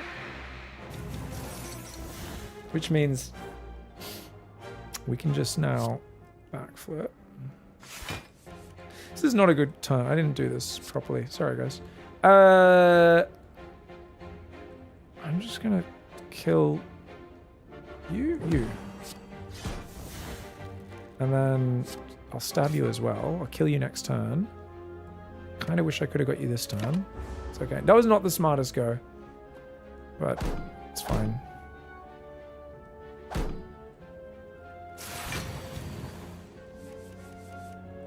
Okay.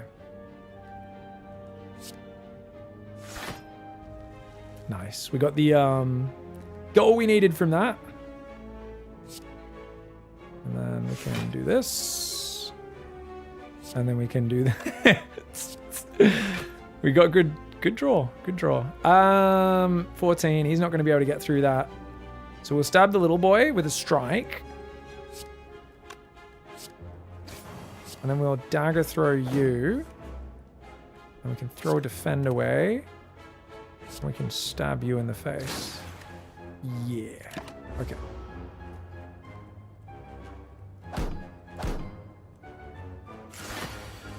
Alright.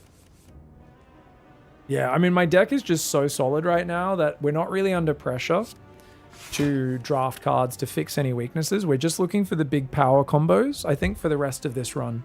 We're essentially going, what's going to win me this game? You know, how do I get the things that will win me the game? I didn't draw a skill. That's unfortunate. That's okay. We can just throw a block down, which means we won't take any damage. And we can either Bouncing Flask or we can Stab. Stab's not going to do much because we're not going to really get through. We'd only do, what, 3, 4, 4 attacks. It would barely lower Metallicize. Whereas Poison's going to stack some nice damage over time. So we can probably just kill this guy with Poison. Mind repeating what you did to that little boy real loud in the microphone? What did I say? Stab him in the dick? Is that what I said, or what? Did I say we're gonna stab this little boy in the dick? I don't know. I probably said something like that, didn't I? I don't even fucking notice when I'm saying dumb shit like this. It just comes out, guys. It just comes out. I'm sorry. That's fine. Do some damage. Alright. Thanks for the games yesterday, by the way, Joe Money. Alright. Oh, come on. Where's my bloody poison at? Surely it's about to come out. Let's throw the defend away. Survivor can block on its own. Do I not have any draw? This is poopy, isn't it? I really wanted to get the combo with the poison bounce and the burst. I wanted to burst poison. Burst poisoning. It's alright. Now we get the poison flask. There we go. Now we get one more. Oh, I could have used backflip there. Doesn't matter. New headset, moving places back to Giga Grind. Very nice. Very nice. You're a young lad, right, J Money? If you don't mind me asking. Ooh. It's not. I always think this is a skill. It's not. 24, older. Oh, it's been compared to who? In this, well, you're like a young child in this community, right? Everyone's like, oh my, he's under 47 years old. You know, we're all fucking old timers over here, man. This chat's crazy. Should I take a second piercing whale, guys? I don't think so. I don't think I need a second piercing whale. I think just one's fine. I'm going to skip this, guys. Shout your protestations in chat. Let me know why I'm stupid. Oh, I got an alarm. 1 sec. All right, yeah, nice. Second whale, no, it's stacked. It's not permanent. It's only for that turn. Like, you can throw 2 on the same turn for sure, but it's just about, like, I don't want them popping into my hand too much and stopping other things that I want a little bit more than them popping into my hand. And because I already have such good block, I'm kind of like, I don't really know. Oh, it exhausts. Oh, right. It exhausts. Yes. Okay, absolutely. Thank you, guys. Yeah. Sorry, I wasn't thinking about the exhaust. I was thinking, oh, then I got them. They keep coming around. Yeah. No, I'm a simpleton. Thanks, guys. Good call. All right, guys. I was probably going to go to the fire and upgrade here. Because if I go left, what's the difference? I mean, I can get the key. I can get the key on the 3rd floor, I think. Probably do it on the 3rd floor. I'm going to go right side. I want to upgrade. And because we get the same number of elites either way. So it doesn't really change the rewards. The only difference is the key. So I'm going to actually go this way. Even though I reckon I could smash. We've got so much gold banking up from this bloody Moor bank. Okay, so we can upgrade Burst. Could be pretty sick. Piercing Whale. Could be decent. We can upgrade our Bouncing Flask to get a 4th bounce.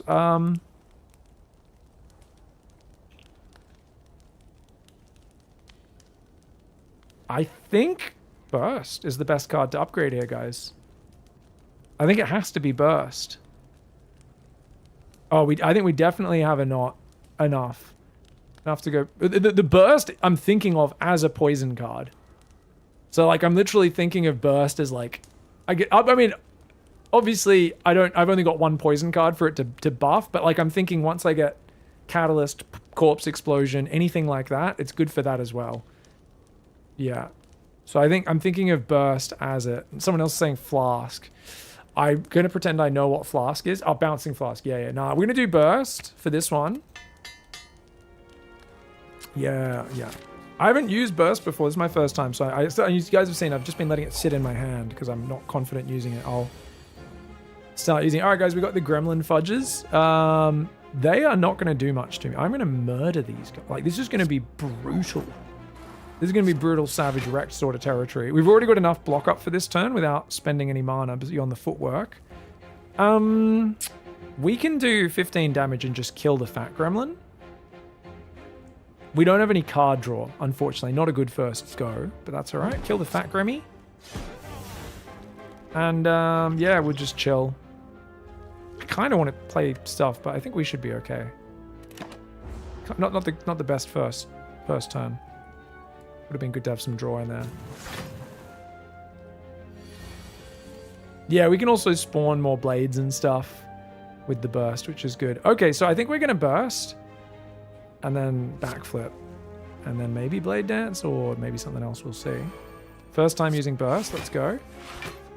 So we got 24 block from a single backflip. That's amazing. That's not a skill.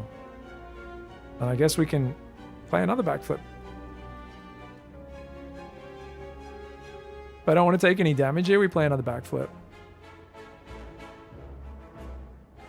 Oh, no, we can do this. It doesn't make use of the other burst is the only problem. Or I could... I think that's the correct move, though. Just dash. I don't think we care. Does burst last for the next turn? No, it's just this turn. I could survive it to get rid of poo.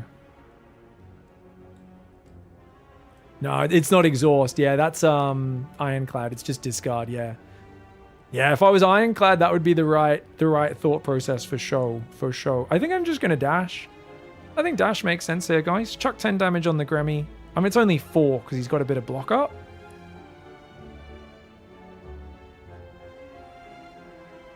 It's fine. There's nothing wrong with that. I mean, I could also just throw a... I mean, if I backflip, that only does 10 damage. This does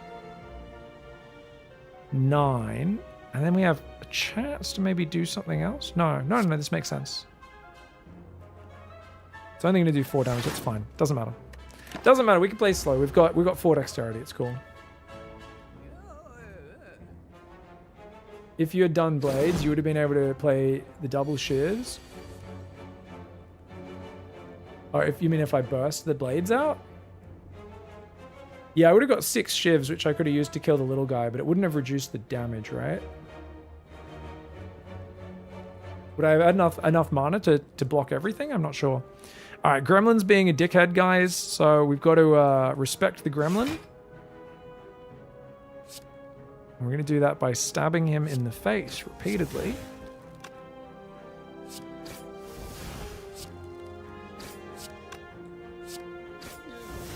All right, Gremlin Wizard gets that, and that allows us to stack poison on the big boy. Beautiful. How does his little stick? He's a wizard. He's a wizard, so he charged it up. He imbued it with power. He's like, what if I do magic that makes it so I'm not a little bitch? You know what I mean? He basically went, I'm not a little bitch. Abracadabra. Abracadabra. Friggin', that's how magic works. It's okay. I know you guys are simpletons in the chat. You guys don't know. Yeah, I'll explain the lore of the cards. Fucking so stupid. Okay. What are we gonna do? I think we backflip first. Super easy to block this turn with our dash, and then we can just throw a strike out as well. So I think we're just gonna kill the little guys again. That's fine. I'm happy to take this fight slow. Keep clearing the little guys and just putting poison on the leader.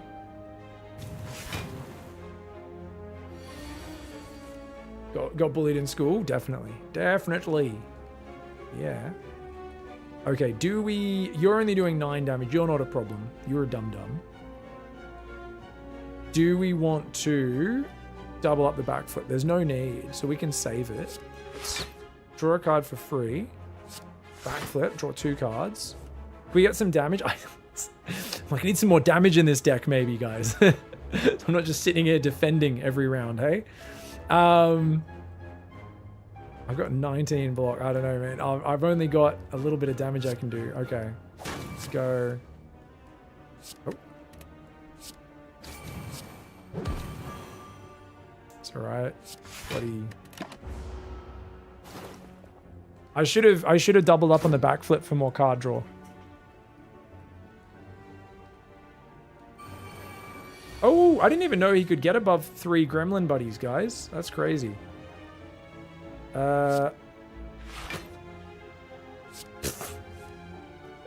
It's always fun when a card makes you draw itself. Okay, so we can just kill him. I mean, I could just piercing, but this is like one of the best damage cards I have in hand, right? If I do 14 block, I don't even need to. Hey, I can just piercing.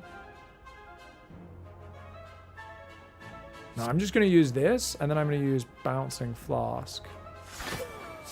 And hope it hits the main guy a few times. Come on. Oh, that's alright. It'll kill the sneaky gremlin on its own, which is not bad. Yeah, a lot of sneaky little boys, little pricks. And they're stabbing me, they're little pricks as well, but that's alright. He says, don't ever give up, boys! We can take this dirty adventurer. Oh, you're actually going to do a lot of damage now. Oh, gosh, and I don't have any card draw on this turn. That hurts. That guy's dead. We don't need to worry about him.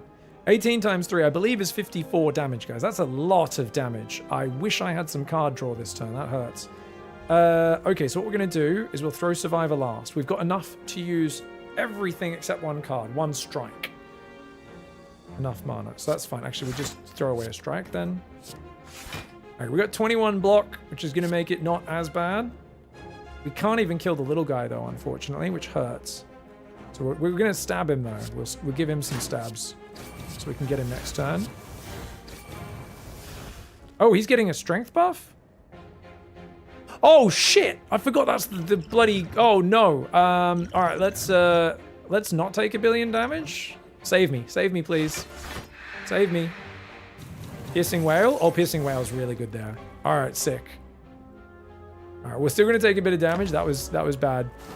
Yeah, I can't pick up any new potions, so I didn't want to waste my potions, guys. But that's okay. We're not going to take much damage. Only 3 damage. We did have to waste a potion.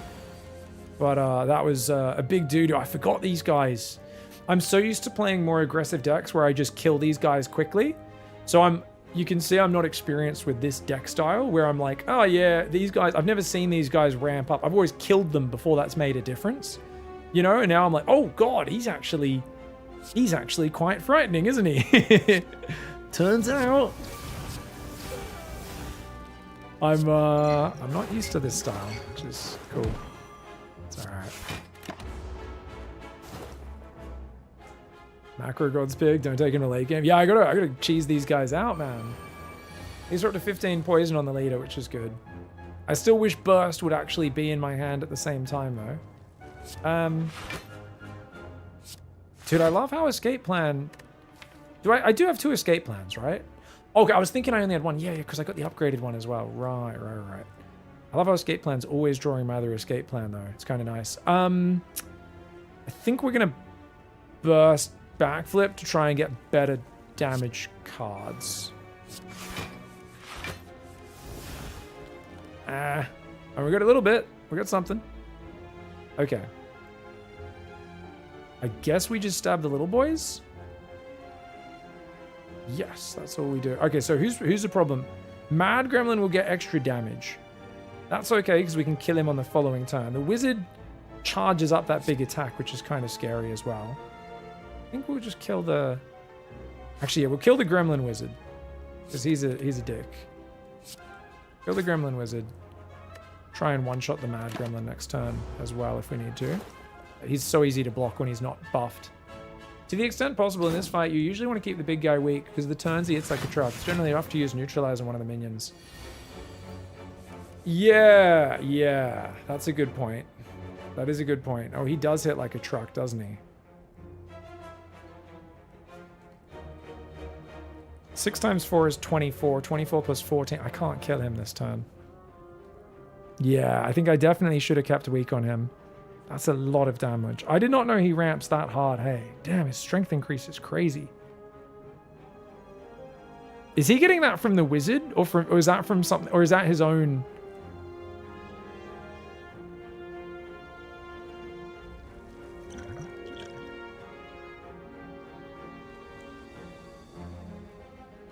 I think I'm dead. It's his own. When he buffs the team, he's in. Oh, so he buffs them, eh? All right. Yeah, we've got to use our potions, guys. Unfortunately, we have no block here, so we literally have to try and kill. So we have to burst Blade Dance is the only way to do this. We're not going to have space in hand. We've only got 5 cards. That's going to spawn 8. So we need to use a strike first, right? If we use a strike, 1, 2, 3, 4. If we use 2 strikes and then we use burst and then Blade Dance, we just try to kill the leader.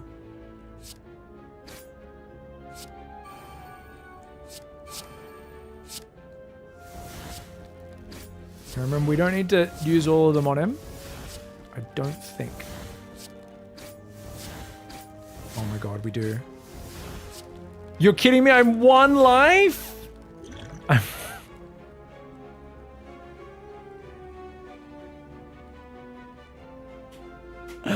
This is a newfound respect. This deck was so good. But this is what's so beautiful about this game. This deck was so good, but I just wasn't getting a corpse explosion or a catalyst or any extra poison. We went for burst for the first time. I see the potential in burst, but I loved it. Like the footwork bottled was so good. I got Sozu. I've got so much gold I was going to be dumping. I could have probably had 1 more damage card in here. I do think I could have had 1 more damage card in this deck. I definitely could have done that. But I think basically the lesson is what chat said. Neutralize. What 21 said in the chat. If I just kept neutralize on him, we'd be fine. Yeah. Yeah. Yeah, just needed to swap to hitting him 1 turn sooner, yeah. Yeah, I didn't realize, I wasn't watching his strength at all. So does he ramp it by 4 each time he buffs it? GG's, well played. That's the beauty of this game, man. Nah, saves coming. No need for saves coming. Look at that. What a beast. Yeah, sorry. I've never had the fight last that long, so I've never seen him ramp that much. So I've always been like, hey, as long as I kill the little guys, this guy wastes a bit of time summoning his other guys. So it's always good to just clear the little bitches and then deal with him. Turns out, this is what's so interesting. When you play a different deck, like you've got to take all these different things into consideration, and it's friggin' awesome. It's what makes every playthrough so unique. This was an awesome deck. You know, if I play this correctly, this leads to a really beautiful. I get a catalyst, I get a corpse explosion, any of the other poison cards. Oh. Mostly those 2 though, is what I wanted. Decent ramp from difficulty around A4 to A5. Yeah, that's true. It's definitely a bit harder in terms of the healing not being as much and stuff. And being some power spikes on some of the units. That was sick. Alright guys, quick ad break. Ad's about to start. Should I just start another run? Dot's headed out. She's gone to the shops. Don't tell her. We're playing an extra run. Let's fucking go, man. You guys want to see Ironclad or Silent next? Another Silent run or an Ironclad? You guys let me know. Quick ad break. I'll be back in a sec.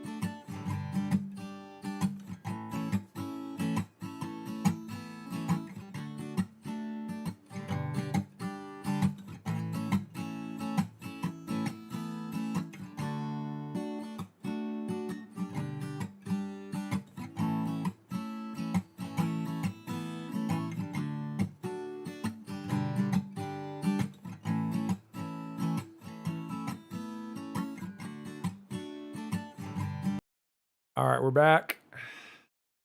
You guys have a sub. You can still hear me. If not, you cannot. All right, we need a banana to make our problem solving much better this time around. To be fair, I did get very unlucky having no blocks on that final round as well.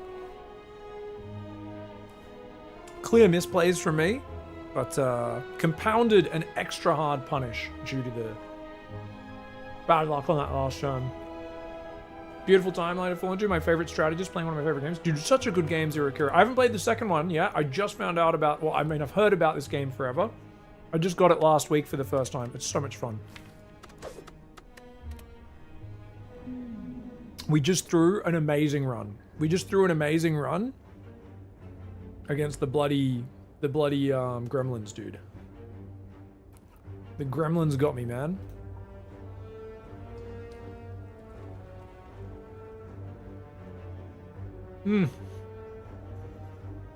That's a decent thought, Handyman.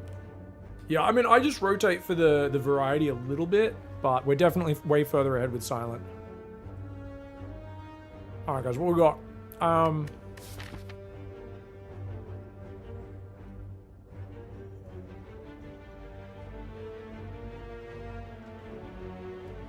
We can kill these guys. 1 hit point elite, guys. Is that worth it? Potentially. So at first I thought that was the worst one possible. But then the problem is, if we hit a hallway fight on any of these, it doesn't work. So I'm not the biggest fan. This one's really bad. Do you want a rare card that doesn't synergize with your deck? Let's fucking go. I tried it once, I didn't like it. I was like, these choices suck. Like, the colorless cards are cool, and some of them are really great. But I want to buy it later on once I know what deck I'm playing. And go, yeah, this works well. I like Panache. Panache is great.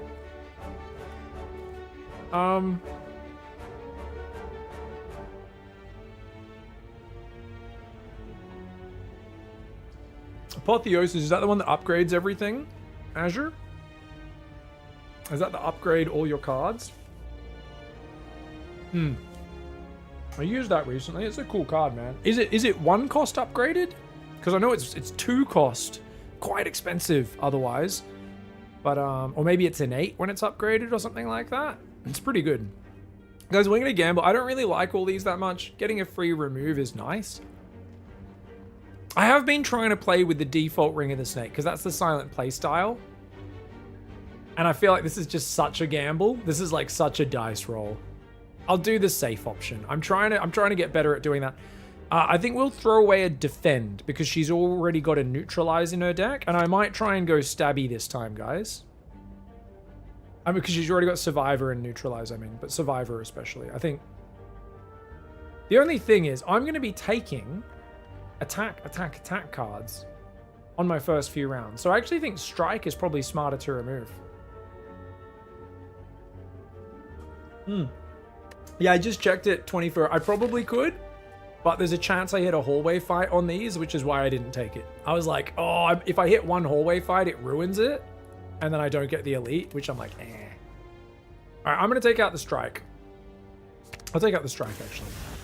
It's okay to have a little bit less damage in the first room or two. First room or two is not going to get me killed. We will get enough gold to do a removal if we hit a shop straight away, guys. I don't think there's going to be any shops in the second half because all the shops are crowded here at the start. So we don't need 2 shops in a row. That's just like, we're not going to have any gold in between anyway. So I think we just go this right side so we're not wasting it on hitting 2 shops back to back. We get a shop. We get a bunch of encounters that could be good, could be bad. How many rests do we get? 1, 2, 3. 3 rests. Follow this right side. We go elite, rest, elite. Yeah. And then we go get some upgrades towards the end, potentially. I think I'm just going to... Yeah, that should be fine. Path to an elite always gambles on a question mark not being a fight. Yeah. Yeah, it was 2. It was 2 question marks. So I'm like, I don't know. It was like a couple question marks to get there. At least 2 or 3, I think. I don't know. So I was like, whatevs. I don't know how big that is. I like killing elites myself, you know. I like murdering them myself. I'm like, I don't need to run away. You think I'm afraid of you? You know, like I'm I'm a cool guy like that. Real cool guy. Yep. 13, he's doing 13 damage. So what we can do is we can stab him in the face. Cool tip, guys. Don't know if you guys have ever tried that when you're fighting the enemy. I'm 85% sure trying to snipe the elite was correct. That's cool. Yeah, I've never done it. I literally thought the 1 hit point thing sounded super lame. People told me, oh, it's for getting the elite sometimes. And I was like, oh. And I thought that was pretty cool. Let's just take no damage. There's no reason to take damage to a single louse. Why would we do that? No reason, bro. No reason to take 1 damage trying to finish around early. Oh. Prepared is amazing, guys. But Dagger Throw is amazing. Blade Dance is amazing. These are all good cards. Obviously, Blade Dance gives the best damage. I love Dagger Throw, though, because of its cycling and discard, is obviously so good. I really don't know, though. I feel like I wouldn't mind going for a stabby Shiv deck, so starting with Blade Dance might kind of set me up in that direction.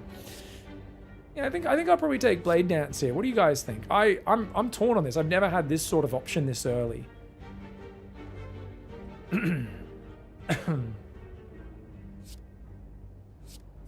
Prepared's the highest tier card of the 3 late game, but this is my first ever one, so I think you need damage at the start, especially after removing a strike.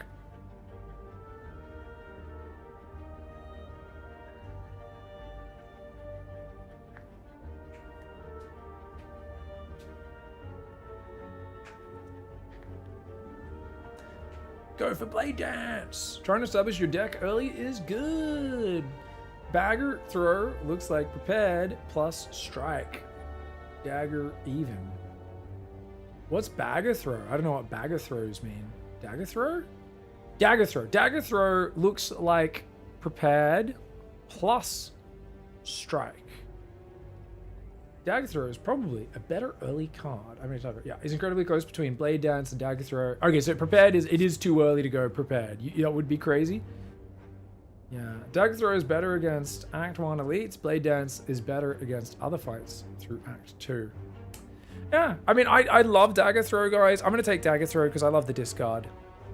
Let's take Dagger Throw. Let's go. All right. Probably just going to remove something, guys. Hitting a shot this early is what it is. Oh, I love Panache. What do we got on sale? Predator. Next, deal 15 damage. Next turn, draw 2 additional cards.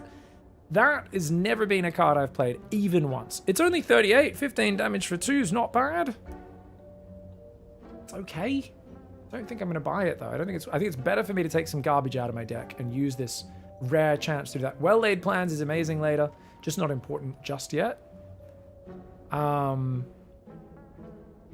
don't like Blur. Dodge and roll's good, but I wouldn't pay money for it. Bane, I wouldn't pay money for it. You guys think is it worth getting well-laid this early on?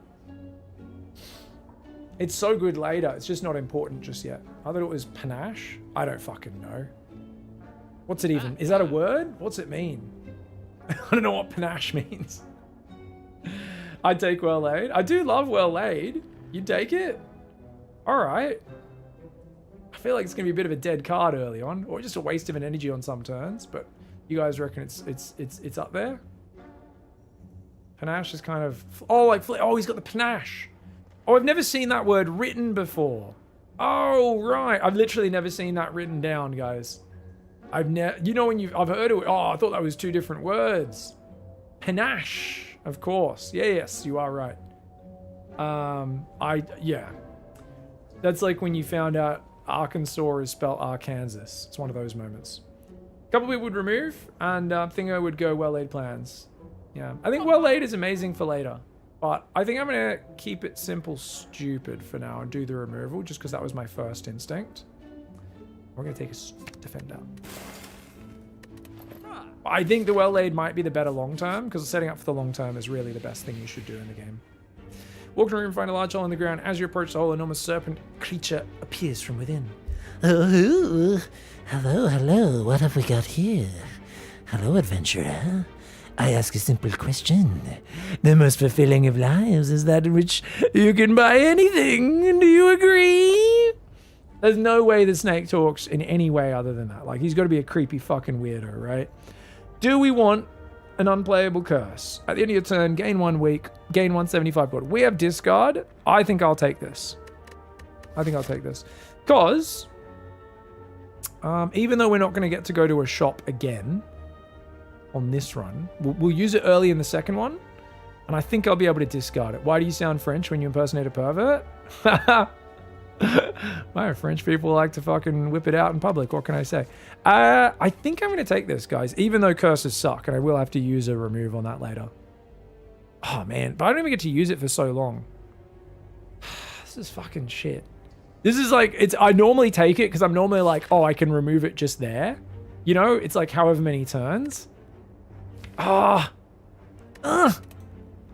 going to kill me against the elite? I think I'll kill the elite easily, no matter what.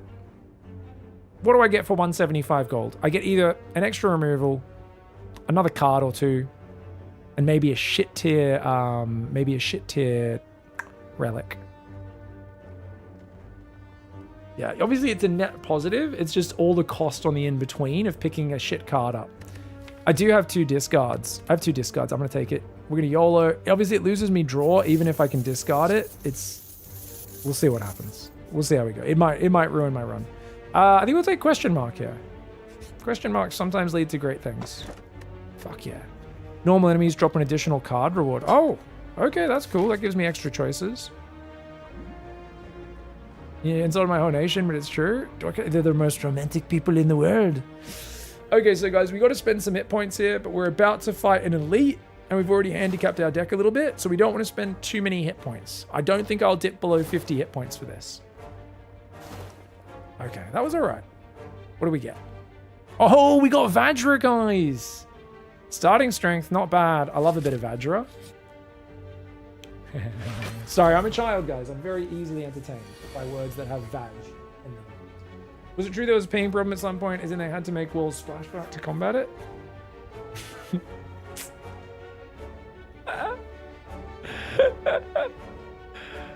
Okay, Lager. Okay, we do not have discard in hand, which means we're going to be weak next turn. That's fine. We probably want to wake him up with like a dagger throw neutralized turn, because then you get like 12 damage and then like maybe 2 more strikes as well if we're lucky, except all of my strikes are here, which means next turn would just be 12 damage. But I don't want to fight him with weak on my next turn. So I think I have to wait for the 3rd turn and hope we get lucky.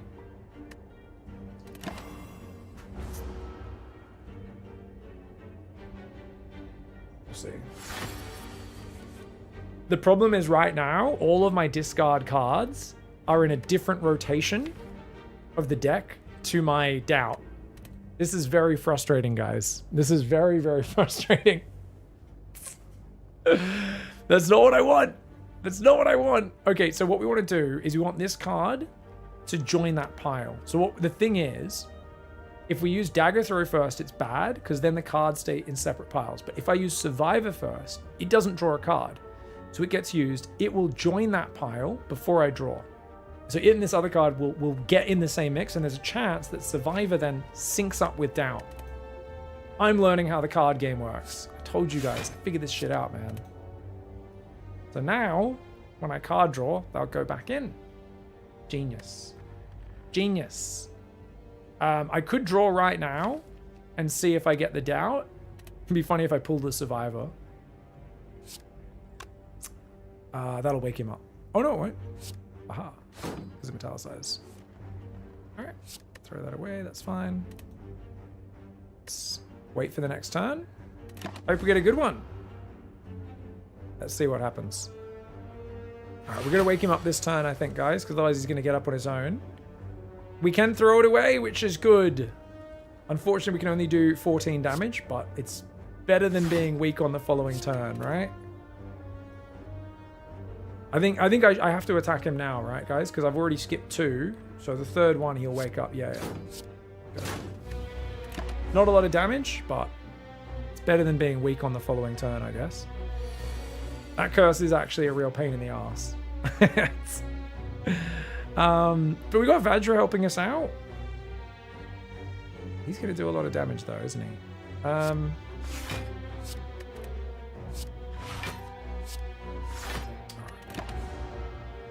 protect ourselves first and foremost. If I'd attacked turn 1, I would have done 13. Problem is, but then I would have been weak on the following turn, which would have lost me a bunch of damage, right? So the difference is, would it have been 7 or not? And in hindsight, yes, we know it wouldn't have been a whole 7 loss, but I think it was good not knowing what was going to be drawn after the first turn. I think it made sense to skip that, yeah? On the balance of probabilities, like obviously you don't know what's going to happen. I think I did the logical thing in terms of the chances. No, you would have blocked on turn 2 and that was foreseeable. Oh, because you know his moveset. See, that's the difference, is I don't remember what they do.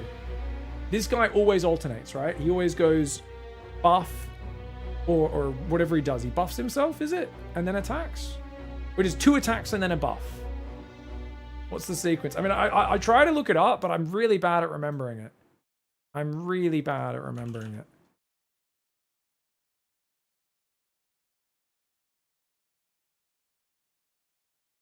You also knew what you would draw because of the draw pile? Oh, in the second turn. Right, I guess I knew the second turn. Because I knew I would have to wait for the third. Yeah, that makes sense. So he goes attack twice, and then he goes Siphon Soul. Yeah. Yeah, alright. Wow, we're going to take a lot of damage. Thankfully, Strike does help us a bit.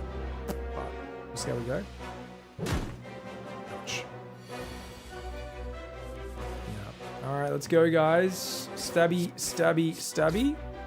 Vajra is going to save us in this fight. Obviously, he cancels Vajra out now, and he also decreases my dex. But it is okay. We can use this one. Nice.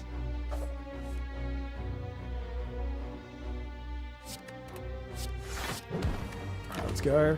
Take 4 damage, down to 42. If we can survive with above 30 life, I'll be very okay with this. I'll be happy, some would even say.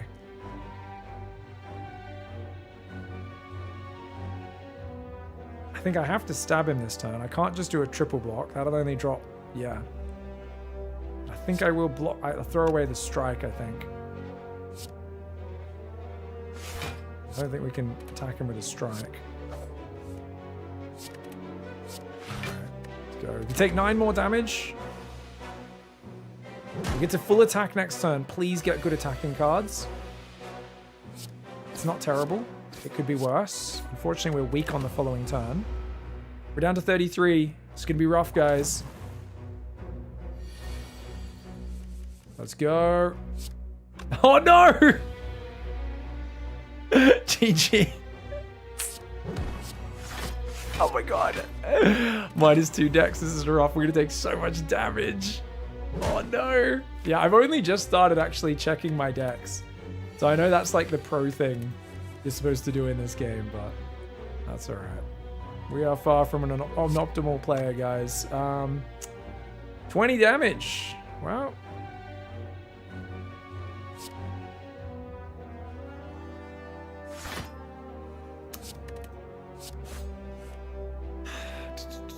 I think we stab him again. 3 damage, my god, yeah, I think we're dead. I think we're dead. Alright, taking the curse was really bad, guys. It was really bad. That's awesome. I've taken curses so many times and I've never been punished that bad for it, but now I'm gonna have to like rest a couple times or have like really clean next set. Pen Nib's pretty good. We're probably dead in this run, but we'll see what happens. Oh, we got Storm of Steel, guys. This is the best card in the game. I'm kidding. Noxious Fumes. I do like Noxious Fumes, though. I think we take Noxious here. I don't like Storm of Steel at all. I think it's a poo-poo card. I think the yellow banner is a participation ribbon they gave to the card to let it pretend it's special. I do like Noxious, though. Alright, we're going to go rest at the campfire, and then we're going to fight another elite right after, and we're going to smash the next one. It can't be Lager. Could be... I'm kind of joking about fighting the other elite. I'm probably going to skip it. We have to rest. All right, we're back to 34. It's going to be Knob or is it Sentries? I think is the other elite fight. I think probably either of those kill us or could kill us. Let's just if we have to skip the other elite, it's going to be a pretty bad run. Then again, we've got normal enemies drop an additional card reward, which is decent. Such a low mana deck strategy. Choke is a solid choice. Oh yeah, Choke's pretty good. Rather than accept the run loss, you should save scum to see how to play this, right? Oh yeah, no, I would try it again for sure, but it's too late. I don't want to save scum.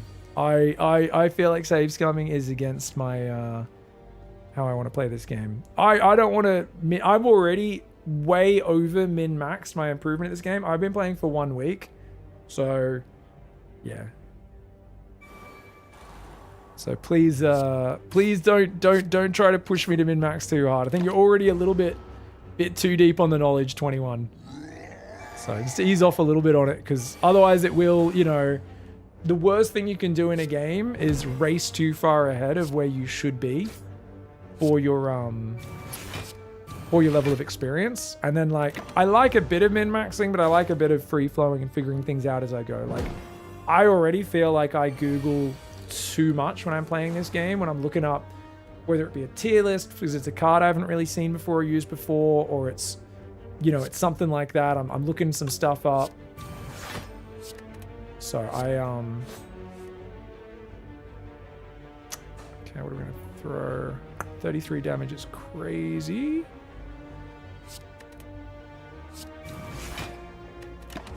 Probably should have just attacked there. I don't think we can survive the next attack. Let's go. Yeah, GG. That's cool. Let's accept the run loss. Best way to eat pork belly? Well cooked. No, it's all good. 21. I appreciate you, dude. Never got into the other characters in STS1. I got 800 hours in silent. No, it's all good. It's all good. It's like really good knowledge, because like I previously always would just attack Lagger first turn unless I had like no attacks in my hand.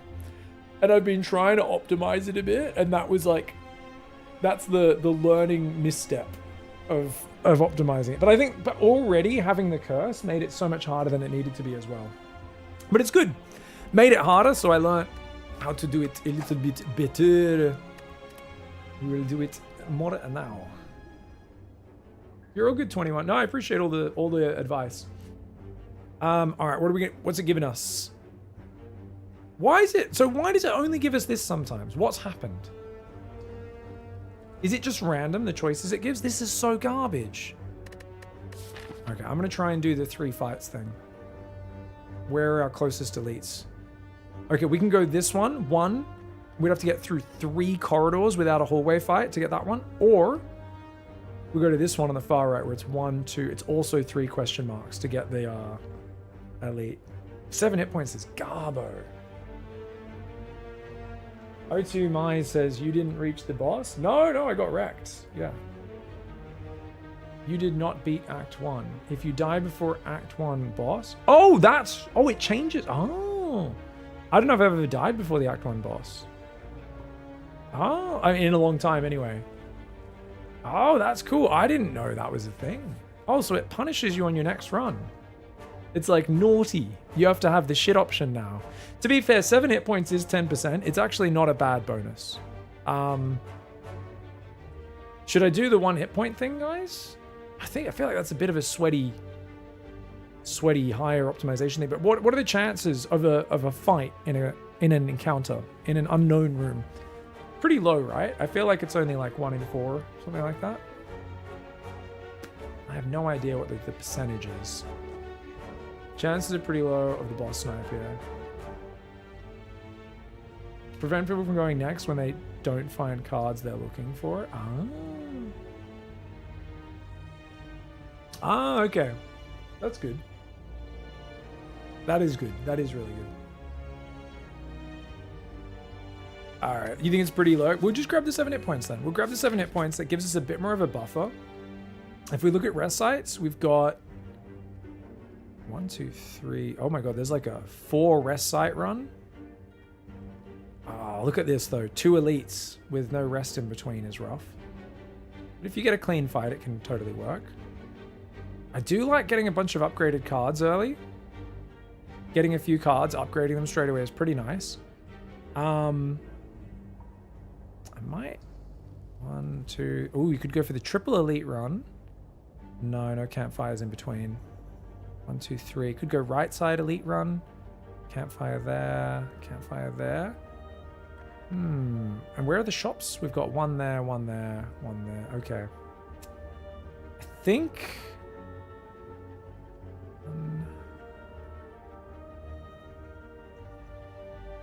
I might just wait for this shop up here. I think I'm going to skip the first shop. So I think what I'm going to do is I'm going to come down this right side. And then I can go up. I think 2 elites is plenty. Depending on how we're going. I think I'm going to go this right side. And see what happens. Let's do it. Caw-caw! Okay, he's going to buff himself. We're going to give him a few stabbies. Let's go. I like the 1 hit point a lot on Ascension 20. Normal hallway fights chew you up. Saves up 12 to 16 health, even if you can't boss snipe. Nice. Yeah, that makes sense. Like, that would be pretty damn... Because at first I was like, why do people do this, man? That's crazy. Seems garbo. And then people are like, oh, no. You can elite snipe. Saves you a lot of hit points at high ascensions. That's really good.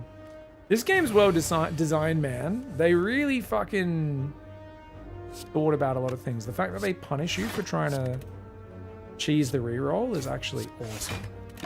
They're like, no, we know you guys don't have any discipline. Some of you are going to try and cheat it. We're going to try and stop you from rerolling. Don't be naughty. Alright, sweet. Sick. I think on silent, the low hit points does actually hurt quite a bit, so having a bit more is good. We start with flying knee, guys. We need damage early on. Take a flying knee. Getting a bit of extra energy on the next turn is always good. Ooh, we fall into a puddle. It's made of slime goop. Frantically, you claw yourself out over several minutes as you feel the goop starting to burn. You can feel goop in your ears, goop in your nose, goop everywhere. Climb out, you know some of your gold is missing. Link back to see the puddle. You see your missing coins combined with gold from unfortunate adventurers mixed together in the puddle. So we want to gather the gold and lose 11 hit points. 100%. Let's go. 11 hit points. Bunch of gold. Yeah, that's good. That's really good. All right. I do really like question marks, guys. I like the encounters. I might dodge this fight. It does mean you get less gold. Or the shop is the only problem. That's all right. Oh, we're going to have 2 encounters there.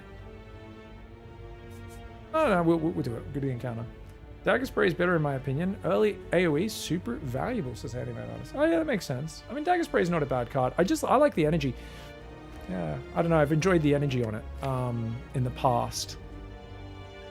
But you're probably right. Among the stone and boulders, you notice an intricate, large blue statue resembling a wing. Oh, pay hit points to remove a card. Oh yeah. Let's do it. Dude, I always panic and think it's not worked when it doesn't immediately pop up with the card removal when I press that. And every time I freak out for half a second and then I go, oh, I gotta click continue. Strike or defend first, guys. I think we will get rid of the strike first.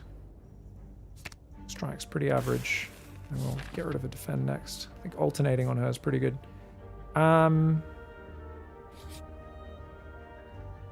Strike first on silence, correct?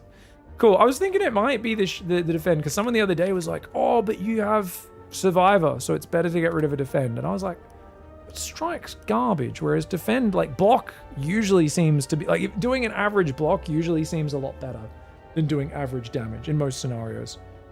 Oh, wow. Banana, donut, and a box floating. Oh, we can get a relic. End of your turn, lose hit points equal to the number of cards in your hand. Hello. I think I'm going to go donut, guys. I think we're going to go beefy silent this game. And again, I could literally remove the curse right there.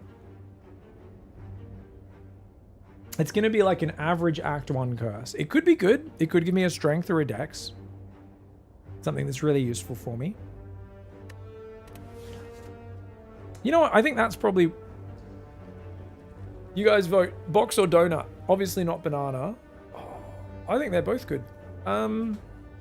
Strike is a worse card, but removing too much damage early will cost you hit points. Yeah, exactly, 2 miles. That's why I'm just going to take away 1 because I've already got a flying knee in the deck.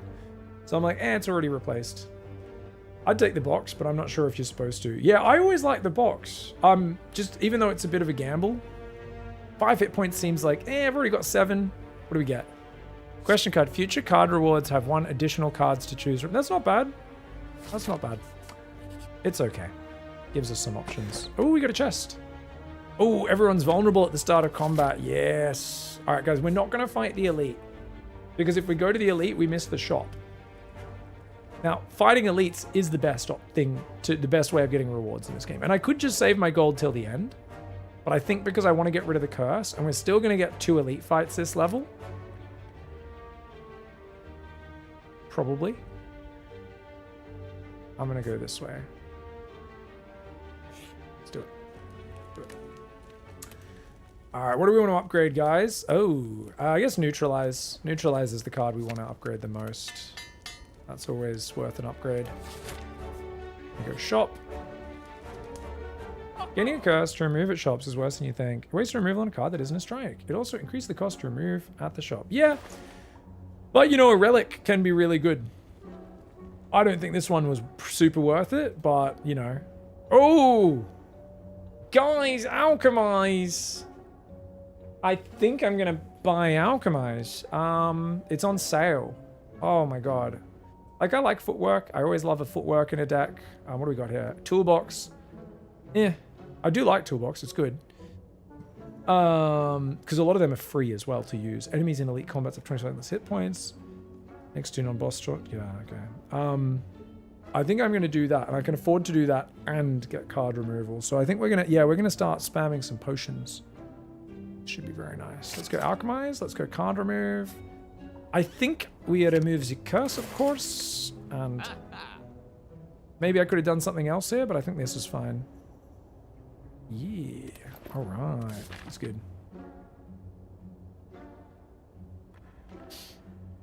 It's risky since a dead card until you get enough poison cards. Which one?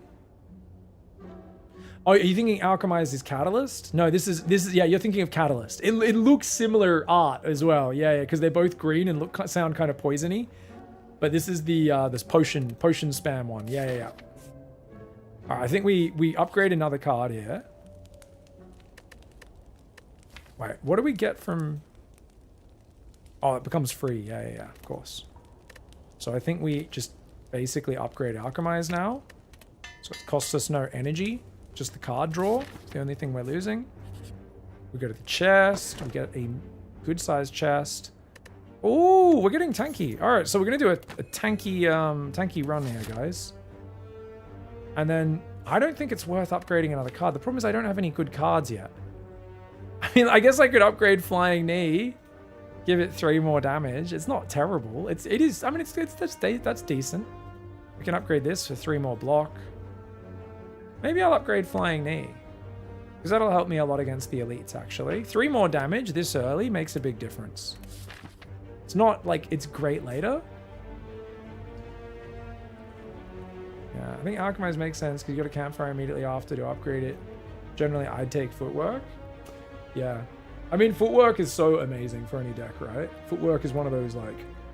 That and Piercing Whale, but it's even better than Piercing Whale. It just seems like the card that gives you survivability is Silent. It is the one way of doing it. I really should be getting potions and farming those a little bit, guys, but we're going to go this way and upgrade the thing. What can I say? I'm enjoying my heavy upgrades on this deck. We'll get a few more damage there. That's going to help us with the elite. All right, let's go.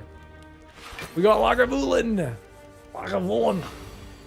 All right, this time we're just going to swing because we've got good damage in hand.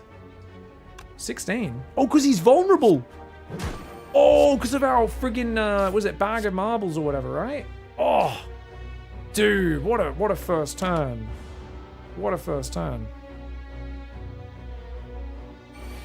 And we get 4 energy on the next turn as well. What do we get? Artifact? That's all right. All right, we can weaken him. I can't even spend my energy from the Flying Knee. Shame I drew the Alchemize that turn. All right, we take 5 damage.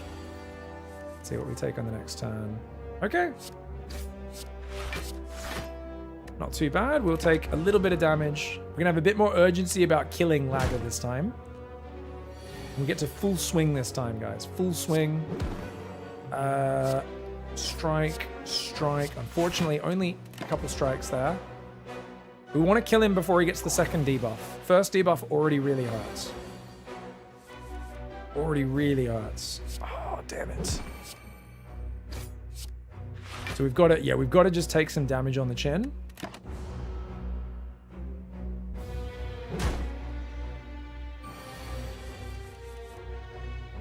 Artifact's good on his debuff turn. Oh shit, I could have used that, couldn't I? Oh yeah, that would have been huge. That would have saved me a lot of life. I wasn't even thinking about that. Would it stop? Which one would it stop? The dex or the strength? Probably, I don't know which one goes. I guess just whichever one hits first, right? Or does it block both because they both come from the same ability? How does that work? I think it would only block one of them. Okay, guys, we can do 10 damage and then block 7. That's the correct move. Okay, we're gonna... Oh! Oh, shit, I had more energy? Oh, I used Flying Knee last turn. Oh, man. I've been streaming for too long today, haven't I? I've been live for over 8 hours. My decision making's bad, guys. Oh, we just took 5 more damage than we needed to. Alright, we'll use it. Oh, that's rough. The draws have been rough. Yeah, they have. They have. Okay, we get extra energy next turn.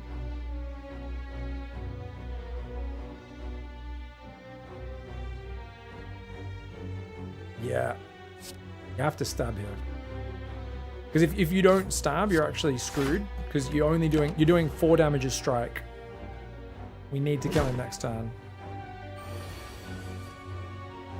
And thankfully we can. Took a lot of damage though. 27 gold.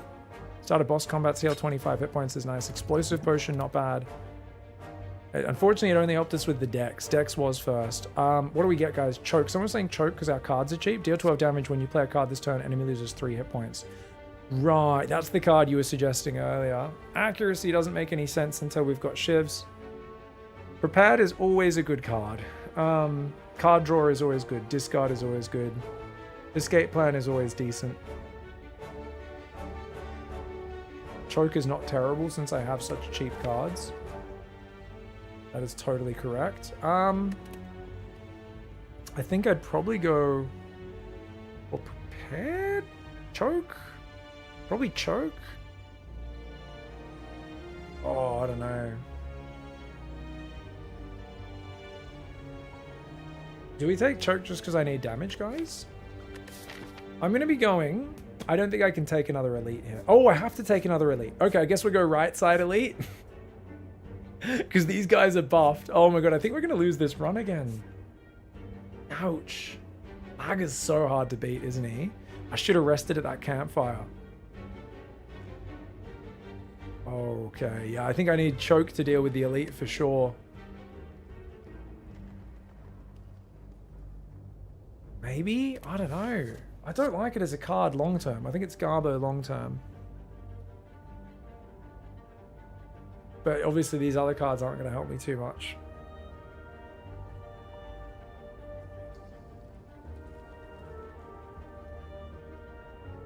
Yeah, I know.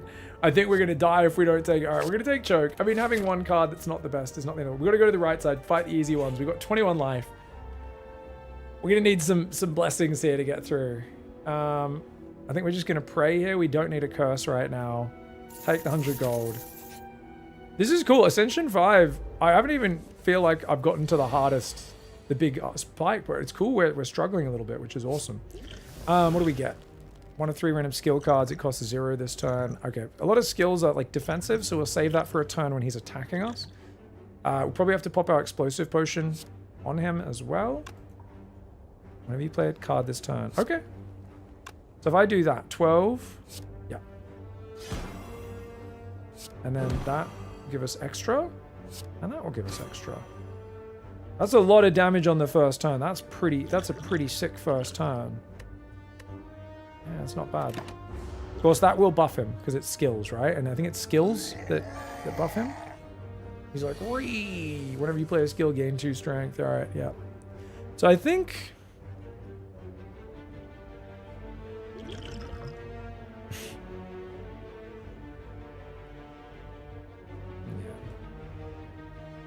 You alked first, so you missed 4 damage. Oh yeah, good point.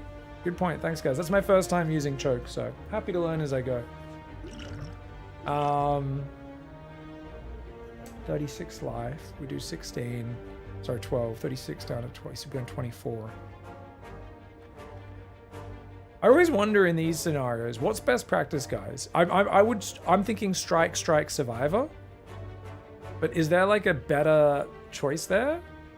Obviously, I can use the skill potion as well. Maybe I should just use that now and see what it gives me. Because obviously it would buff him.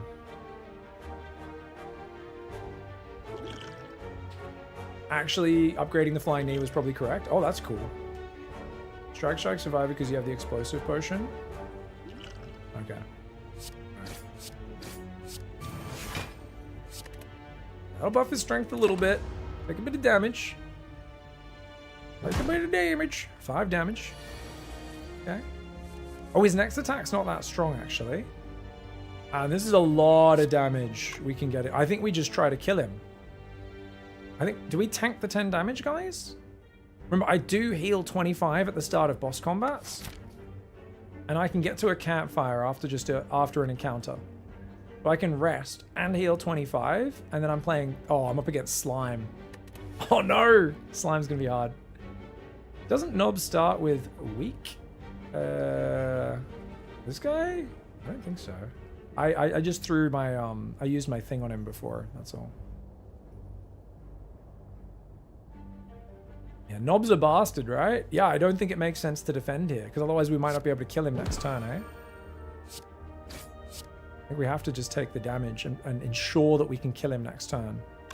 Because what does he do on the following turn, guys? Alright, I'm gonna Google it. We gotta min-max to survive this run, guys. We're gonna min-max. Min-max. Nob. It's fucking Nob, isn't he? So... Ooh, he might bellow, right? Is it random, or does he have a set pattern? Always does bellow. It's 30% chance to discover, 60% chance using rush. Cannot use rush 2 times in a row. Oh, does he not use bellow ever again?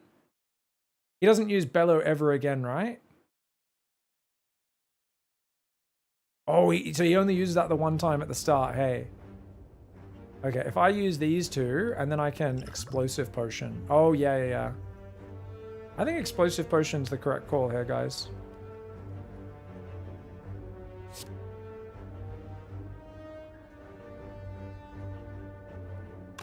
That doesn't kill him, though. I don't know, we gotta defend. Alright, let's go. We'll kill him next turn. So he does 4 less damage because of that, and now I have to kill him. If we can. 12 damage. Yeah. Alright, we don't need to use our explosive potion. We survived a 9 life. Not even an issue. End your turn without block, gain 6 block. Okay. Colorless potion. Not terrible. We have 3 potions now. Choose a card. Is this a riddle with holes? I think we might take riddle with holes, because I do need damage still. Do I really want another 2 cost, though? I don't know, man. Deflect? It's either... Could be deflect here. Now that I took choke, much more expensive card. It might... Because I have the flying knee energy that comes in, riddle with holes might be it. Hey, what's up, Anchorpun? You play any card games? Any deck builders, Anchor?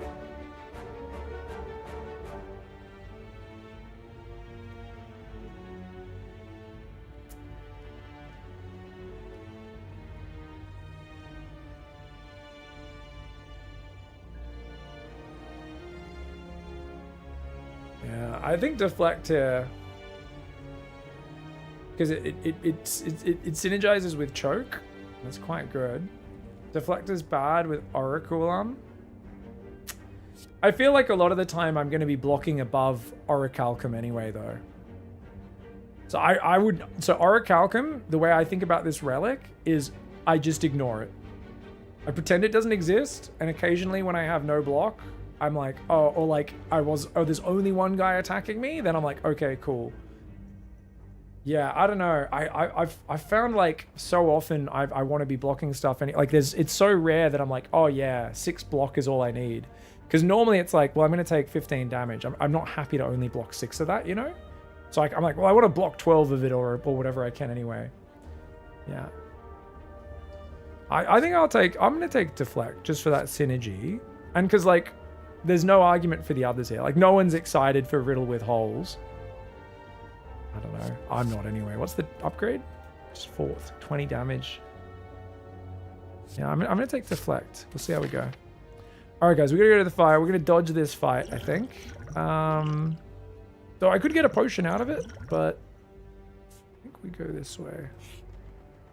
Yeah, you reckon pass? I think pass is definitely fine as well. Alright, they're both vulnerable. Alright, we can kill this one. Strike. And then it'll get 5, so 18. Which means 2 strikes will kill it.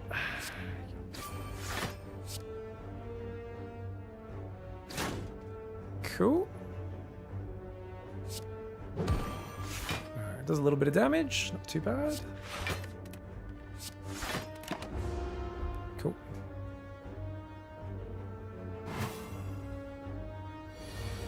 I should have fought here anyway because I need another card. Oh, you see, I don't normally think of that. That's cool. Fucking hell, Jared, why'd you do that? I should have thrown away the explosive or one of these shit potions. Explosive's pretty bad. I guess it helps against the slimes. Man, my optimization is way off today.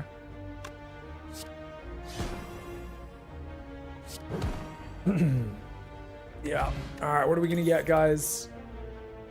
Okie dokie. Okie dokie, okie dokie, okie dokie.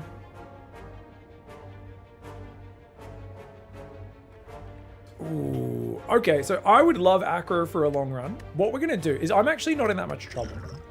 Because we're gonna rest, which will heal me about 30 life. 25 or something like that. About 30 life. And then we're gonna get plus 25. So we're gonna get plus 55 life. We're gonna be at about 64 going into the slime. We're actually not in that stressful of a scenario. It's actually okay. Even though I'm like, oh, I'm feeling so stressed because this has been such a scary run. Okay, so by the way, what is the upgrade on that? Okay. Yeah. Well, for me, it's between Deadly and Acro, guys. I love Acro long term. Is it too early here to get Acro since it's not going to be super useful on 3 energy in the boss fight? Or would you say, nah, you still go Acro. You can get rid of some of the slimes from your hand and stuff like that. Or do you just go Deadly Poison for the damage? It's not as good poison against the slime boss because it removes every time he splits form. Skewer, Acro, or Skewer. Yeah, Skewer's 14 damage for 2. That's true. Skewer does do good damage. Hey, guys, is there a way you can choose how much mana you spend on these X cards? Or is it just always whatever your remaining mana is? It just uses it.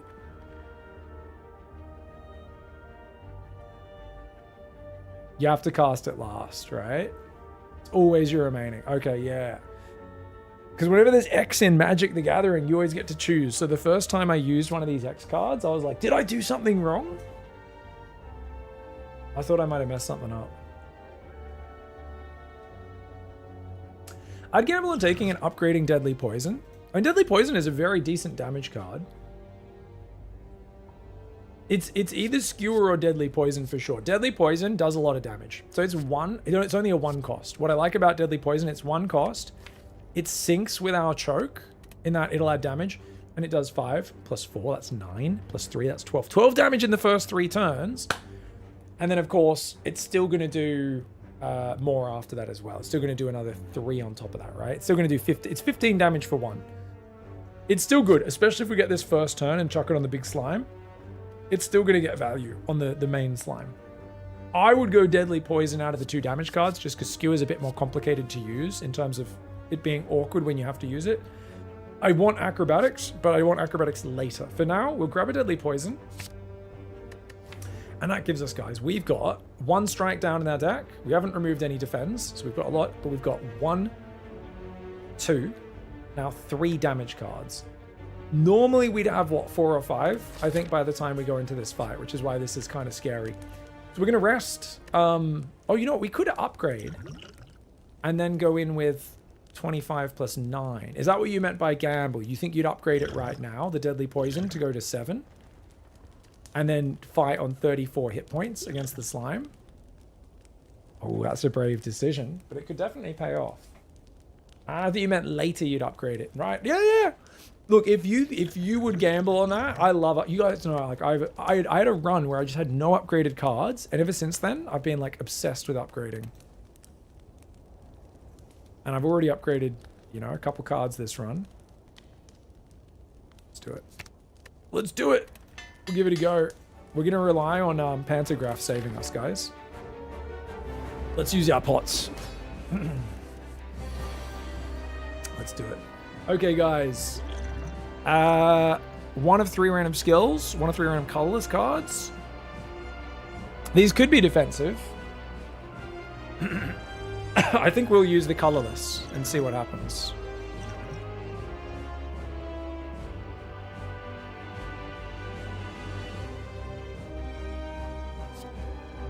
Yeah, I'll probably go Master of Strategy. And that can go around. Pig emitted the death bar. That's fine. We pretend death doesn't exist. X random colorless cards in your hand. They cost 0 this turn. Oh, so I could just use that now and then cast like 3 colorless cards and hope they're good. I'm not going to do that. But I think we go Master of Strategy. We don't use it this turn probably. We let it come around through our deck and we hopefully get use out of it later. Because I don't think this helps us. I don't think this helps us, right? Because if you see, we've got Flying Knee and a few strikes, which is what we want to use after Alchemize anyway. So I think we take Master of Strategy. We don't use it. We just chill. We do as much damage as we can this turn while he's vulnerable. What do we got? Oh, gain 2 strength. Should have already used it.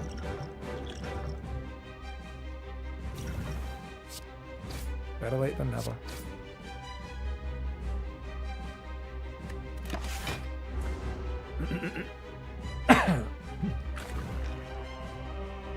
We've already done 40 damage, but now the vulnerable wears off. Oh, not attacking. Okay.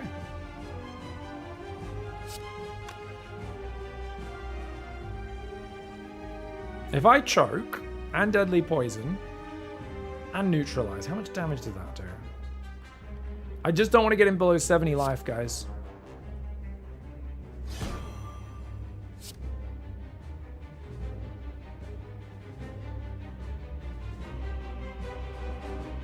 Or maybe I do. Maybe I just swing. So he's going to have 6 extra. Do we want to... I think we want to... Yeah, I think we want to do this. Is optimal. We don't want him to go below 70 life. I think this is correct. I'm not going to read chat. I'm going to find out if I've done it right. Let's find out. Let's find out on this following turn. Because he's not meant to split yet. So he's like preparing his big slime crush. And now any damage cancels that. Aha! And Master of Strategy is going to help us out here. It's not the best cards, but it's better than nothing. And then we can go bam, bam, bam, bam, which means his next 2 slimes, rather than popping at 70, are going to pop at 43 life. Beautiful. Beautiful. I did the game correctly. I did the game correctly. I did the game correctly. Get wrecked. Get wrecked, slimes. I fucking did something correctly, you dickheads. These guys will still split, of course. I need to get them below 20, what is it, 19? 19 or 18 life or something like that. I've made so many misplays in the last hour, Lyle. I am just amazed I did something correct. I guess we just Flying Knee one of these dickheads. Maybe the Spike Slime? Doesn't really matter. I don't know what effects do they both do? Oh, should we look them up?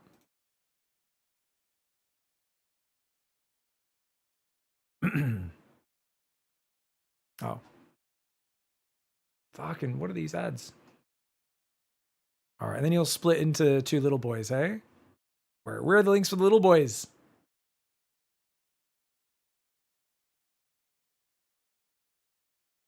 So this guy shuffles. Oh my god. Stop it. 30% chance to use that, 70% using lick. Can't use the same move 3 times in a row. Okay. Okay, so he has a pretty high chance of just licking me repeatedly to make me frail.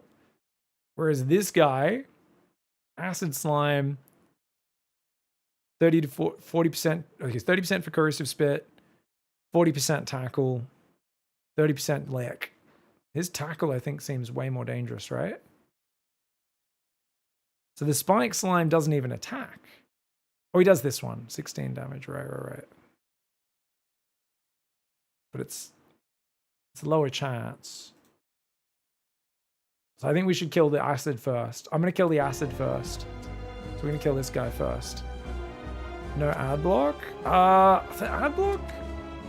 The good ad block got discontinued. What was like U-block origin or whatever? How do you use that? I got rid of that on Chrome. What do you guys use now? The built-in ad block, like this ad block does fucking nothing, man. This ad block does nothing. The standard one. Still works on Firefox. Yeah, I gotta get off Chrome, man. I gotta change my browser. Alright, let's kill this guy, guys.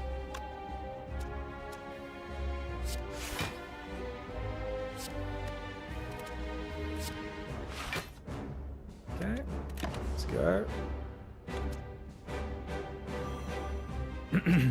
Yeah, here Brave is pretty good as well. I should use it. I am lazy bastard. I actually swapped to using Opera at some point, which is pretty good. And then my computer died, and I just went back to my old ways like a dumbass. Okay, guys, if we choke, it's going to do 14 damage. We can easily get enough damage off the other moves as well. So...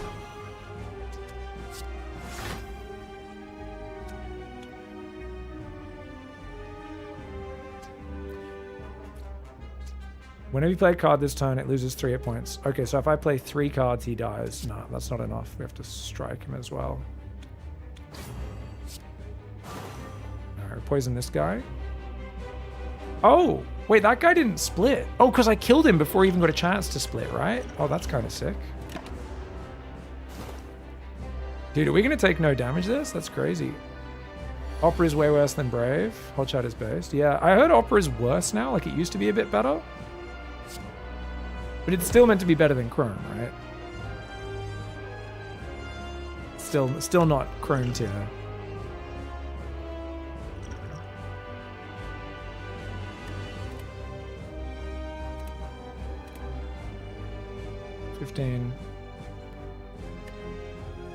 It's 15 plus 8, guys. And why is it not 24?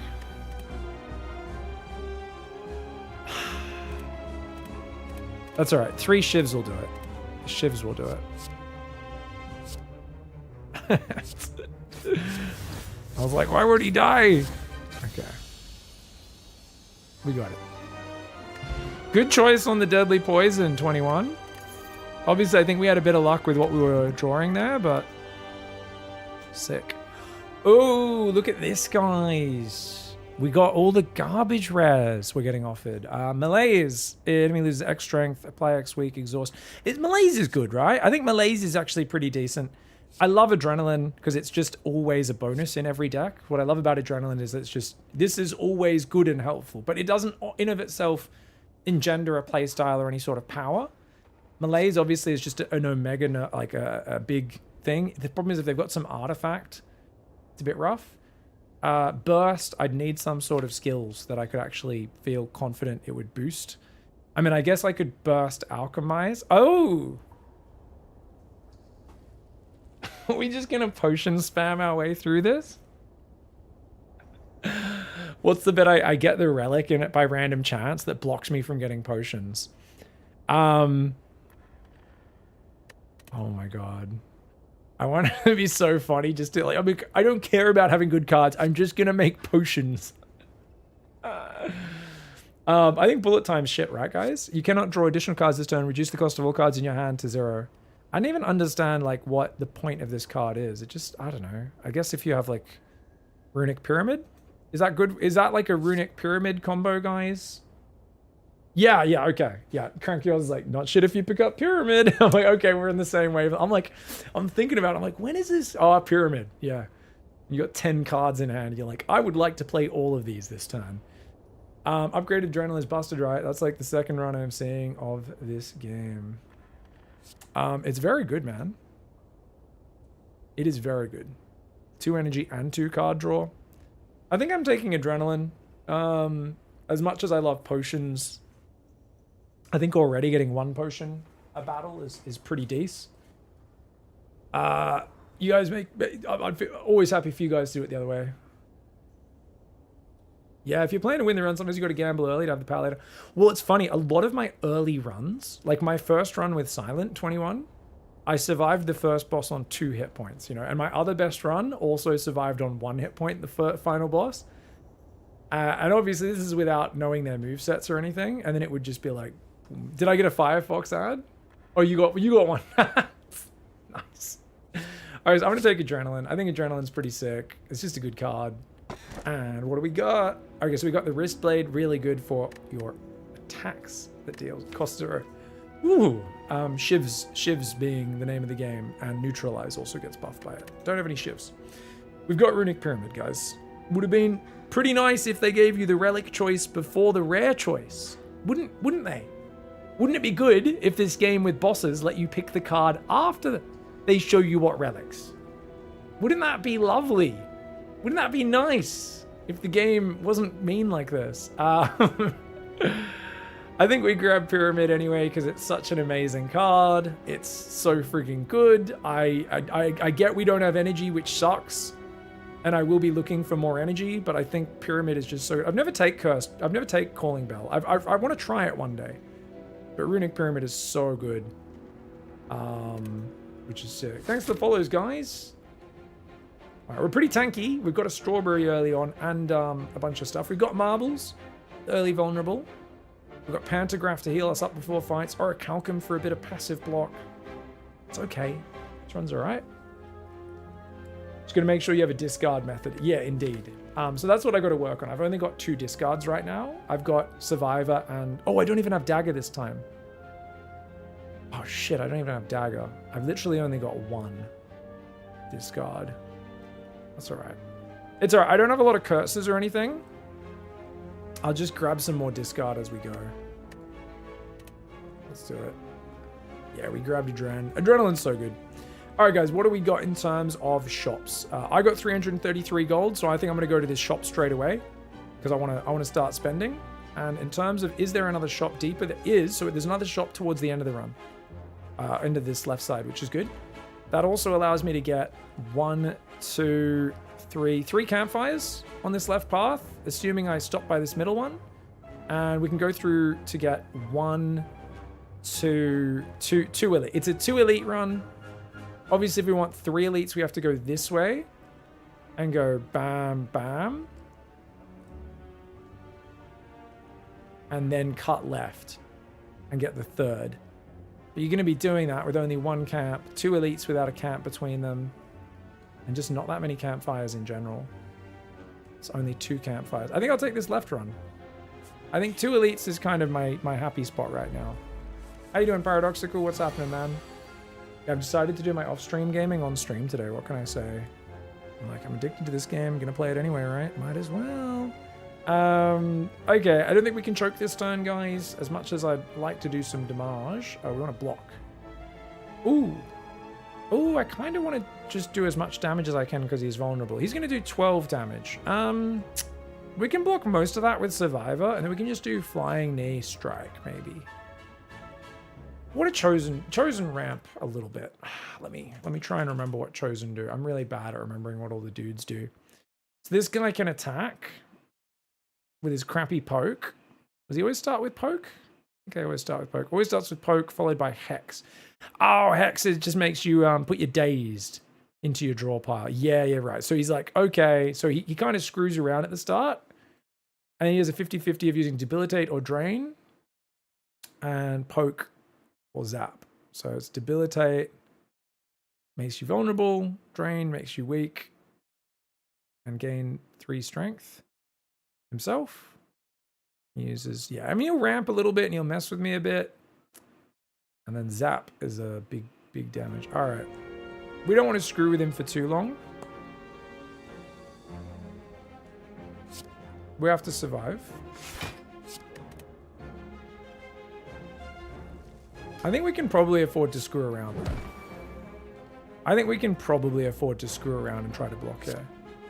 I think he takes a little bit longer to get going. I think we can afford to skip the bit of bonus damage, even though 9 damage there would have been really nice.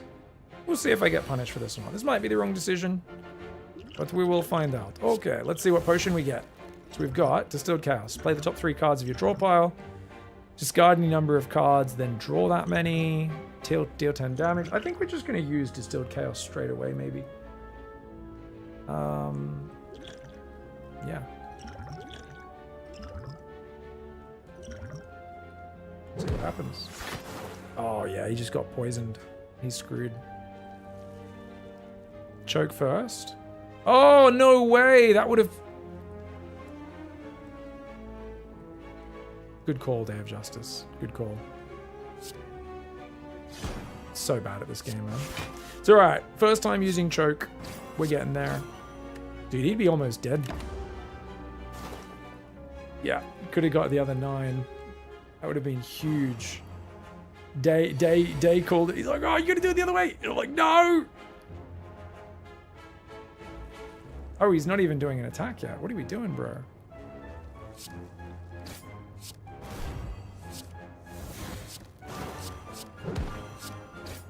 That's alright. This guy is super dead, guys. Super dead. Alchemize is pretty nice. Ooh. Oh, I already have a deadly poison.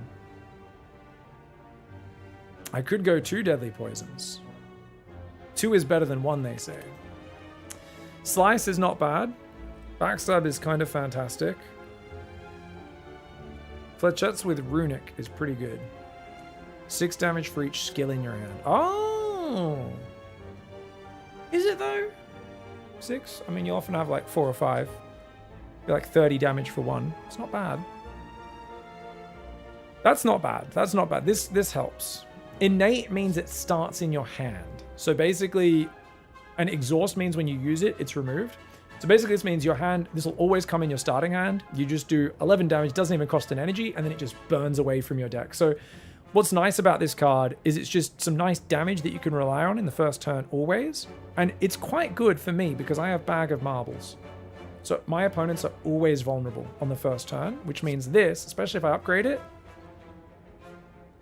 will do 22 damage. So if I upgrade this, that's 22 damage I can rely on the opening round every single turn with Bag of Marbles. That might actually be worth. Because of that Bag of Marbles synergy. Chat says, I think it's illegal to pass Act 2 backstab. Guys, 21 has 800 hours. I didn't even read that till now. Oh! The fact that 21 has the same instincts as me means I'm good. Also, it's good for choke as well. Oh yeah, okay, we gotta go backstab, guys. We gotta go backstab. Can't pass on backstab. If it was Act 3, we can pass on it, because it's not as good then. But Act 2, let's do it. Alright, let's go to the shop. Shops are exciting. You never know what you're gonna get, guys. Choose an attack, start each combat with this in your hand. Well, that's where, guys, we do that. We bottle our choke, and then we can start with choke backstab every round. It's not necessary, but I'm not going to pay for that. It's good, obviously, but I'm not going to pay for it. You can remove cards from your deck at rest sites is actually pretty sick. I'm not going to pay 300 for it, though. Panic button, gain 30 block. You cannot gain block from cards for 2 turns. That's a funny card, isn't it? Metamorphosis, shuffle 3 random attacks in your draw pile. They cost 0 this combat. That's... yeah, interesting. 0. So this is really good if you've got like a bunch of 2 costs. Like if I had like more than a few other cards like choke, and then they just potentially could permanently become cheap, that's amazing. Concentrate is a discard outlet. Yeah, well, I hate Concentrate, but since we've got Runic, that actually is a good card, isn't it? I was shitting on it before, but it's actually good here. I think I probably will card... Oh, Acro. I think I got to buy Acro as well, right? Potentially. Maybe I don't need Acro. Card draw's not as important now that I have Runic Pyramid, is it? So when you have Runic Pyramid, card draw becomes kind of mid, doesn't it? And since I have a deck that has very little card draw, it's kind of good, right?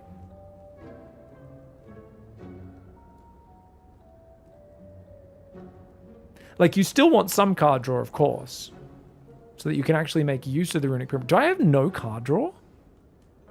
No. Dude, I don't even have a friggin' a prepared or anything. Preparation, whatever it's called. I'm going to remove and maybe buy a Concentrate and an Acro.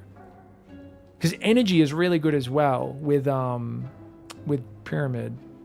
I think I might do these three together. What do you guys think? Discard 3 cards. No, it's 3 random cards, not from your deck.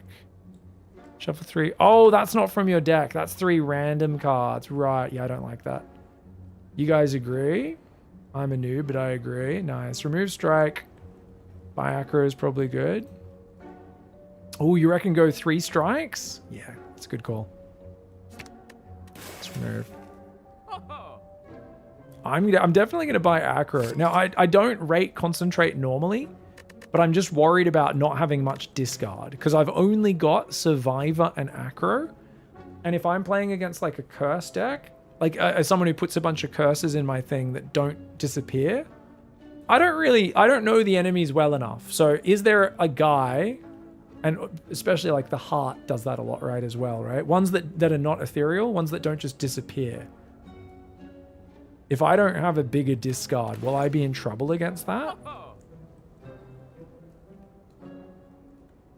Because I'm new to using Runic Pyramid. I got it once with Ironclad and I really regretted it. Because I've had it with Silent before and had no issues. It was just amazing. But when I had it with Ironclad, obviously I know for Ironclad, I think it's just a worse thing for him if he doesn't have a lot of exhaust going, and I did not have enough exhaust. And I had the things that spawn wounds. I had like a few wound, the 15 block 2 wound card and stuff, and the pyramid fucked me super hard. I was like, I need exhaust, and like every shop I went to, every card wasn't giving me any exhaust options. I was like, what the fuck?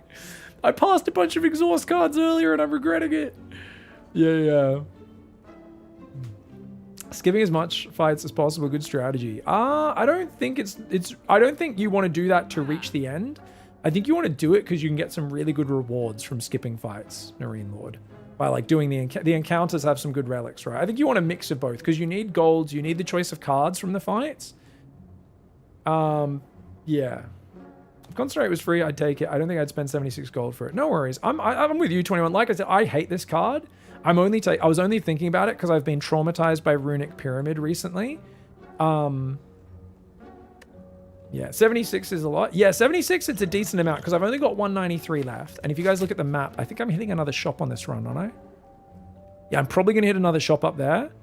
And I want to have as much as possible to try and like buy relics and stuff. In case there's any... Sometimes there's like a relic that just makes your deck. So it's really good to have a bit more gold in hand there. Yeah.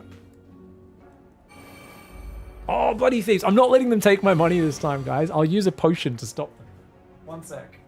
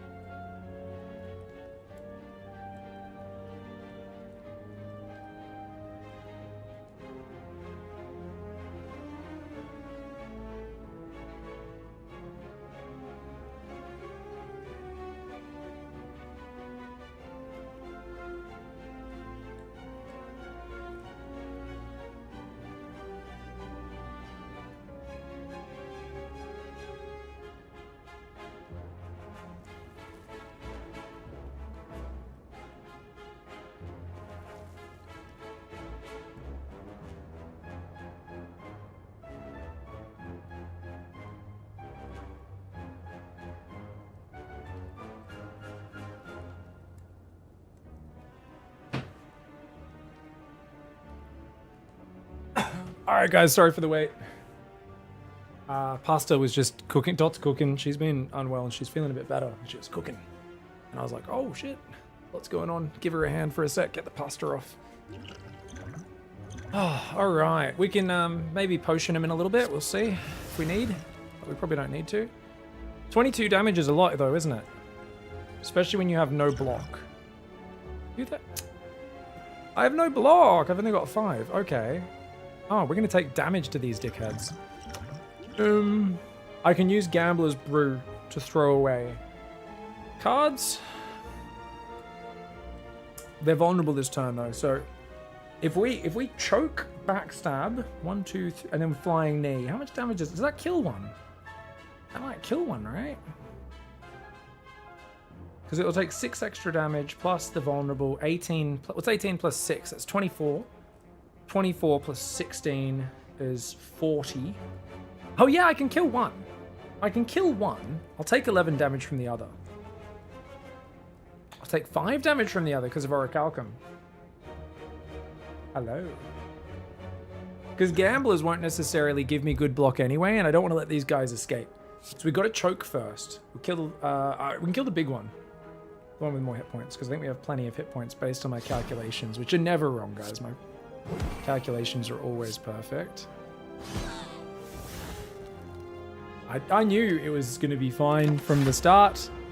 I was never in doubt. Give me your gold! I tried playing this, but being old and decrepit fool, I was overwhelmed with the choices, says Rufus.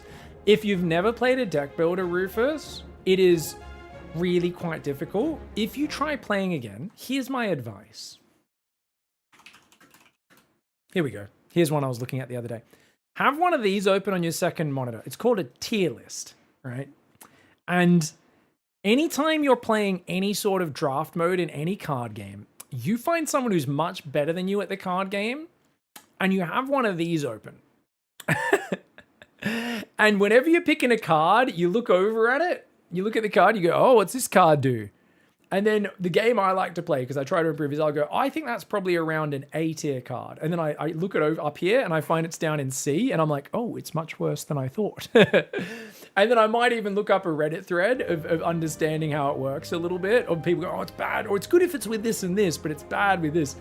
But it's definitely like pretty deep. On the basic level though, just being able to quickly know, oh, these are S tier cards. And it's not like this person's list is subjective, but that anyone who's writing a list like this is going to be so far ahead of me. It's the best way to get started in any drafting format game is definitely to like just get an idea of where the cards fit into like tier lists for most people who are more experienced. And that really helps.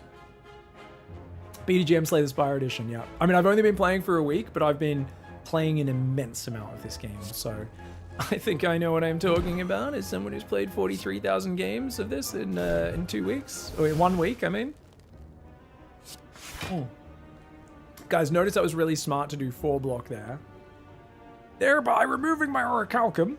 It's fine. I think we've got plenty of stuff going on here. So, oh, I should have acroed already, actually. That's all right. Let's play specifically because there's so much written about it and it's so popular. AI chatbots will actually give you good advice for beginners. Oh, that's really cool, 21. I never even thought of that. That's, yeah, so many people have talked about this that AI is probably actually useful for it. Hey. You are dead. No! He wanted my gold so bad. Poor guy. We take it back. Oh, weak potion. I like a weak potion. Weak potion's pretty good, guys. I don't really like plated armor. This is literally worthless because of Orichalcum, right? I'm going to discard this. I just don't like plated armor in general. Discard. I'll take the weak potion. Oh, Catalyst is a game-winning card, guys. Do we take Catalyst? I only have 1 poison, but even 1 poison, once you upgrade Catalyst, can become very, very powerful. And this is what we want to look for is game-winning cards, because I don't have any sort of game-winning... I don't have shivs, I don't have accuracy, I don't even have footwork, nor do I have a the thing that lowers enemies' strength. Sneaky's a great early round 1. Early couple of floors on Act 1. Good. Decent earlier. Good card. Escape Plan's good. Escape Plan is a good card, but Catalyst is a game-winning card that we can now focus our poison around. So we can be much more motivated to grab poison cards now. Yes, we cleverly took and upgraded to Deadly Poison late in Act 1. Not out of desperation, but out of preparing for the inevitable catalyst that would drop. Indeed, 21. What's up? Hey, some gummy bear. Yeah, I've only got this game in the last week, so I'm brand new. Everyone's like, oh, you're playing Slay the Spire 2. How good is it? Hey, so much better than the first one. And then they're like, wait a second. This isn't the second game. And I'm like, yeah, I got this just last week. I'm addicted. I'll absolutely get onto 2 at some point as well. But I'm literally brand new to the game. First week playing it, loving it, having a good time. I think we just swing. I don't think we fudge around here. Don't want to waste any mana, you know? I want to try and kill the Mystic or at least get close. How's your day been, some gummy bear? What do we got? Ooh! Oh! How nice! Yeah, we can throw Choke out here, and then the bonus damage from the other cards will finish him off. Problem? He's gonna do 17 damage. Centurion, calm down. Bro! 17? You psycho, calm down, man. I can weak him. I might use my weak potion on him. And then just replace it. Drop some of his damage a little bit. Calm down, bro. That's psycho damage. Yeah. If I do 12. I mean 12 plus. We've got 2 extra energy. We can do 2 of these. That'd be 12 plus 6 is 18, which is still not enough to kill the Mystic because of the friggin' block. It's got a lot, bloody block. I can use my explosive potion to finish him as well, potentially. I don't really care that much for explosive potion. I think it's better to just use it, clean the fight up without taking much damage. So here's my thought, guys. I'm gonna weak him. I'm gonna explosive potion, and then I'm gonna... If I explosive potion, he only has 11 life. Still, I think I'll still choke to finish him. Maybe? It'd be nice if I could kill him with something less. I could go aggro. I might go aggro here. 1, 2, 3, 4, 5, 6, 7. I might aggro to see what we can get. First things first. We're going to use the weak potion no matter what. Let's see what potion we get. 3 shivs. That solves some... That makes things simple. Lost doesn't care about block. Sorry, that's... It's emoted what you said. Life. Life lost doesn't care about block. So, choke plus 2 cards should kill the healer. Oh, like this... Oh, that goes through, does it? Oh, I didn't realize that went through. Oh, that's why I was like, I should use the potion first. But that's all right. We can use the shivs with it anyway, potentially. Yeah. And shiv him up. Shiv him up. Anyway, that's all right. This is breaking my brain a bit. I'm just gonna use that. Stab this guy. And then we can just double defend, eh? Or we can not defend and let Orichalcum block most of it. I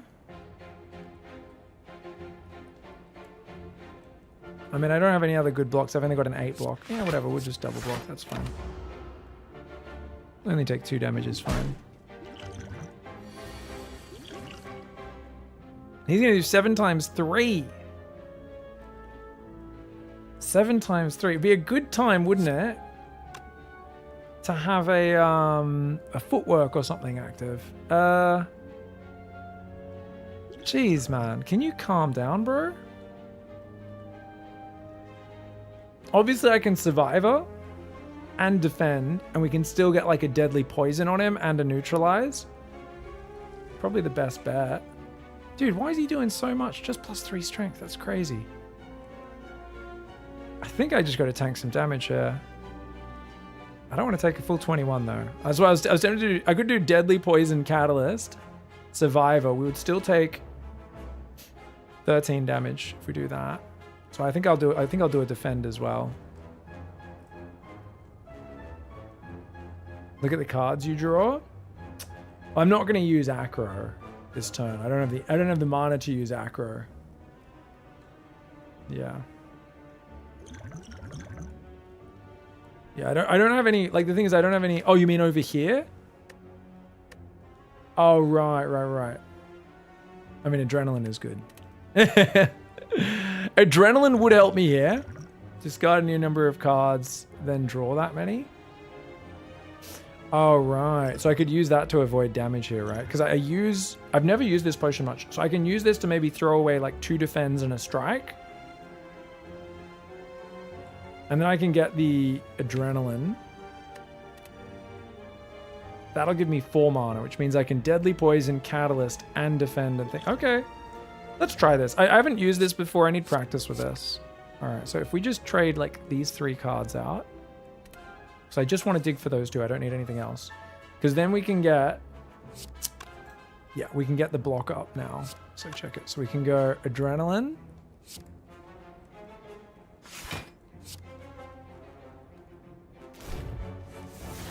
And we can still deadly poison catalyst. But then we can also use survivor. And we can use a defend. So we have 17. So we block most of his damage and we put 14 poison on him. He gets mad when you kill his little buddy. Oh, does he actually get strength from you killing his friend? Oh, is that an actual mechanic? You know, I've never Googled this guy because this, I don't know. I guess I've never struggled with this fight that much. So I don't think I've ever looked this fight up. This is one of the ones I haven't checked what they actually do. If the Mystic is dead, Defend is replaced with Fury. Oh, I did not. Okay, I'm going to kill him first in future, I think. Even though this guy's heal is annoying. I mean, he does buff and stuff, but yeah, maybe I'll go for the Centurion next time. I think I might go Centurion first next time. Give it a go. That might, in general, do you guys think Centurion first makes sense? So I'm feeling like it might. Seems like it's a good choice. He's going to take 13. That puts him down to 27. 27. I can do 23 plus 3. It's 26. It's not quite enough. Yeah, I didn't know his whole moveset changes. That's kind of cool, man. He's going to keep hitting me with Fury, is he? Oh, what a dick. Well, I might just use my explosive potion to kill this guy, yeah? I don't like this guy. Or I can aggro, but I mean, I can only block 10 of it. Yeah, I'm just going to explosive potion. Make sure he does. I don't want to take damage. Protect my life. Strength potion, not bad. 2 strength for a whole fight. Oh my. Oh my. Guys, do we go double backstab on the opening hand with my marbles? I think we do. I think that's a pretty... Being able to do... I know I haven't upgraded my other one, but it'll be like 16 damage on that with the Vuln.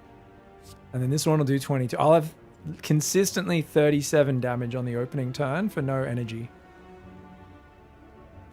Yeah, exactly. It says plus and I have marbles. I don't know.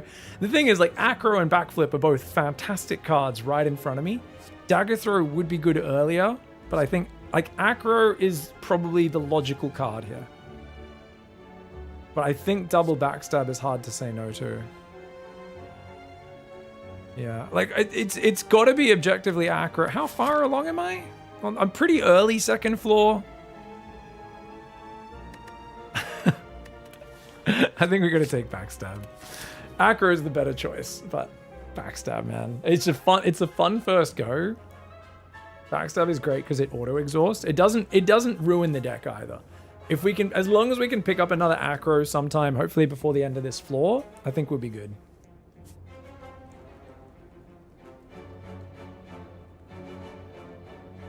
Because I don't have much card draw.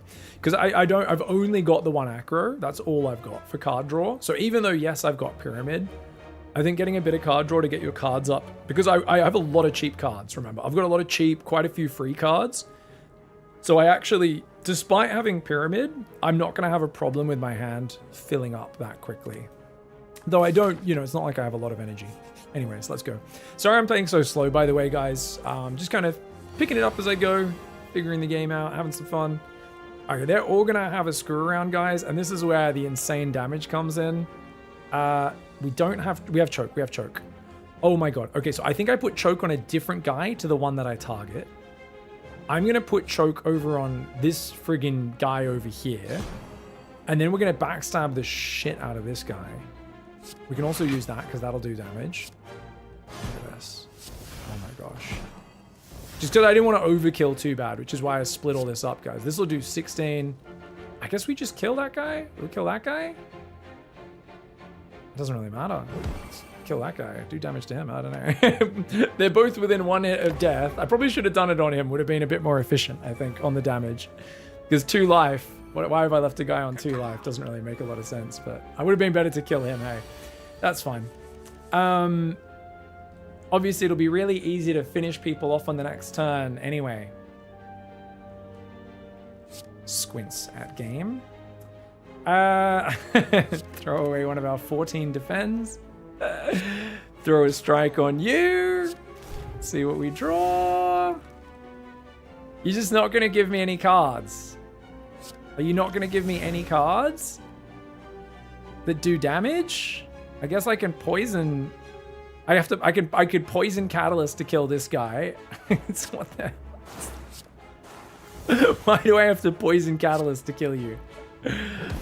That's ridiculous. And we will use that, even though Orichalcum would have had our block covered. What's up, Squeaks?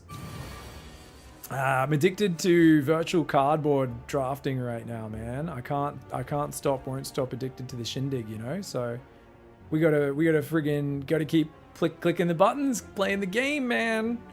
Gotta keep playing the game. I'm happy to take 1 damage this time. Who cares? That's fine. 1 damage is not a big deal. How are we doing, Squeaks? Yeah. It's such a fun game, man. I might take a little break to go eat some dinner with Dot and then like come back and just keep playing for like a little bit. And then I'll go work out after that. I'm going to do like a night jog, night workout tonight. He's doing 14 damage because he's buffed his strength, guys. So can we kill him this turn? 28 damage. We've got 11 plus 4 is 15. 15 plus 7 is 22. I don't think we can kill him this turn. He's going to attack every turn, and that's going to keep increasing. That will lower his damage, which is good. We have draw. I don't know what we could draw. Catalyst is being used. It's exhausted. Okay, so let's neutralize. I mean, if we take 4 damage, it's not the end of the world. Yeah, I think we should just kill him. Oh, we have enough to kill him. Never mind, I'm bad at maths, guys. It's all good. I thought I was going to take a hit. But because I have Orichalcum, it would have only done a tiny bit of damage. Oh, let's go Flying Knee Plus, guys. Best card in the game. I'm kidding. I shouldn't take another Flying. Ooh, Eviscerate would have been nice if I bought the dumb card earlier. Which I don't think was a good... The card from the shop. How many discards we got, guys? We've got discard 1. Discard. We only have 2 discards. I don't think Eviscerate's any good. I think this is a pass. If you guys think I should take any of these, let me know. Obviously, I think Slice is... If it was Slice Plus, maybe there's an argument for that. I think we're fine, though, because we've got, like, a few damage cards now. Maybe we could use 1 more damage card. Could we use another Flying Knee, guys? So the argument for Flying Knee is because I've only on 3 energy. And it would just be another, like, damage card that also gives some follow-up energy in the mix. That's it. I don't think it's really worth... I mean, I've got, what, 3 strikes? Which aren't great. But then I have a Flying Knee. You don't need damage because you've got poison. Now that I'm on poison, that's the mindset shift I need to have is I actually want less damage. I don't need any damage. Now that I've got poison as my main killer of bosses and elites, damage cards don't matter. Especially not when I've already got 2 backstabs and a choke that can kill things pretty quickly at the start. Yeah, flying knee is reasonable, I think, but I think I'm going to skip.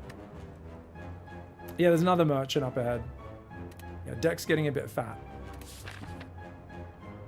All right, guys, I think we go elite here. Or we can go campfire elite. And then campfire. And then elite. Oh, no, not that elite. So we want to grab this elite here after this chest. Do we want to go campfire then elite? Is there a card I really want to upgrade before this fight? Or do I want to maybe rest after the fight if I take a ton of damage? Catalyst. I think I need to upgrade Catalyst, right, guys? Obviously, I want to upgrade Backstab for the meme of the double Backstab, but I think we got to upgrade Catalyst and then fight Hey the elite. Pete, just saw the Cyril holdout challenge on YouTube. Thanks for the awesome content. Thank you. Thank you so much. Who was that? Civilian Email, 500 biddies. Oh, thank you, Civilian Email. Aren't you a legend? Thank you so much for the overwhelming support, my friend. Appreciate the biddies. Sarah was good. It was good to have a bit of a chat with Sarah, wasn't it? Good to have a bit of a chat with Sarah. 20 cards is fat. Sounds silly to anyone who plays Magic. Yeah, it is a bit weird, isn't it? And I've got 2 exhausts in here, keep in mind. I've got my 2 cards that exhaust in the first round. So I'm actually only at 18 cards. My deck is still pretty chill. Also Catalyst exhausts, also Adrenaline exhausts. So I have 5 cards that exhaust themselves. I actually only have a 15 card deck. It's actually a pretty tight deck right now. It's, yeah. What would upgraded choke give you? 5 damage per card you play after it. Which once I'm up on 4 or 5 energy, if I was already on higher energy, might make more sense to me. Okay, do we have choke, guys? We don't have choke in hand. We are playing against the Taskmaster Slaver combo. I was already refer to these guys, the dickheads. We can get 5 strength and just boost the heck out of the damage on this vulnerable turn and just murder these guys. Save the 2 strength for a more drawn out boss fight. I think I'm going to do that. Even if it's just 3 things getting buffed by it, you got the vulnerable as well. So it's plus like 7 or 8 on each of these. And I need to keep a potion slot free anyway. So now you can see I'm doing 30 damage here. It's like crazy. I could kill the big guy. These guys aren't minions. Oh, I gotta kill the slaver in the back because he's gonna do good damage. I forget what these guys do with their effects. I feel like one's probably gonna make me weak and one's gonna make me vulnerable or frail. I'm not sure which is which. Okay. Oh, we also have a flying knee as well, yeah. All right, I think we'll just kill the little bitches and then go for the big dog. I'm impressed that these people speak English, says Metal. Oh, these guys in the dungeon? It's kind of impressive, isn't it? Yeah. It's... okay, let's kill the big guy in the back. So if we do 30 damage, that leaves you with like 18 life. Which means strike can almost kill you, but not quite. Backstab or flying knee, both are going to do the trick. Doesn't matter which one. And then we want to go for the other guy, I guess. I think we just kill the little guys first. Backstab. Yeah. 16 damage. Oh, and then we can just poison him to death. Oh my god, yeah, that's worth. Even though then we have to kill the main guy with regular, that's totally fine. Poison comes around. Yeah. Because then we only take 1 damage this time. Because Orichalcum blocks. New maps? No idea, Squigs. Hopefully soon. I really hope we get a balance patch soon in StarCraft as well. But I have no inside info, sadly. Alright guys, I think we just choke, deflect, defend, and something else. We don't have any card draw here, so that's the right way to do it. Another one. Get some extra damage from the choke. This was really good. Having a good first hand is really important. This is the reason I've tried to go away from gambling on the relic start with Silent, is because I think Ring of the Snake is really important for you getting like the nice kind of efficient start you would like to usually have when you're playing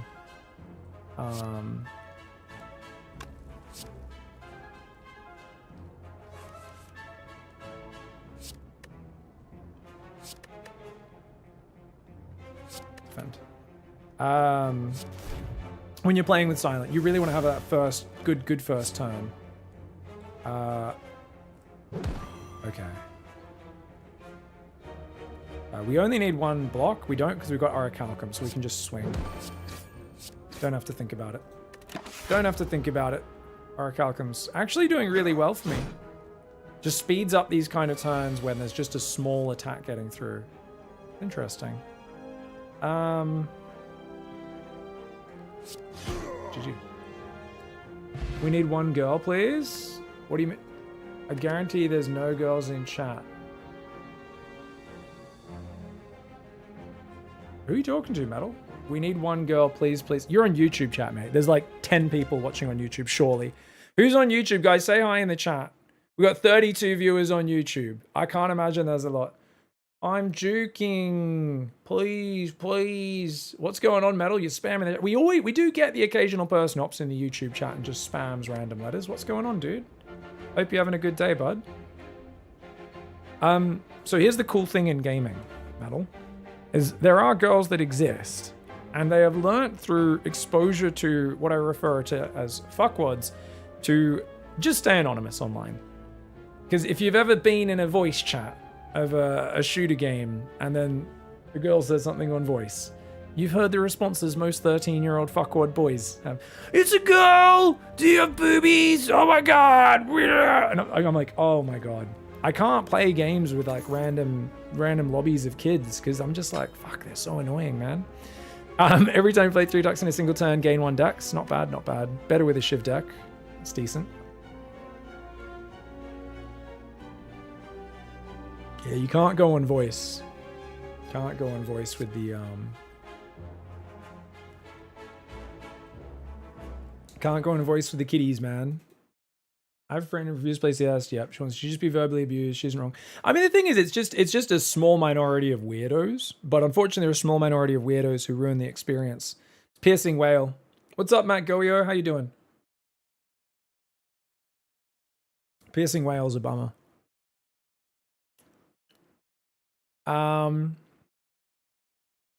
Yeah. It has to be Piercing Whale. Good card. Okay. I need to go left. I need to go up here, or otherwise I don't get the elites. Right? I already killed one elite, right? Did I? Oh, that was an elite that I just killed, wasn't it? I just made it really easy because we got good cards to start. Yeah, we have to go left because if we go right and get the elite, we miss the shop, and we've got a fair bit of gold. So we want to go this way. It means we give up the campfire, but that's okay. Yeah, I think I'll go shop over fire. Even though I'd like to upgrade the the piercing whale. Actually, would be pretty nice. Go up to 8 strength. Also, wouldn't mind getting rid of that. Getting that upgraded, but it is just only turn 1 damage. It's not the best for a fight. Like, this is good for hallways. It's good for clearing, you know, elites. Not as much. Why not Kata? We've already upgraded Kata. Kata's already yeah. We've already got Catalyst upgraded. I don't think there's anything else. I mean, acrobatics should actually be upgraded. Oh, adrenaline.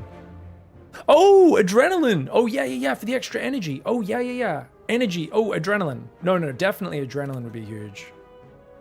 There's not much discard for Eviscerate. Yeah, that's why. Yeah, no. That's why I wouldn't want to take Eviscerate because we don't have much. Yeah, better than players than me would take Eviscerate plus. I mean, Eviscerate's meant to be really good, but I just don't think I've got enough disc for it, right? I think often when I play Silent, I already have 1 or 2 dagger throws. I've got Survivor. I've got some other card with discard. And then I think I would try Eviscerate, but yeah. Let's go left. We want to hit the shop, guys. We'll give up the upgrade. That's fine. Ooh, Snecko. Some people who play the game will say Watcher is probably hard for beginners, but easiest once you know how to play it. Interesting. Yeah, I really like Silent. She just seems very natural to me.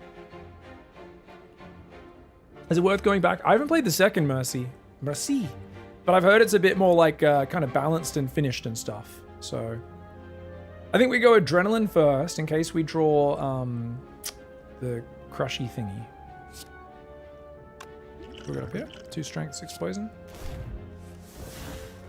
Okay, that's fine. All right, we just go stabbies, stabby, stabby, stabby, stabby, stabbies, stabby, stabby, stabby, stabby, stabby. Stab, stab, stab, stab, stab, stab, stab. Unfortunately, we don't get to use all of our energy, guys. None of these do anything this turn. It's kind of sad. But it is what it is. 60 damage in the first turn. Nothing to sniff at. And let's hope Confusion doesn't ruin me. I could choke this turn and still get out 2 defends and a survivor. That's actually a good turn. Yeah, it's a good turn. That's so weird. Playing a 3-cost card there, but because I actually got kind of lucky on these ones. That's awesome. I'm going to do it. Okay. Throw this away. Nice. Why is so because of the Snecko, so what he does is he puts confused on you. So every card you draw has a randomized cost. 0 to 3. Just so completely random. These guys stay the same because they've been in my hand from earlier. I get to keep my cards because of Runic Pyramid. So essentially it's just it's completely random what's going to happen. Alchemize is still 0, which is good. Let's see what we get. We got a skill potion. Poison potion, strength potion. Okay, so he's going to do 10 damage. We've got block for free. Neutralize is not free. You've really got to combat your muscle memory in this fight because I want to just throw neutralize down without thinking like I normally do. And I'm like, don't do that. All right, so we're going to draw 3 cards. Deadly poison is free. Very nice. We definitely don't need a 3-cost strike. All right, so we can poison the heck out of him. It will not kill him this turn, but it will do nicely. And then we can just piercing wail, which will stop him from doing damage to me. And we could use that, but we've got Orichalcum, so we don't need to. Oh. All right, and he's dead on the next turn. There's nothing that could go wrong here. I want to see if I always like killing them with my attacks, but I can't. Oh, I can't do it. Oh, yes, I can. Actually, either of those would have got him. My man. Yeah, I've got 3 potions. I'll make sure I use one in the next fight. I started one run with a die that I got upgraded immediately. That was pretty sick. I think it's not bad because it exhausts. If it was hanging around in my deck, I'd definitely not take it. But I think it's a pretty decent card, die. I think it's 17 damage upgraded. Hits everyone. Obviously, it's not amazing, but it's fine. And I think it's a take. It's either that or Escape Plan. Draw a card. If you draw a skill, gain 3 block. It's just a block, right? Escape Plan's not bad. I think Escape Plan fits into almost any deck. So Escape Plan is no negatives. There's no downside to Escape Plan. Only potential upside. Die. Sometimes you'll have it in your hand and you go, oh, I need a block. I don't really need this. I'd grab the Infinite Blades for kunai reasons. It's not great generally, but if it's going to scale your decks. Oh, because I've got kunai. You know, I was kind of looking at it. I was like, man, it's a shame because I'm not really going to get to use kunai much with my deck. I was like, you know? Time Eater is the downside, I guess, says Nadia. Yeah, that might be the play. I don't think I'm not as afraid of Time Eater as a lot of people are.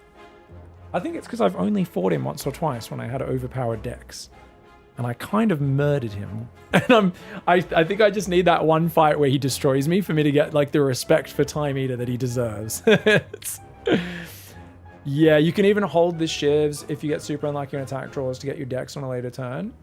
Do you want to waste your draw on shivs though, Day of Justice? Well, maybe it won't matter because I've got Runic Pyramid actually. You're not wrong.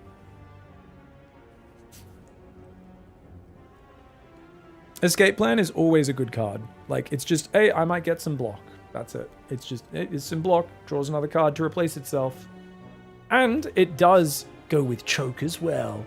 I do like the idea of trying to get kunai up, though. So right now, in terms of defense, we've got Piercing Wail. Like, we've got Deflect. That's the only block we have other than the starting one, Survivor and Defends. We don't have a Footwork. Like, without a Footwork or anything, there is an argument here. On the other hand, if we have to... I mean, this is not even innate yet. It's not upgraded. I don't like the Infinite Blade. I don't like... Yeah, we could hold on to a Shiv, just not draw it. I kind of don't like this because it's not upgraded. I think I'm going to go escape plan or die. So first of all, is everyone anti-die? Because at first I was thinking, oh, it's too late to take this, isn't it? But part of me is going, should I just take die? I want to hear, I think you guys all think die is bad this late in the run, right?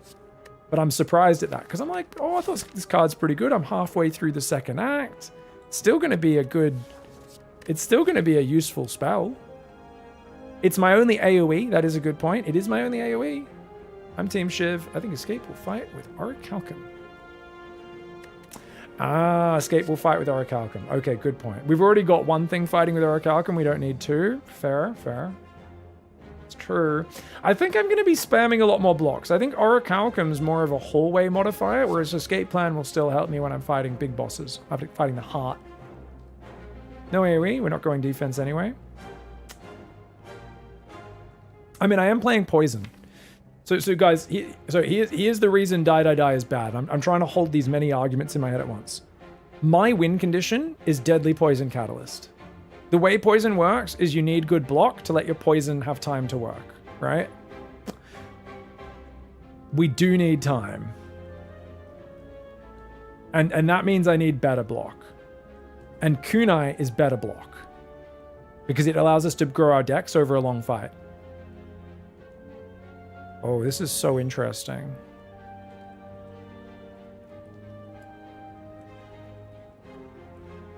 Which card are you talking about? Yeah. It's the third best card in the pack? Or die, or... Yeah, you get better defend by getting those 3 attacks in each. That's what I'm thinking. That's why I'm thinking Infinite Blades would be the better defense. I actually think...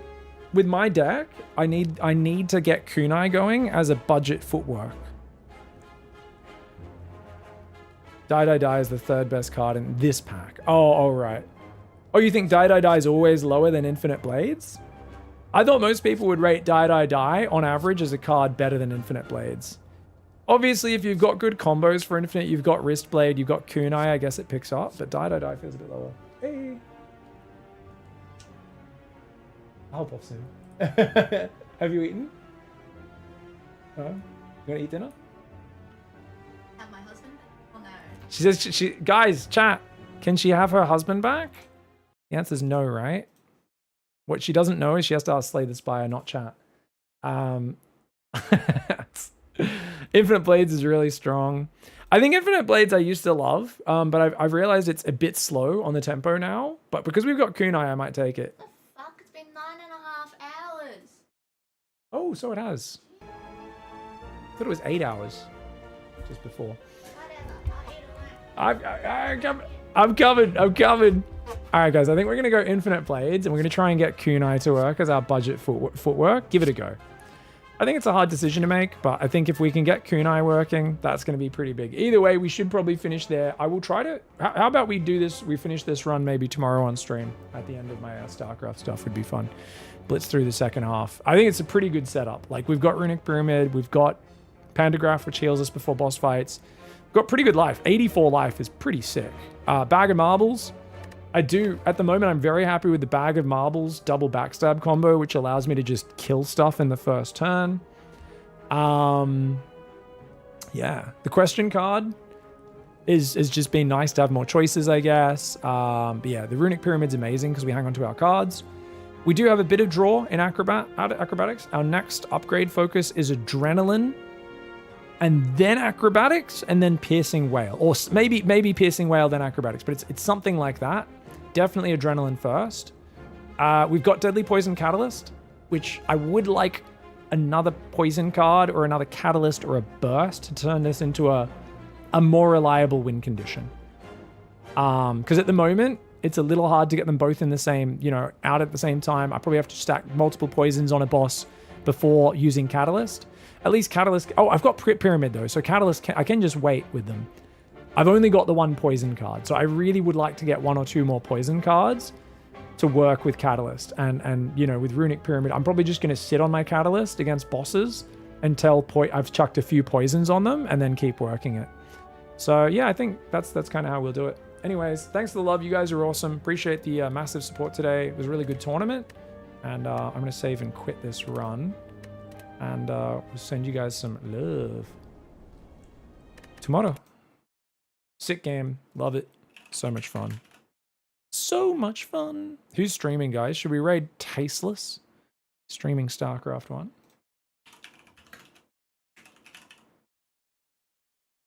Tasteless TV, Mr. Nick Plot. He's lost the plot. Have a good night, guys. I'll see you guys later. He's streaming some StarCraft 1. Have some fun with Tasteless. I'll see you guys later. Thanks for hanging with me. The people who have been hanging around. Appreciate you all. Love this game. So addicted. See you tomorrow. I'll try to finish it on stream tomorrow.